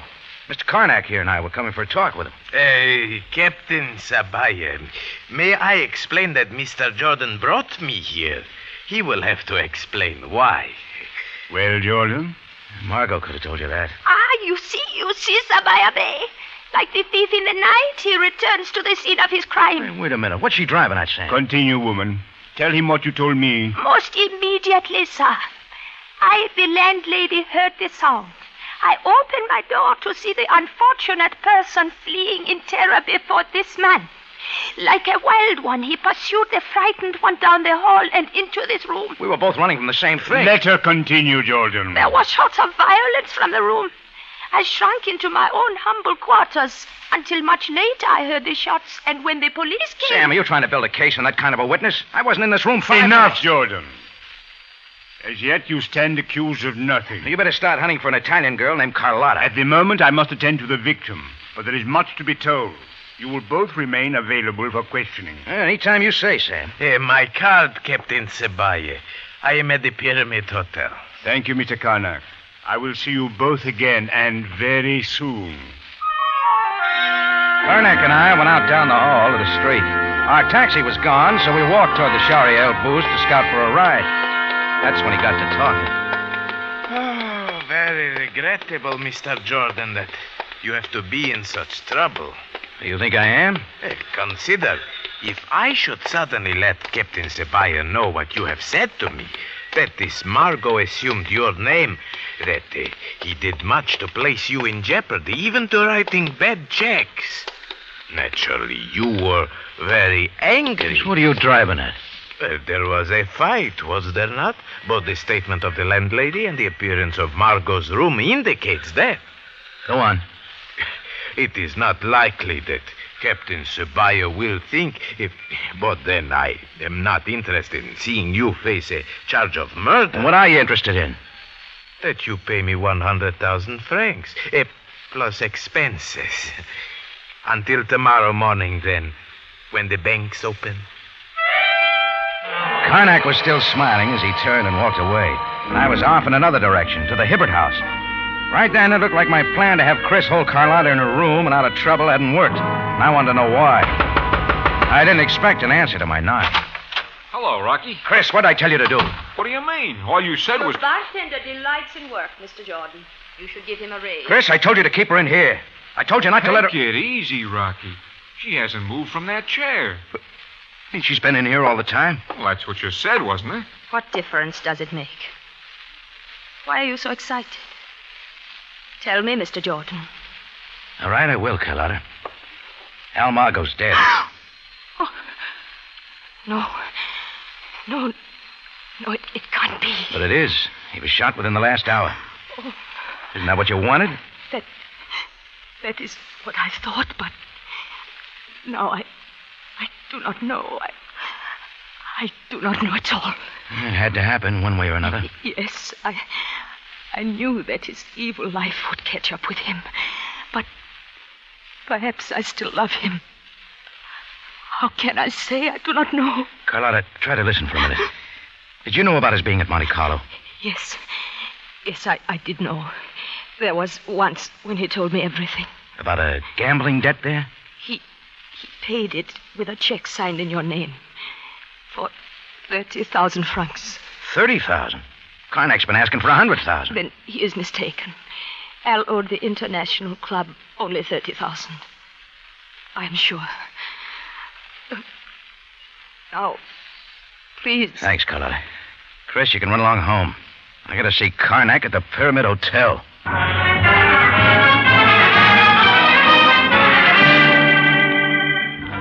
In less than a quarter of an hour, I was in the lobby of the Pyramid. The room clerk was dozing at his desk. I didn't bother him, just had a look at the register, took his pass key from a hook, and went up to Emil Karnak's second-floor suite. The transom was dark, so I quietly unlocked the door and went in, leaving it open. The sound of heavy breathing from the next room told me Karnak was asleep. So I scratched around and I found his briefcase on the desk. I opened it, moved over to the window where there was just enough light from the hotel sign outside, blinking on and off. His passport was there, and it checked. Then I shuffled through the papers till I found a photograph. It was of Al Margot, but the name on the back said Rocky Jordan. This was the picture Karnak had told me he'd brought for identification, and it meant Karnak had known all along I wasn't the man he was supposed to be looking for. Now it was time to wake up, Mr. Karnak. Only I didn't have to. You will lay the briefcase back on the desk, Mr. Jordan. Are you quite through now, Mr. Jordan? All through, Karnak. And so is your shakedown. Oh, then you do not think I am from the International Club of Monte Carlo. Oh, I know you are. I know Al Margot owed the club 30,000 francs, and you were after it. So? But when you got to Cairo and found you had the wrong man, you decided on a deal of your own. To shake me down for 100,000, pay 30 to the club, and pocket 70 for yourself. Oh, you learn many things, but too late, my friend. It's a great deal, Karnak. You kill Al Margot so he can't tell me or anybody else he'd only lost 30,000. And also to pin the knockoff on me. To make me sweat and kick in with 100,000 in a hurry. That it, Karnak? But it is over now. I will regret to inform the police that I was forced to kill an intruder. There is no other way. And I like my business done quickly. Unbelieving, I saw Karnak drop his gun, twist, and slump to the floor. The shots had come from behind me. I whirled, and there, framed in the dark doorway, stood Carlotta. I'm sorry, Mr. Jordan. You better give me the gun, Carlotta. I am so very sorry. Oh, for saving my life? I did not do it for your sake. I shot him only for what he did to El Marco. Al meant that much to you? I guess he did. Otherwise, I could not have finished it. Oh, you didn't, Carlotta. What? You're a poor shot. You hit Karnak, but that's all. You mean he is not dead? No. All we have to do is call a hospital and then the police.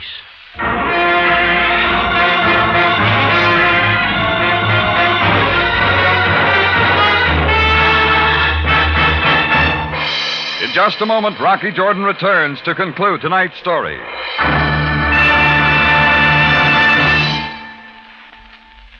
The problem of how to cook new and interesting budget dishes these days is easily solved with Del Monte tomato sauce. That's because the rich, spiced tomato goodness of Del Monte tomato sauce really brings out the best flavor of the food you cook with it. Plain dishes become special dishes. Mrs. Irwin C. Jones of Los Angeles knows how helpful Del Monte tomato sauce can be. She's been cooking with it for 20 years, and she said, "We're a family of hearty eaters, and we love good food with lots of flavor. And there just isn't anything like Del Monte tomato sauce for flavor. It has a nice fresh tang, and it keeps so bright when you cook it in. And that's mighty important, especially with plain food such as pastes and leftovers. Oh, I'm sold on Del Monte tomato sauce, all right. I'd hate to be without it." And once you have tried Del Monte tomato sauce, you'll hate to be without it too, friends. So take a tip from Mrs. Jones. Pep up those plain foods. Give a zesty, hearty flavor to everyday dishes with Del Monte, the original tomato sauce. You can depend on its matchless flavor just as you depend on all Del Monte foods for flavor. Back now to Rocky Jordan for the conclusion of tonight's story.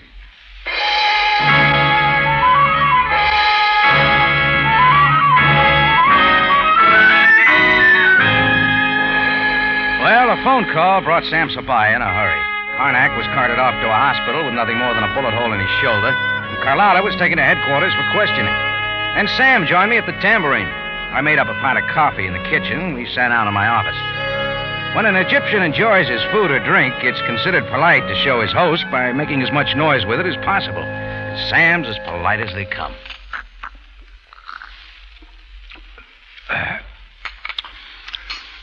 Most excellent coffee, Jordan. That's what I hear, Sam. The manners of the East bewilder you at times, do they not? Just as I do not understand certain ways of your people. Sometimes they all confuse me. Yes, indeed. Yet the inherent traits we find in all people, do we not?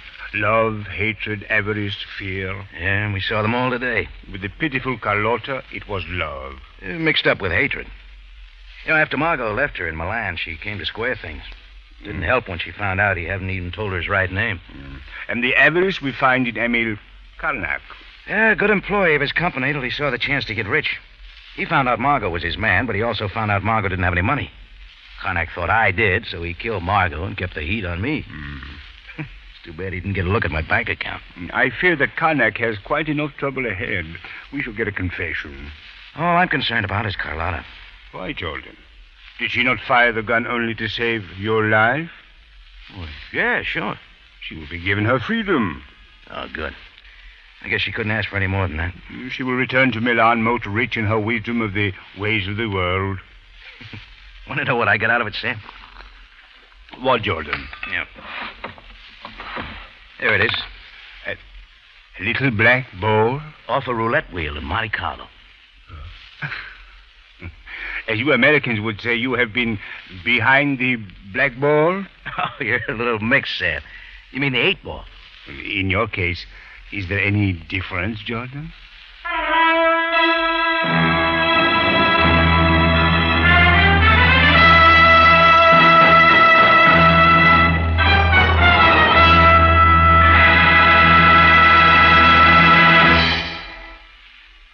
For the finest in tomato flavor, enjoy the whole family of Del Monte tomato products. Del Monte catsup and chili sauce. Del Monte tomato sauce and canned tomatoes. And Del Monte tomato juice. Remember, buy wisely. Buy for flavor. Buy Del Monte. Del Monte, the brand you trust for flavor in so many good foods.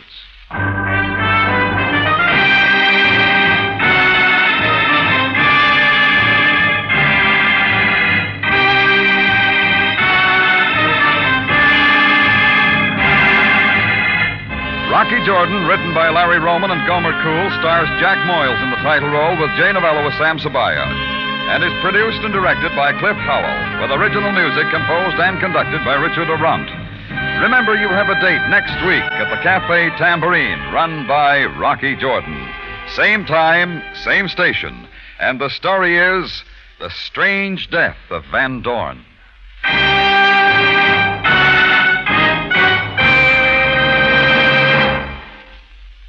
Here's the handiest, easiest way to brighten a meal. Del Monte Fruit Cocktail. 5 luscious fruits ready diced to serve as is. Everybody likes colorful, delicious Del Monte Fruit Cocktail. Now, just a reminder. The Community Chest helps you by helping others. Have you given your share? Support your Red Feather Community Chest services.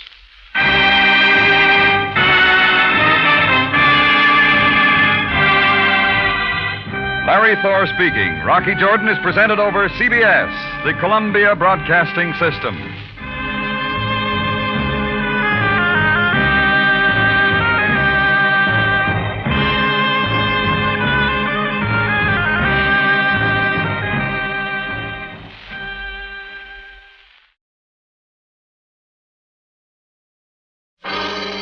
Time now for Rocky Jordan.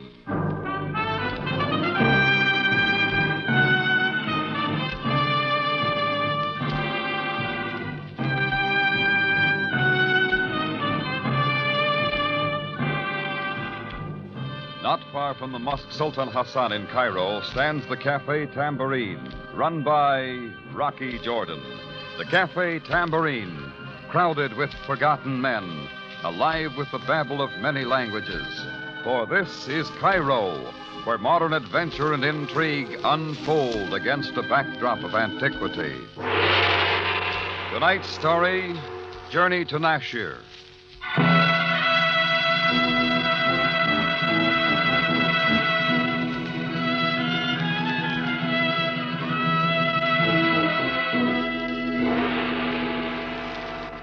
A lot of people around Cairo disapprove of a place like my Cafe Tambourine. It's their privilege. But with the European residents, the perspiring tourists, and the usual element that drifts down the delta from the waterfronts, the place manages to stay busy. Me, I just try to satisfy the customers and keep my nose out of trouble. But then you never know. Anyhow, it was strictly business the hot afternoon I went down to the Laredo Company on Sharia Akin. They were Spanish importers and wholesalers of bottled goods. Kind of new to Cairo. My stock at the Tambourine was getting low, and one of their brassy salesmen had been beating his chops daily for my trade, so I decided to give him a whirl. Mr. Laredo himself took me in tow. He was a smooth-talking, well-dressed man with olive skin, a waxed mustache, and a high-powered spiel. Our line is absolutely complete, Senor Jordan. We can give you prices no one in Cairo can duplicate. Yeah, sure. Careful merchandising, Senor. There is a secret. A small profit, but a fast turnover. That is our motto. Remember... Yeah, sounds good. 100 case lots, and you cash in on our discount plan. The customer makes the money at Laredo. That is our motto. Well, that's all very fine, Mr. Service Laredo. that is outstanding. From the manufacturer to you with guaranteed liberal credit. At Laredo's, you put more opportunity in your future. That's your motto. Exactly, Senor Jordan. And now, if you will permit me to show you... Oh, that is for me. The telephone, possibly. If you will... Take your time. Just have a chair. Excuse me, senor. I will be right back.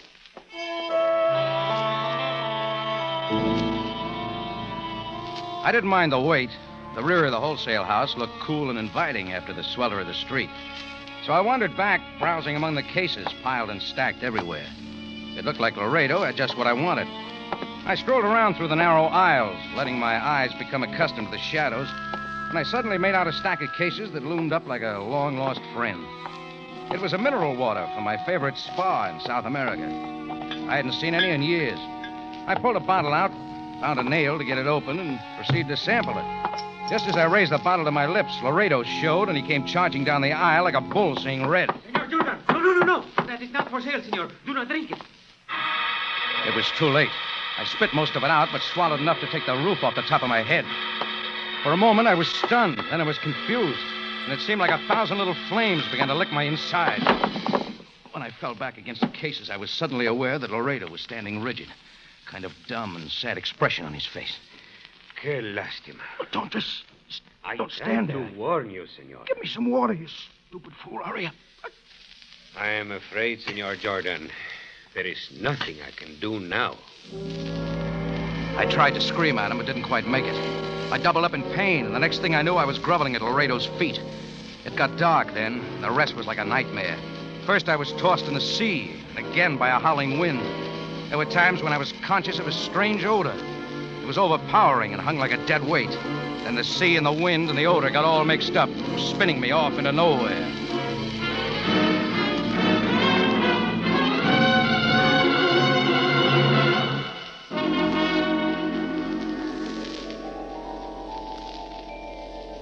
When I came drifting back, my body was still and quiet. My eyes opened and there was more spinning. Not me this time, but a little ceiling fan making like a sunbeam mixmaster. Only it didn't help any. I was in a small room, flat on my back. Here and there was sprinkled some white enamel. And there was another smell, like a hospital. I pulled my eyes to the window, and all I could see was sand. I went back to sleep for a while, and when I woke up again, the same burning was in my throat, and my lips were parched and dry. There was more white. Some of it moved. I looked up to see a spare, mild-eyed man staring down over his beard at me. There, now, you're coming around. You'll be all right now. Will I? I am Dr. Cooper. Well, Jordan's my name. Well, maybe you know. Now, just relax. We will talk later. Where's Laredo? No, I wouldn't sit up. Not yet. Where is he? Here. Here, drink this. There. That's better, is it not? Yeah, thanks. You haven't answered me. Ah, Mr. Jordan, why can't people like you and I learn the ways of the Oriental? What does that mean? Resignation at times such as this. You have been through an ordeal. Your mind should be at peace. But then I have tried too. Tell me about Laredo. I'm sorry I never heard of him. And what's this? How did I get in this place? Not much of a hospital, I admit. But the best we have is a tiny outpost like Nashier. Nashier? Please, lie back, Mr. Jordan. I was in Cairo only a few minutes ago. We are 50 miles from Cairo. But then your mind will clear. The heat and the sand does such things, you know. How'd I get here? Why is anyone here? I was a good doctor till a slip of the scalpel, and then... That's all very interesting. Now, what about me? A camel driver named Pandit brought you in 18 hours ago. Where is he? He's outside, but there is no hurry. I want to see that guy. Get him in here. Very well. If you insist. Pandit, you may come in. You feeling better, yes, sir? Haven't made up my mind yet. You are indebted to Pandit. He found you in the desert. Yes, sir. Half covered by the sand. Your pockets were empty. Nothing to tell who you are. I don't get it. Very strange, sir. Beyond where I found you, there is not water for many kilometers. A few more hours and you would have died. Yeah. Doc, was I poisoned or what? Poisoned? That's very doubtful. You must have wandered about without eating for days. Oh, you're all wrong. Oh, you were dry as a bone. A stomach pump couldn't have been more thorough. Well, maybe I am losing my mind. What do you make of it, Doc? I'm only a doctor, Mr. Jordan. Problems beyond that are only confusing. Perhaps that's why I'm out here, at such a place. It was only a small mistake. Listen, I was in a wholesale house in Cairo. I sampled some mineral water, and the next thing I know, I've been dehydrated and left in the desert to die. Very strange, sir. What went on in between? You're tired. You need rest. It wasn't mineral water, that's a cinch. I wouldn't know. That's what gets me. If they left me out here to die, why did they take such pains to make sure no trace of that firewater was inside of me? Very strange, sir. Yes, strange. So many things about you, Mr. Jordan. Yeah, what else? How is it that you have never had your tonsils out? I talked the doc out of a tonsillectomy and talked Pandit into loading me on a camel and getting me to the road along the Nile that led back to Cairo. And by one way or another, I was finally back in the city late that night and unlocking the door to my tambourine. I made it up to my quarters and fell across the bed and was asleep without undressing. Next I knew, it was morning. I was awakened by somebody moving around below, so I went down. It was Chris, my bartender. Rocky, you old son of a gun. Hi, Chris. Thanks for opening up. Where you been? We've been looking all over for you. You can relax. Hey, you know, Rocky, you look bad.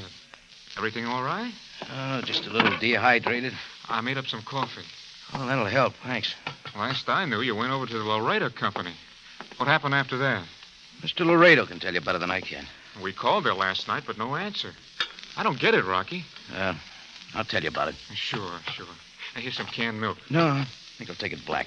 Captain Sabaya's been looking for you, Rocky. Yeah, what about? Well, I guess we were all trying to find you, only he came back 2 or 3 times last night. Seemed kind of sore. Oh, he can wait. Think you can keep things going here for a while, Chris? Sure. You go ahead and rest. Yeah, not till I see Laredo. Hey, gee, Rock, you're in no condition to go anyplace. Start worrying about Laredo. He's going to need it.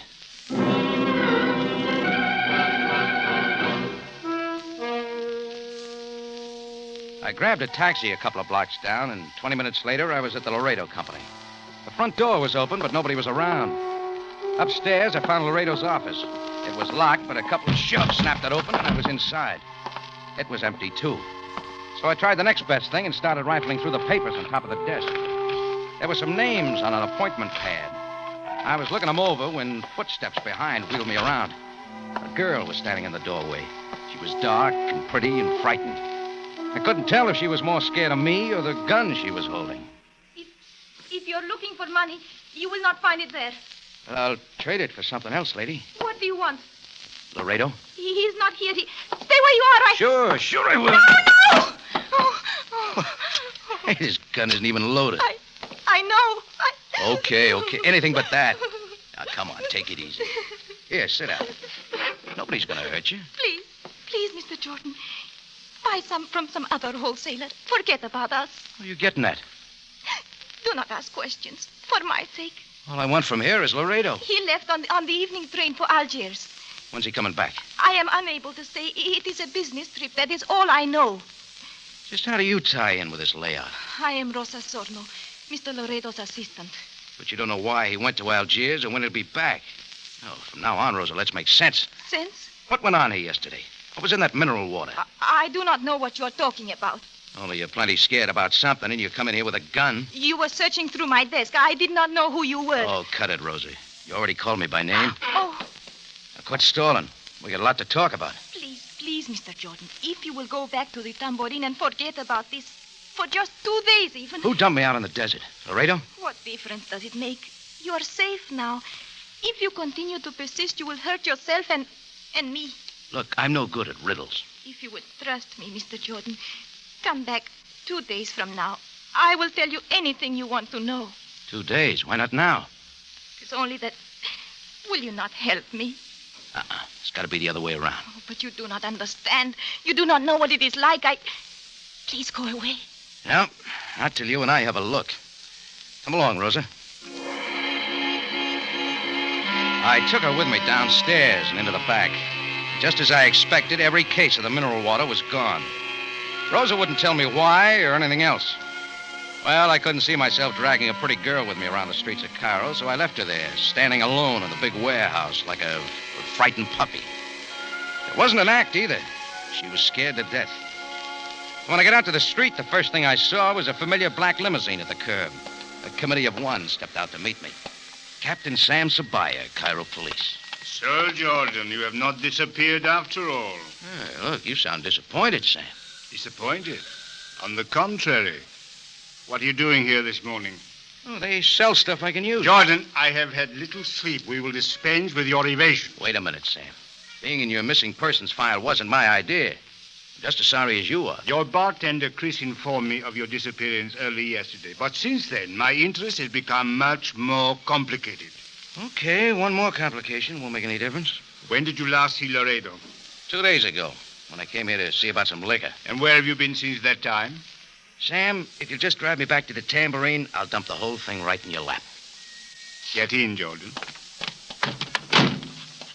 To headquarters, Ali.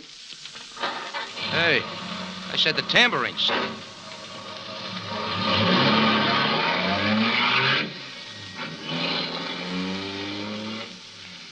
Proceed now, Jordan. What do you wish to tell me? Well, like I told you, I went to see Laredo about some liquor. I sampled some mineral water there, only it wasn't mineral water. Before Laredo could stop me, I drank some of it. The water knocked you out? Oh, don't bother to turn around. The stuff's gone now. All 100 cases. Naturally. Proceed, Jordan. The next thing I knew, I woke up yesterday afternoon in a hospital in Nashier with an empty stomach and a lot of sunburn. A camel driver had picked me up out of the desert. Picture. Is that all? If you don't believe me, check with Dr. Cooper at Nashier. I intend to. While you're about it, you might talk to... Rosa Sarno? I've talked with her at great length. She tell you Laredo left for Algiers? She did. Jordan, is it possible you are trying to protect her? From what, Sam? The only thing I want to do is get my hands on Laredo. I fear that will not be possible. Oh, why? Laredo has been murdered. Stabbed and thrown beneath the wheels of an oncoming train.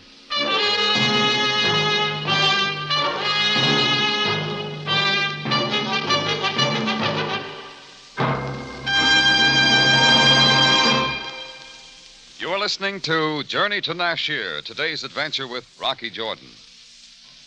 Lux leaves you laughing. Yes, America's favorite dramatic show, Lux Radio Theater, bows off the air for the summer with one of Screenland's funniest comedies.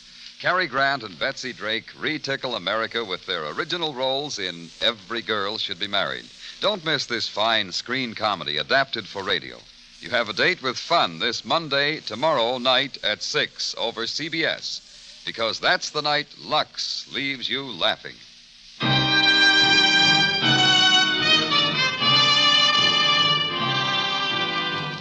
Now we return you to Cairo and tonight's adventure with Rocky Jordan, Journey to Nashier.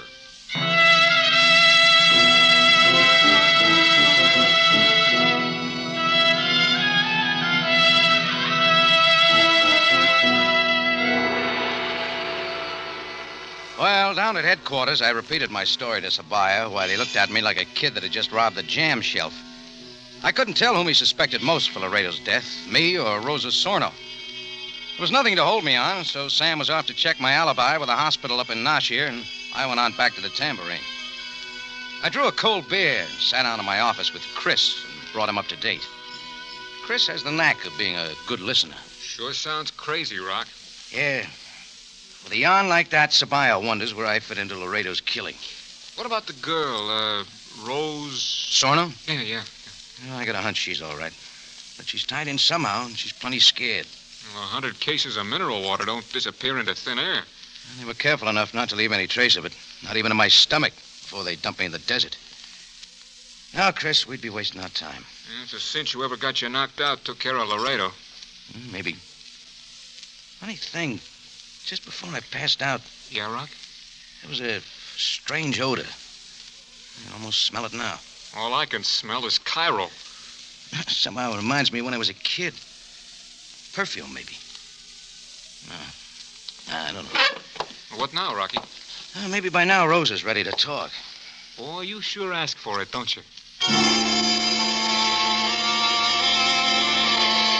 By this time, I could have found my way to the Laredo Company in my sleep. But there was an answer there, and I had to find it. The place was as empty as ever downstairs, so I started for the office. As I walked up the steps, Rosa was talking to a guy standing in the doorway. He was big, like an ex-wrestler, and his face was red. When they saw me, they suddenly stopped. There was an awkward silence. I broke it. Oh, don't let me interrupt. Oh, Mr. Jordan, this is Nick Gonulos. Nice knowing you. Why? Nick, please. Goodbye, Rosa. When it ain't so crowded, we'll talk some more. Well, looks like I walked in at the wrong time. I told you not to come here. Friendly guy, Nick. Your boyfriend? Why, no. He used to work here. He thinks we owe him back pay, that is all. Sure. Rocky, if you would only leave me alone. Wait a minute.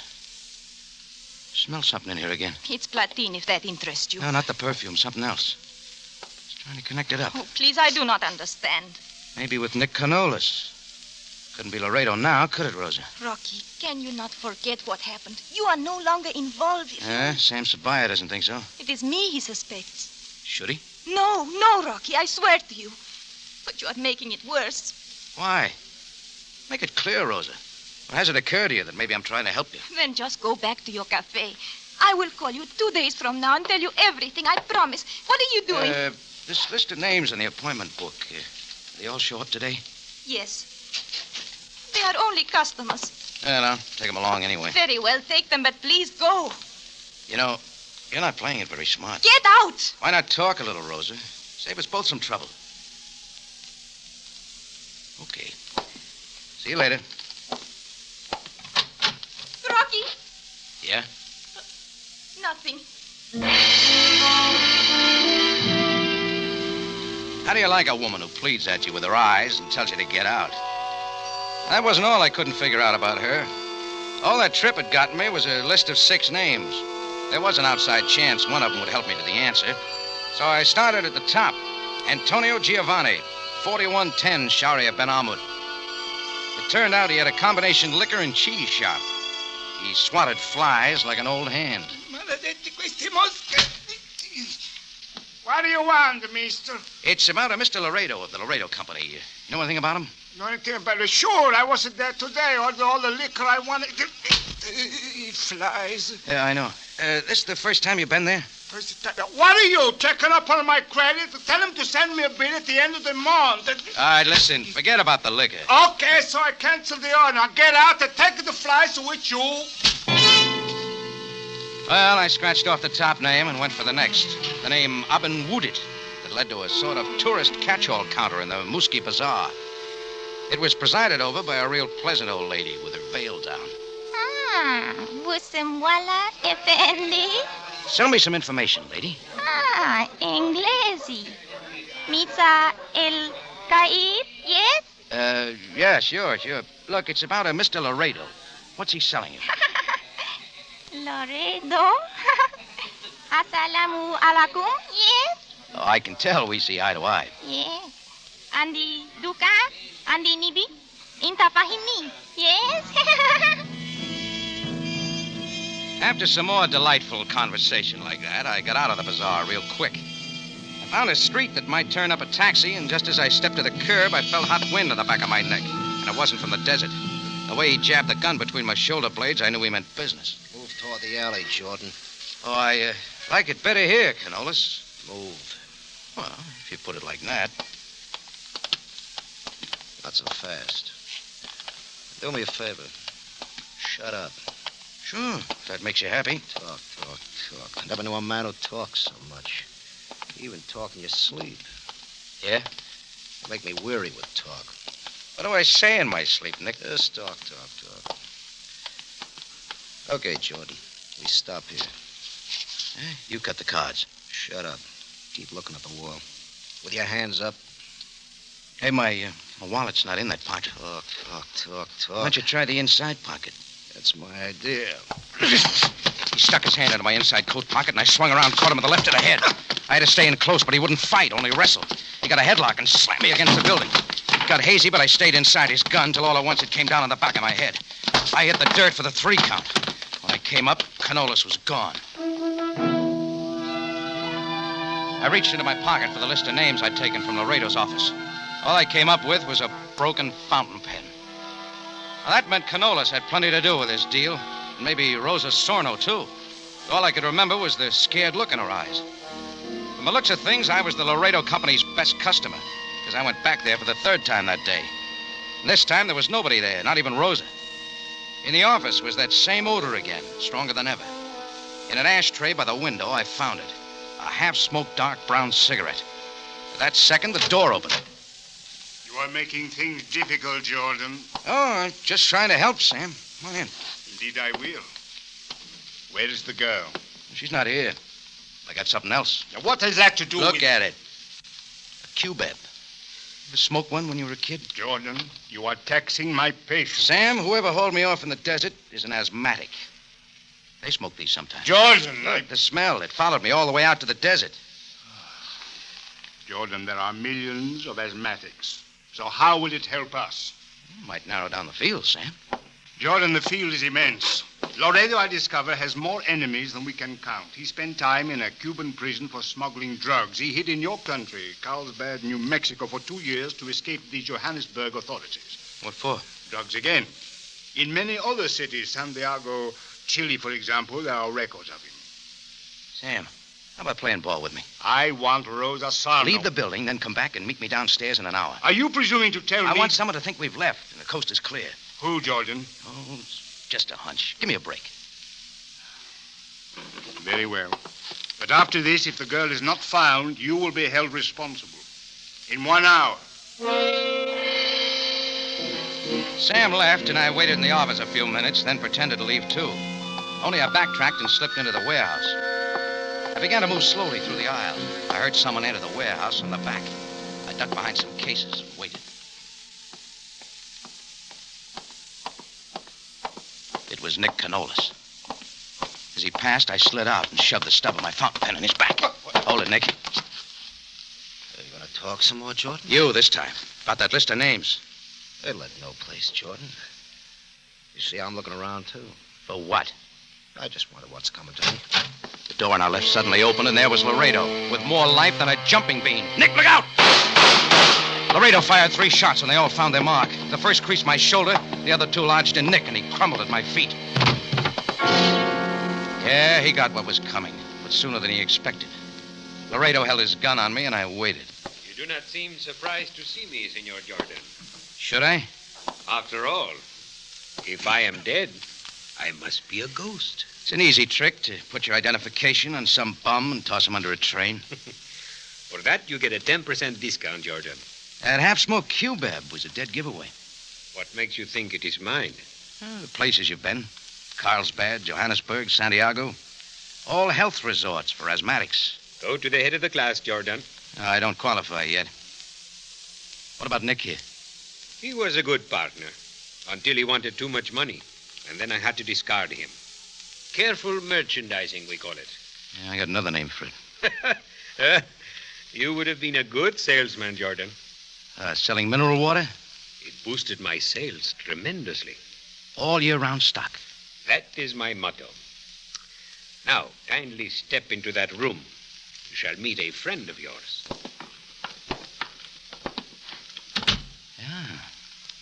Hello, Rosa. Rocky, I wanted to tell you, I did not like being kept here, Jordan. But now that you have come... Don't look at me like that, Rocky. I couldn't even warn you. I can think of a couple of times. Loredo was in the next room. He was there all the time. He would have killed us both. That explains a few things. How about the rest? When Mr. Loredo asked me to invest in a wholesale business in Cairo, it looked like a good venture. I didn't know what he was really doing until it was too late. Quite right. And now I'll leave you and Rosa to explain Nick. Well, that won't be hard. Do not be so certain. After all, I could not have killed him. I am dead, remember? All the time I was looking around the room. There were no windows. The light came from a naked bulb hanging at the end of a long cord by a stack of cases that rose above it. I took a deep breath, grabbed Rosa, and threw myself at the cases with everything I had. Jordan! It worked. The light went out, and I pulled Rosa down, my hand tightly over her mouth. She got the idea and stayed quiet. It was pitch dark now. I waited and listened. Laredo was doing the same. It was cat and mouse, only Laredo had the gun. So the move was up to me. And I got an idea. There was a lot of dust in the air from the overturned cases and a lot more on the floor. I began to blow it into the air, slowly and methodically.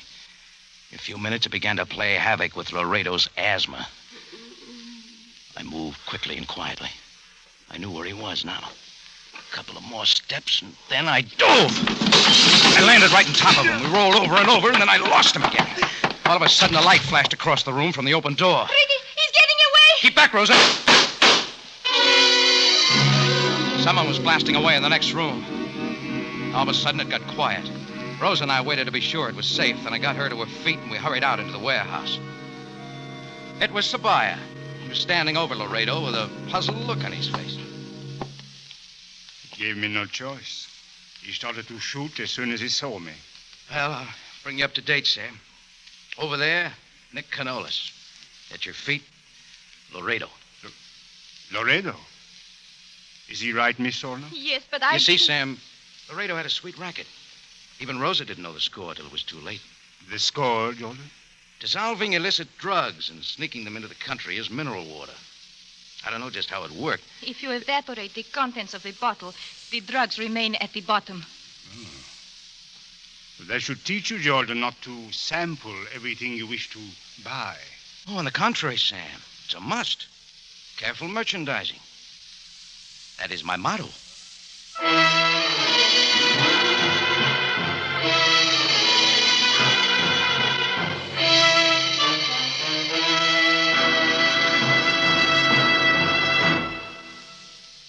It's CBS, again at this same time next week for another story of adventure and intrigue, when we take you back to Cairo in the Cafe Tambourine, run by Rocky Jordan.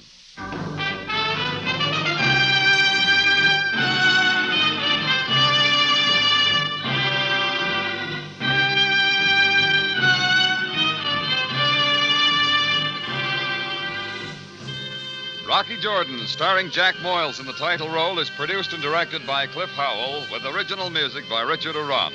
Tonight's story was by Bernard Gerard, edited by Larry Roman and Gomer Cool. This is Larry Thor speaking.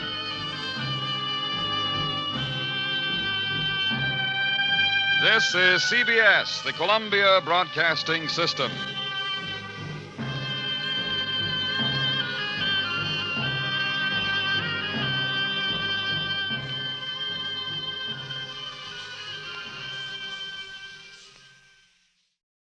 Buy wisely. Buy for flavor. Buy Del Monte. Del Monte, the brand you trust for flavor in so many good foods. Time now for Rocky Jordan, brought to you today by Del Monte Tomato Products.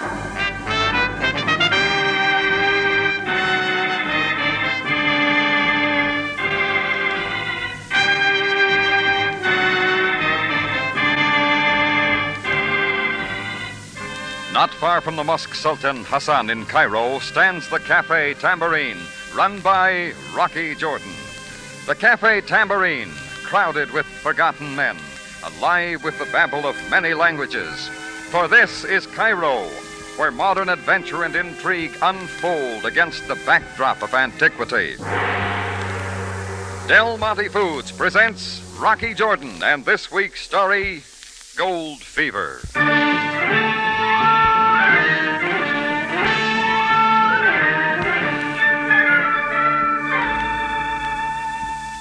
It all started when the phone at the head of the Tambourine bar opened up along in the afternoon. Chris was serving a lonely customer at one of the side tables, so I got up front and answered it. Yeah, Cafe Tambourine. Hello. Hello, who is it? I must speak to Jordan Bay. This is Jordan Bay. I must make no mistake. Are you sure? Look, I don't know who I am. What is this? You must hurry, Jordan Bay. Come as quickly as you can. Who said so? Pete Servos. He must see you at once without delay. Wait a minute. Who did you say? Pete Servos. Servos? Come right away, Jordan Bay, as quickly as you can. Well, where do I find him? Hello? Where do I find him? Oh, great. Pete Servos. That could be only one man, and his name meant only one thing, gold. The kind you never find. Only dirt and sweat and too much heartache. Yeah, Servos had gold fever the worst way. I guess he'd always had it. He talked me into scratching around with him in the High Sierras once a long time ago. All the gold we ever found could have been picked up on the point of a pin. Well, I got my fill of it and finally gave up, but Pete was off to chase some other rainbow. That was the last I'd seen of him. And why he was in Cairo and what he wanted to see me about was anybody's guess. And where I'd find him was a little point my caller had neglected to tell me. A disturbing phone call, Mr. Jordan?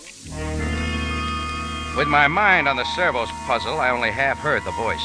It came from my lone customer at a nearby table. He'd been frequenting the Tambourine the last few days, a big, ruddy, solid-set man, a combination of poise and strength named von Rundstedt, from across Africa in the Boer country. Not that it is any of my affair, understand? Light for your cigarette, Mr. Jordan? Yeah? Oh, yeah, thanks. I fear that I am becoming a fixture in your cafe. Well, a wanderer gets the habit of settling in a spot where he feels at home. Well, stay as long as you like. Ah, you are generous. Will you sit down? Yeah, okay.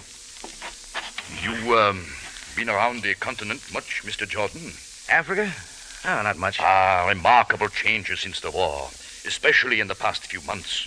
The recent gold strike in South Africa, for example. Gold strike? What brought that up? Oh, just a passing thought. You know, they tell me you're something of an adventurer, but... Oh, still worried about the phone call, Mr. Jordan? Huh? Oh, sorry, Mr. Van Rootstead. I was just wondering why you have not thought of chasing after some of the yellow stuff. Oh, no. Gave that up years ago. You can never be sure. Once he has felt it, the lust for gold lies dormant in every man. Yeah, maybe so, but it's not for me. That is easy to say, but after all, when he least expects it, a man's luck might show him a rich vein, one way or another. Is that not so? Yeah, you might say that. One never knows, Mr. Jordan. One never knows.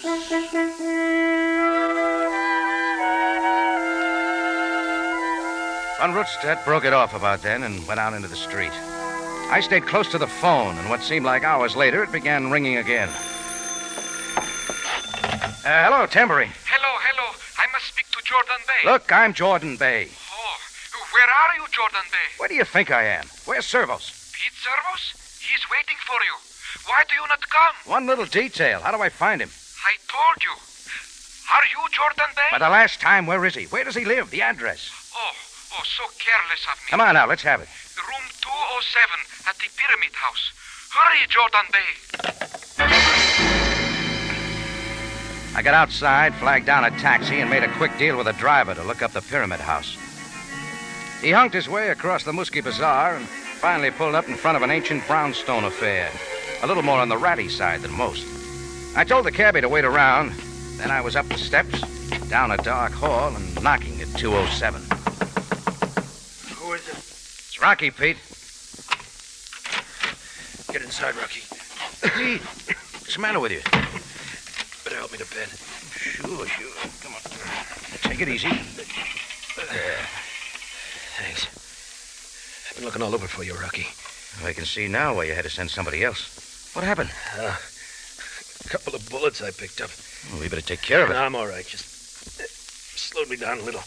Yeah, bullets will do that. Yeah, won't they, though? How'd you get them? A lot anybody cares. Same old thing, huh, Pete? Gold? Yeah, same old thing. I don't give up, Rocky. I told you to forget it while you could. You think I could? It's been in my blood, and what can I do about it? I've been digging ever since I could hold up a pig. Yeah, what'd it get you? A couple of bullets and a bunch of tattoos on your arm. Plenty of new ones since I saw you last. Oh, yeah. Hey, why are the numbers tattooed there on your right arm? Oh, that? That's my Social Security number. At this rate, you'll never live to collect it. I won't need it. Still think you'll strike it, don't you, Pete? Nobody's stopping me. Not even that no-good wife of mine. Well, I didn't know you were married. And I don't know why. What kind of a woman is it that won't stay by you? Share your dreams. Even help you dig. It's a tough life, Pete. How do you think it is for me? Yeah, stay home, she says. Give it up. But she'll be around plenty quick when there's gold. I know her. Where is she now? Right here in Cairo, wouldn't you know? Checked into the Continental last week. And she can stay there. Look, Pete, if you didn't send for me about the bullets, what is it? What do you think? Well? Rocky, I've finally struck it. What?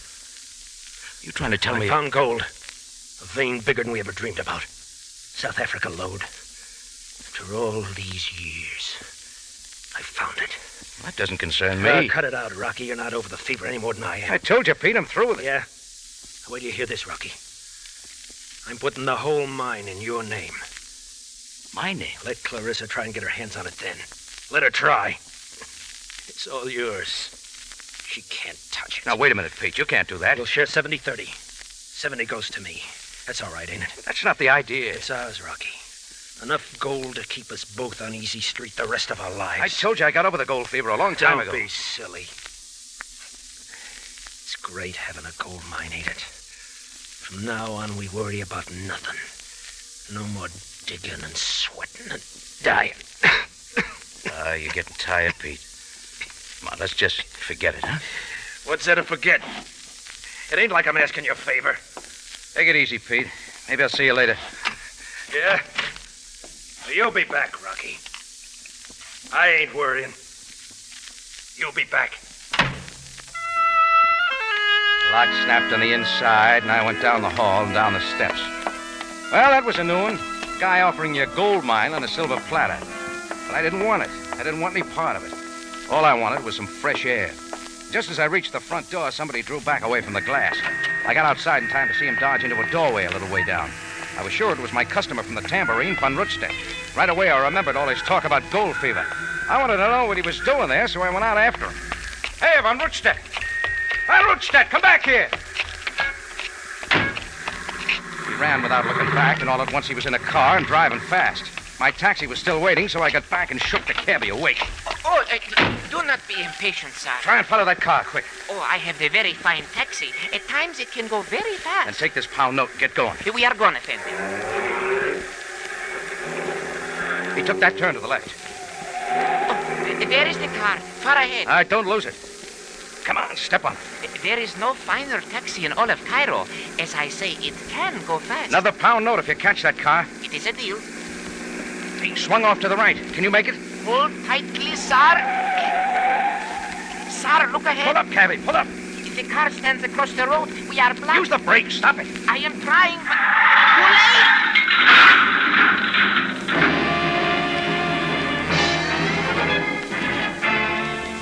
late. We hit the car broadside, and the taxi front crumbled like a paper cup.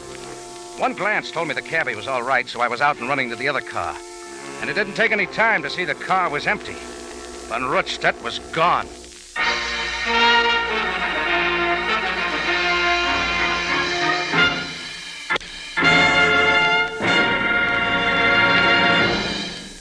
Del Monte Foods is presenting tonight's adventure with Rocky Jordan. Hey, here comes Joe Johnson in the house after a long, hot day's work in the garden. Man, am I thirsty. I sure could use something cold and refreshing to drink. Oh, I wonder what's in the refrigerator. Hey, Del Monte tomato juice. That's for me. Opener. Glass. Right, Joe, for refreshment. There's nothing like Del Monte tomato juice. Del Monte tomato juice is fresh tasting. Yes, indeed. Del Monte tomato juice is made from fresh, ripe Western tomatoes, the flavor tomatoes. Del Monte tomato juice is natural tasting. True. Del Monte tomatoes are rushed directly from field to cannery to protect their fresh, natural taste. Del Monte tomato juice is refreshing. Right. Del Monte tomatoes are pressed immediately at the cannery to preserve all the sunny, rich goodness of those deep red, vine-ripened tomatoes. Fresh tasting. Natural tasting. And refreshing. Fresh, natural, refreshing. That's Del Monte tomato juice. Look for it at your grocer's. Keep a can or two in your refrigerator. And remember, for real refreshment, buy fresh-tasting Del Monte tomato juice every time.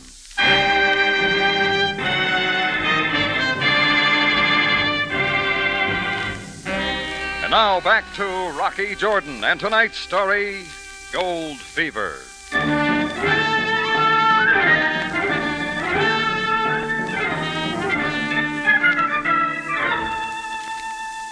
Well, it took some time trying to pacify the little driver for the damage to his taxi, but I had other problems.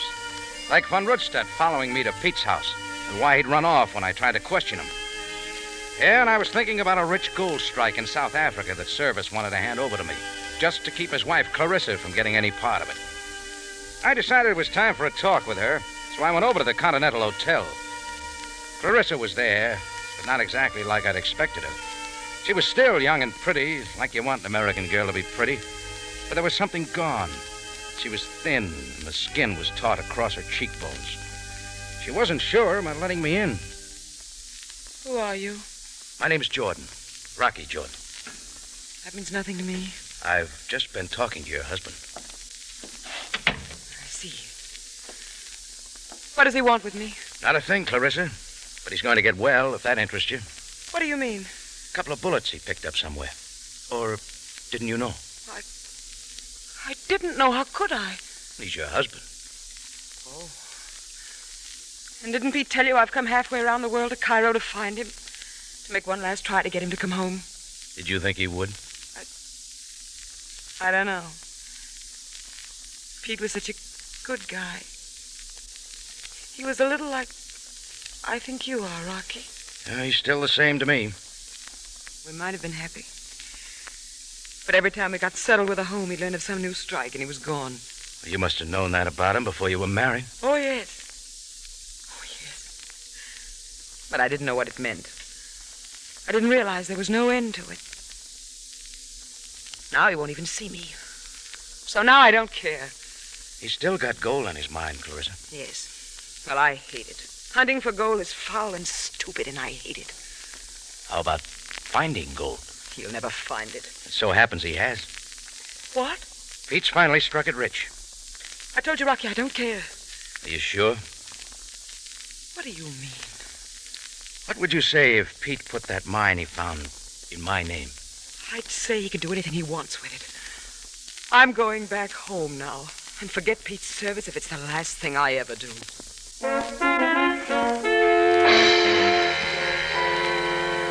There's another one for you. Pete puts the mine in my name to keep his wife's hands off of it, only she tells me she doesn't want any part of it or him either. That's when I doubled back to Pete's place to get a few things straight. When I got there, the first thing I noticed was the door smashed open. Inside, the mattress was half off the bed, the bureau drawers open. Pete wasn't around, but somebody else was. Captain Sabaya, Cairo Police. Well, Joe... Sam, what's this all about? You will touch nothing. What's happened to Service? Where is he? Pete Service at this moment is on his way to the mall. He's dead. Dead?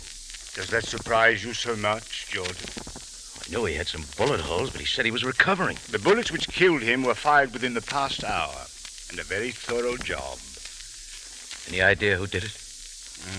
A man hasty in his opinions is neither wise nor honorable. I think you better look for somebody named Van Rutstedt, Sam. Jordan, a certain informant tells me you were here to see Servos this afternoon. For what purpose? Just a friendly visit. Indeed. What did you talk about? Old times, Pete's gold strike. Is that all? What are you driving at?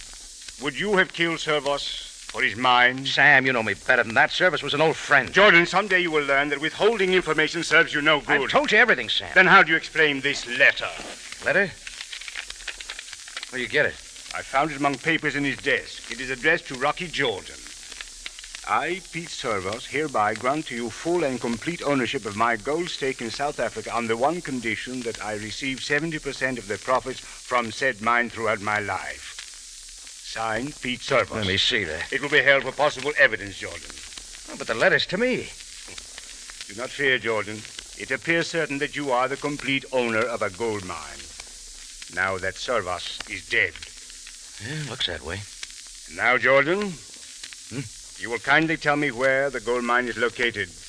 Where it's located? Yes, Jordan. You know something, Sam? I haven't any idea. Come, Jordan. You mean to say a man gives you a mine, but he does not tell you where it is? That's right. Indeed. Come with me, Jordan. I have something to show you. Sam put me in his black limousine with him, and we made the trip to headquarters without saying much. There, he nodded me down some familiar steps that led to the morgue. Halfway along the big room, he drew back a sheet that covered Pete's Service. Observe, Jordan. It's Pete, if that's what you're asking. You say you knew him well. Long time ago. Notice the forearm near the wrist. Looks like a bad burn or something. It is a burn. Put there after the killing.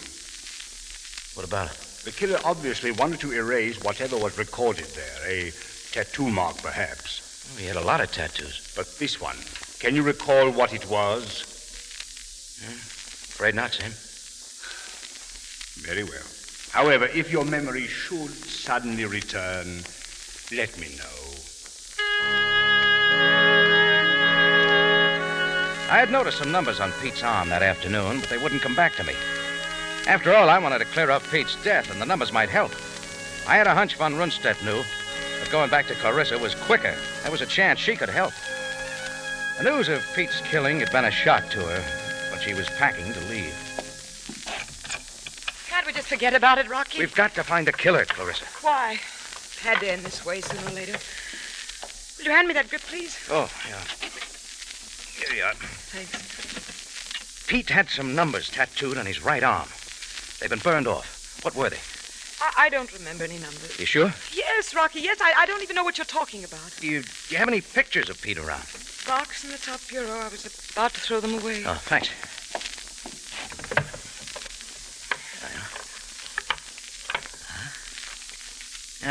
These all you have? Yes, they're all I have. This one here in the bathing suit. How long ago was it taken? What? That was at Daytona Beach. Just before he left me for South Africa 6 months ago. The numbers weren't on his arm then. I told you they weren't. Yeah, that means he had them put there after he made the gold strike. What difference does it make? Don't you see? They could be the location of the mine, in longitude and latitude. The numbers are all we need. I see. Rocky. Huh? Just why did you come here? I'm trying to clear up Pete's death, Clarissa. Are you? Whoever killed him is after that mine. He knows where it is. And you'd like to know, too, wouldn't you, Rocky? And there's nothing to do with it. Are you sure it hasn't? You said you'd put gold out of your mind a long time ago. You said the mine didn't matter to you. Well, it doesn't, Rocky, but can't you see what happened to Pete? I hoped it wouldn't happen to you. You've got the fever now, haven't you? You want that mine. Look, the gold's there and it belongs to me. Why shouldn't I try to find it? Yes, why not? Gold can change a man so quickly. Are you trying to stop me? No. No, go ahead. I feel sorry for you, Rocky. I feel sorry.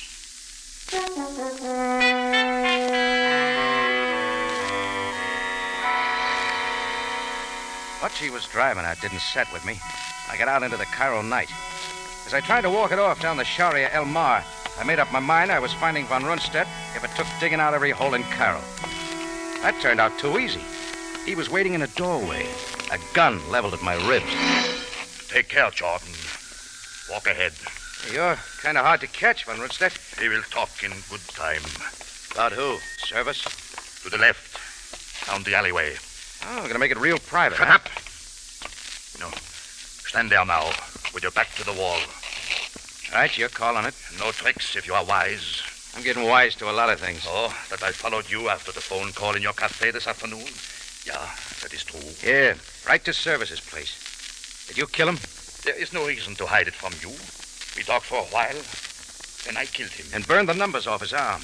Why? Because they told the location of the mine? No one knows where the mine is except me. And you, Jordan. I forgot the numbers. I could never be sure. So you figure burn them out of me? There is no other way. One little request, huh? It is your last. In close and clean. As you wish. Last step was his mistake. That's when my shoe caught his shin hard. He doubled for a split second, and my hand came down with a judo cut on the back of his neck. And Rundstedt dropped flat in his face, and the gun clattered away. I scrambled over and came up with it. It was that easy. You're around, Jordan. All right, come up, Von Rundstedt. I should have shot you while I could. Now we'll talk about the mine. Clear it up. Yeah, you will want to know, Jordan. If Servos did not tell you, he did not find that mine. It was I who made the strike. That's not what he told me. You fool. Why do you think he gave the mine to you? Why should he put it in your name? To keep it away from his wife. How can you believe that, Jordan? Servos stole that mine from me. Before I could file, he was ahead of me. It was in his name. And it was too late. Well, it's in my name now. Yeah. Servos thought that would protect him from me. But I killed him for only one reason. Because he took what was mine. I killed him just as I will kill you. Only I got the gun. That poses a problem for you, does it not? I alone am in your way now, unless you shoot me.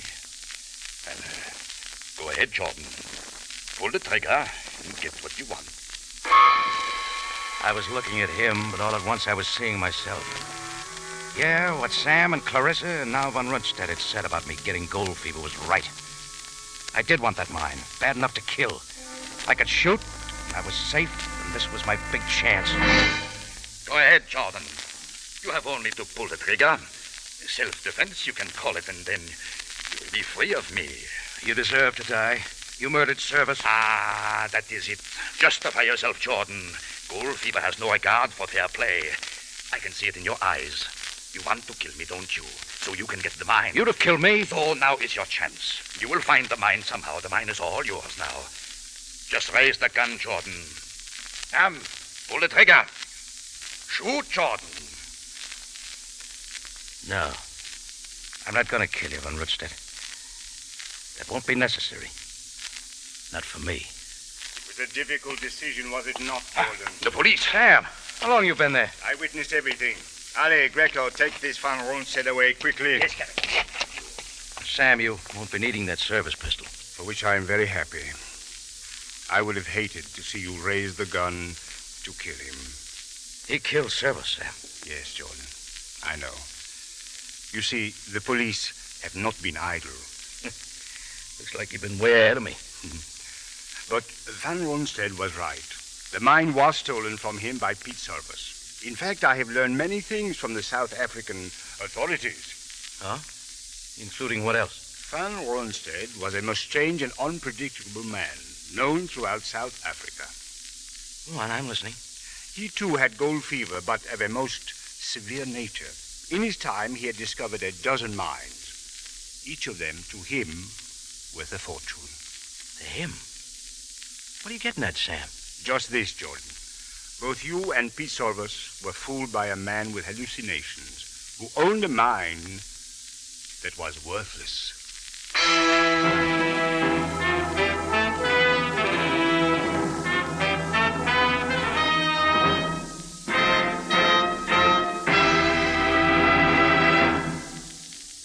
More from Rocky Jordan in just a moment.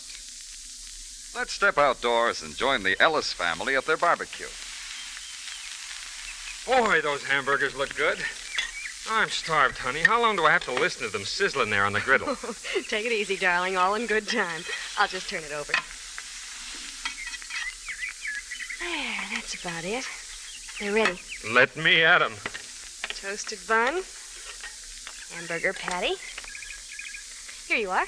Oh, no. Oh, no, you don't. Not plain like that. Where's the catsup? The one you served yesterday with the special flavor.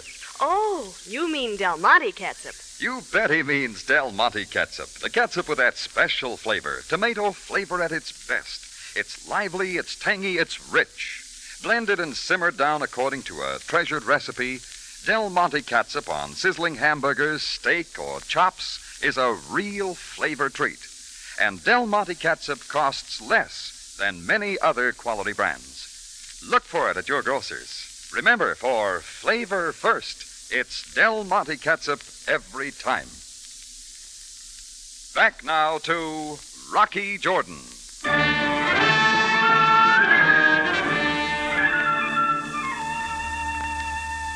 Well, there wasn't much more to clear up.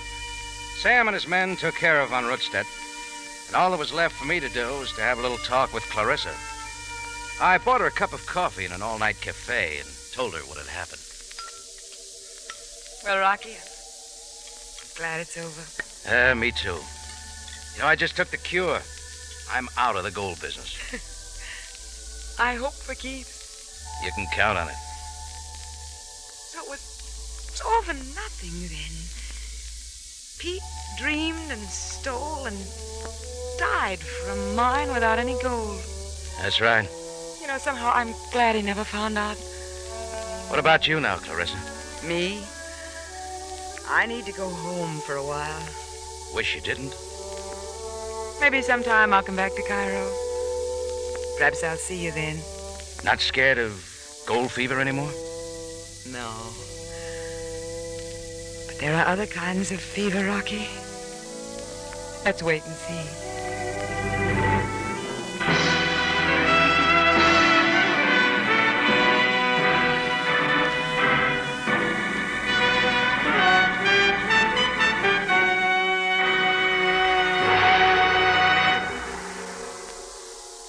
For the finest in tomato flavor, enjoy the whole family of Del Monte tomato products. Del Monte ketchup and chili sauce. Del Monte tomato sauce and canned tomatoes. And Del Monte tomato juice. Remember, buy wisely. Buy for flavor. Buy Del Monte. Del Monte, the brand you trust for flavor in so many good foods.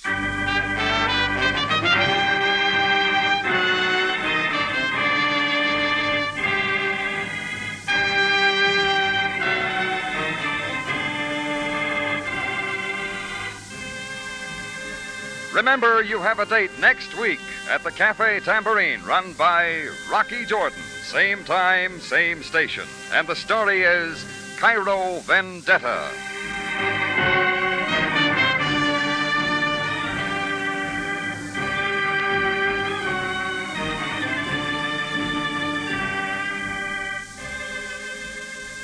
Rocky Jordan, written by Larry Roman and Gomer Cool, stars Jack Moyles in the title role, and is directed and produced by Cliff Howell, with original music by Richard Arant.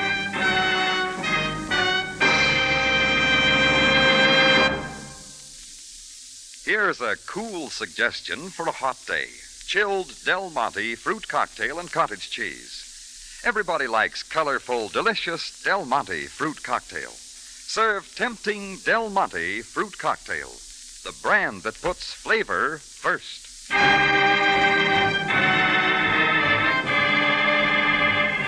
Larry Thor speaking. Rocky Jordan is presented over CBS, the Columbia Broadcasting System.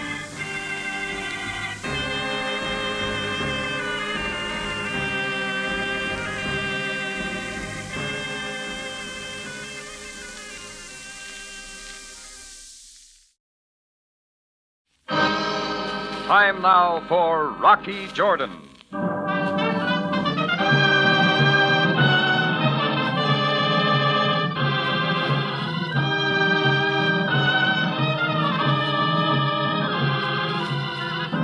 Not far from the Mosque Sultan Hassan in Cairo stands the Cafe Tambourine, run by Rocky Jordan. The Cafe Tambourine, crowded with forgotten men, alive with the babble of many languages. For this is Cairo, where modern adventure and intrigue unfold against a backdrop of antiquity. Tonight's story, champagne, caviar, and hot ice.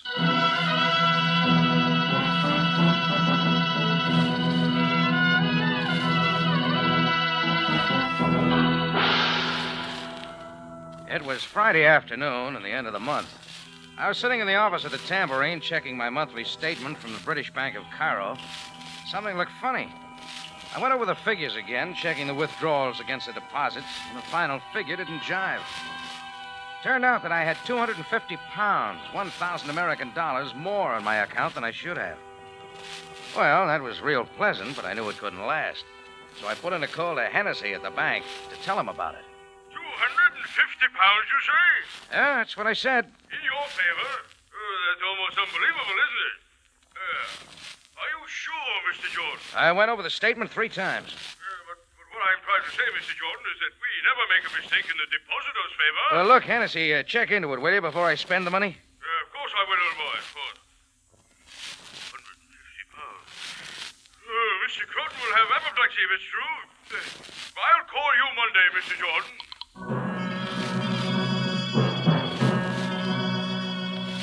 Well, I let it go at that.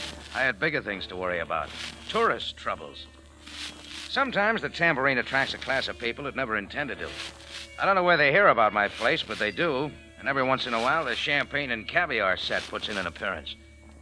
That Friday night, I hit the jackpot. A Russian count with enough money to buy Australia, his actress girlfriend, and their entire entourage, including a 76-year-old chaperone and a small man to open bottles, decided to do a little slumming at the Tambourine. They picked themselves a couple of big tables in the center of the room and proceeded to have a time. Usually, I don't mind a thing like that too much. A party like that makes a big noise on my cash register. But there was something about this one that bothered me. It was the dame. A classy brunette draped in an ermine coat, carrying an ermine-covered pocketbook big enough to hide a bottle of bourbon in. But she also wore a diamond brooch that shone like a Klieg light at a Hollywood preview. It was the kind of thing that could cause trouble. Mr. Jordan! Mr. Jordan! Well, the Count was calling me, so I moved out from back of the bar and went over to his table. Mr. Jordan. It is your pleasure to meet me firsthand. I am Count Yukovich. How do you do? And this is the most wonderful woman in all the world. An actress who can wring from a man's heart such emotion and such feeling as to make tears come. Oh, Ivan. Mr. Jordan, Miss Van Heusen. Gloria, it is perfectly all right for you to greet this man. Thank you. Mr. Jordan, I think your cafe is positively quaint. But I mean positively. I thought you meant quaint. Quaint. Yes, quaint, it's true. I'm so misunderstood. Uh-huh. But I do think your cafe is most enchanting. I could tell the moment I stepped in, as the low, flickering lights cast shadows of mystery. Gloria, this is no time for an audition. Sorry, Ivan. I was carried away. Look, kids, have fun, huh? I've got some things to do in the back room. If you'll excuse me. No, Mr. Jordan, sit. I wish you to have the pleasure of drinking with me. Oh, thanks a lot. No need for thanks, my good man. I do not hold my money against you. A toast. A toast? To Gloria Van Heusen, a magnificent actress who can break a man's heart with a hiccup. Nazarovia! I noticed, Mr. Jordan, that you're looking at my brooch. It'd be a little hard to miss. Most lovely, Mr. Jordan, a family heirloom, worn once by Her Majesty Catherine of Russia when she was attempting to secure military aid from Louis of France. I bet she made it. Now it is a symbol of my love for Miss Van Heusen. It's a pretty expensive symbol. Couldn't you have left it at home in a safe? Of course not, Mr. Jordan. I couldn't go out without it. Why, I would feel positively naked. Come, another toast. This one to me. To Count Ivan Ivanovich Lukovich, descendant of the imperial family.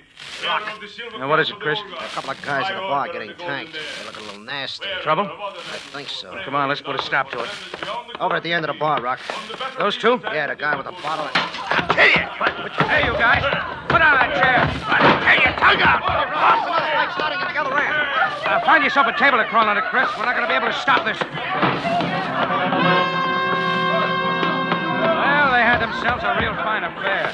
They broke a lot of chairs and glasses and turned over a lot of tables. Then someone tripped the lights. They did a lot of fighting in the dark. Then just as suddenly as the fight began, it stopped. And when the lights went back on, the tambourine looked like an after picture of a Legion convention. But that's not all. Count Lukovich was still there. So was Gloria Van Heusen in her ermine-covered bag and coat. But the diamond brooch was gone.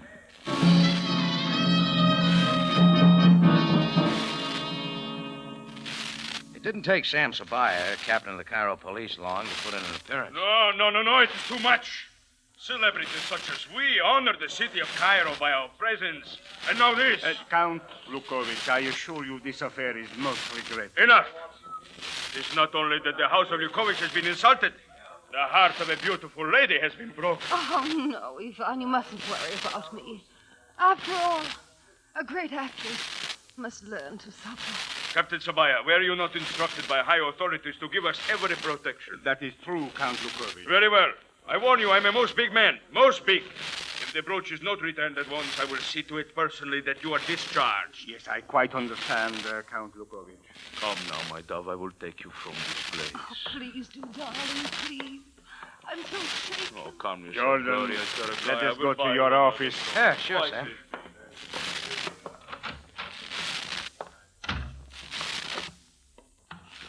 Now, Jordan, what do you know of this affair? Who were those men who started the fight? Never saw them before in my life. Jordan, I hope you realize that I will be under great pressure regarding this case. From the high authorities? My department was instructed to provide protection for these two celebrities during their stay in Cairo. So you see that my reputation is at stake. Well, so's mine. This doesn't do the tambourine any good. Please, Jordan. What I am trying to tell you is that I must produce a suspect in this case, and very soon. Sure. Find yourself a pigeon, Sam. It is most interesting that this robbery should happen in your cafe. That the lights should go out at just the right time. Hey, wait a minute. What are you driving at? Only this. If I find the slightest fragment of evidence that you are in any way involved in this affair, I shall make the most of it. Is that clear, Jordan?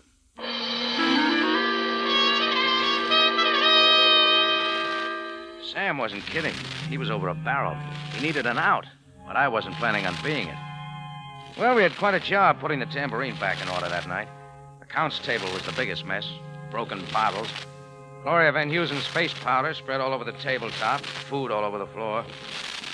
Well, the next morning I put a call into the insurance company, then went downtown to pick up a new order of chairs. I was going down the Sharia Alfie when I caught a whiff of bourbon walking alongside of me. I looked up. Turned out to be a big man carrying a mashed face. He had a voice like a gravel truck unloading. Hi, buddy. I recognized him right away. His name was Victor Sands, and he was a small-time crook trying hard for the big time. I've been reading about you in the newspapers, Rock. Yeah, I'm a pretty good copy. That was quite a jewel heist you had yourself down at the Tambourine last night. Well, just part of the floor show. Yeah, sure, floor show. All right, you can stop hatching eggs, Sands. What do you want? Just a little conversation with my buddy. And you picked the wrong man. Oh, no, I didn't, Rocky. You're my buddy. You're on my team. How do you figure that? Real easy, pal. I paid you to team up with me. You've been hitting the bottle pretty hard, Sands. They'll be carting you away. Oh, just a nip. Celebration on the big deal I just worked out with you and my team. Well, clear it up for me, will you? Sure, buddy, sure. Check your bank account lately? Yeah? A little bloated, ain't it? Maybe they're paying high interest rates. Nah. Know how it got that way? Well, I'll tell you. I wrote you a check for £250, deposited on your account. Had all the necessary signing done by friends. Well, that's real generous of you. I figure it's a small price to pay to put you on my team. Hey, look, I'm still way behind you. Pretty nice rock I found myself down at the Tambourine last night. Oh. So you stole the diamond, huh?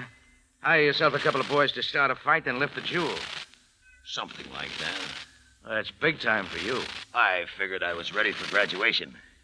How did the £250 in my bank account fit? That's the price I'm paying you to help me get the rock out of the country. You're a clown, aren't you? Pretty good plan I got, buddy. You see, you got yourself a couple of cases of Turkish olives from Ankara last week. You just got around to looking at them, and what do you know? You tell me. Those ain't the olives you ordered at all. They gotta go back. What do you think goes back to Ankara with them? One slightly hot diamond brooch. You must have a headache, Sands. All that thinking. Oh, that don't matter none. Not a bit. When I unload that rock, I figure I'll be able to afford a lot of aspirins. What if I don't go along? Ain't I told you, buddy? You ain't got no choice. Tell me why. In the first place, the heist was worked in your dump, so Captain Sabaya's looking at you right off. Go on. And somehow, real mysteriously, he finds out I've been paying you dough. Now, what's Sabaya gonna say to that? Why's a crumb like me pay you good dough? Because you're working for me. What else? Your brain's been going overtime. Like I said, graduation. Now think it over, Jordan. Don't rush. We'll meet again, buddy. He threw out a grin, then shuffled off. I watched him go down to the corner and climb into an automobile. A bald-headed guy wearing thick horn-rimmed glasses drove him away. I did a little fast thinking.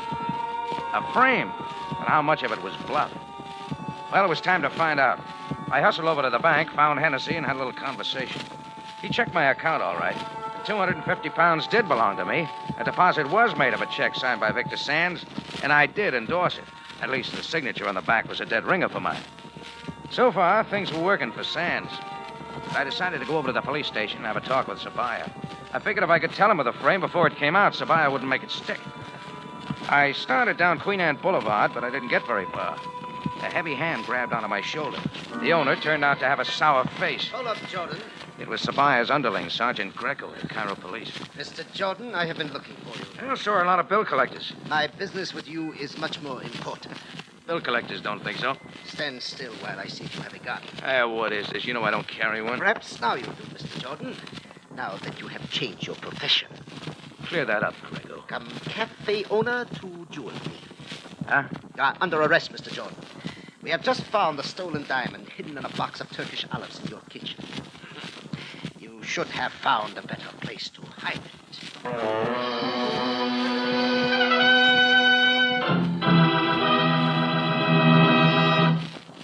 You're listening to Champagne, Caviar, and Hot Ice. Tonight's adventure with Rocky Jordan. Mystery and adventure join hands on CBS, and here's what's in store for listeners tomorrow, Monday night, on this same station. At 6, Captain from Castile. A thrilling adventure starring Cornell Wilde and Gene Peters is brought to you on Radio Theater. It's the radio adaptation from the screen story that finds high adventure in the Cortez conquest of Mexico. you'll enjoy the hour-long Captain from Castile, an absorbing yarn of the 16th century.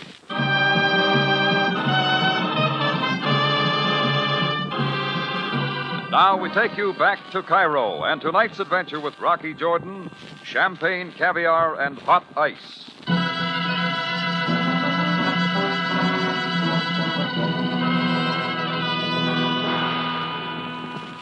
Well, the police had turned up the Count's stolen brooch in my kitchen. So Vinegar-Faced Greco took me over to the police station and into Sabaya's private office. Sam was sitting in his squeaky chair, looking real official. When he saw me come in, he got up and walked to the police safe and threw it open. Here is Mr. Jordan, Captain. I found him walking down Queen Anne Boulevard. Just one moment, Doug. Here it is, the jewel. I suppose, Jordan, that Sergeant Greco told you we uncovered the stolen diamond? Yeah, he said something I like suppose that. he also told you that we found it hidden in your kitchen. In a case of Turkish olives. You do not seem to consider the matter very serious. You know I didn't steal the diamond, Sam. We have enough evidence, Mr. Jordan, to see to it. Can't you that deflate this bag of wind, Sam? Sergeant, would you see that my car is made ready? Mr. Jordan and I are going for a ride in a moment. Yes, Captain. I'll attend to it right away. Jordan, you are aware that you are in serious trouble. There's been some talk. The robbery of the brooch took place in your establishment. The stolen property was also found on your premises. Now, you no doubt have an explanation. And his name is Victor Sands. And what has he to do with this? He pulled the snatch and hid the jewel at my place, trying to get me to help him ship it to Turkey. Would not another explanation be more simple? Like what? That you yourself stole the jewel and planned to ship it to Turkey? Ah, you're off base, Sam. Jordan, I told you once before, the Count is an important man. I mean to find the thief. And I will find him, Jordan. Settle down, Sam. You're beginning to steam. Very well, Jordan. I will look into this Victor Sands for the sake of what friendship we may have had. Yeah, that's what I like about you. You're real sincere. Now, let us go over to see Count Lukovic so that he may identify the brooch. I'm with you. And we shall also allow him to decide whether or not he wishes me to hold you, Jordan.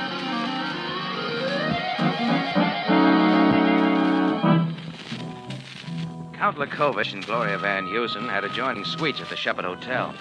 Sam and I drove over in his limousine, a couple of Cairo's policemen going along. His front men let us in, and there were Lukovic and Gloria Van Heusen having a little supper by the window. The Count didn't care much for the interruption, but when Sam sprung the news, he was more than welcome. This is most marvelous news. This is not so, Gloria. Oh, yes, Ivan. I'm deliriously happy. Dear Captain Zavaya, how can we ever thank you? I was but doing my duty, Miss Van Heusen. And most excellently, Captain Zabaya, the immortal house of Lukovic is in your debt. I only regret that you have suffered the inconvenience. You honor me, Count Lukovic. I will personally see that the right authorities learn of your excellent work. Now tell me, who perpetrated this foul robbery? Yeah, they say I did, Count. You, Mr. Jordan? Yeah. The brooch was found in my cafe. So, that was your gratitude for our honored visit to your dive of iniquity. How dare you touch this token of love from Lukovic? Take it easy, Count. Sabaya knows I didn't do it. Silence! Captain Sabaya, take this common thief from my presence. Place him behind bars at once. Oh, Count Ivan, Lukovic, please. you wish to swear out a warrant, then? Most certainly. I will personally see that this man Jordan rots in the foulest dungeon. Oh, Ivan, darling, we have the brooch now. That's all that matters. Couldn't we forget it? No, I will never forget it. This ingrate must be punished. But, darling, a sordid court trial. It would be so distressing. My nerves could never stand it. They couldn't. My poor broken flower. And the awful, awful publicity. Oh, Ivan, haven't I suffered enough? Very well. You are most fortunate, Mr. Jordan. You may release him. As you say. But, Jordan, I must warn you to be available on Sure, the... sure, Sam. I'll stick around. I'll get it. Hello? Oh, yes, yes, he's here. I'll put him on. It's for you, Captain Sabaya. Thank you. Captain Sabaya. Yes, sir. Mr. Jordan, you said the diamond was found in your cafe. Gloria, do not speak to this man. Where is he now? Where was it hidden? In my kitchen. Figure that one out, Miss Van Heusen. Oh, silence, you thief. If you will both excuse me, there is an urgent matter at headquarters. Of course, Captain Spider. Please do not hesitate if I can be of further service. Good day. After you, Jordan. What's that, Sam? More of the usual trouble. A man with 3 bullet holes in his body has just been fished out of the Nile, named Heinzman. He's in the morgue now. Let's have a look at him. Please, I have had enough of your company for today. Sam, I'm being a good boy. You told me to stick around. As you wish, Jordan.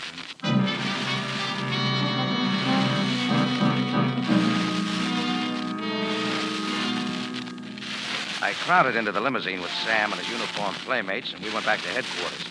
We went downstairs to the morgue and had a look at Heinzman. Sergeant Greco's latest catch from the Nile. I didn't enjoy the sight, but I kept looking. He was puffy, bald-headed, and had worn thick horn-rimmed glasses. I'd seen this man alive just the day before, as he drove off down the Sharia Alki with Victor Sands.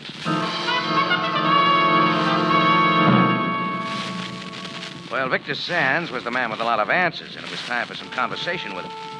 It took me a couple of hours of digging to turn him up, but I finally did. He was holed up in a small dive off the Sharia Lopar, dipping into an afternoon booze bottle. I sat down across the table from him. He didn't seem surprised to see me. Hiya, buddy. Been expecting you. I made it sooner, but I was tied up. Don't matter now. Hey, you want a drink? Drink later, Sands. Let's talk now. Sure, buddy. What's on your mind? Guy named Heinzman. Funny name, ain't it? Funny guy. Police just fished him out of the Nile. Couldn't swim, huh? It's hard to with bullet holes in you. Yeah, that'll weigh you down every time. Why'd you kill him, Sands? Oh, how can you ask me that, buddy, when I didn't even know the guy? I saw you get into his car yesterday after we had a little talk in the street. See, an optometrist, buddy. You got bad eyes. I suppose you also don't know anything about a jewel heist that took place in my cafe the other day. Sure I do. I know lots about that. I've been reading the paper. Maybe you need a memory refresher. Let go, buddy. You're just going to create a lot of bad I'm going to create a lot more than that. Tell me, Sands, what happened to your big plan to get me to help you ship the rock to Turkey? I had a plan like that? Yeah, that's close to it. You got me mixed up with somebody else, buddy. I didn't even know there was such a rock till I read about it in the paper. Okay, Sands. Maybe you don't have to say anything. There's a check at the British Bank of Cairo right now, signed by you, made out to me, paying me to help you with the heist. Remember that? Oh, that. Didn't I tell you what that's for? Oh, sure I did. You forgot. Give it to me again. Well, that's the payoff for the party I'm throwing at the Tambourine. I got 150 of my friends to back me up. What are you telling, Jordan? The conversation got real dull after that, so I went on out. I was interested to know what a guy like Victor does around Cairo, so I waited a few doors down and he came outside. I trailed along and had myself quite a day. He stopped a while at a barber shop, spent some more time at another bar, then went into a movie. We sat through the picture twice. When I followed him out, I started to get wiser. It suddenly dawned on me that Victor was leading me around to keep me away from something else. Maybe that was the idea from the beginning, when he planted that money in my bank account. Maybe that was so I'd be suspicious of him and not of somebody else. So I decided to drop Victor and do a little digging into the history of the dead Dutchman, Heinzman. Figured he could supply some of the missing pieces.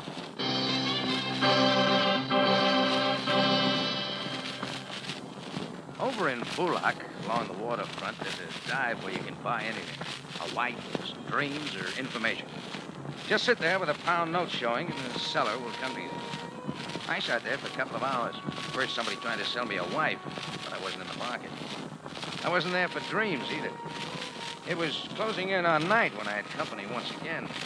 A worn-out babe of 50 with leftover beauty and an eye for the future through a crystal ball eased up to the table and sat down. Information? Yeah, that's right, girlie. I am fortunate to have powers beyond the realm of mortal man. Or woman, as the case may be. I can look into my crystal ball and see all. When the veil is lifted, then... Will this pound note lift it? Just the right distance. Tell me about a bald-headed Dutchman who wears thick horn-rimmed glasses. His name is Heinzman. I see him well, but his name is not Heinzman. It is should. No, I don't care about his name. Tell me about his occupation. Anna Maria Henry. I fear the veil is not lifted high enough. Yeah, all right, here. Here's another pound. Now, I see Johannesburg, South Africa. I see that he is a jeweler. I see that he must leave Johannesburg very quickly. It seems that the Schutz was proficient in the art of making imitation jewelry. You can ring down the veil, girlie. I got another. Oh, but Cindy, I can say so much more. Go ahead if you want to. I won't be here to listen.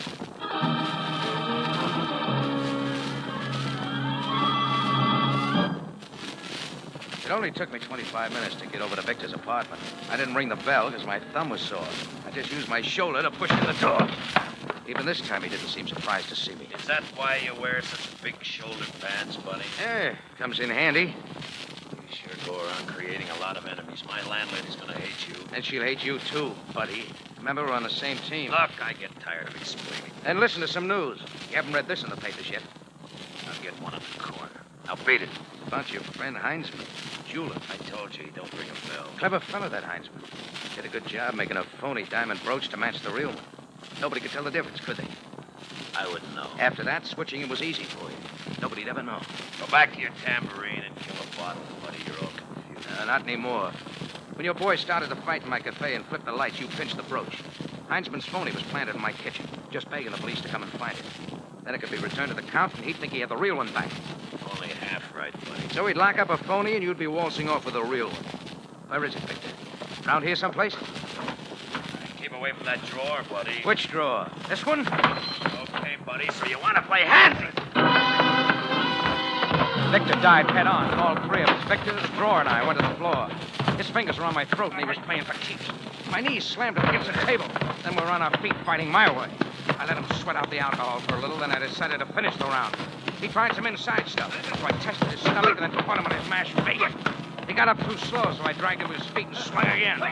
He piled up in a corner and stayed there.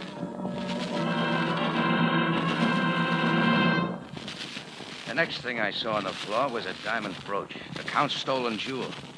But it had lost some of its luster. Then I saw why.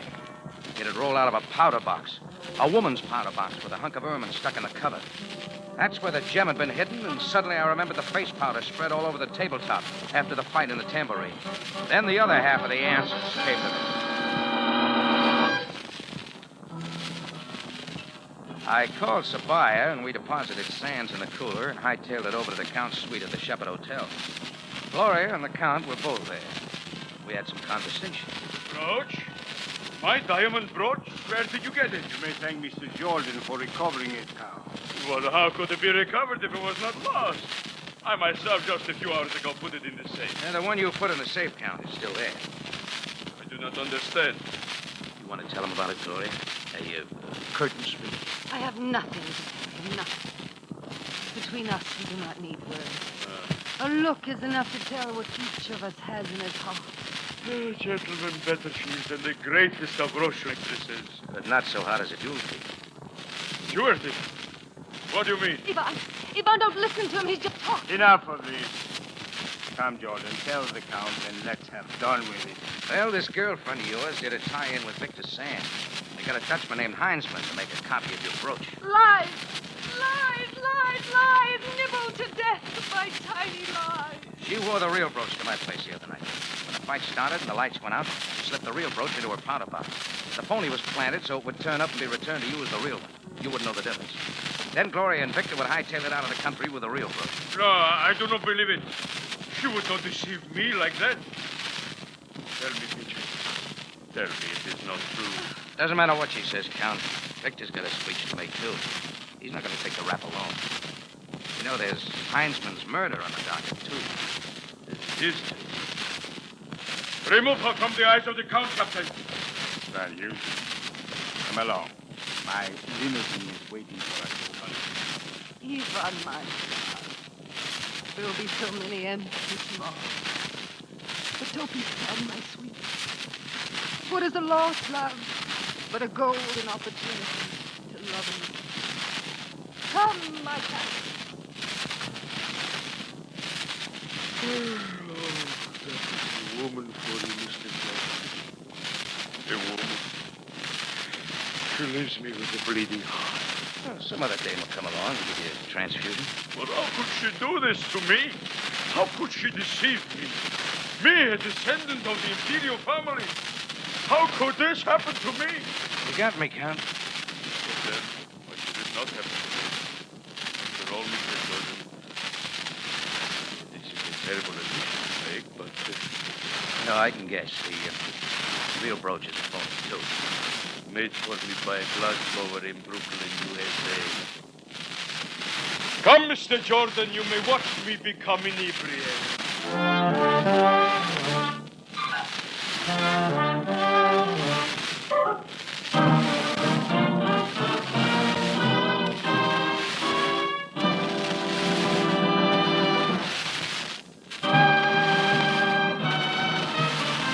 It's CBS again at the same time next week for another story of adventure and intrigue when we take you back to Cairo and the Cafe Tambourine, run by Rocky Jordan. Jack Moyle plays the title role, with story by Larry Roman and Gomer Cool. Rocky Jordan is produced and directed by Cliff Howell, with original music by Richard Abraham. Larry Thor speaking. This is CBS, the Columbia Broadcasting System.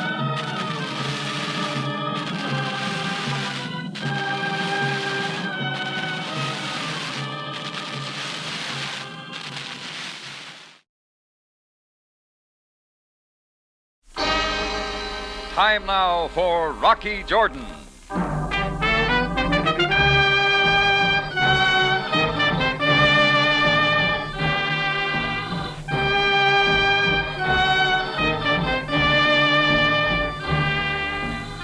Not far from the Mosque Sultan Hassan in Cairo stands the Cafe Tambourine, run by Rocky Jordan. The Cafe Tambourine, crowded with forgotten men, alive with the babble of many languages. For this is Cairo, where modern adventure and intrigue unfold against a backdrop of antiquity. Tonight's story, the St. Louis Blues.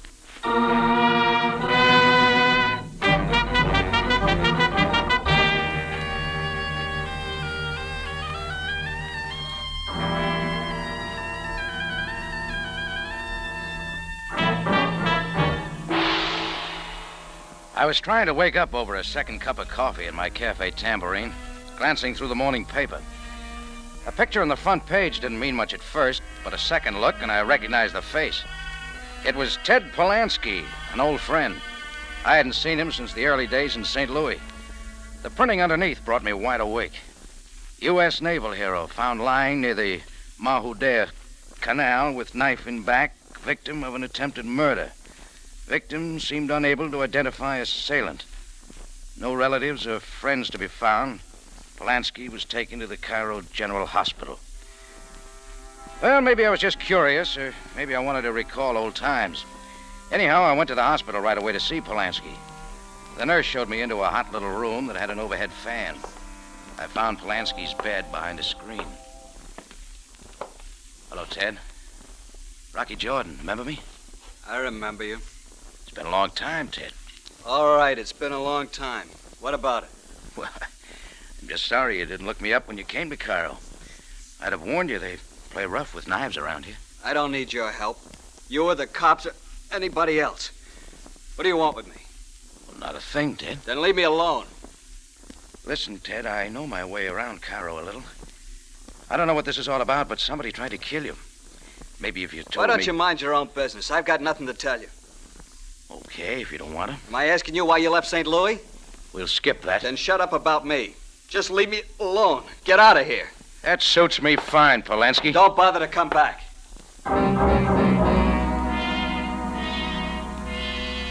I took a good long walk to cool off. Ted Polanski had changed a lot, and that was his affair. That's what I told myself. So I tried shaking him out of my mind. Too many times you try remembering things, and then you get hurt.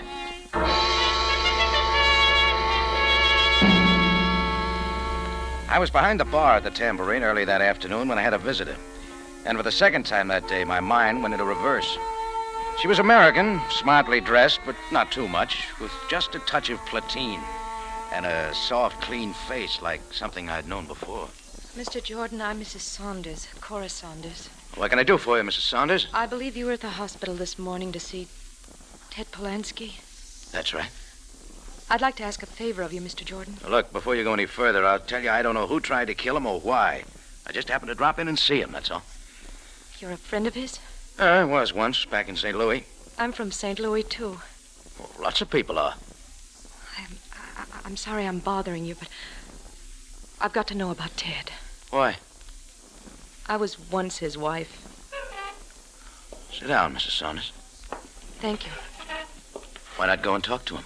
I wanted to. I've been trying all day to see him, but he won't talk to me. What makes you think he'd talk to me? I was hoping he would, Mr. Jordan. Ted and I were very happily married before the war, but the war seemed to change him. Yeah, wars have a way of doing that. I don't know what it was. Maybe it was that episode in the Mediterranean, but Ted never came home to me and our child, Linda. That was 5 years ago. I've never seen him since. Maybe you ought to keep it that way. I was able to trace him for a while, the Riviera, Casablanca, Alexandria, but it was as though Ted had turned his back on everyone who had ever meant anything to him before. I couldn't wait forever. I divorced him and married Evan. All right, you got a husband. Why don't you forget about Polanski? You know things aren't that easy. Yeah. Did you come to Cairo to see Ted? Oh, no, Mr. Jordan. My husband is here on business. He's in textile. He's here to organize a company, a new cotton process, I believe. I'd no idea Ted was here until I saw the paper. Mr. Jordan, would you please get Ted to let me talk to him? Oh, sorry, lady. I don't have any drag in that direction. Oh, but Mr. Polanski Jordan... doesn't want to see me, and I don't want to see him. Let's keep it that way. Please, think it over, Mr. Jordan. I'll be back later this evening. I'm certain that what I'm trying to do is best. Well, I watched Cora leave and tried to wash the thing out of my mind. But somehow I kept thinking of Polanski and kept wondering what would make a guy foul up his life. Trading a sweet little number like Cora and a kid for a knife in the back. Well, my day had been ruined already, so I knocked off and went over to the U.S. Embassy to ask the naval attaché a few questions. Oh, there's plenty here in the files about Polanski. Not that I have to look it up. You mean he's been in Cairo before? Yeah, off and on. You say you knew him back in the States? Quite a while ago. What do you got on him? Yeah, here we are. Sit down, Jordan. Thanks. Now, let's see. Theodore Robert Polanski, Lieutenant Junior Grade. Decorated March 7th, 1945. Heroism over and above the call of duty. Delayed parachute jump from burning reconnaissance plane to save valuable photographs which enabled allies to advance on a broad front at minimum loss of life. Anything wrong with that? For a guy like Polanski, yes. Got too loaded down with medals. He cracked up under the strain. I still don't get it. Well, look at it this way, Jordan. Polanski's just a nice guy from the Middle West with a wife and kid. He goes off to war and suddenly he's a hero. Headlines everywhere, big shots hanging ribbons on him, dames with soft shoulders falling all over him. Went Hollywood, you might say. Well, that's the way we figured it. He began to like it too much, so now he's a celebrity. Couldn't he be forced to go back home? We tried. But when a guy gets that big, he can pull strings. Oh, his wife almost drove us nuts for a while. But she's lucky to be rid of him. He's gone from bad to worse, knocking around in scrapes with the police, women, and now they find him on the streets with a knife in his back. Yeah, that brings me up to date. You got any idea why someone would try to kill him? I don't follow him that closely. Well, thanks. I'll be seeing you. Well, I left the U.S. Navy going through a racing form of some sort and went out into the street. One of the big questions the naval attaché couldn't answer. Why the knife in Polanski's back? I was working on that, walking up the Sharia Nauru, scouting for a taxi, when a shiny red car with plenty of chrome pulled up to the curb. The back door opened just a little. Step over, Jordan. I knew the native in front with a gun was covering for the voice that came at me from the back seat. The voice must have had a face, but I couldn't see it. All I saw was a shoe wearing spats and a hand filing fingernails. Been keeping busy, Jordan? With my business? Maybe I don't like your business. Forget it, then. Wait, Jordan. We going somewhere? That all depends. Well, let me know when you decide. That's up to you, Jordan. You've been having a lot of conversations today. I know a lot of people. Like Ted Polanski? Maybe. You had quite a talk with him at the hospital. All sorts of questions. He's an old friend. Polanski's got no friends. I'm way ahead of you. What did he tell you? Nothing. Let's keep it that way. He don't want you talking to him. Neither do I. About what? Keep away from him, Jordan.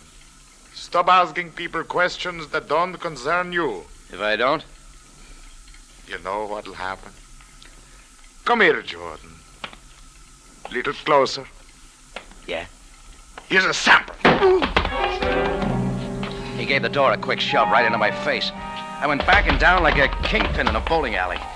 My breath was gone, and for a second I couldn't move. When I got my eyes open again, there were a million sleek red cars pulling away from the curb. Cars that finally narrowed to one and roared down the street and out of sight. I knew right then and there, Ted Polansky was a hot article.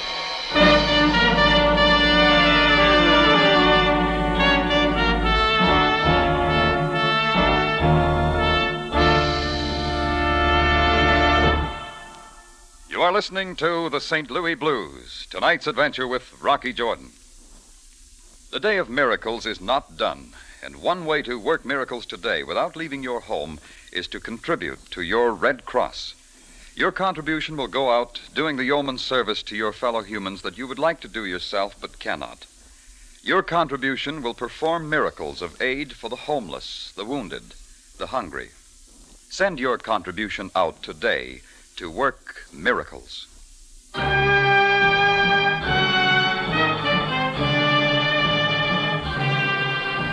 And now we take you back to Cairo and tonight's adventure with Rocky Jordan, the St. Louis Blues.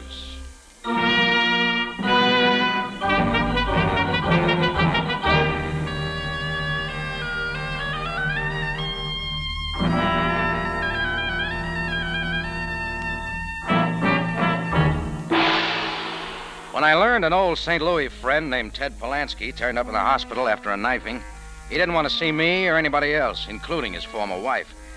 That was the end of the line for me, till a man with a homemade manicure and spats moved in and warned me to lay off Polansky. Advice like that just doesn't sit well with me. I was back at the tambourine patching up my face when Chris told me I had company. When I came down, I spotted him at one of the tables. Slightly bald, friendly face. Before he introduced himself, I knew who he was. Cora's husband, Evan Saunders, St. Louis. Mr. Jordan, being frank about my personal affairs isn't easy for me. Well, then maybe we can just have a drink. Why, yes, of course, thank you. Straight, if you don't mind. Couple straight, Chris. Mr. Jordan, you'll pardon me if I come right to the point. First, I'd better tell you that your wife was here ahead of you. Yes, I know. That's why I'm here. Cora keeps nothing from me. She tell you why? About Ted Polansky. Mr. Jordan, I don't want Cora to see that man. She seems to have ideas of her own. Oh, thanks, Chris. Set him down. Then you must understand. Cora's gone through too much already. Waiting all those months. Look, if you're worried about Polansky, you can forget it. No, it's Cora, Mr. Jordan. I've always known that she was never quite able to close the chapter. Never quite sure. She thinks a lot of you. But it's not the same, and I know. I was well aware that she married me, not out of love, but because she needed a home for herself and her child. It was all right for me, Mr. Jordan. I loved her deeply enough for both of us, and we've had a good life. I'm not arguing. Now I found it necessary to come to Cairo on business, organizing a new corporation, Revolutionary Cotton Process. Yeah, she told me that, too. And now we run across that man again, stirring up all those old memories. I know you're an old friend of Polansky's, and that you've talked to both him and Cora, and I'll not stand for any meddling. Hey, now, wait a minute. Mr. Jordan, I'll not stand by and allow you to bring them two together again. He has no right to her. There's something good about our marriage. And I tell you, Mr. Jordan, I'm willing to fight to protect it. You better take that drink, Mr. Saunders. Yes, of course. I'm sorry, Mr. Jordan. You understand, I feel very strongly about this. I'll protect her against that man at all costs.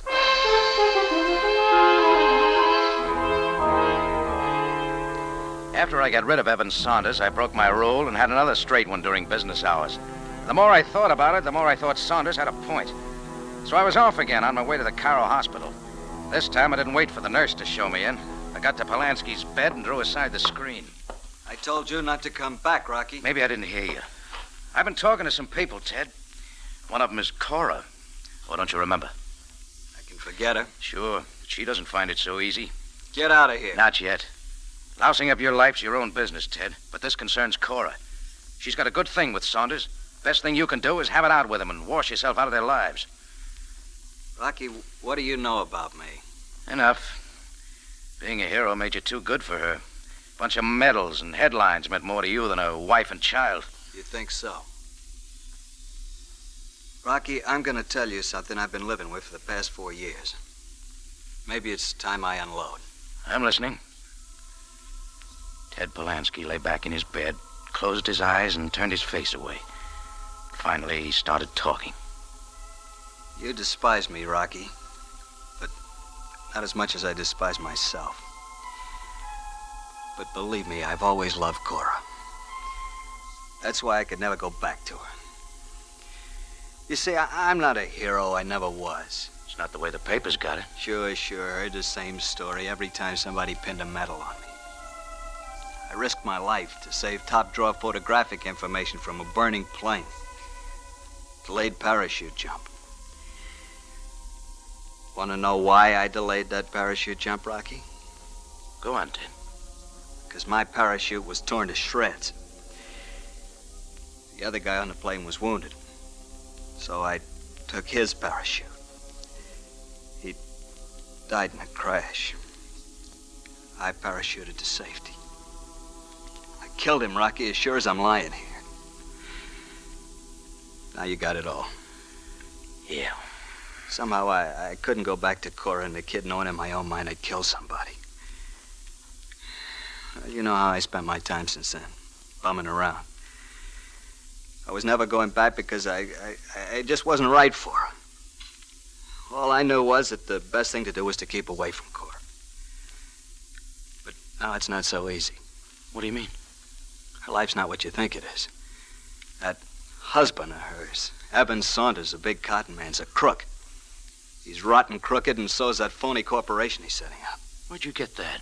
That's what's behind that knife in my back. He's in with a crumb named Vance Marco. Shiny car, wear spats? That's a guy. They're promoting a phony cotton refining process, starting a company selling a lot of stock, and after enough money comes in, Saunders and Marco pull out with their pockets full. How do you know all this? Because there was a third guy in the organization, Ted Polansky. Only I pulled out when I found out that Saunders was Cora's husband. I hoped I could stop the deal before Cora got hurt. All I stopped was Marco's knife. Now I'm flat on my back and can't do a thing.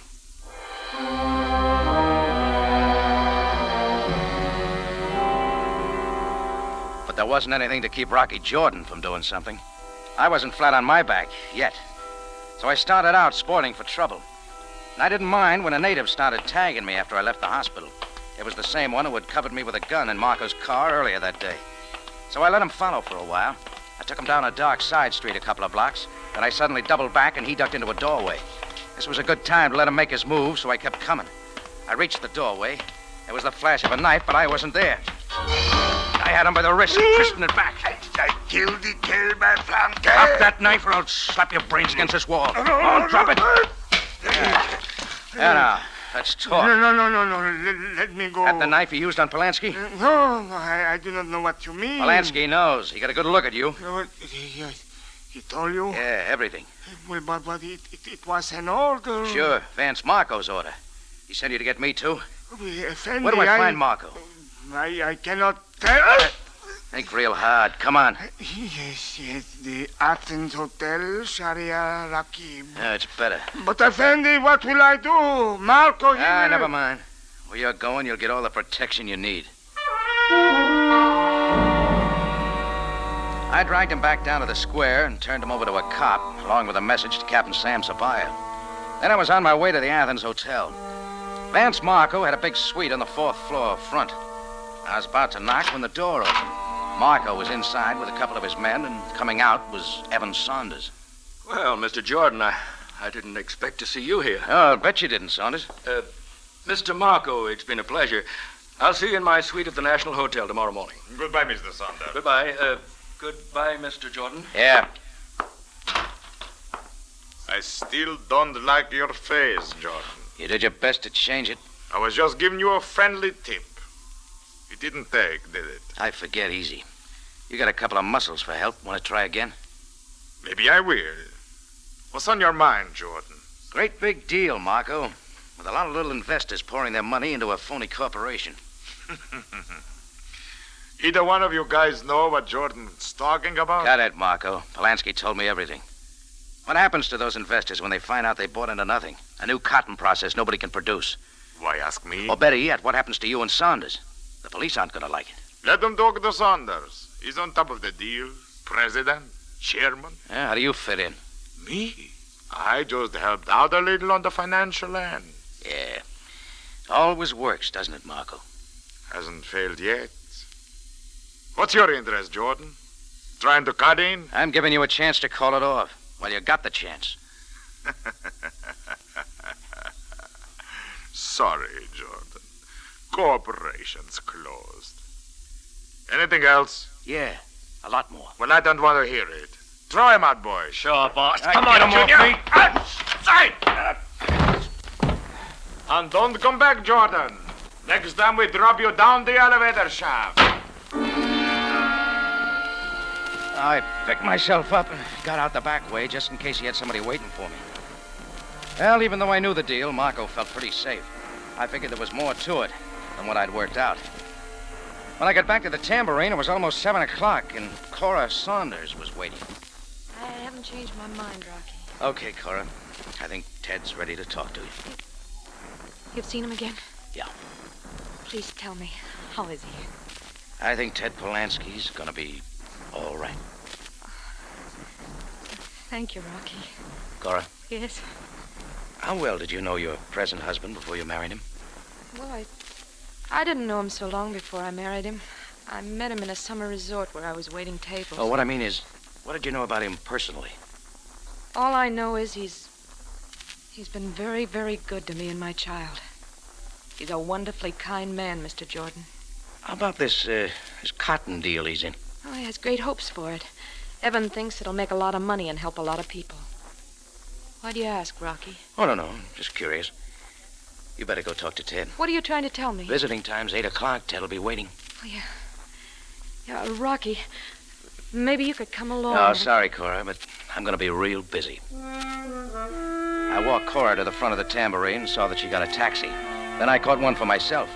I wanted to see Evan Saunders just once more before he pulled out for St. Louis.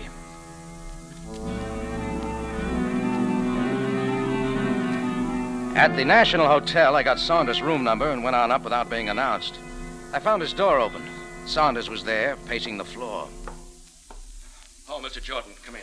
Yeah, that's my plan, Saunders. Where is Cora? Where's my wife, Mr. Jordan? You're real worried about Cora, aren't you? Don't evade my question, Mr. Jordan. She went back to your cafe this evening. I have her message. She tell you where she was going from there? That's what I'm asking you. I demand to know where my wife is. Where she is at this minute, I don't know. But in another hour, she'll be at the Cairo General Hospital, talking to Ted Polanski. Mr. Jordan, I told you I don't want her to see that Now man. tell me why. I explained that to you. I made it perfectly clear. He's hurt Cora enough. Any other reason, Saunders? Isn't that enough? Try it my way. You don't want her to talk to Polanski because you're afraid of what he might tell her. Why he got that knife in his back, for instance. What happened to him has nothing to do Cut with it, what... Saunders. Happens Polanski told me everything. What did he tell you? Everything. The phony corporation you and Marco were setting up. How he moved in to spike the deal before Cora got wind of it. So you had to get rid of him. Mr. Jordan, I don't understand what you're talking about. I think you do. Didn't you wonder what I was doing at Marco's place a while ago? Certainly not. Why should I? He admitted the whole deal. The investors have been taken for every cent they put into your crooked racket. I don't believe Marco said any such thing. Ask him. Get me Mr. Vance Marco at the Athens Hotel. I'll wait. Yes? Yes? Yes, thank you. Vance Marco just checked out of the Athens Hotel. No forwarding address. Looks like you're on the griddle, buddy. Mr. Jordan, I'm not a swindler. I've been taken in by Marco just like... That's a pretty good act. It's not an act. I'm innocent and I can prove it.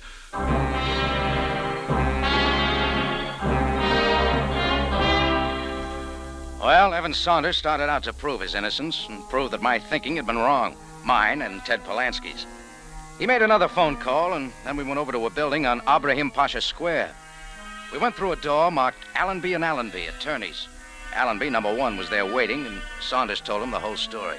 I say, this is a beastly affair, Mr. Saunders, beastly. I brought Mr. Jordan here, Mr. Allenby, to prove that I couldn't possibly have profited by the venture. Well, under the circumstances, perhaps it's wise. I have a folder here. Oh, yes. Here you are, Mr. Jordan. This is a duplicate, of course. The original has been filed. Just give me the quick once-over, Mr. Allenby. What's it all about? Well, with this document, Mr. Evan Saunders hereby assigns and grants all funds and income from his share of the Cotton Processing Corporation to charitable organizations. The Association for the United Nations, the International wait a minute. Red Cross, and what? Saunders was to receive nothing from the corporation? Oh, absolutely nothing. Mr. Jordan, I hope you're convinced now that I was acting in good faith. Mr. Saunders could have had no possible motive for promoting a crooked venture such as this. Just a second, Allenby. Yes? Why didn't you know it was a phony? You're the attorney. Oh, not for the corporation, Mr. Jordan. Vance Marco had that all set up with his own men. And he set it up very well. I was made president. My name was put on everything. And I'm left holding the bag. Right, Allenby? Yeah, frankly, you are in a bit of a pickle, Mr. Saunders. Your reputation will suffer and all that. No, I'll not have that. I'll repay every cent to the investors out of my own pocket. Clear up this mess as soon as possible. Well, it sort of makes things look a little different. Forget it, Jordan. We all make mistakes. Going, Mr. Jordan? Yeah, I got some clearing up of my own to do.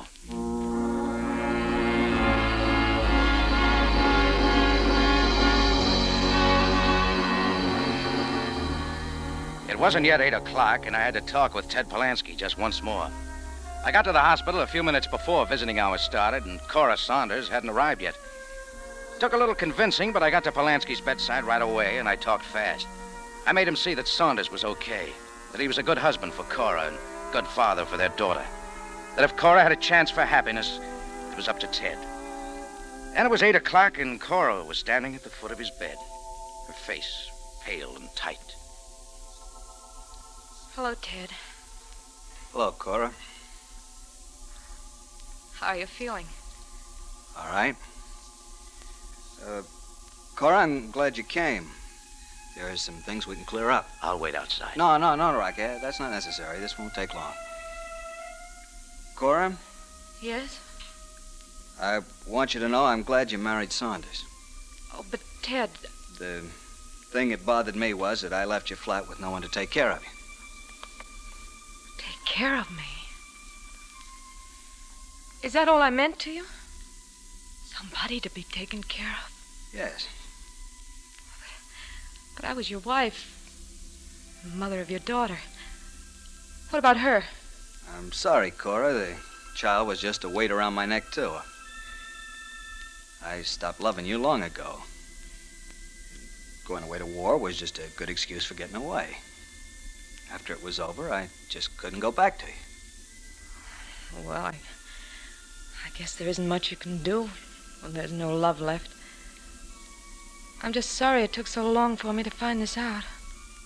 Well, now you know. I never felt so good as when I left you in St. Louis. Thanks, Ted. Thanks for what? I never realized until this moment how fortunate for me it was that you did leave. I see now how lucky I was to find a man like Evan. He's a strong man and an honest one. And he loves me and our child like you never could. Oh, goodbye, Ted. I don't think there's anything more we have to say. Goodbye, Cora. Goodbye, Rocky. I won't be bothering you anymore about Ted Polanski. So long, Cora. Have a nice trip back to St. Louis.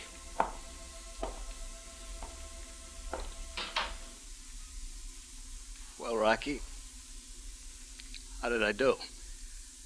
Okay. She'll be all right now, won't she?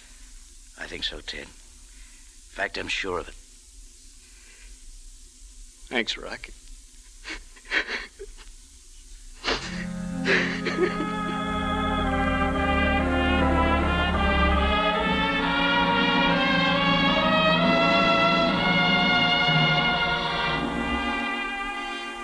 Well, after a while, I left him.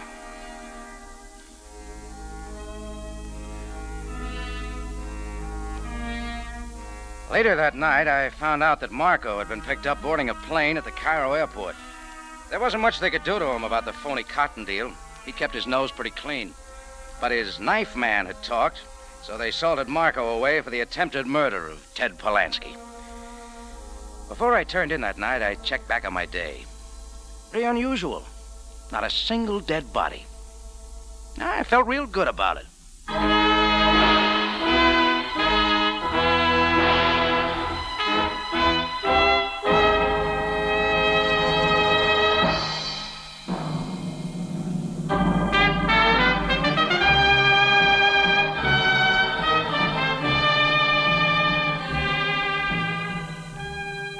It's CBS again at this same time next week for another story of adventure and intrigue when we take you back to Cairo and the Cafe Tambourine run by Rocky Jordan. Jack Moyles plays the title role with tonight's story by Gomer Cool and Larry Roman. Rocky Jordan is produced and directed by Cliff Howell with original music by Richard Arant. Larry Thor speaking. This is CBS, the Columbia Broadcasting System.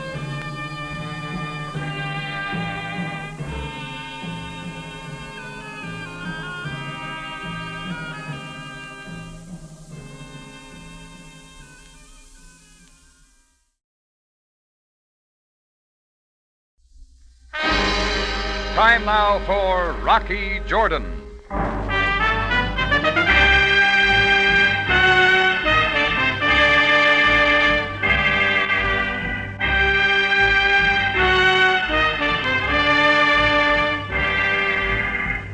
Not far from the Mosque Sultan Hassan in Cairo stands the Cafe Tambourine, run by Rocky Jordan.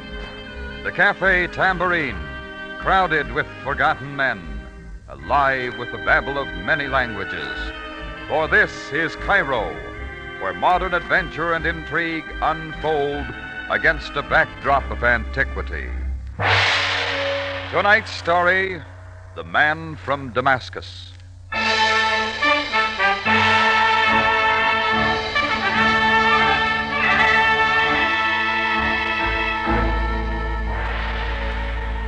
Damascus, capital of Syria.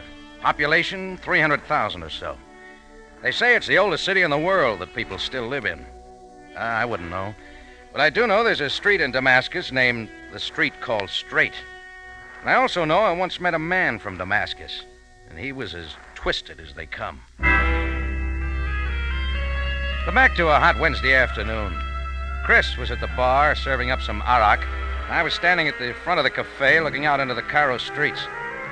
That's when an old man dressed in a boy's postal uniform and riding a bicycle stopped in front of the Tambourine. When he came in, he was carrying a wet envelope in his hand. I have for the Mr. Jordan one special delivery letter. The Mr. Jordan signed his name on this line. The Mr. Jordan would? I thank the Mr. Jordan. Yeah. Here you are, Pop. Buy yourself an ice cube. Mutashakir. Mutashakir. There was a white envelope with some dirty finger smudges and a Cairo postmark. There was no return address. I looked at it for a moment, then tore it open. The first thing I saw, flat and crisp, was a pack of Egyptian pound notes. And I did a quick tabulation.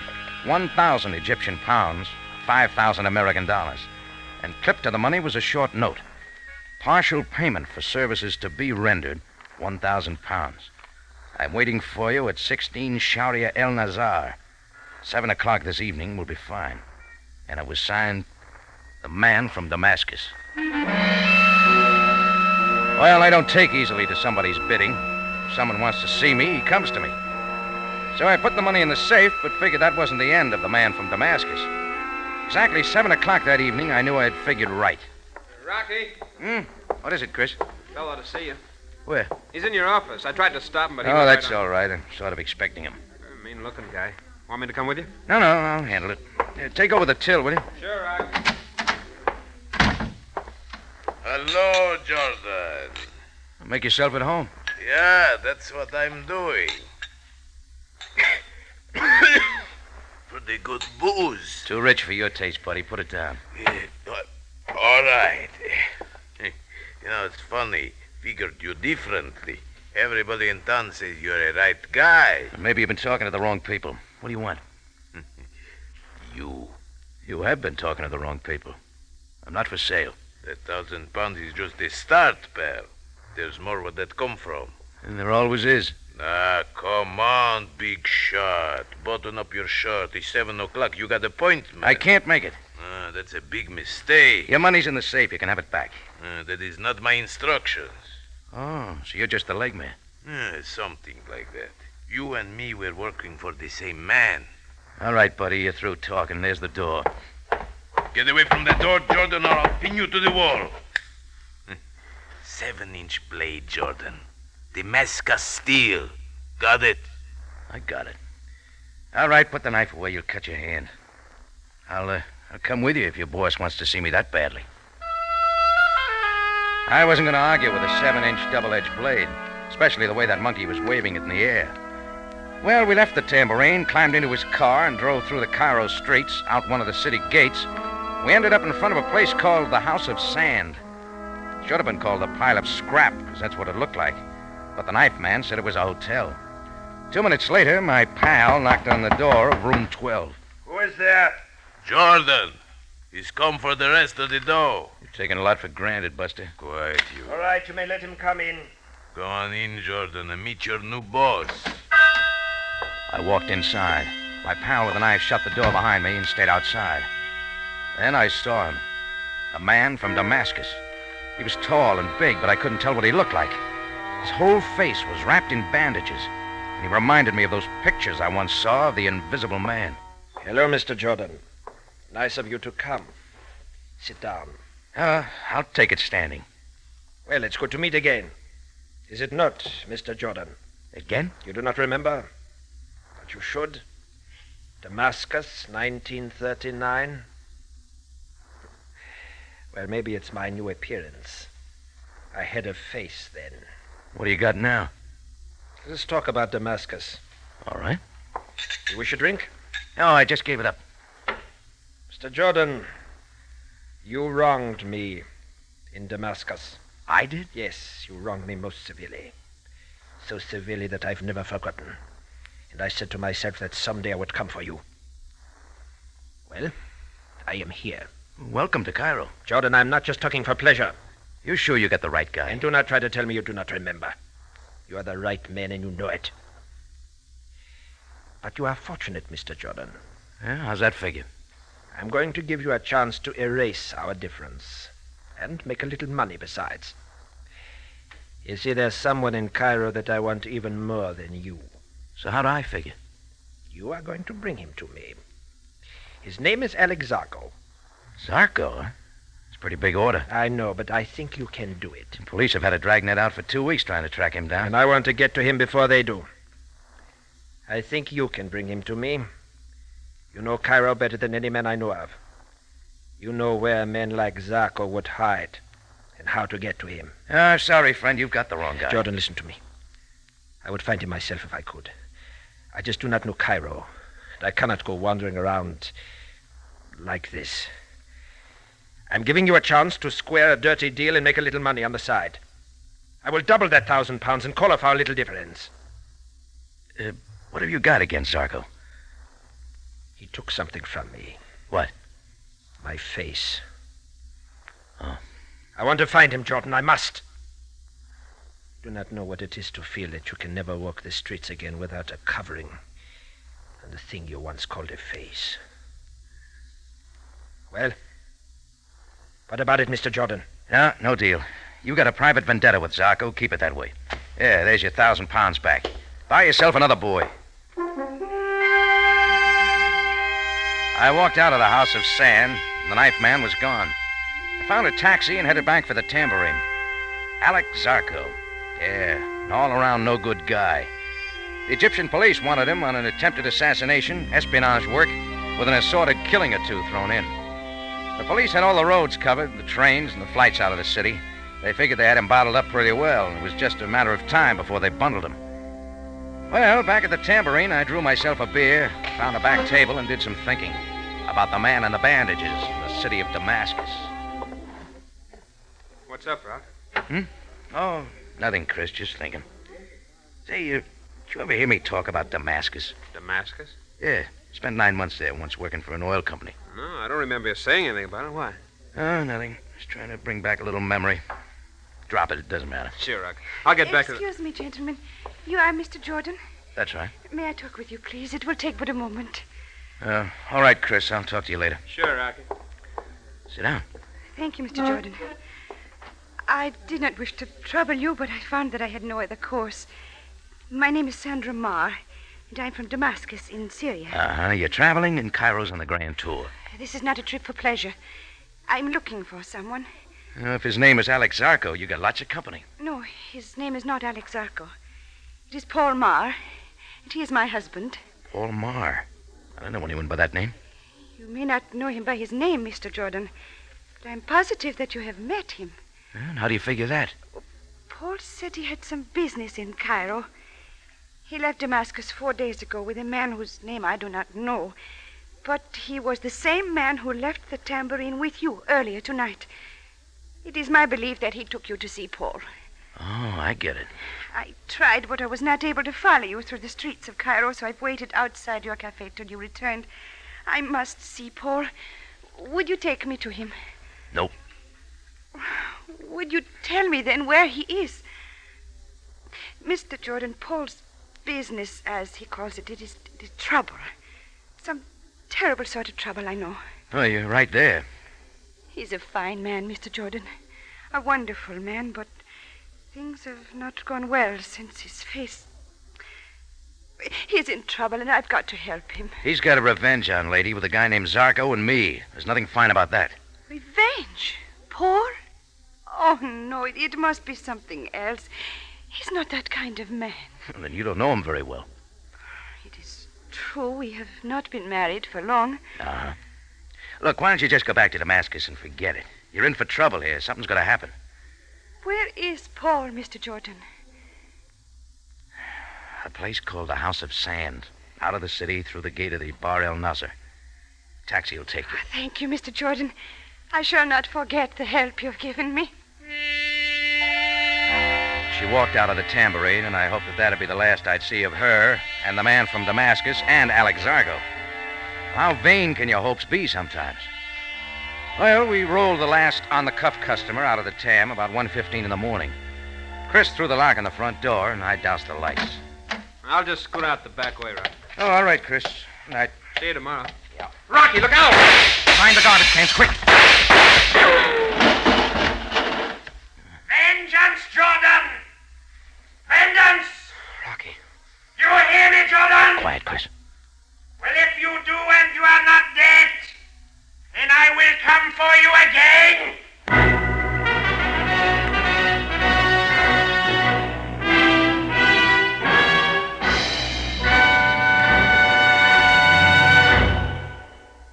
You are listening to The Man from Damascus, an adventure with Rocky Jordan.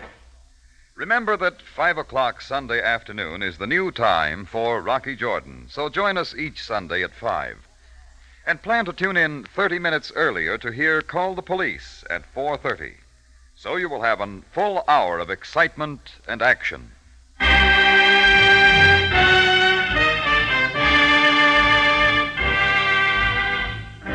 And now we take you back to Cairo for another adventure with Rocky Jordan, the man from Damascus.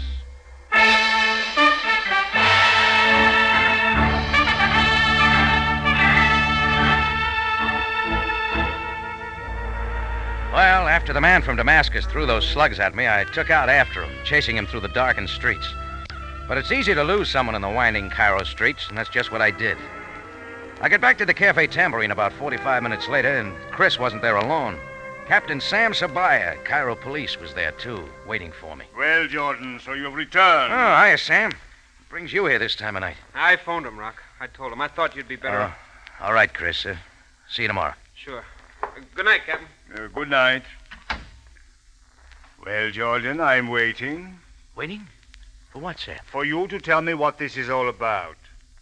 There's nothing to say. Jordan, the man who shot at you from the alley called out vengeance. This much Chris told me. Therefore, I can assume that this man is after you for some hurt he believes you have inflicted upon him. It's close. What is it that you have done to him, Jordan? Beats me, Sam. Jordan, how can you expect me to believe... Tell you, Sam, I don't know. Then I shall let that pass. Jordan, who is this man who shot at you? I'm afraid that's my business. I'll just handle it my own way. Jordan! Oh, stop worrying about it. You got your hands full with Alex Zarko. Oh, fear not. We will capture Alex Zarko. Tell me, has Zarko something to do with this shooting? If you mean, did he throw those slugs at me? No. I meant exactly what I said. Does Zarko have anything to do with the shooting? Maybe. Oh, Jordan, you are most exasperating. Oh, just a little trick I picked up in my travels.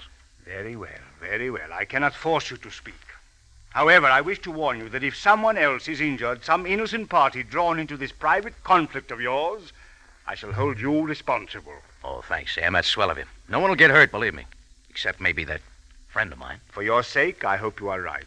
I would not wish to use my office, Jordan, to have you expelled from Cairo.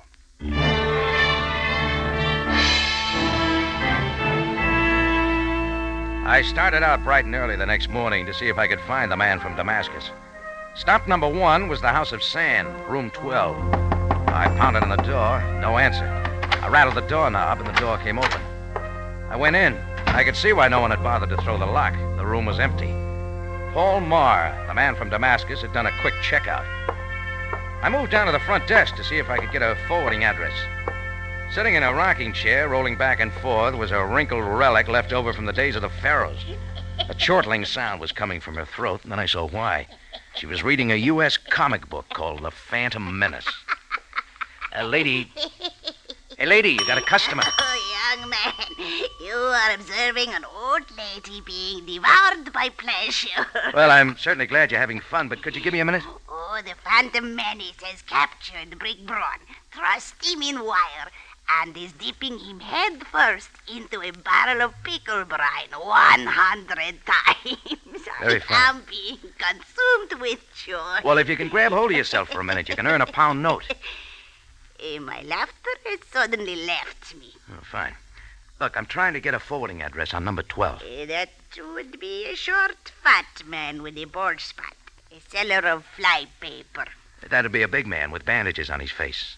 A seller of death. Death comes higher than fly paper. Could you make it £2? I could.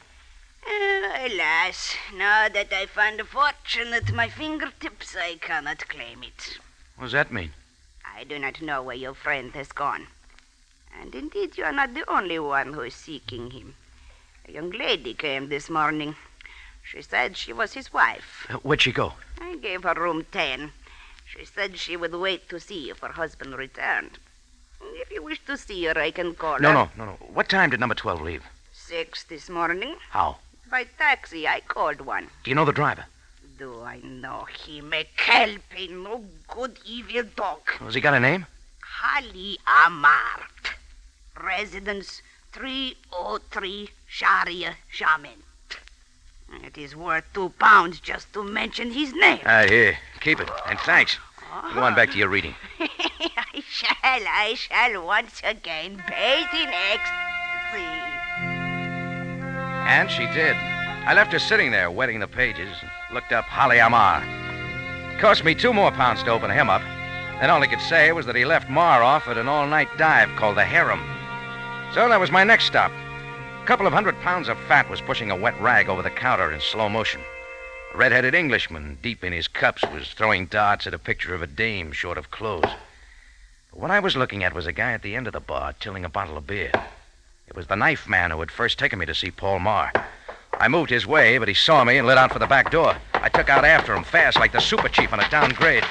He took me through the backyard, over a fence, across an empty lot. But I put a stop to the marathon with a flying tackle, and we rolled into a mud hole. He reached for his knife, but I kneed him, and the fight started to go out of him. All right, where is he? You know who that Damascus friend of yours, Paul Marr. How did you know his name? That doesn't matter. What I want now is his address. Do not worry, Jordan. He will come to you. Well, I can't wait. I'll give. My throne, your knee. The address? I cannot tell. You'll try a face full of mud, then. All right, I tell. 1042 Shariah Fakar. A small hotel by the name of Little Nile. Okay. I'm going to put you on ice at the tambourine. Chris will take care of you till I have a chance to talk to your boss alone.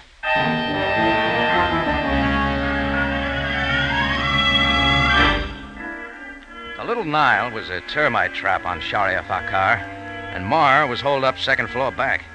I stood in front of his door a few minutes later, listening, trying to catch any sounds from inside. I didn't hear a thing. I tried the doorknob easily. The door was locked. So I took a deep breath, kicked at it, and all the rotten wood gave way. First thing I saw in the darkened room was the figure sitting in a chair across the room facing the door. The second thing I saw were the bandages around his face, so I knew it was Paul Marr. And the third thing I saw was the Italian-made gun in his hand, pointing toward me. What has kept you so long, Jordan? Oh, sorry, I didn't know you were waiting. I would not advance toward me any more steps, Jordan. That is wise. Well, you have come. I had assumed that if I did not kill you last night, you would come to me. It saved me parading my conspicuous appearance through the Cairo streets. So you have found me. But unfortunately, I have the gun. You're not going to kill me here, Mar. Sabaya knows you're after me. You'll never get out of the city with those bandages. You may be right, Jordan. Perhaps I will not kill you. My original proposition still holds. Bring Alex Zarko to me, and our little difference shall be forgotten. I've forgotten it already. Jordan, I want Zarko. I want him more than I want you or anything else. Bring Mar. him to... Sandra's in town. Sandra? Your wife. She's in Cairo looking for you. She's at the House of Sand right now, waiting for you to come back. No. I saw her. She came to me to ask about you.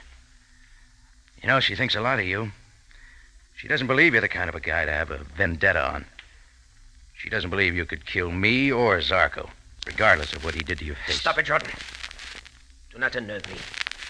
And do not attempt to change the subject. I want Zarko even more than you. I will let you go if you help me. Here, I shall show you my good faith by throwing my gun into the corner. That was a mistake, Mar. You know I can't help you. I told you once already, and that still goes. I'm not butting into a private feud. But I am, Jordan. Sam... Well, you get around, don't you? I know you well enough, Jordan, to realize that you would not allow someone to shoot at you and then forget it. So when you would not tell me who had done it, I knew, too, that if I followed you long enough, you would lead me to him. You always do. Look, Sam, this is a private thing between Mar and I myself. have told you once, Jordan, violence is not a private matter. I will not allow killing if I can help it. And I will not allow you, Jordan, or Mr. Marr to interfere with the police capture of Alex Zarko. Then you haven't got him yet, huh? No, but I shall have him in time. Mr. Marr shall not. Mr. Marr, you will please remove the bandages from your face. What? I said that you will please remove your bandages. Better do it. Sam's not kidding. Very well. Very well, then I shall remove my bandages. I shall step into the light, gentlemen, so that you may see all. So that you may see what was once a face. I watched Paul Marr unwind the bandages, uncovering first what once was a chin, then the battered skin around the cheeks, the nose, over the forehead. Then I noticed his stare, a peculiar, hard kind of stare. Then I saw where it came from. A left eye that couldn't blink. There. There you have it. Now you can see why I feel as I do about Alex Zarko. I am most sorry I had to subject you to this, Mr. Marr. But I still cannot allow a personal revenge to interfere with my execution of the law. It is customary in Cairo in affairs of this nature to use the following procedure. There is a train leaving Cairo for Alexandria in 1 hour and 5 minutes. You will please be on the train. Sam. And you, Jordan, shall remain in my custody until Mr. Marr has left the city. And what about Alex Zarko? He is and shall remain my problem. You have then 1 hour, Mr. Marr. I will meet you at the Cairo station to make certain you have boarded the train. Now you may put the bandages back on your face.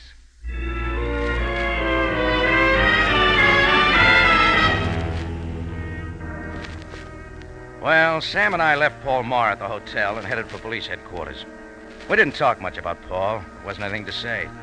I was still trying to figure out in my mind what I could possibly have done to him in Damascus, but nothing came. And seeing him, or what was left of him, stirred no memory. At headquarters, Sam had a few things to do, so did I. I put in a call to the House of Sand and asked for Sandra Marr. Yes, this is Sandra Marr. Miss Marr, this is Rocky Jordan. Who? Oh, how did you know I was here? Never mind that. There's something I want to tell you. About Paul? Sort of. Throw your clothes in a suitcase and go back to Damascus. Oh, I thought you had some good news for me.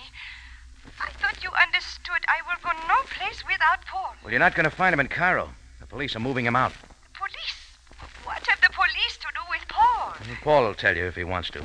Now, go on. You got a better chance of seeing him again in Damascus. But, Mr. Jordan... And see if you can keep him out of trouble, huh? Good luck. Well, that was that. All that remained was to see Paul Marr climb on the train for Alexandria and hope he could straighten himself out. And hope, too, that he and his wife, Sandra, would get together. Well, a little while later, I drove to the train station with Sam, still in police custody. There weren't many people there in the hot of the afternoon, but standing near the end of the platform, next to a large sign of the Flying Red Horse that accented his white bandages, was the man we were looking for, Paul Marr. Sam and I walked up to him, and he glared at us through the slits in his wrappings. Well, Mr. Marr, you will be leaving Cairo in a few moments. If after a year has passed you wish to return to our city, write me a letter explaining your reasons, and I shall see what can be done to make Cairo available to you once more. Marr nodded, climbed on the train, and it headed out of the city. Sam and I turned and started back to his car. That's when it hit me, and I took off in double time. Jordan, where are you going? For a train ride. I think you better come along. I chased down the platform and caught the train. Out of the corner of my eye, I could see Sam climb onto the train farther down the line. Then I started through the cars, going from one to another, looking for the man in bandages. I traveled through 4 cars before I finally spotted him. When he saw me, I guess he figured what I had on my mind, because he took off fast, going the other way, but I kept right after him. The train had picked up speed, lurching us from side to side. Then going around a bend, the momentum pinned him momentarily against his seat, and I was on him. His fist started working, and so did mine. We had ourselves a fine little fight there, rolling around the floor of the moving train, till Sam Sabaya caught up with us and pulled the gun. That put a quick stop to the fight. Jordan, you will please explain what the meaning of this is. Sure. Glad to, Sam. Have him take off his bandages. But, Jordan, I Have him take off the bandages, and I think you will. Very well. You will please remove the bandages, Mr. Marr. Take them off, buddy, or I'll take them off for you. Yeah. That's his stuff. Now, just a little more. Let Sam see who you really are. Well, there you are, Sam. Not Paul Marr at all, but the guy you've been looking for weeks. The guy who's been trying to escape your dragnet and get out of the city. Meet Alex Zarko.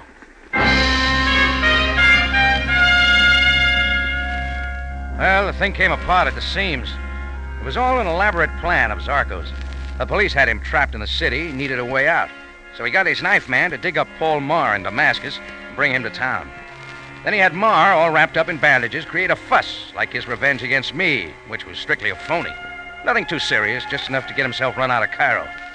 Then Zarko takes his place, wraps himself in the bandages, and starts to leave, almost with a police escort. It would have worked fine, except for one thing. Marr's disfigured face and his left eye that couldn't blink.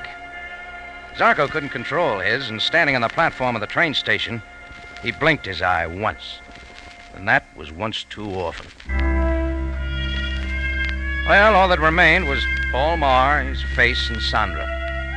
And later, in Sabaya's office, we got to talking about that. Jordan, where do you suppose Paul Marr is now? The House of Sand. I told him Sandra was there waiting for him. You realize, of course, that I must send some men to apprehend him. Yeah. Why do you suppose he allowed himself to aid Alex Zarko? Put yourself in his place. A face like his and a lot of desperation.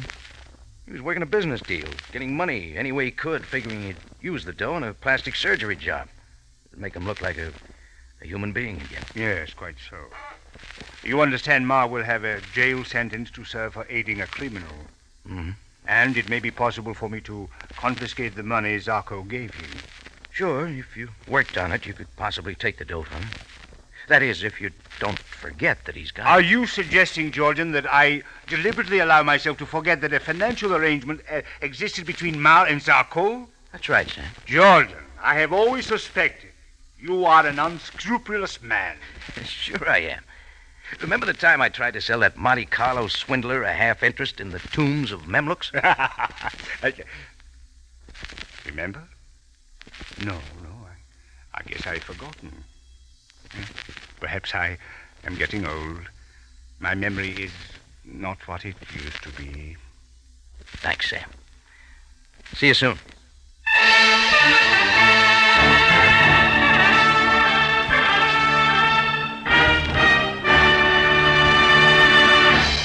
It's CBS again at this same time next week for another story of adventure and intrigue when we take you back to Cairo and the Cafe Tambourine, run by Rocky Jordan.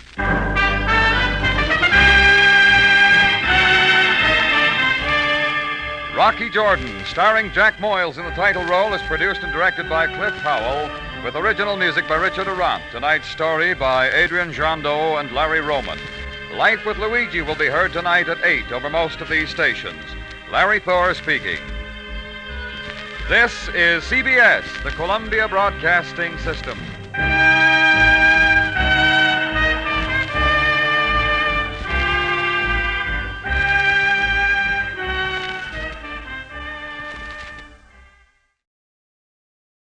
Sunday is a big day on CBS. Still waiting in the wings to bring you a variety of entertainment are Rocky Jordan, Horace Heidt, our Miss Brooks, Joe Stafford and Harry Babbitt, The Whistler, and Red Skelton. Now, Del Monte Foods brings you a world of adventure with Rocky Jordan.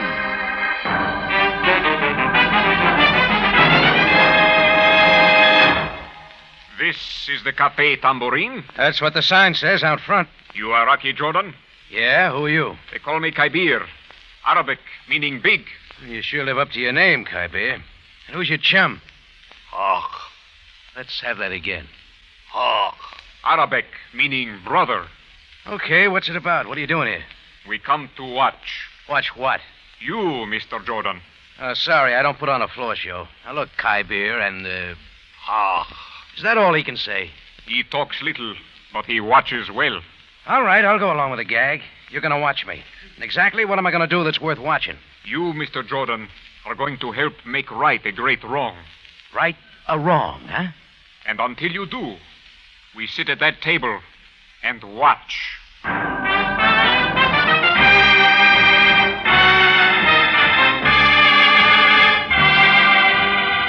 Del Monte, the brand you trust for flavor in so many good foods. Yes, Del Monte, the best-liked brand of canned fruits and vegetables in the whole wide world, takes you now to the Cafe Tambourine for another adventure with Rocky Jordan.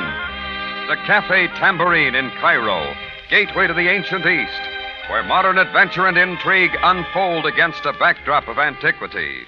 Tonight's Rocky Jordan story, The Return of Toni.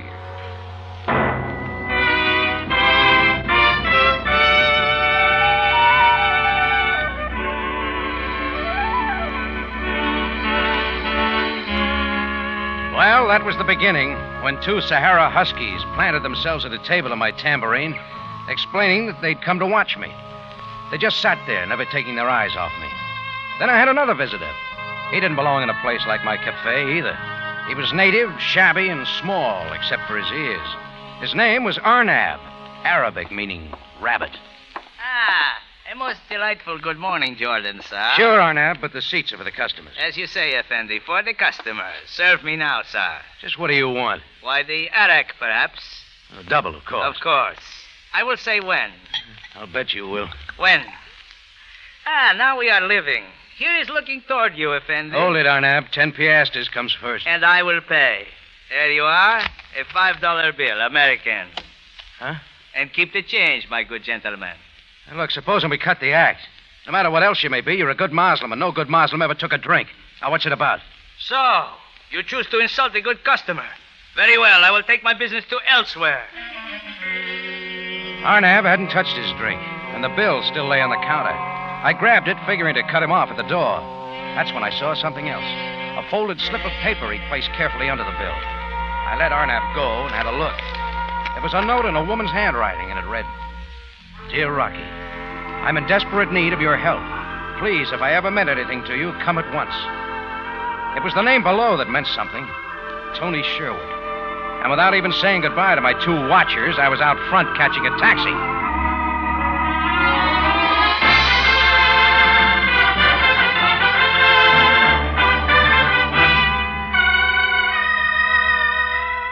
Toni Sherwood. I'd known her first in Istanbul and then in Cairo. A newspaper reporter, and a good one. We'd seen a lot of each other, and it could have gone on, but I knew my life wasn't for her.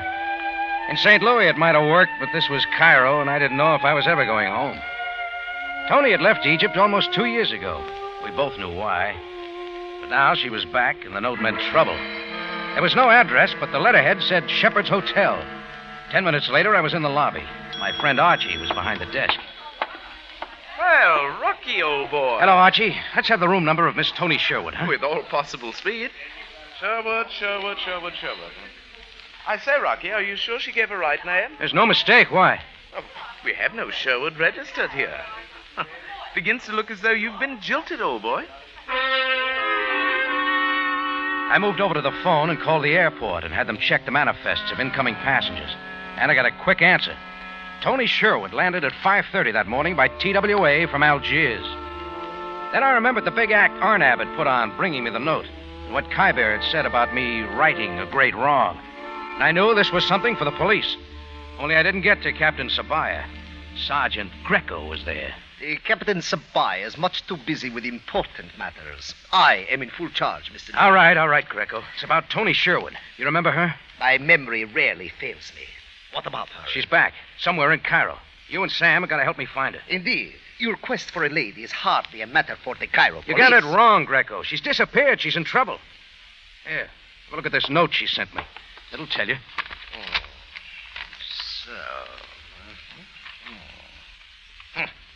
Her feelings for you are made quite obvious, Mr. Jordan. There's more than that, Greco. Then why does the message not say so? Toni wouldn't send for me like this unless it was something big.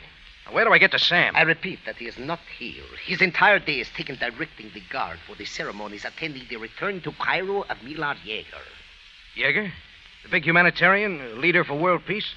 What would he need a guard for? Because he is a man of importance. Now, I suggest that you take your game of hide-and-seek elsewhere. Is that clear, Mr. George? Sure, Greco. I shouldn't have wasted my breath.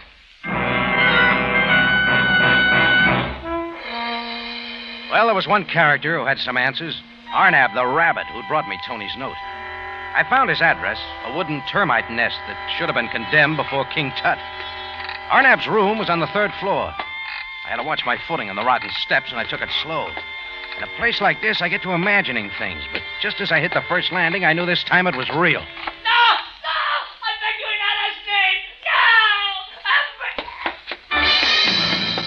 It was Arnab's voice from above, and I went up the steps 3 at a time.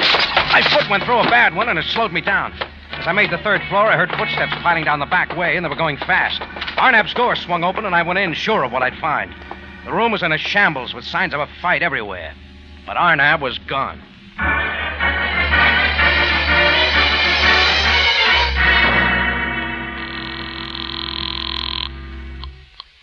Police headquarters, Sergeant Greco speaking. Greco, put Sam on. Mr. Jordan, I have told you that Captain Sabaya is with Milad Yeager. Get him, will you? I am quite sure he is no more interested in your amours than I am.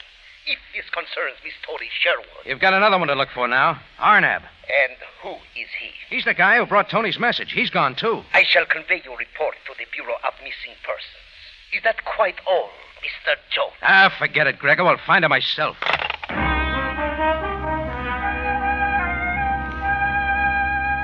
It was all up to me, so I was off again, wandering Cairo. I spent all afternoon going to places Toni might have been, but it seemed she'd vanished like a desert mirage at sunset. Finally, I was standing in front of a little cafe on the Nile Drive where Toni and I had used to drop in. And again, I wondered if I really wanted to see her, except to know she was alive. I found myself inside the door. That's when I thought I was imagining things again. But she was real. Toni Sherwood, the same soft red hair, the same slender, intense face. She was there, calmly munching a sandwich and sipping coffee. Rocky! Hello, Toni. Is that all you're going to say? It's been quite a while. Almost 2 years. Rocky, why are you looking at me like that? Just trying to understand, that's all. Understand?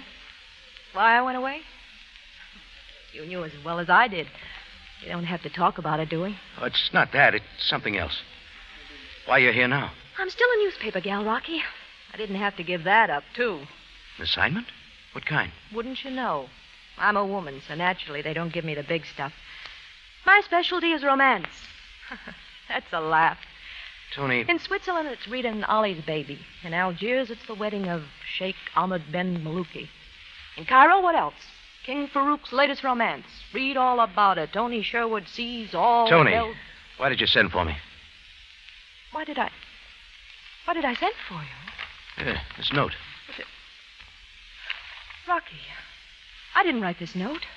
You didn't write it. No, I swear I didn't. There's something more, isn't there? More reason than the king's romance that brought you back to Cairo. Rocky, listen, Tell me, Toni. Yes, Rocky, there is something more. Much more important, but somebody might hear us. I can't tell you here. Then come on. Let's go where you can. We got out to the sidewalk looking for a taxi, but another car was at the curb. The driver's face was turned the other way. I caught the glint of his gold cufflinks, but nothing more, because just then the back door swung open and 2 men were out.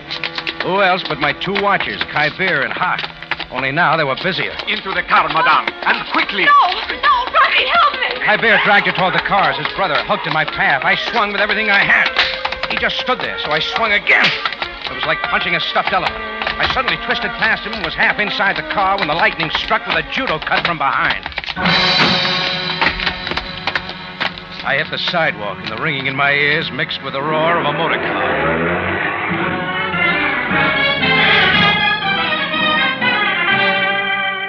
When I opened my eyes, the car and Toni were gone. Only her purse lay on the sidewalk, the contents scattered around. The little date book lay half open. As I picked it up, I noticed a notation on the front sheet that made me think Sam might be in the case after all. It said, Jaeger, 9 p.m. But I was thinking about something else. It was all clear now. Me, the finger man, who'd done just what somebody had wanted me to do. Led him right to Toni Sherwood.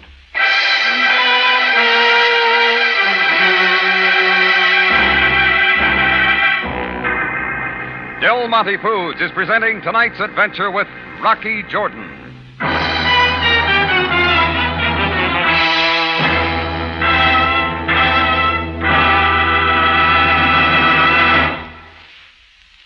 Friends, do you know how good catsup really can be? Next time you're shopping, tomorrow, say, buy a bottle of Del Monte catsup. Then when you get home, pour some on that hamburger sandwich you're just fixing for lunch. See the bright red color. Why, it makes you hungry just to look at it. Notice the fragrance of those delicious spices. Then taste the rich spiced tomato flavor. Tangy, zesty, just the way a good catsup should taste. Yes, Larry, I know I can always count on Del Monte catsup to please the men folks. There just seems to be something special about Del Monte catsup men like. Ladies, there are many special things about Del Monte catsup to please a man. But first and foremost among these is pineapple vinegar. That sparkling, superlatively fine vinegar that gives Del Monte catsup such lively flavor. And don't forget, Del Monte catsup is the only catsup made with pineapple vinegar. And as a housewife, its price is important to me, too. Del Monte catsup, you know, costs less than many other quality brands. Why not try this big treat in catsup enjoyment? Buy Del Monte catsup tomorrow.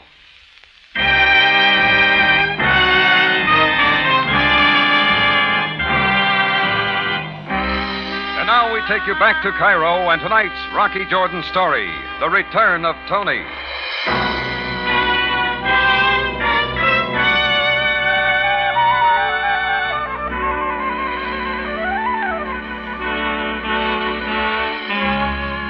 Well, one thing was clear now. I'd been sent to find Toni, only for someone else. Now she was in their hands, and I alone was to blame. So I had to find her again. This time it wouldn't be so easy. Anyhow, I knew a kidnap was something to open Sam's eyes, so I got straight to headquarters. Sam was there this time. And rest assured that this will be given... Sam, I gotta see you. Jordan, can you not see that I'm occupied? I'm leaving, Captain Sabaya. There's nothing more I can say for now. Very well, Mr. Jaeger. Jaeger, did you say? Yes. Mr. Jaeger, this is Mr. Jordan. A pleasure, Mr. Jordan. Yeah, we got a mutual friend. Toni Sherwood. Sherwood? There are so many people. Yeah, sure. Captain, I shall depend on you then about this matter. As you say, Mr. Jaeger, as you say. I hardly need repeat the urgency. Until tonight, then. Goodbye, Captain. Goodbye. Mr. Jordan. Jordan, will you kindly explain to me what this is about? So Grego didn't tell you. Tell me what? About Toni Sherwood. She's been kidnapped. Toni Sherwood? When did this occur? Less than half an hour ago, down on the Nile Drive. Big brother act named Caviar and Hawk dragged her into a car. Somebody else was there, but I didn't get a look. Are you going to do something, Sam? Abduction is certainly an affair for the police. Well, let's start with Jaeger. Millard Jaeger, Jordan? I got the feeling he was putting some kind of pressure on you. There could be no possible connection. Now, look at this date book that dropped out of Tony's purse. Jaeger, 9 p.m. But not surprising, Jordan. Being a newspaper woman, she was undoubtedly to cover the reception in Mr. Jaeger's home. You, of course, know who he is. Oh, sure. Humanitarian, peace leader. When did he get home? At 5:30 this morning from Algiers. Jordan, do you not read the papers? Well, I've been a little busy. Look here. His picture. All about him here on the front page. Mm-hmm. Who are the others? The good-looking lady. Oh, she is Zelda Stanton, one of his entourage. Quite wealthy, I understand. And the big guy with the mustache, Stephen Vacco. Jaeger's secretary. So you see, Miss Sherwood's abduction could hardly be traced to such as these. Yeah, maybe. Jordan, the police will act at once to find Miss Sherwood. However, if someone else should find her first... Meaning me, Sam? Start placing your bets. So I was off to follow another lead I should have thought of before. The note written on Shepard's hotel stationery. There I got Archie to let me compare the handwriting in the note with signatures on the hotel register. I found one that matched. A woman's name, and it meant plenty. Zelda Stanton, a follower of humanitarian Jaeger's cause. And her room was 259. Yes? Jordan's the name, Rocky Jordan. Well, what do you want? You sent for me, Zelda. I sent for you. You sent for me, only you signed the name of Toni Sherwood. It's your handwriting. Here, look at it. What? I never saw this note before in my life. Cut it, Zelda. It's too late for that. Now, where's Toni? What have they done with her and why? Mr. Jordan, I repeat that I have not the slightest idea what you are talking about. What's it about? A shakedown on Jaeger that Toni knows about? You had to get rid of her? You had best go while you can. Zelda, what is going on? Stephen, get this man out of here. Who is he? What does he want? I do not know. He says his name is Jordan. Get it now, Vacco? Oh, that's right, isn't it? Stephen Vacco, secretary to one Millard Jaeger. Leave this room, Mr. Jordan, at once. Oh, no, Vacco, this is too good. You weren't smart to keep on wearing them. Wearing what? What are you talking about? The gold cufflinks. You were wearing them when you and your chums kidnapped Toni Sherwood. You completely bewilder me, sir. As for the cufflinks, you will find thousands in Cairo who wear them. Yeah, but they don't tie in like you do, Vacco. You and... Zelda, drop that phone. Hello. Give me the house detective at once. I was too late to stop her. A house dick and his questions would take too much time, so I ducked out and down the back way fast. Zelda and Vacco could keep. My next try was the newspaper office. It was late and the main force had gone home. But there was a guy in shirt sleeves with a press pass stuck in the band of his crumpled hat, and his feet were propped up on the editor's desk. Hiya, Mac. Dig a chair. Oh, thanks, but I'm looking for Toni Sherwood. You too, Mac? I mean, somebody else is looking. Phone calls all day. Boss told him to ask Rocky Jordan. Who's he? Oh, I don't know, some crummy cafe guy. Me, I just cover the nightclubs. Hey, this envelope on the desk from Istanbul. It's addressed to Toni. Hey, you open everybody's mail, Mac? It's a specialty. It was from an Istanbul clipping bureau. There were several news items dated 5 years ago. All reports on the trial and conviction of a man named Stephen Hahn, embezzler. And all carrying Toni Sherwood's byline. I didn't need any more. Hey, look, I gotta use that phone. No kidding.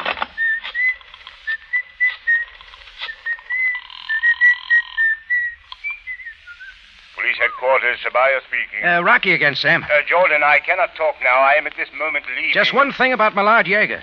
He was pressing you about something. What's Jaeger scared of? Swindle? Embezzlement? Sam, you still there? I am here, Jordan. Thanks, Sam. That's all I wanted to know. Hey, did you ever try whistling through your hat, Scoop? No, too inconvenient. Here, let me help you. Great killer, ain't you, Mac? Shoving his hat over his face gave me a chance to lift his press pass. I was going to need it to get me into a big reception at the home of Millard Jaeger. It took me half an hour to find his house in Cairo's outskirts, a mixture of the best continental and Egyptian, complete with backyard shed with the usual pigeon roost on top. The party was in full swing, and the pass got me in. Ah, Mr. Jordan, is it not? That's right, Mr. Yeager. I was not aware that you were with the press. Oh, they sent me the last minute. Oh, good. I trust that you will enjoy yourself. Please make yourself at home. I moved around till I spotted Zelda Stanton with some other guests. I didn't show myself and kept looking for somebody else, Stephen Vacco. He wasn't there. I tried some other rooms, then I stepped out the side door and stood there wondering my next move. A sudden fluttering of wings from the back caught my ear, and I saw it was a bunch of pigeons flying out of their big roost. They wouldn't do that at night unless something was going on inside. I moved carefully back till I stood at a small, half-open door to the shed. Inside, somebody was scratching around what looked like some filing cases with a small flashlight. I stepped in. Who is it? Jordan. Still at it, aren't you, Vacco? No. Hey, speak softly. The others... You wouldn't want them to know. Of course not, Vacco. Well, what is your name? Hahn? Stephen Hahn? Oh, so she told you. Yeah, Toni was going to tell me, but you grabbed her first. Where is she? Mr. Jordan, please. She is safe. Yeah, she'd better be. I swear she is all right. I had to get her out of the way to keep her quiet. Till I had a little more time. Sure.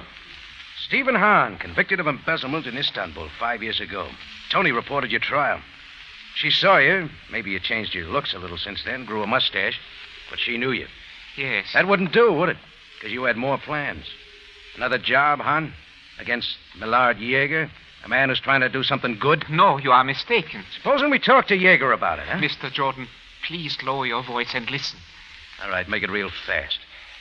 My name is Hahn, Stefan Hahn. I was convicted in Istanbul for embezzlement, but I was not guilty. Oh, naturally. Go on. Hear me, Mr. Jordan. I was accused of appropriating large sums of money from a world peace organization of which I was a follower. But it was not I who took the money, but the leader, Millard Yeager. Oh, sure. His organization is a fraud, Mr. Jordan. It was skillfully arranged by certain of his intimates that I take the blame while Yeager was off traveling the world. He'd not even seen me and was not at my trial. So what now? You fixing up for revenge? Not revenge, but only to save others from my fate. Yeah, like Caviar said, I was going to help right a great wrong. I am here only to find conclusive evidence that Millard Yeager is operating a gigantic fraud. So all that had to wait till now, huh? Mr. Jordan, after my release from prison a year ago, I gained Yeager's confidence and soon became his secretary. Try as I might, I could get nothing on him. I knew that Yeager's return to his home in Cairo was my last chance. Only Toni saw you and recognized you. When, on the plane from Algiers this morning? Yes. She kept looking at me. I knew that I must stop her before she told Yeager who I was. You lost her at the airport, so you called her paper and got my name. That's when Zelda wrote the note that sent me to find Toni for you. That means Zelda's on your side.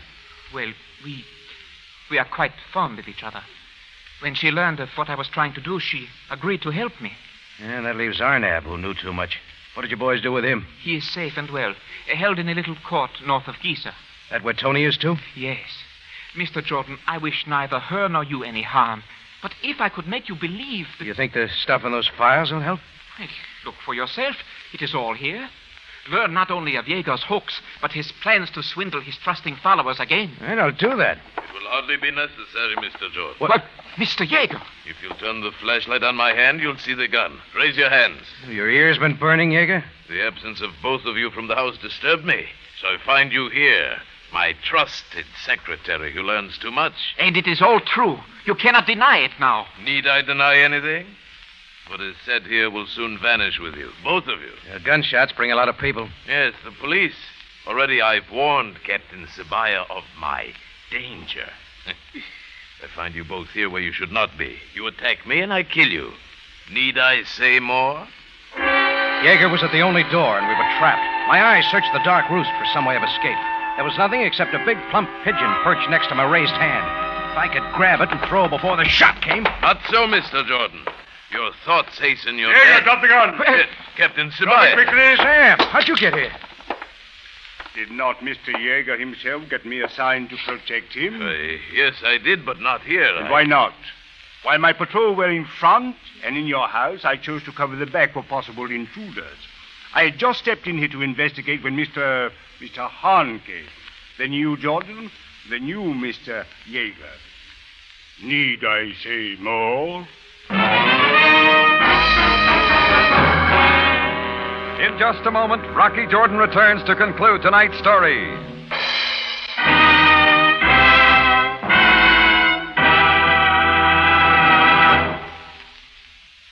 You know, out here in the West, where men are men and women are extra good cooks, I suppose almost everyone's heard of Del Monte tomato sauce. Heard of it? Larry, a whole generation of homemakers have cooked with it. After all, it's the original tomato sauce. That's just my point, exactly. Women know from experience they can count on it to cook rich spiced tomato goodness into all kinds of thrifty dishes like stew, beans, or meatloaf. Actually, when so many women are honestly convinced that no other brand has ever matched Del Monte's exclusive combination of fragrant spices and ripe tomatoes, you just can't help but believe it has something special to offer in flavor. Well, it does. And since Del Monte tomato sauce costs so little compared with all your other ingredients, the important thing is to get the very best flavor every time. And that's a cooking secret that's worth plenty in anybody's kitchen. Friends, Del Monte tomato sauce costs only a few cents a can, yet its dependable quality and flavor offers you all kinds of help. Why ever risk disappointment? Be sure you get Del Monte tomato sauce. Back now to Rocky Jordan for the conclusion of tonight's story.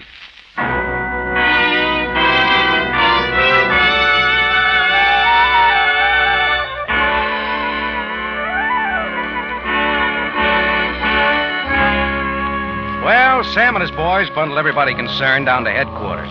Stephen and Zelda had some questions to answer about Toni's abduction, but neither of them had much to worry about. Me, I caught a taxi the quickest way out of the court north of Giza. Caviar and his brother Hawk were there guarding the door, but when I told them what had happened, they faded into the night. Toni and little Arnab were inside and safe. I put Arnab in the taxi for home, and Toni and I hired a horse-drawn Gary back to Cairo. What are you thinking about, Rocky? Oh, you've got your story. It's a big one. You got it for me. Just like old times. Old time. Yeah, today's the way it always was. Oh, but I didn't mean it that way. Danger, violence. That's all you'd ever find with me, Toni. And don't ask me why. I never did ask.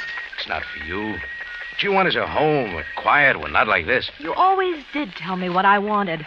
Why couldn't I ever decide? You would decide, Toni, but too late. Can't you see it really wouldn't work? Please. We're at it again, aren't we? Well, we won't talk about it anymore. That's better. Anyhow, we can see each other while you're in Cairo. You won't be too busy for that. Rocky. Yeah? Yeah, I'm so terribly fed up with everything. Chasing all over the continent after nothing. I'm going home, Rocky. Home? Mm-hmm. To St. Louis. Yeah, that's something you want. Don't we both? It's snowing there now. Maybe the lake at Forest Park is frozen over. Yeah, I'll bet they blocked off Hastings Hill for the bobsleds. No river excursion boat, but that can wait till summer. Oh, Rocky, why don't you ever go back? I'm sorry.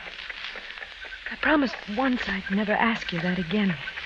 Well, you're here to ask it. That's what counts. Yes, Rocky. I'm glad that note brought you to me this once more. Even if I didn't send it.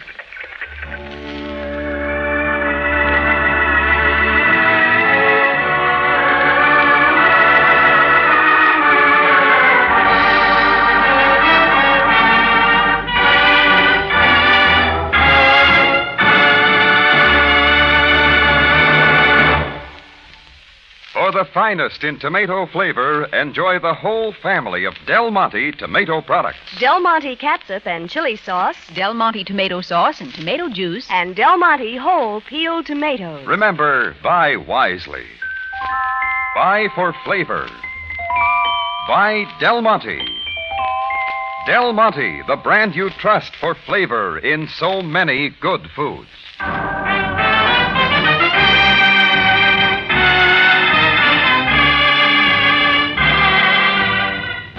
Rocky Jordan, written by Larry Roman and Gomer Cool, stars Jack Moyles in the title role with Jane Novello as Sam Sabaya, and is produced and directed by Cliff Howell, with original music composed and conducted by Richard Arant. Remember, you have a date next week at the Cafe Tambourine, run by Rocky Jordan. Same time, same station. And the story is Madame Dulac's Daughter.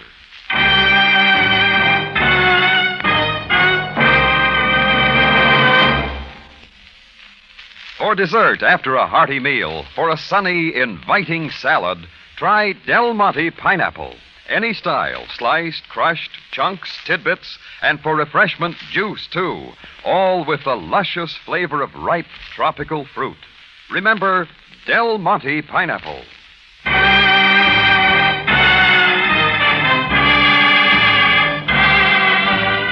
Larry Thor speaking. Rocky Jordan is presented over CBS, the Columbia Broadcasting System.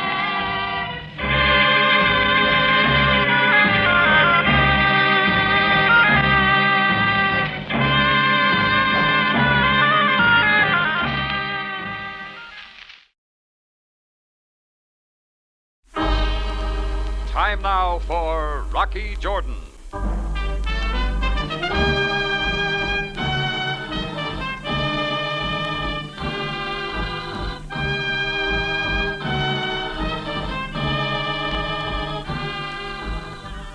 Not far from the Mosque Sultan Hassan in Cairo stands the Cafe Tambourine, run by Rocky Jordan. The Cafe Tambourine, crowded with forgotten men, alive with the babble of many languages. For this is Cairo, where modern adventure and intrigue unfold against a backdrop of antiquity. Tonight's story, Passport for Vivi.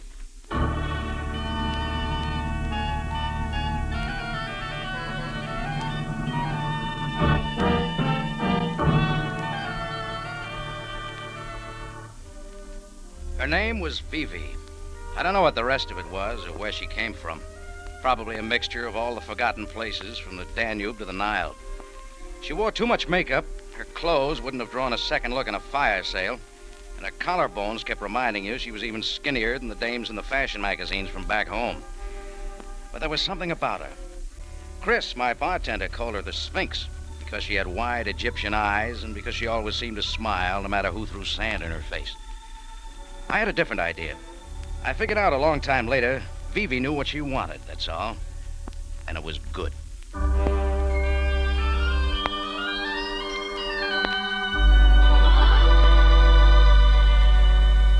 Well, like a lot of the girls, Vivi drifted into the place several times before I realized I'd been noticing her. It took an American to make me do that. It was on one of those sweaty nights when the flies are bad and you know a sandstorm is coming. A big Armenian was playing chess with a Turkish soldier over in one corner. The American was draped on the bar, pawing for a rail that wasn't there. My name's Jeb Waters, salesman from Kansas City, Kansas, not Missouri. How are you? Mine's Jordan. I run this cafe. Oil field supply, pal. I'm an oil field supply. It's a great little line these days, oil. Well, we all sell something. You know, this is my first trip to Cairo, flying, you know. A great way to travel, pal, flying.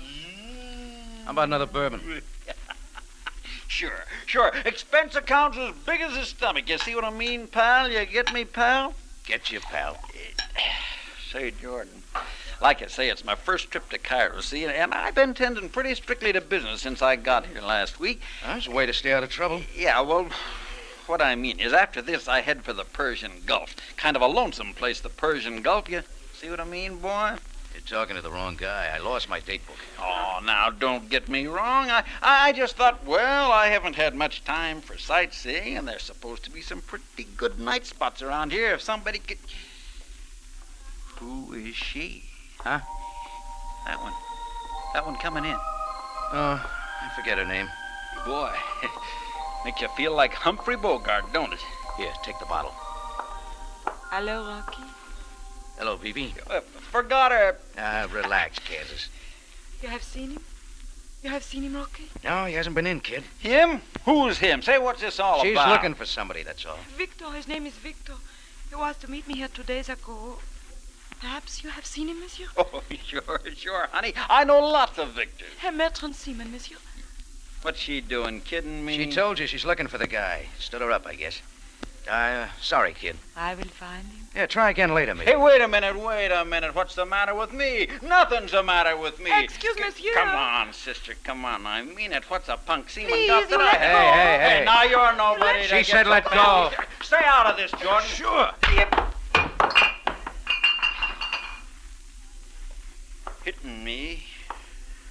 wasn't so smart, Jordan. See, you spilled the bottle, too.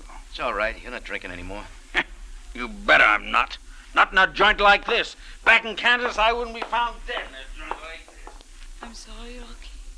So am I. People like him, that happen so often. They pay their bills. I'm sorry about that, too. Oh, stop being sorry for everything. Just go someplace else. When I find Victor, he will loan me the piastres I owe you. Look, why don't you wise up? You were ditched by a sailor, that's all. Okay, go home and forget it. For whose sake should I do that, Rocky? For your own. What do you think I meant? I don't think anything, Rocky. All right. It's the weather, I guess. Besides, I will find him soon. Sure. Go look someplace. Good night, Rocky. Wait a minute. Had anything to eat tonight? I'm not hungry, Rocky. Sit down at a table someplace. Get you a bowl of soup.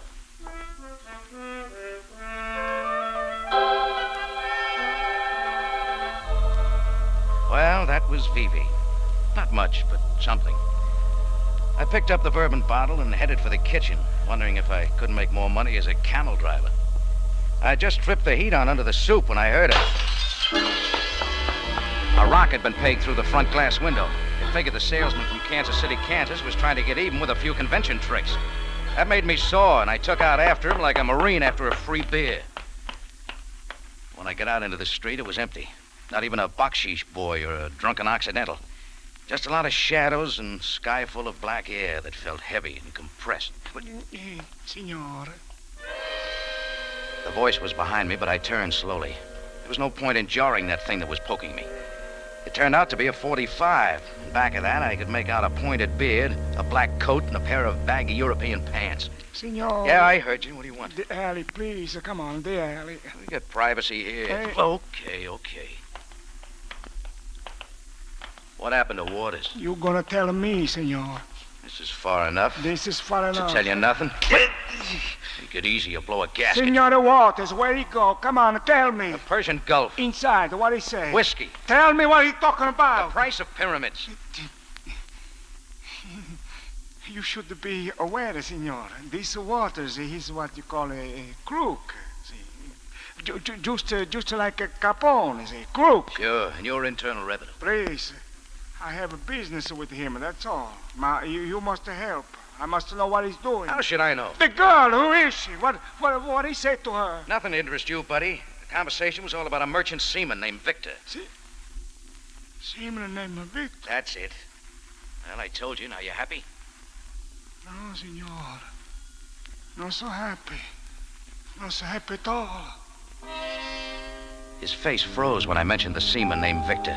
He stood there a moment looking at me, then he took off. I could hear his steps as he ran down the alley and out toward Ari Ben Polda. Then he was gone, and it was quiet again, and there was nothing left in the hot night but me and the mysterious East. Well, I walked around to the street and back inside the tambourine. First thing I noticed was the chess game had broken up. The Armenian and the Turk had gone home. Then I saw the corner table where Vivi had sat. It was empty, too. She'd disappeared. Well, I poured myself a drink, went to bed, and tried to forget about it. But the things that don't make sense, the ones you can't forget.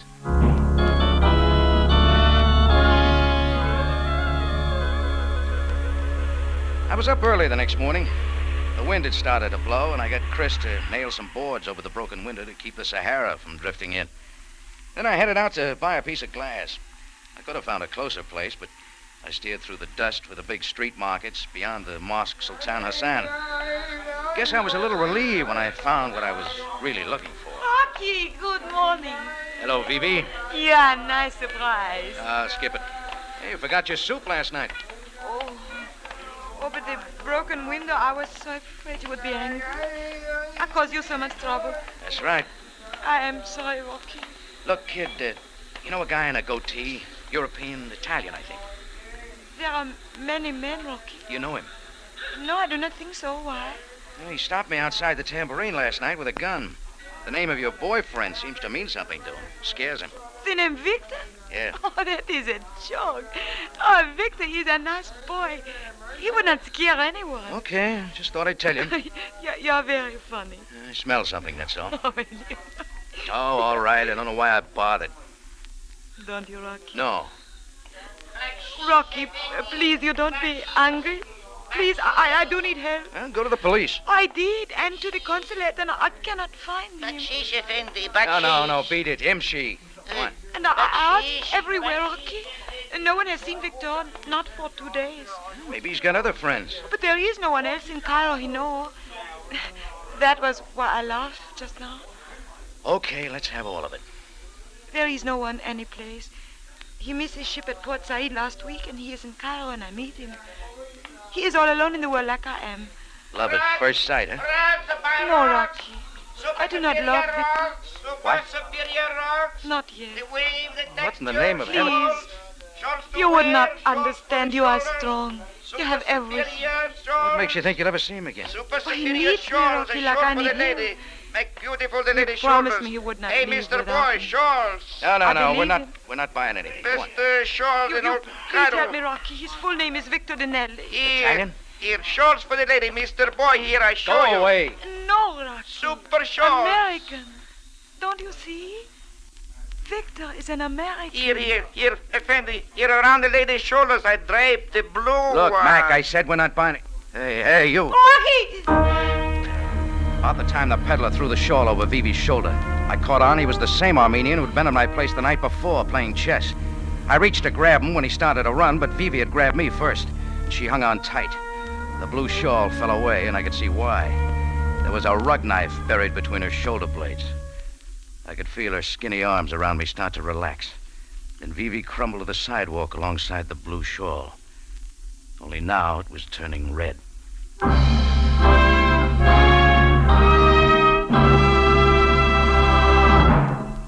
You're listening to Passport for Vivi, tonight's adventure with Rocky Jordan. The day of miracles is not done, and one way to work miracles today without leaving your home is to contribute to your Red Cross. Your contribution will go out doing the yeoman service to your fellow humans that you would like to do yourself but cannot. Your contribution will perform miracles of aid for the homeless, the wounded, the hungry. Send your contribution out today to Work Miracles.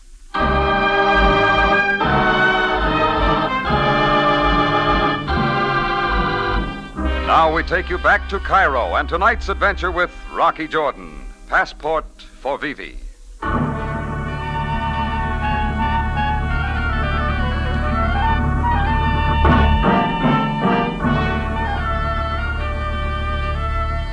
Well, like so many things, it started out with a woman, Vivi. But she wasn't like other women. She'd been haunting my Cafe Tambourine looking for an American merchant seaman named Victor. She never told me why. There was a salesman from Kansas, USA, and an Italian whose name no one mentioned as yet in the picture, too. But the center of interest was the girl looking for Victor. She didn't find him, but found a knife in her back instead. Well, that left me in the middle of the street markets with a knifed girl on my hands. I put in a quick call for an ambulance, and it took her to a hospital. I couldn't go with her because someone else had put in a call to the police, and a squad car was on its way. I figured I'd do my talking to Sam Sabaya, captain of the Cairo police, out of reach on a telephone. Jordan, where are you telephoning from?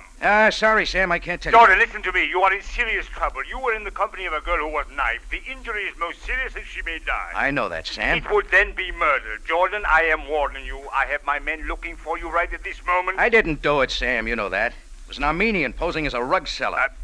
You have witnesses? About 5,000 if they were looking. Then what do you fear? If you have witnesses and you did not do it, why do you not come to me? Funny thing, Sam, when something like this happens, people pull their heads in. They all lit out for Mecca. Ah, so then you are my only witness and my only suspect. Jordan, I tell you once again, turn yourself in. Come to me. You're wasting time, Sam. Look for that Armenian. You know I didn't do it. I only know that it is the jackal who strikes and runs away. I'm not running. I got work to do. Such as? Maybe I'm looking for a sailor named Victor, too. I don't know. But the girl has looked everywhere. You yourself think that he will not be found? All right, I'm mixed up. Perhaps then you will say you are looking for the one who tried to kill her. Maybe. Jordan, what does this girl mean to you? Nothing. Then why are you thinking of vengeance when this is a job for the police? Why do you do this when you say the girl means nothing to you? Why, Jordan? I do not understand. Do you? No.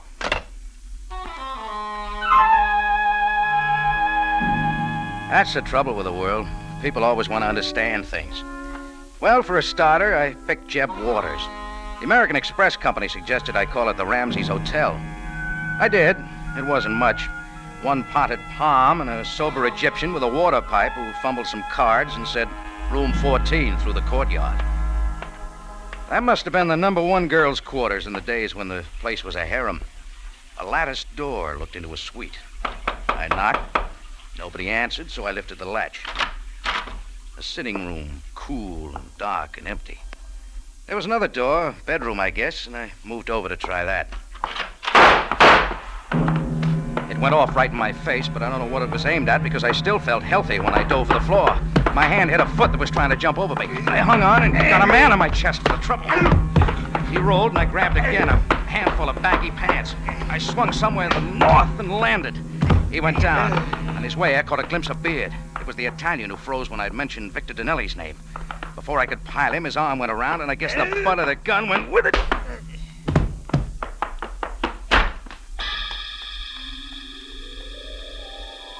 Well, a couple of stars later, I reached up to feel a bump on my head, and my hand touched leather. It was a passport the Beard must have dropped during the fight. I looked at it. On the first page was a bad picture of a nice kid in a blue shirt. Under that was the name Victor Dinelli. Vivi's Victor.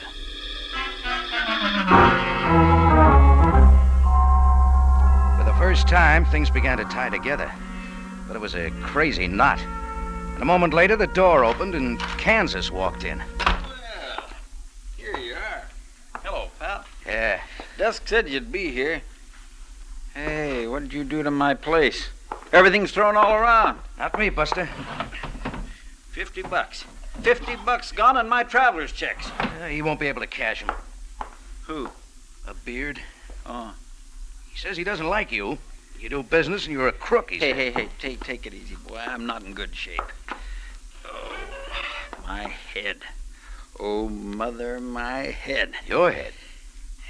What's his name? You know, I finally connected last night. I hit every spot. What's his in name? Town. The Beard's. Dispore, Gino or Vino Dispore, something like that. Yes, sir, I hit every spot in town, and you can have this town and that whole desert. Me for Palm Springs. All right, get me off it. for Palm Springs. You said it. Me for the zestful, restful Rossmore Hotel where a guy can relax. Get and it have off, fun I and- said. I'm talking to you. What's the matter? You still sore at me, pal? Well, I don't blame you. Guess I kind of got out of line in your place last night. You still are. Knifed, wasn't she? Almost killed her, huh? Yeah, the cops told me. Called me at the company branch office. Yeah, I gave him your name. Well, thanks. I wouldn't have made a pass at her if I'd known she was yours. Who says she was? Well, what are you doing here? No skin off your neck, is it? If the Armenian did it, that's all there is to it. Maybe he was sore because she wouldn't cut a rug with him or something. You seen this passport before? Victor Dinelli, huh? No? That the boy she asked about? Dispore dropped it. He's tied in. Now give. Look, pal, like I told the cops, I really don't know who he... Take it easy, pal. That's a clean shirt. Keep talking. Italian. New in town, looking for business deals, that's all. Met him in a bar. He's a sucker. And you're a salesman. Well, there's nothing wrong with a little side operation, is there? Do you know... I sold that jerk some shares in the Golden Gate. So help me, boy, I actually did it. No wonder he's sore. I didn't hook him for much, $100. I just did it to have something to tell the boys back home. That dumb foreigner.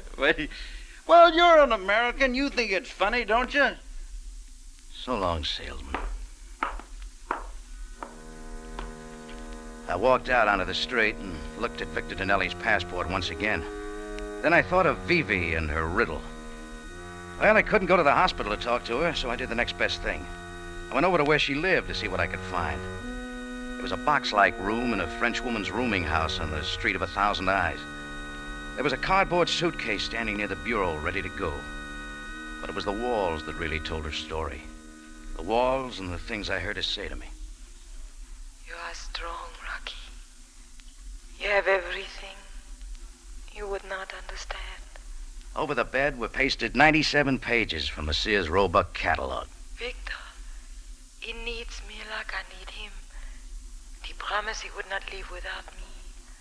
I believe him. The rest of the room was covered with maps. Maine was next to the washstand, and California hung by the window. It was all there. He's American. Don't you see? Victor is an American.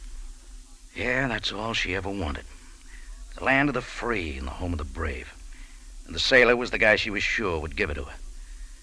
Vivi's riddle was as simple as that. And I started thinking the millions of people over here with the same idea.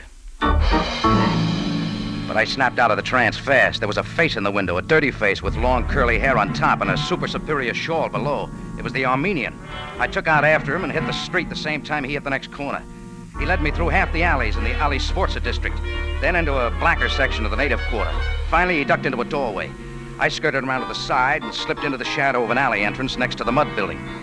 It figured to be the only spot I could still see the door and watch the rear, too. It figured wrong, that's all. Mr. Boy, you saved me trouble, eh? Where are you? You, let me lead you right to my place. My super superior place with a nice flat roof I can stand upon and watch you below. Oh, here you are. That is, Jordan, I am at shooting better than with a knife. Now, do not move. I'm coming down. There. Now we see my face, yes? Yeah, and it ain't much. What do you want? I want you to kill Sam. On whose orders? On orders of Mr. Boss, who does not like you. Well, I don't like him either. Who is he? I just remember. How much moolah will it take to start remembering? Huh? What is moolah? Money. How much? Moolah, that is funny American word. Now I know many American words for money. Dough, cabbage, scratch, moolah. Let's drop your education. Get back to business. No can do business, Mr. Boy. Even your tambourine is not worth enough. Come, we have things to do in the shed. Well, the alley's just as good for what you got planned. The shed, more better. There are boxes there so that I may stuff you in and bury you in the desert. Yeah, I'll buy it if you build a pyramid over me. Otherwise, I'll just pass it up. No, Mr. Boy, no pass up. Come, move. Okay, stop waving that thing. Now, inside. You go inside. Stop, Mr. Boy! Well, Jordan, this time you are running toward the police. Hello, Sam. The police want you for questioning, Jordan. You do not come to them, we come to you. I'm not complaining, believe me. Is he dead? Seems so. Well, he was Murder Incorporated. Well, now you will come with me, Jordan. There's still another matter of interrogation. That young lady in the hospital is not expected to live. Yeah, we can get some answers right here. That joker in the deep freeze was the one. I prefer to talk in the police station. It's not just a matter of talking, Sam. It's a matter of looking, too. Come on, into the shed. All right. Yeah, there they are. And what are they, Jordan? Rug cutter's boxes, rigged for traveling and burying. This empty one seems to have been for me. And this other one? I think it's already rented on a long-term lease. Open it up, Sam. Yeah. Yeah. Who is this man, Jordan? Victor Danelli, merchant seaman, USA, Italian descent. Vivi's boy, Victor. I guess she can stop looking now. I will telephone the coroner, and you, Jordan, will please come with me to the police station. Am I under arrest, Sam? Technically, no. Sorry, Sam. See you at headquarters in about 45 minutes. Right now, I got a date to see a man about a very ugly racket.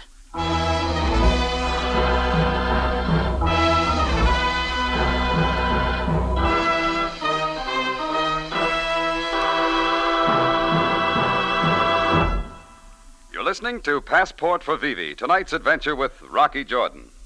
Monday night brings you more mystery on CBS, that special kind of top mystery that has fans everywhere turning first to CBS.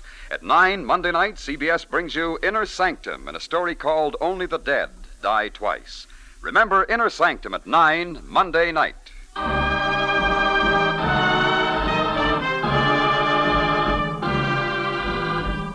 Now we take you back to Cairo and tonight's adventure with Rocky Jordan, Passport for Vivi.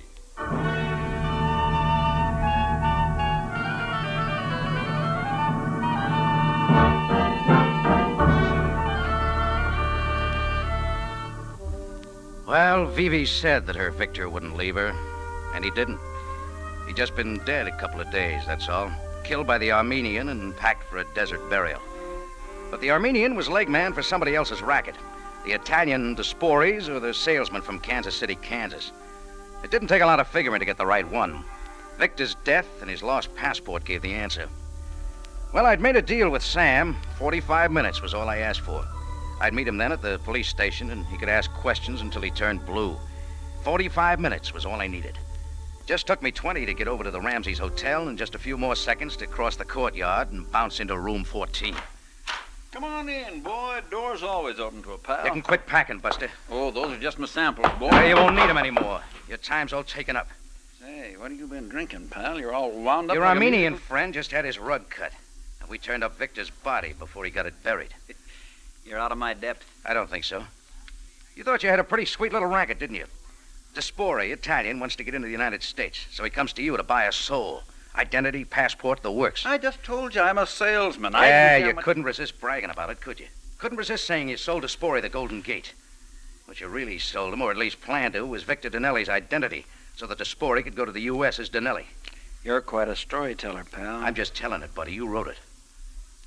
You know, you had me going for a while when Dispori dropped the passport in our little scuffle here. I thought he had taken it from Dinelli. But it was you who had Victor killed and took his passport. Dispori was just taking it from you. What'd you do, boost the price on him? Who cares? He does. He knows what a mess he's in now. Yeah, well, he can stay there. Sure, while you go looking for more suckers. Maybe. Not a chance, buddy. Dispori isn't going to be happy with a murder rap. After he gets through talking, you're going to get stretched. Oh, now, pal, wait a Knifing minute. Vivi to get her to stop looking for Victor turned your table, buddy. It would have gone nicely for you if a little lonely girl hadn't kept looking for a lonely sailor. You gotta expect reverses in business, pal. Well, your business stinks. Selling a lot of unhappy people entrees into the United States. I suppose you're gonna turn me over to the police. Yeah. But first, you and I got a little unfinished business.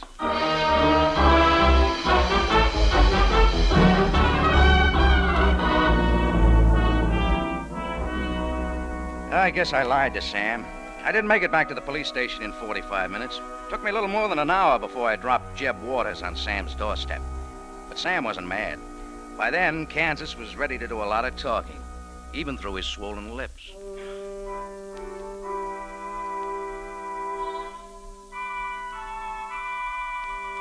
Well, all that was left was Vivi. It was night, and the cool wind from the desert was blowing onto the Cairo streets when I walked into the hospital. A couple of old Egyptian women were scrubbing floors. Aside from that, there seemed to be nothing else to the hospital but the smell of antiseptic. But there was. Vivi, room 204. She lay in the white bed, her eyes closed. One look at the nurse attending her told you all you had to know about her condition. Rocky, that you? Yeah. Hello, Rocky. Hello, Vivi. Do not mind my eyes. They are closed. They are so heavy. Rocky, you have found Victor? Yeah, we found him. And he did come back for me. He did come back as he said he would. Did he not, Rocky? Yeah. He came back. I knew he would. Poor boy. What do you mean? Now I'll not be able to go to the United States with him. The poor boy will have to go alone and be lonely once again. I will not be lonely ever again. Vivi. Rocky. I feel so tired, Rocky. I think that I will sleep. Good night, Vivi. Goodbye, Rocky.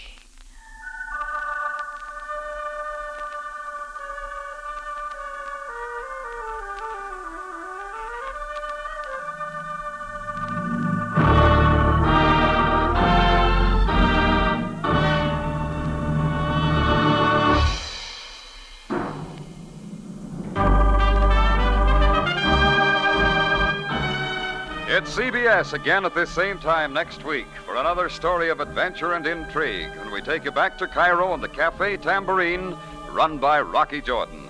Jack Moyles plays the title role with tonight's story by Jackson Gillis, edited by Larry Roman and Gomer Cool. Rocky Jordan is produced and directed by Cliff Howell with original music by Richard Arant. Larry Thor speaking. This is CBS, the Columbia Broadcasting System.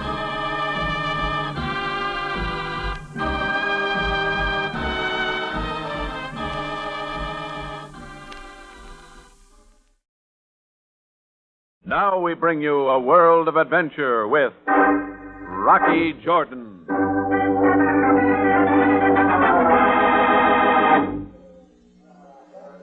I'd been eyeing the guy sitting in the back booth for quite a while. Everybody in the Cafe Tambourine was having a good time but him. He was American, maybe 30, black hair, combed straight back. I thought I'd go back and say hello. He looked like a nice guy until I got close. Then I saw something in his eyes I didn't like. Fear. What do you want? What's the matter, buddy? Drinking alone, not good for you. I know what I'm doing. Oh, sure you do, but aren't you hitting the bottle kind of hard? Who are you?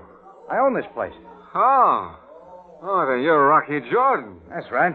You're an American. Right on 2 counts.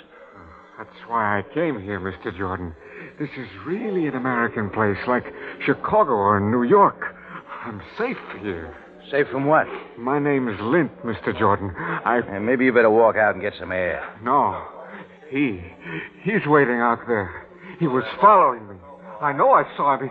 He's going to kill me. Kill you? Don't let him kill me, Mr. Jordan. Nobody's going to kill you, Lint.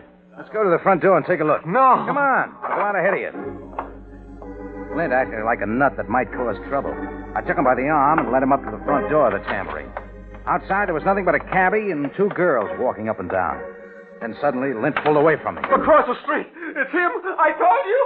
Lint tore back into the Tambourine, running for the rear. I headed across the street and into 24 hours I'd never forget.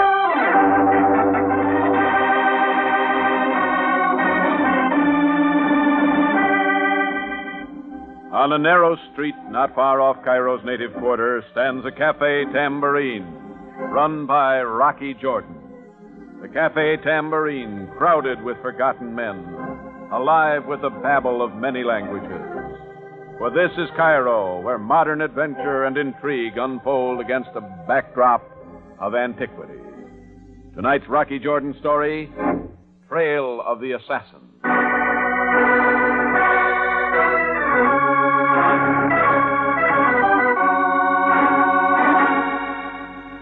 He was American. His name was Lint.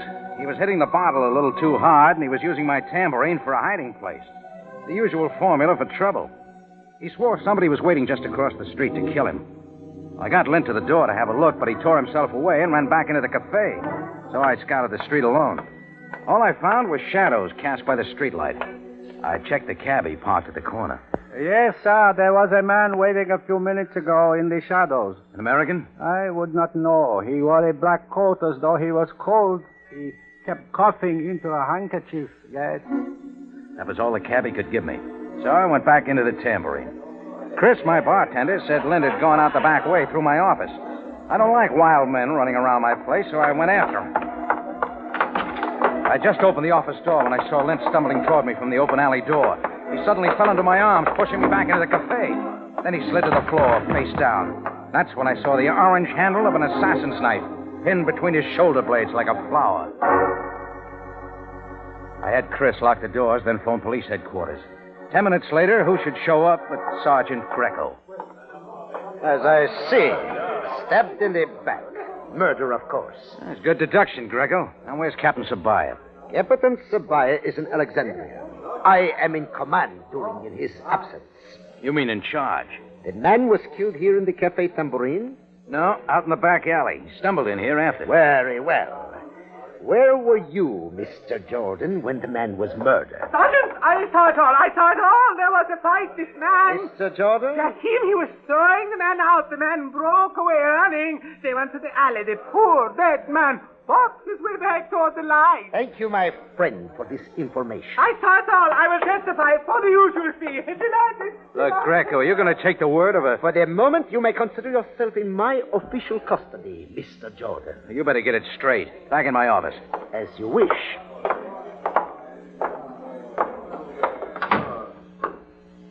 Now, There is only one question unanswered. Huh? Only one? Your motive. Why did you kill this man late? You tell me. I advise you to cooperate, Mr. Jordan. Admit, this man was an old enemy of yours from America. You recognize the orange-handled dagger, didn't you, Greco? Of course. It is a type used by the tribe of Singori. That's right. Tribe of Singori, professional assassins. There have been too many murders in Cairo, but those who would wish us to believe the tribe of Singori were the murderers. You will have to do better than that, Mr. Jordan. Why should I want to kill Lint? Never seen the guy before tonight. You Americans have a tendency toward violence. Okay. You win, Greco. I killed him. Excellent. Now, we are progressing. You're making a fool of yourself. What? I was going to kill a man. Would I do it right outside my cafe with everybody here? In a rage, yes. Then pull him back into the light? Well, Would I use a knife? Maybe a 45, but no knife, Greco. Now, go on. Take me down to headquarters. You look real good when Captain Sabaya gets back. As Captain Sabaya has done in the past, I hereby release you on your own recognizance. But I assure you, Mr. Jordan, I shall not rest until I have uncovered evidence to bring you to justice. Oh, what a brain. Also, your cafe tambourine will be declared off limits and closed until this affair is settled to my official satisfaction. That is all, Mr. Jordan. Greco went out and took the names of the witnesses. I told Chris to go on home. In 20 minutes, the cafe was empty. I locked the front door and turned off the overhead lights. There was a spilled drink on the piano. I picked up the glass and set it straight. Sat down. It'd be in the papers tomorrow with my picture. All about Lint's murder in the cafe. Bad for business. Business? There wouldn't be any until Greco pulled down his official stickers. Lint had been an American. Funny I hadn't thought about home for a long time. And it had been a real long time. Lint. Who was he? Who'd killed him and why? With Greco putting the pressure on, I knew I'd better find out before everything crashed in on me. Greco would work like a bulldog until he'd hope something up that'd look like evidence.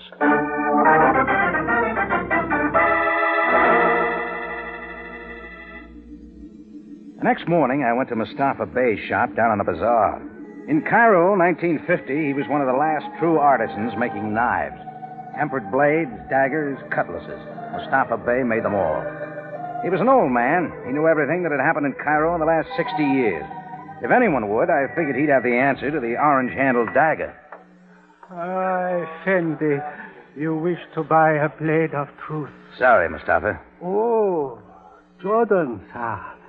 An old man who has burned his eyes over the forge until even the stars are lost to him, is sorry that he did not rise to make welcome an old and trusted friend. Well, thanks, Mustafa. I'll just sit here on the rug beside you. What brings Jordan Bey to the shop of an old man who finds himself as worthless as the moon to men that will not look up? Oh, you're not worthless. For 69 years, Effendi, I have made the finest blades.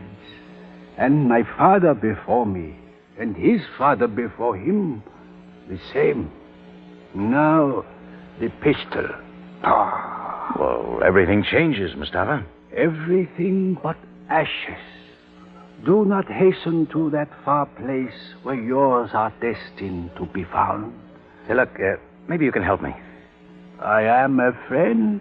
The orange-handled daggers of the tribe of Singori. What do you know about them? The Singori are assassins. Oh, I know that. Yes, they were excellent customers. But the Singori were driven into hiding many years ago. Are they still active? It is said the camel may live from its hump. But there comes a time when the camel must drink.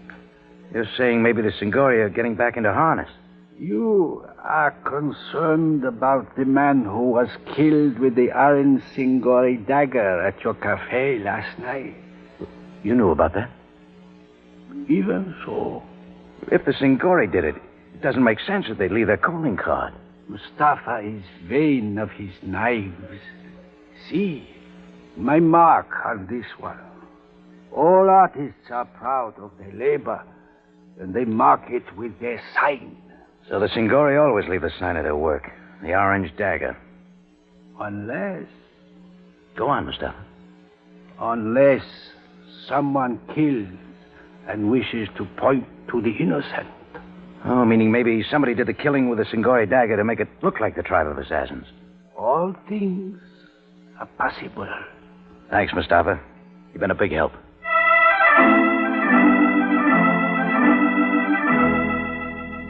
Now, the first thing I had to do now was to get a lead on who wanted Lint knocked off. I made a few telephone calls and found Lint's hotel, the Du Nord. I grabbed a cab and was there in 10 minutes. 50 piastres talked the room clerk at the Du Nord out of key 416, the one to Lint's room. I went upstairs.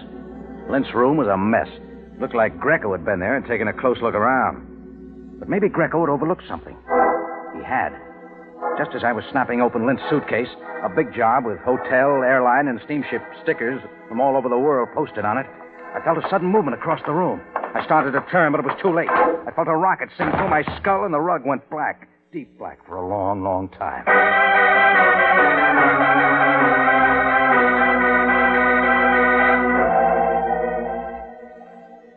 Are you all right now? When the rug began to lighten Here, I'll up, put this coat right I found I was before looking at the ceiling. Isn't that better? Framed by the ceiling was the face of a woman. Red hair hanging down, almost touching my face. Can you hear me? Green eyes, cool against a creamy tan. She was young. There, now isn't this better? I'm supposed to say, where am I? You're in room 416 at the Hotel du Nord. I don't get around much anymore. Ooh. Here, let me help you up. Thanks. I heard a noise in here, and then a man ran out and left the door open. I saw that you were hurt. Well, thanks for coming to the rescue, lady. I was coming to this room anyway. Did you know the man named Lint? I was his wife. His wife? Well, I just heard about his death a little while ago. The newspapers. I don't know what to do. Oh, I'm sorry. Your husband was killed in my cafe. Then you're Rocky Jordan. Yes, your picture was in the paper. Didn't you wonder where your husband was last night? He stayed out before. Hmm. Did you get a good look at the guy that ran out of this room?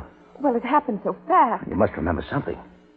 Well, he was wearing a top coat, a slouch hat. I couldn't see his face except...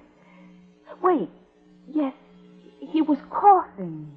Top coat, coughing into a handkerchief. You've never seen him before?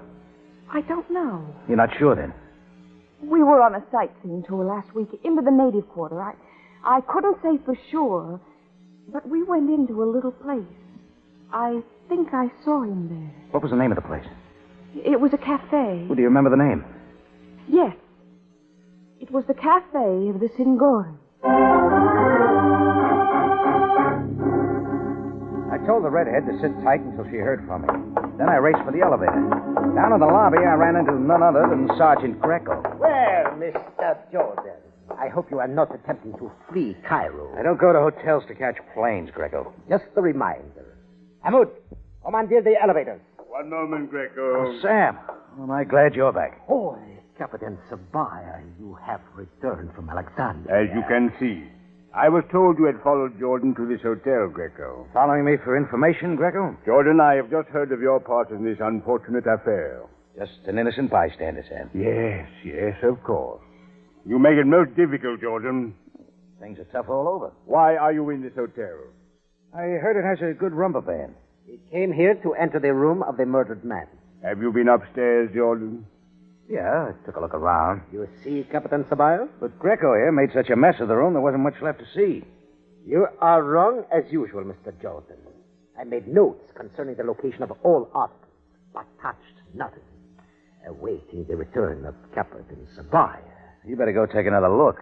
Things have changed since you were up there. Sam and Greco started for the elevators. I went to the hotel desk to ask a question, but I got the wrong answer from the clerk. There must be some mistake. Mr. Lint registered as a bachelor. There was no woman in his room. So, Lint wasn't married. The red-headed girl had lied. She was likely the one that had turned Lint's room upside down, looking for something. And she was likely the one that had tapped me on the head, too. She'd been in the room when I opened the door, hadn't had a chance to leave. She didn't want to get caught there, so she'd sat me. But why had she stayed? She could have run away while I was knocked out. Then it hit me. She'd worked real hard to plant the idea of the coughing man in the black slouch hat, like the one the cabbie had seen across from my tambourine the night before. She'd also mentioned the Cafe of the Singori. There was only one place to go now, deep into the native quarter, to the Cafe of the Singori. It could be a front for the headquarters of the assassin tribe.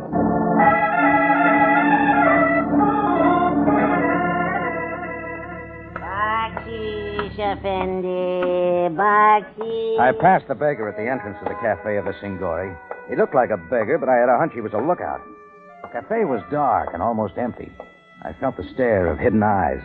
A native girl was dancing in a small, cleared space. I sat at a table and waited. I didn't have to wait long. Rocky Jordan honors the house of Singori. I put you one card ahead. You know me, but I don't know you. You the head man around here? I am Hakim, a simple waiter, Effendi. Sure, real simple. It is my profession. I have heard many things of you, Mr. Jordan. I hope they are all true. Believe half you see, nothing you hear. Estimable. It is a saying from a book of wisdom. No, it's a saying from 7th Avenue. Hakim considers it an honor to serve the wise Rocky Jordan. Oh, not so wise. I didn't come here for refreshments, Hakim. Oh? I can see you're real surprised. Perhaps Jordan Bey would care for company at his table. A man was killed in my cafe last night, Hakim. How unfortunate. Yeah, he thought so. Name was Lint. Ever heard of him? Englishman? USA. We do not get tourist trade so deep in the native quarter. They become fearful before they have penetrated to the Singori. Maybe you know a red-headed woman, about 25. Creamy, tan, green eyes. Ah, that is beyond Hakim's hope of heaven. You had a customer here, maybe a week ago, an American, middle-aged, wears a black slouch hat, coughs a lot. Maybe he bought a little, service. I do not recall such a man, Effendi. But surely Rocky Jordan knows. The day of the tribe of Singori being hired as assassin is in the past. What kind of a knife are you carrying, Hakim? Inside your robe? None, Effendi. Well, let's take a look. Yeah, just like I thought. It is necessary for Hakim to protect himself in this low place of employment. 8-inch dagger. But you will notice, Effendi, the handle. Yeah, it's not orange. As I have said, the day of the assassin, alas, is over. All of you! It is all right. Sure, Hakim, sure. Effendi, listen. I must be careful here. Such a man as you have described has been seen in the quarter. It is said he is a man of great evil. Where can I find this man of great evil? It is said he lives at the Hotel of the Armenian, Davos, near the Fountain of Musa. But Hakim does not know if this be true. Hakim wouldn't know the truth if it came dressed like the Sphinx. But Hakim knows where the man of evil lives, for sure. Here, Hakim. Oh, Mutashakir, Effendi. Give part of that to the dancing girl, will you? She's the only thing in here you can depend on.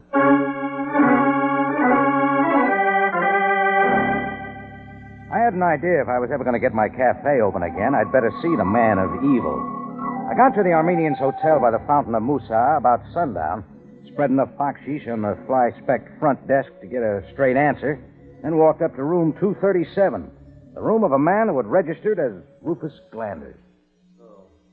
You are Rocky Jordan. Come in, Mr. Jordan. I've been expecting you. You're Rufus Glanders? I am called that. Another American. San Franciscan. Well, just why were you expecting me, Glanders? Lint was killed in your cafe last night. You get right to the point. I've only been in Cairo a short time, Mr. Jordan. But already I've heard much of you. Your tenacity. Hey, you're a sick man. And a relatively poor one. I didn't come here to talk money. Money can be very important. You see, Mr. Jordan, I have used up my monetary reserves in traveling about the world. Yes, I noticed your suitcase down at the foot of the bed. So? People that tour the world usually pick up a lot of stickers for their luggage.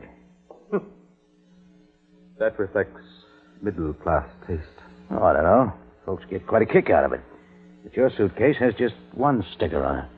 I know. A view of the Golden Gate Bridge. A sticker from a hotel in San Francisco. The only city in the world. Why should I bother with the rest? So, you're from San Francisco, huh? Yeah. There's nothing like that view from Golden Gate Park on top Telegraph Hill in Frisco. Golden Gate Park is nowhere near Telegraph Hill in San Francisco. Okay, you're from San Francisco, all right. But that still doesn't explain why you're expecting me. I've heard much of you. And since Lint was killed at your place last night, and since the killer has not been apprehended, I thought you might contact me. Why should that follow? My reasoning for traveling all over the world on the little money that remained to me was to catch up with Lint and kill him. Maybe Captain Sabaya down at police headquarters would like to hear your story. Police got an idea I did Lint in. That's absurd. Last night, the cabbie outside my cafe spotted you waiting there to kill Lint. Yeah? I was there. At the end of a 6,000-mile search, I found him. I thought I could kill him. But I couldn't. You nailed him out back? No. If I had been able to kill Lint, I would have entered your cafe and accomplished it in the open. You see, Mr. Jordan, my life means nothing to me now. I have only a little time left. And Lint took everything that mattered to me when he left San Francisco. My money. My wife. Your wife has red hair? Beautiful red hair. I don't know about your story now, Glanders. But from where I stand, it looks like your wife's trying to put the finger on you. But you've seen her? She practically led me to you. Oh, Mr. Jordan. Stop stalling, Glanders. We're taking a trip to headquarters. Mr. Jordan, get back. Come on, Glanders. A shadow behind the window. I whirled toward the window that opened onto a fire escape. I dive for the floor. A knife. Come through a knife. Getting down the fire escape, he won't stick around. Be careful, Mr. Jordan. Oh, yeah, I see him now, running down the street. Who is it? You're lucky to be asking. That knife was for you, Glanders. Went into the sofa, right up to the orange handle. But who threw it? Who was he? A guy named Hakim. A guy who's got a lot of answers. Answers? But it's too late to follow. We don't have to. I know just where you and I are going to find him.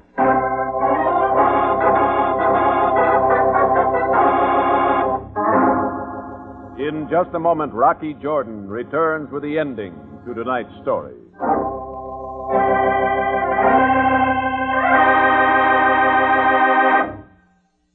What is the war news today? Whatever it is, you want to help, don't you? Well, you can do something very important. You can contribute a pint of your blood every 3 months through Red Cross. Again, Red Cross is the official agency to collect blood for the armed forces when and wherever needed. That need is now. We must build up a blood reserve, and we must continue to take care of the day-by-day needs of our community. If you are a normally healthy person between the ages of 21 and 60, will you call your local Red Cross and make an appointment for a blood donation? Call your local Red Cross.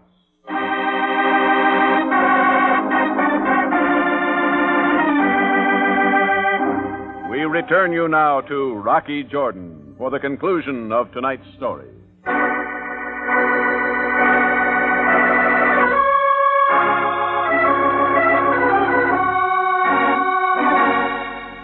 I headed out of the hotel room with Rufus Glanders in tow. Outside, we caught a cab and directed the driver deep into the native quarter, the Cafe of the Singori.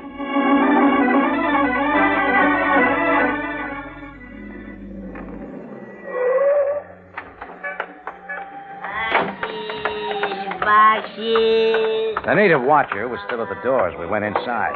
This time I didn't take a table, but barreled on through into the back. That's where I surprised Hakim in a small cube-like room. Oh, you honor us again, Jordan, sir. Breathing kind of heavy, aren't you, Hakim? It's been a most exceptional evening for business, Jordan, sir. Yeah, I'll bet. You know my friend here. I have never set eyes on this rascal before. As he says, Effendi, we have not met. Now, you forget fast.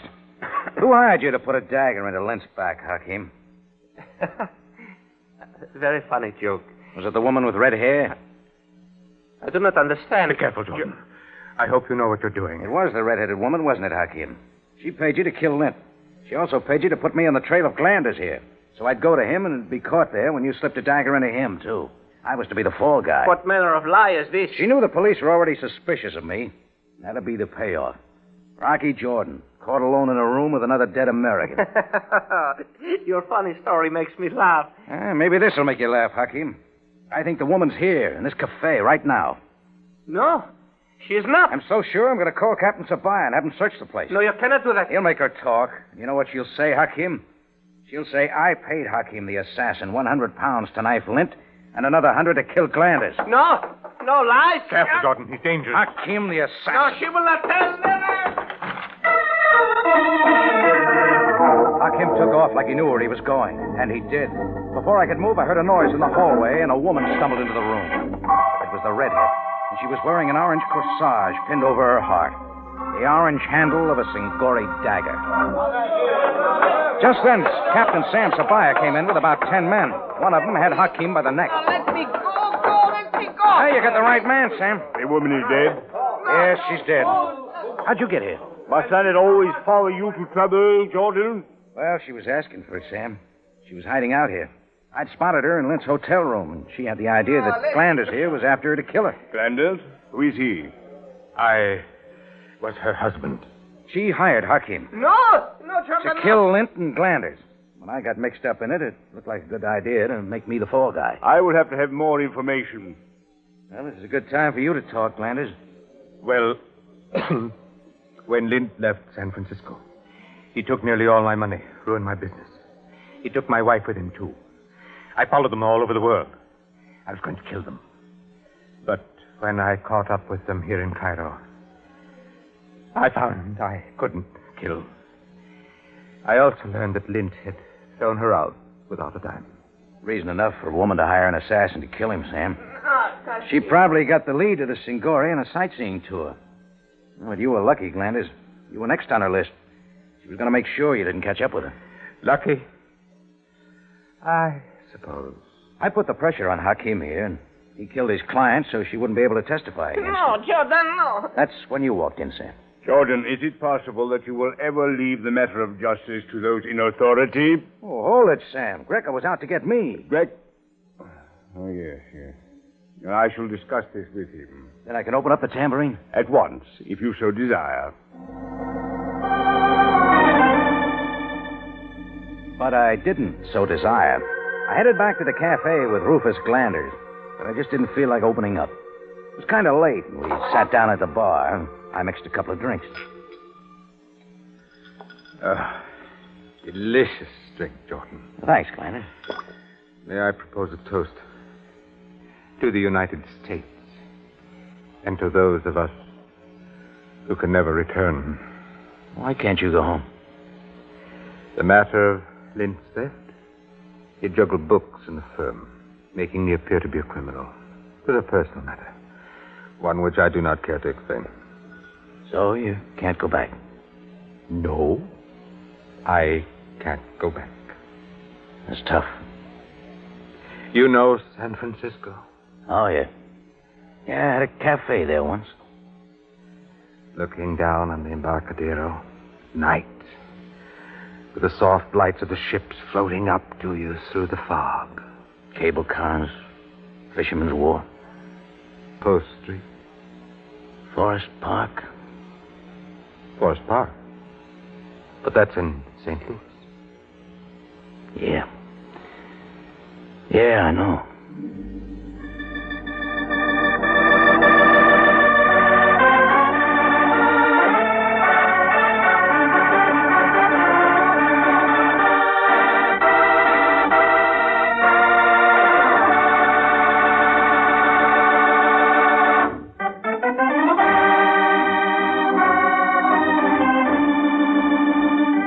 Rocky Jordan, written tonight by Gilbert Thomas, stars Jack Moyles in the title role with Jay Novello as Sam Sabaya, and is produced and directed by Cliff Howell with original music composed and played by Richard Arant. John Jacobs speaking. Rocky Jordan is presented over CBS, the Columbia Broadcasting System.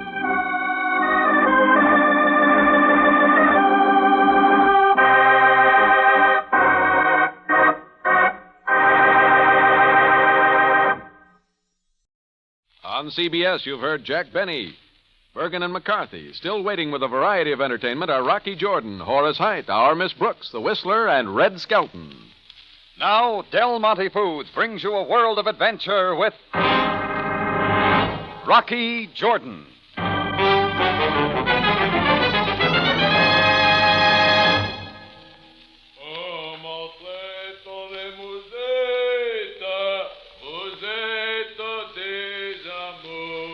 I'd been trying hard for some sleep in my room up over the tambourine, but the song that echoed up and down the dark Cairo street outside wasn't helping. I got out of bed and went to the window. The singer, dressed in cap and uniform of the French Foreign Legion, leaned against a building right below me. Hey! Hey down there! Go home! Oh, monsieur, c'est ton bonne nuit. Pour chanter, n'est-ce pas? No parley français. Just move it along. Allez, allez. Après un autre refrain, monsieur. Oh, mon tendre. Hey, let a guy get some sleep, will you? You want me to come down there?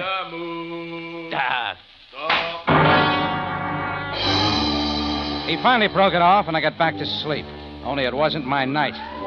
The second time I came out of it quick with the sound of a siren. I shoved the window open this time to see the police limousine of Captain Sam Sabaya pull up, and the bright headlights pointed out the uniform of the French Foreign Legion again. This time sprawled face down at the curb.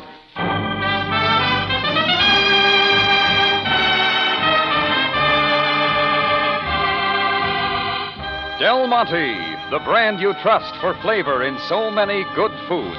Yes, Del Monte, the best liked brand of canned fruits and vegetables in the whole wide world, takes you now to the Café Tambourine in Cairo, gateway to the ancient East, where modern adventure and intrigue unfold against a backdrop of antiquity. Tonight's Rocky Jordan story, A Song in the Night.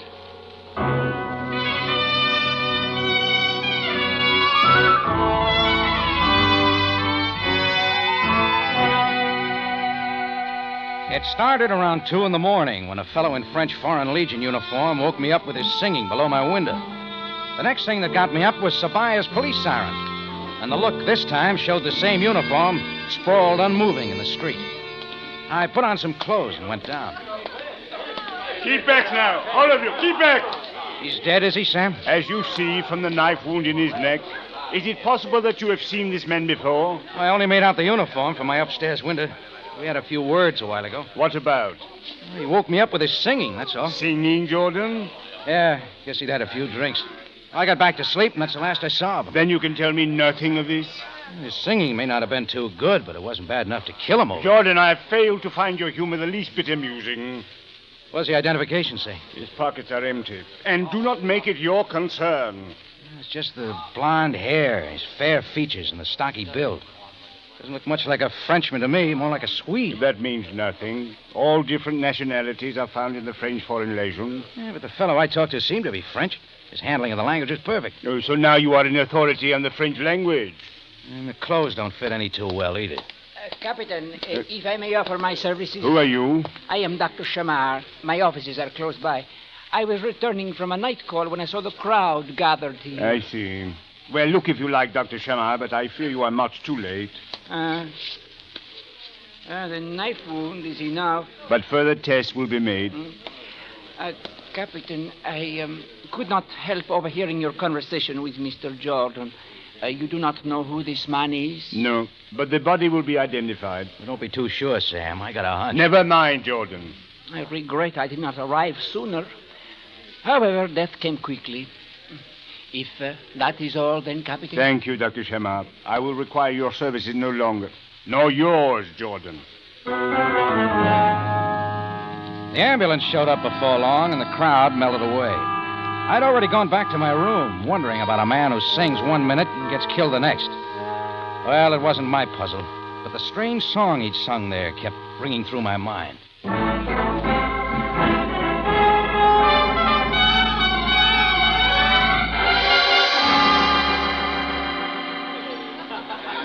Well, the murder story made page 1 in the morning papers.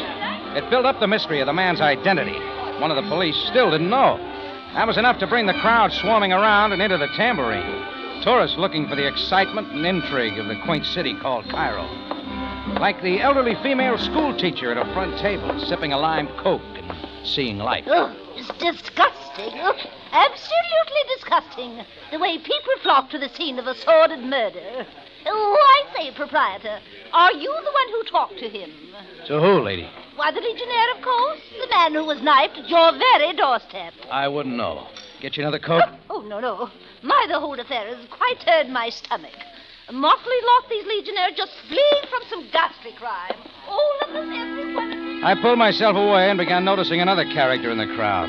A man in cutaway and white vest with well-clipped beard who listened intently to the chatter around him. As I stepped behind the bar, he pushed his way through and sat down. We cannot escape it here, can we, senor? All this conjecture about which they know nothing. Well, does anybody, mister? Agreed, senor. I am Count Umberto. What will you have, Count? Madeira, if you please. There you are.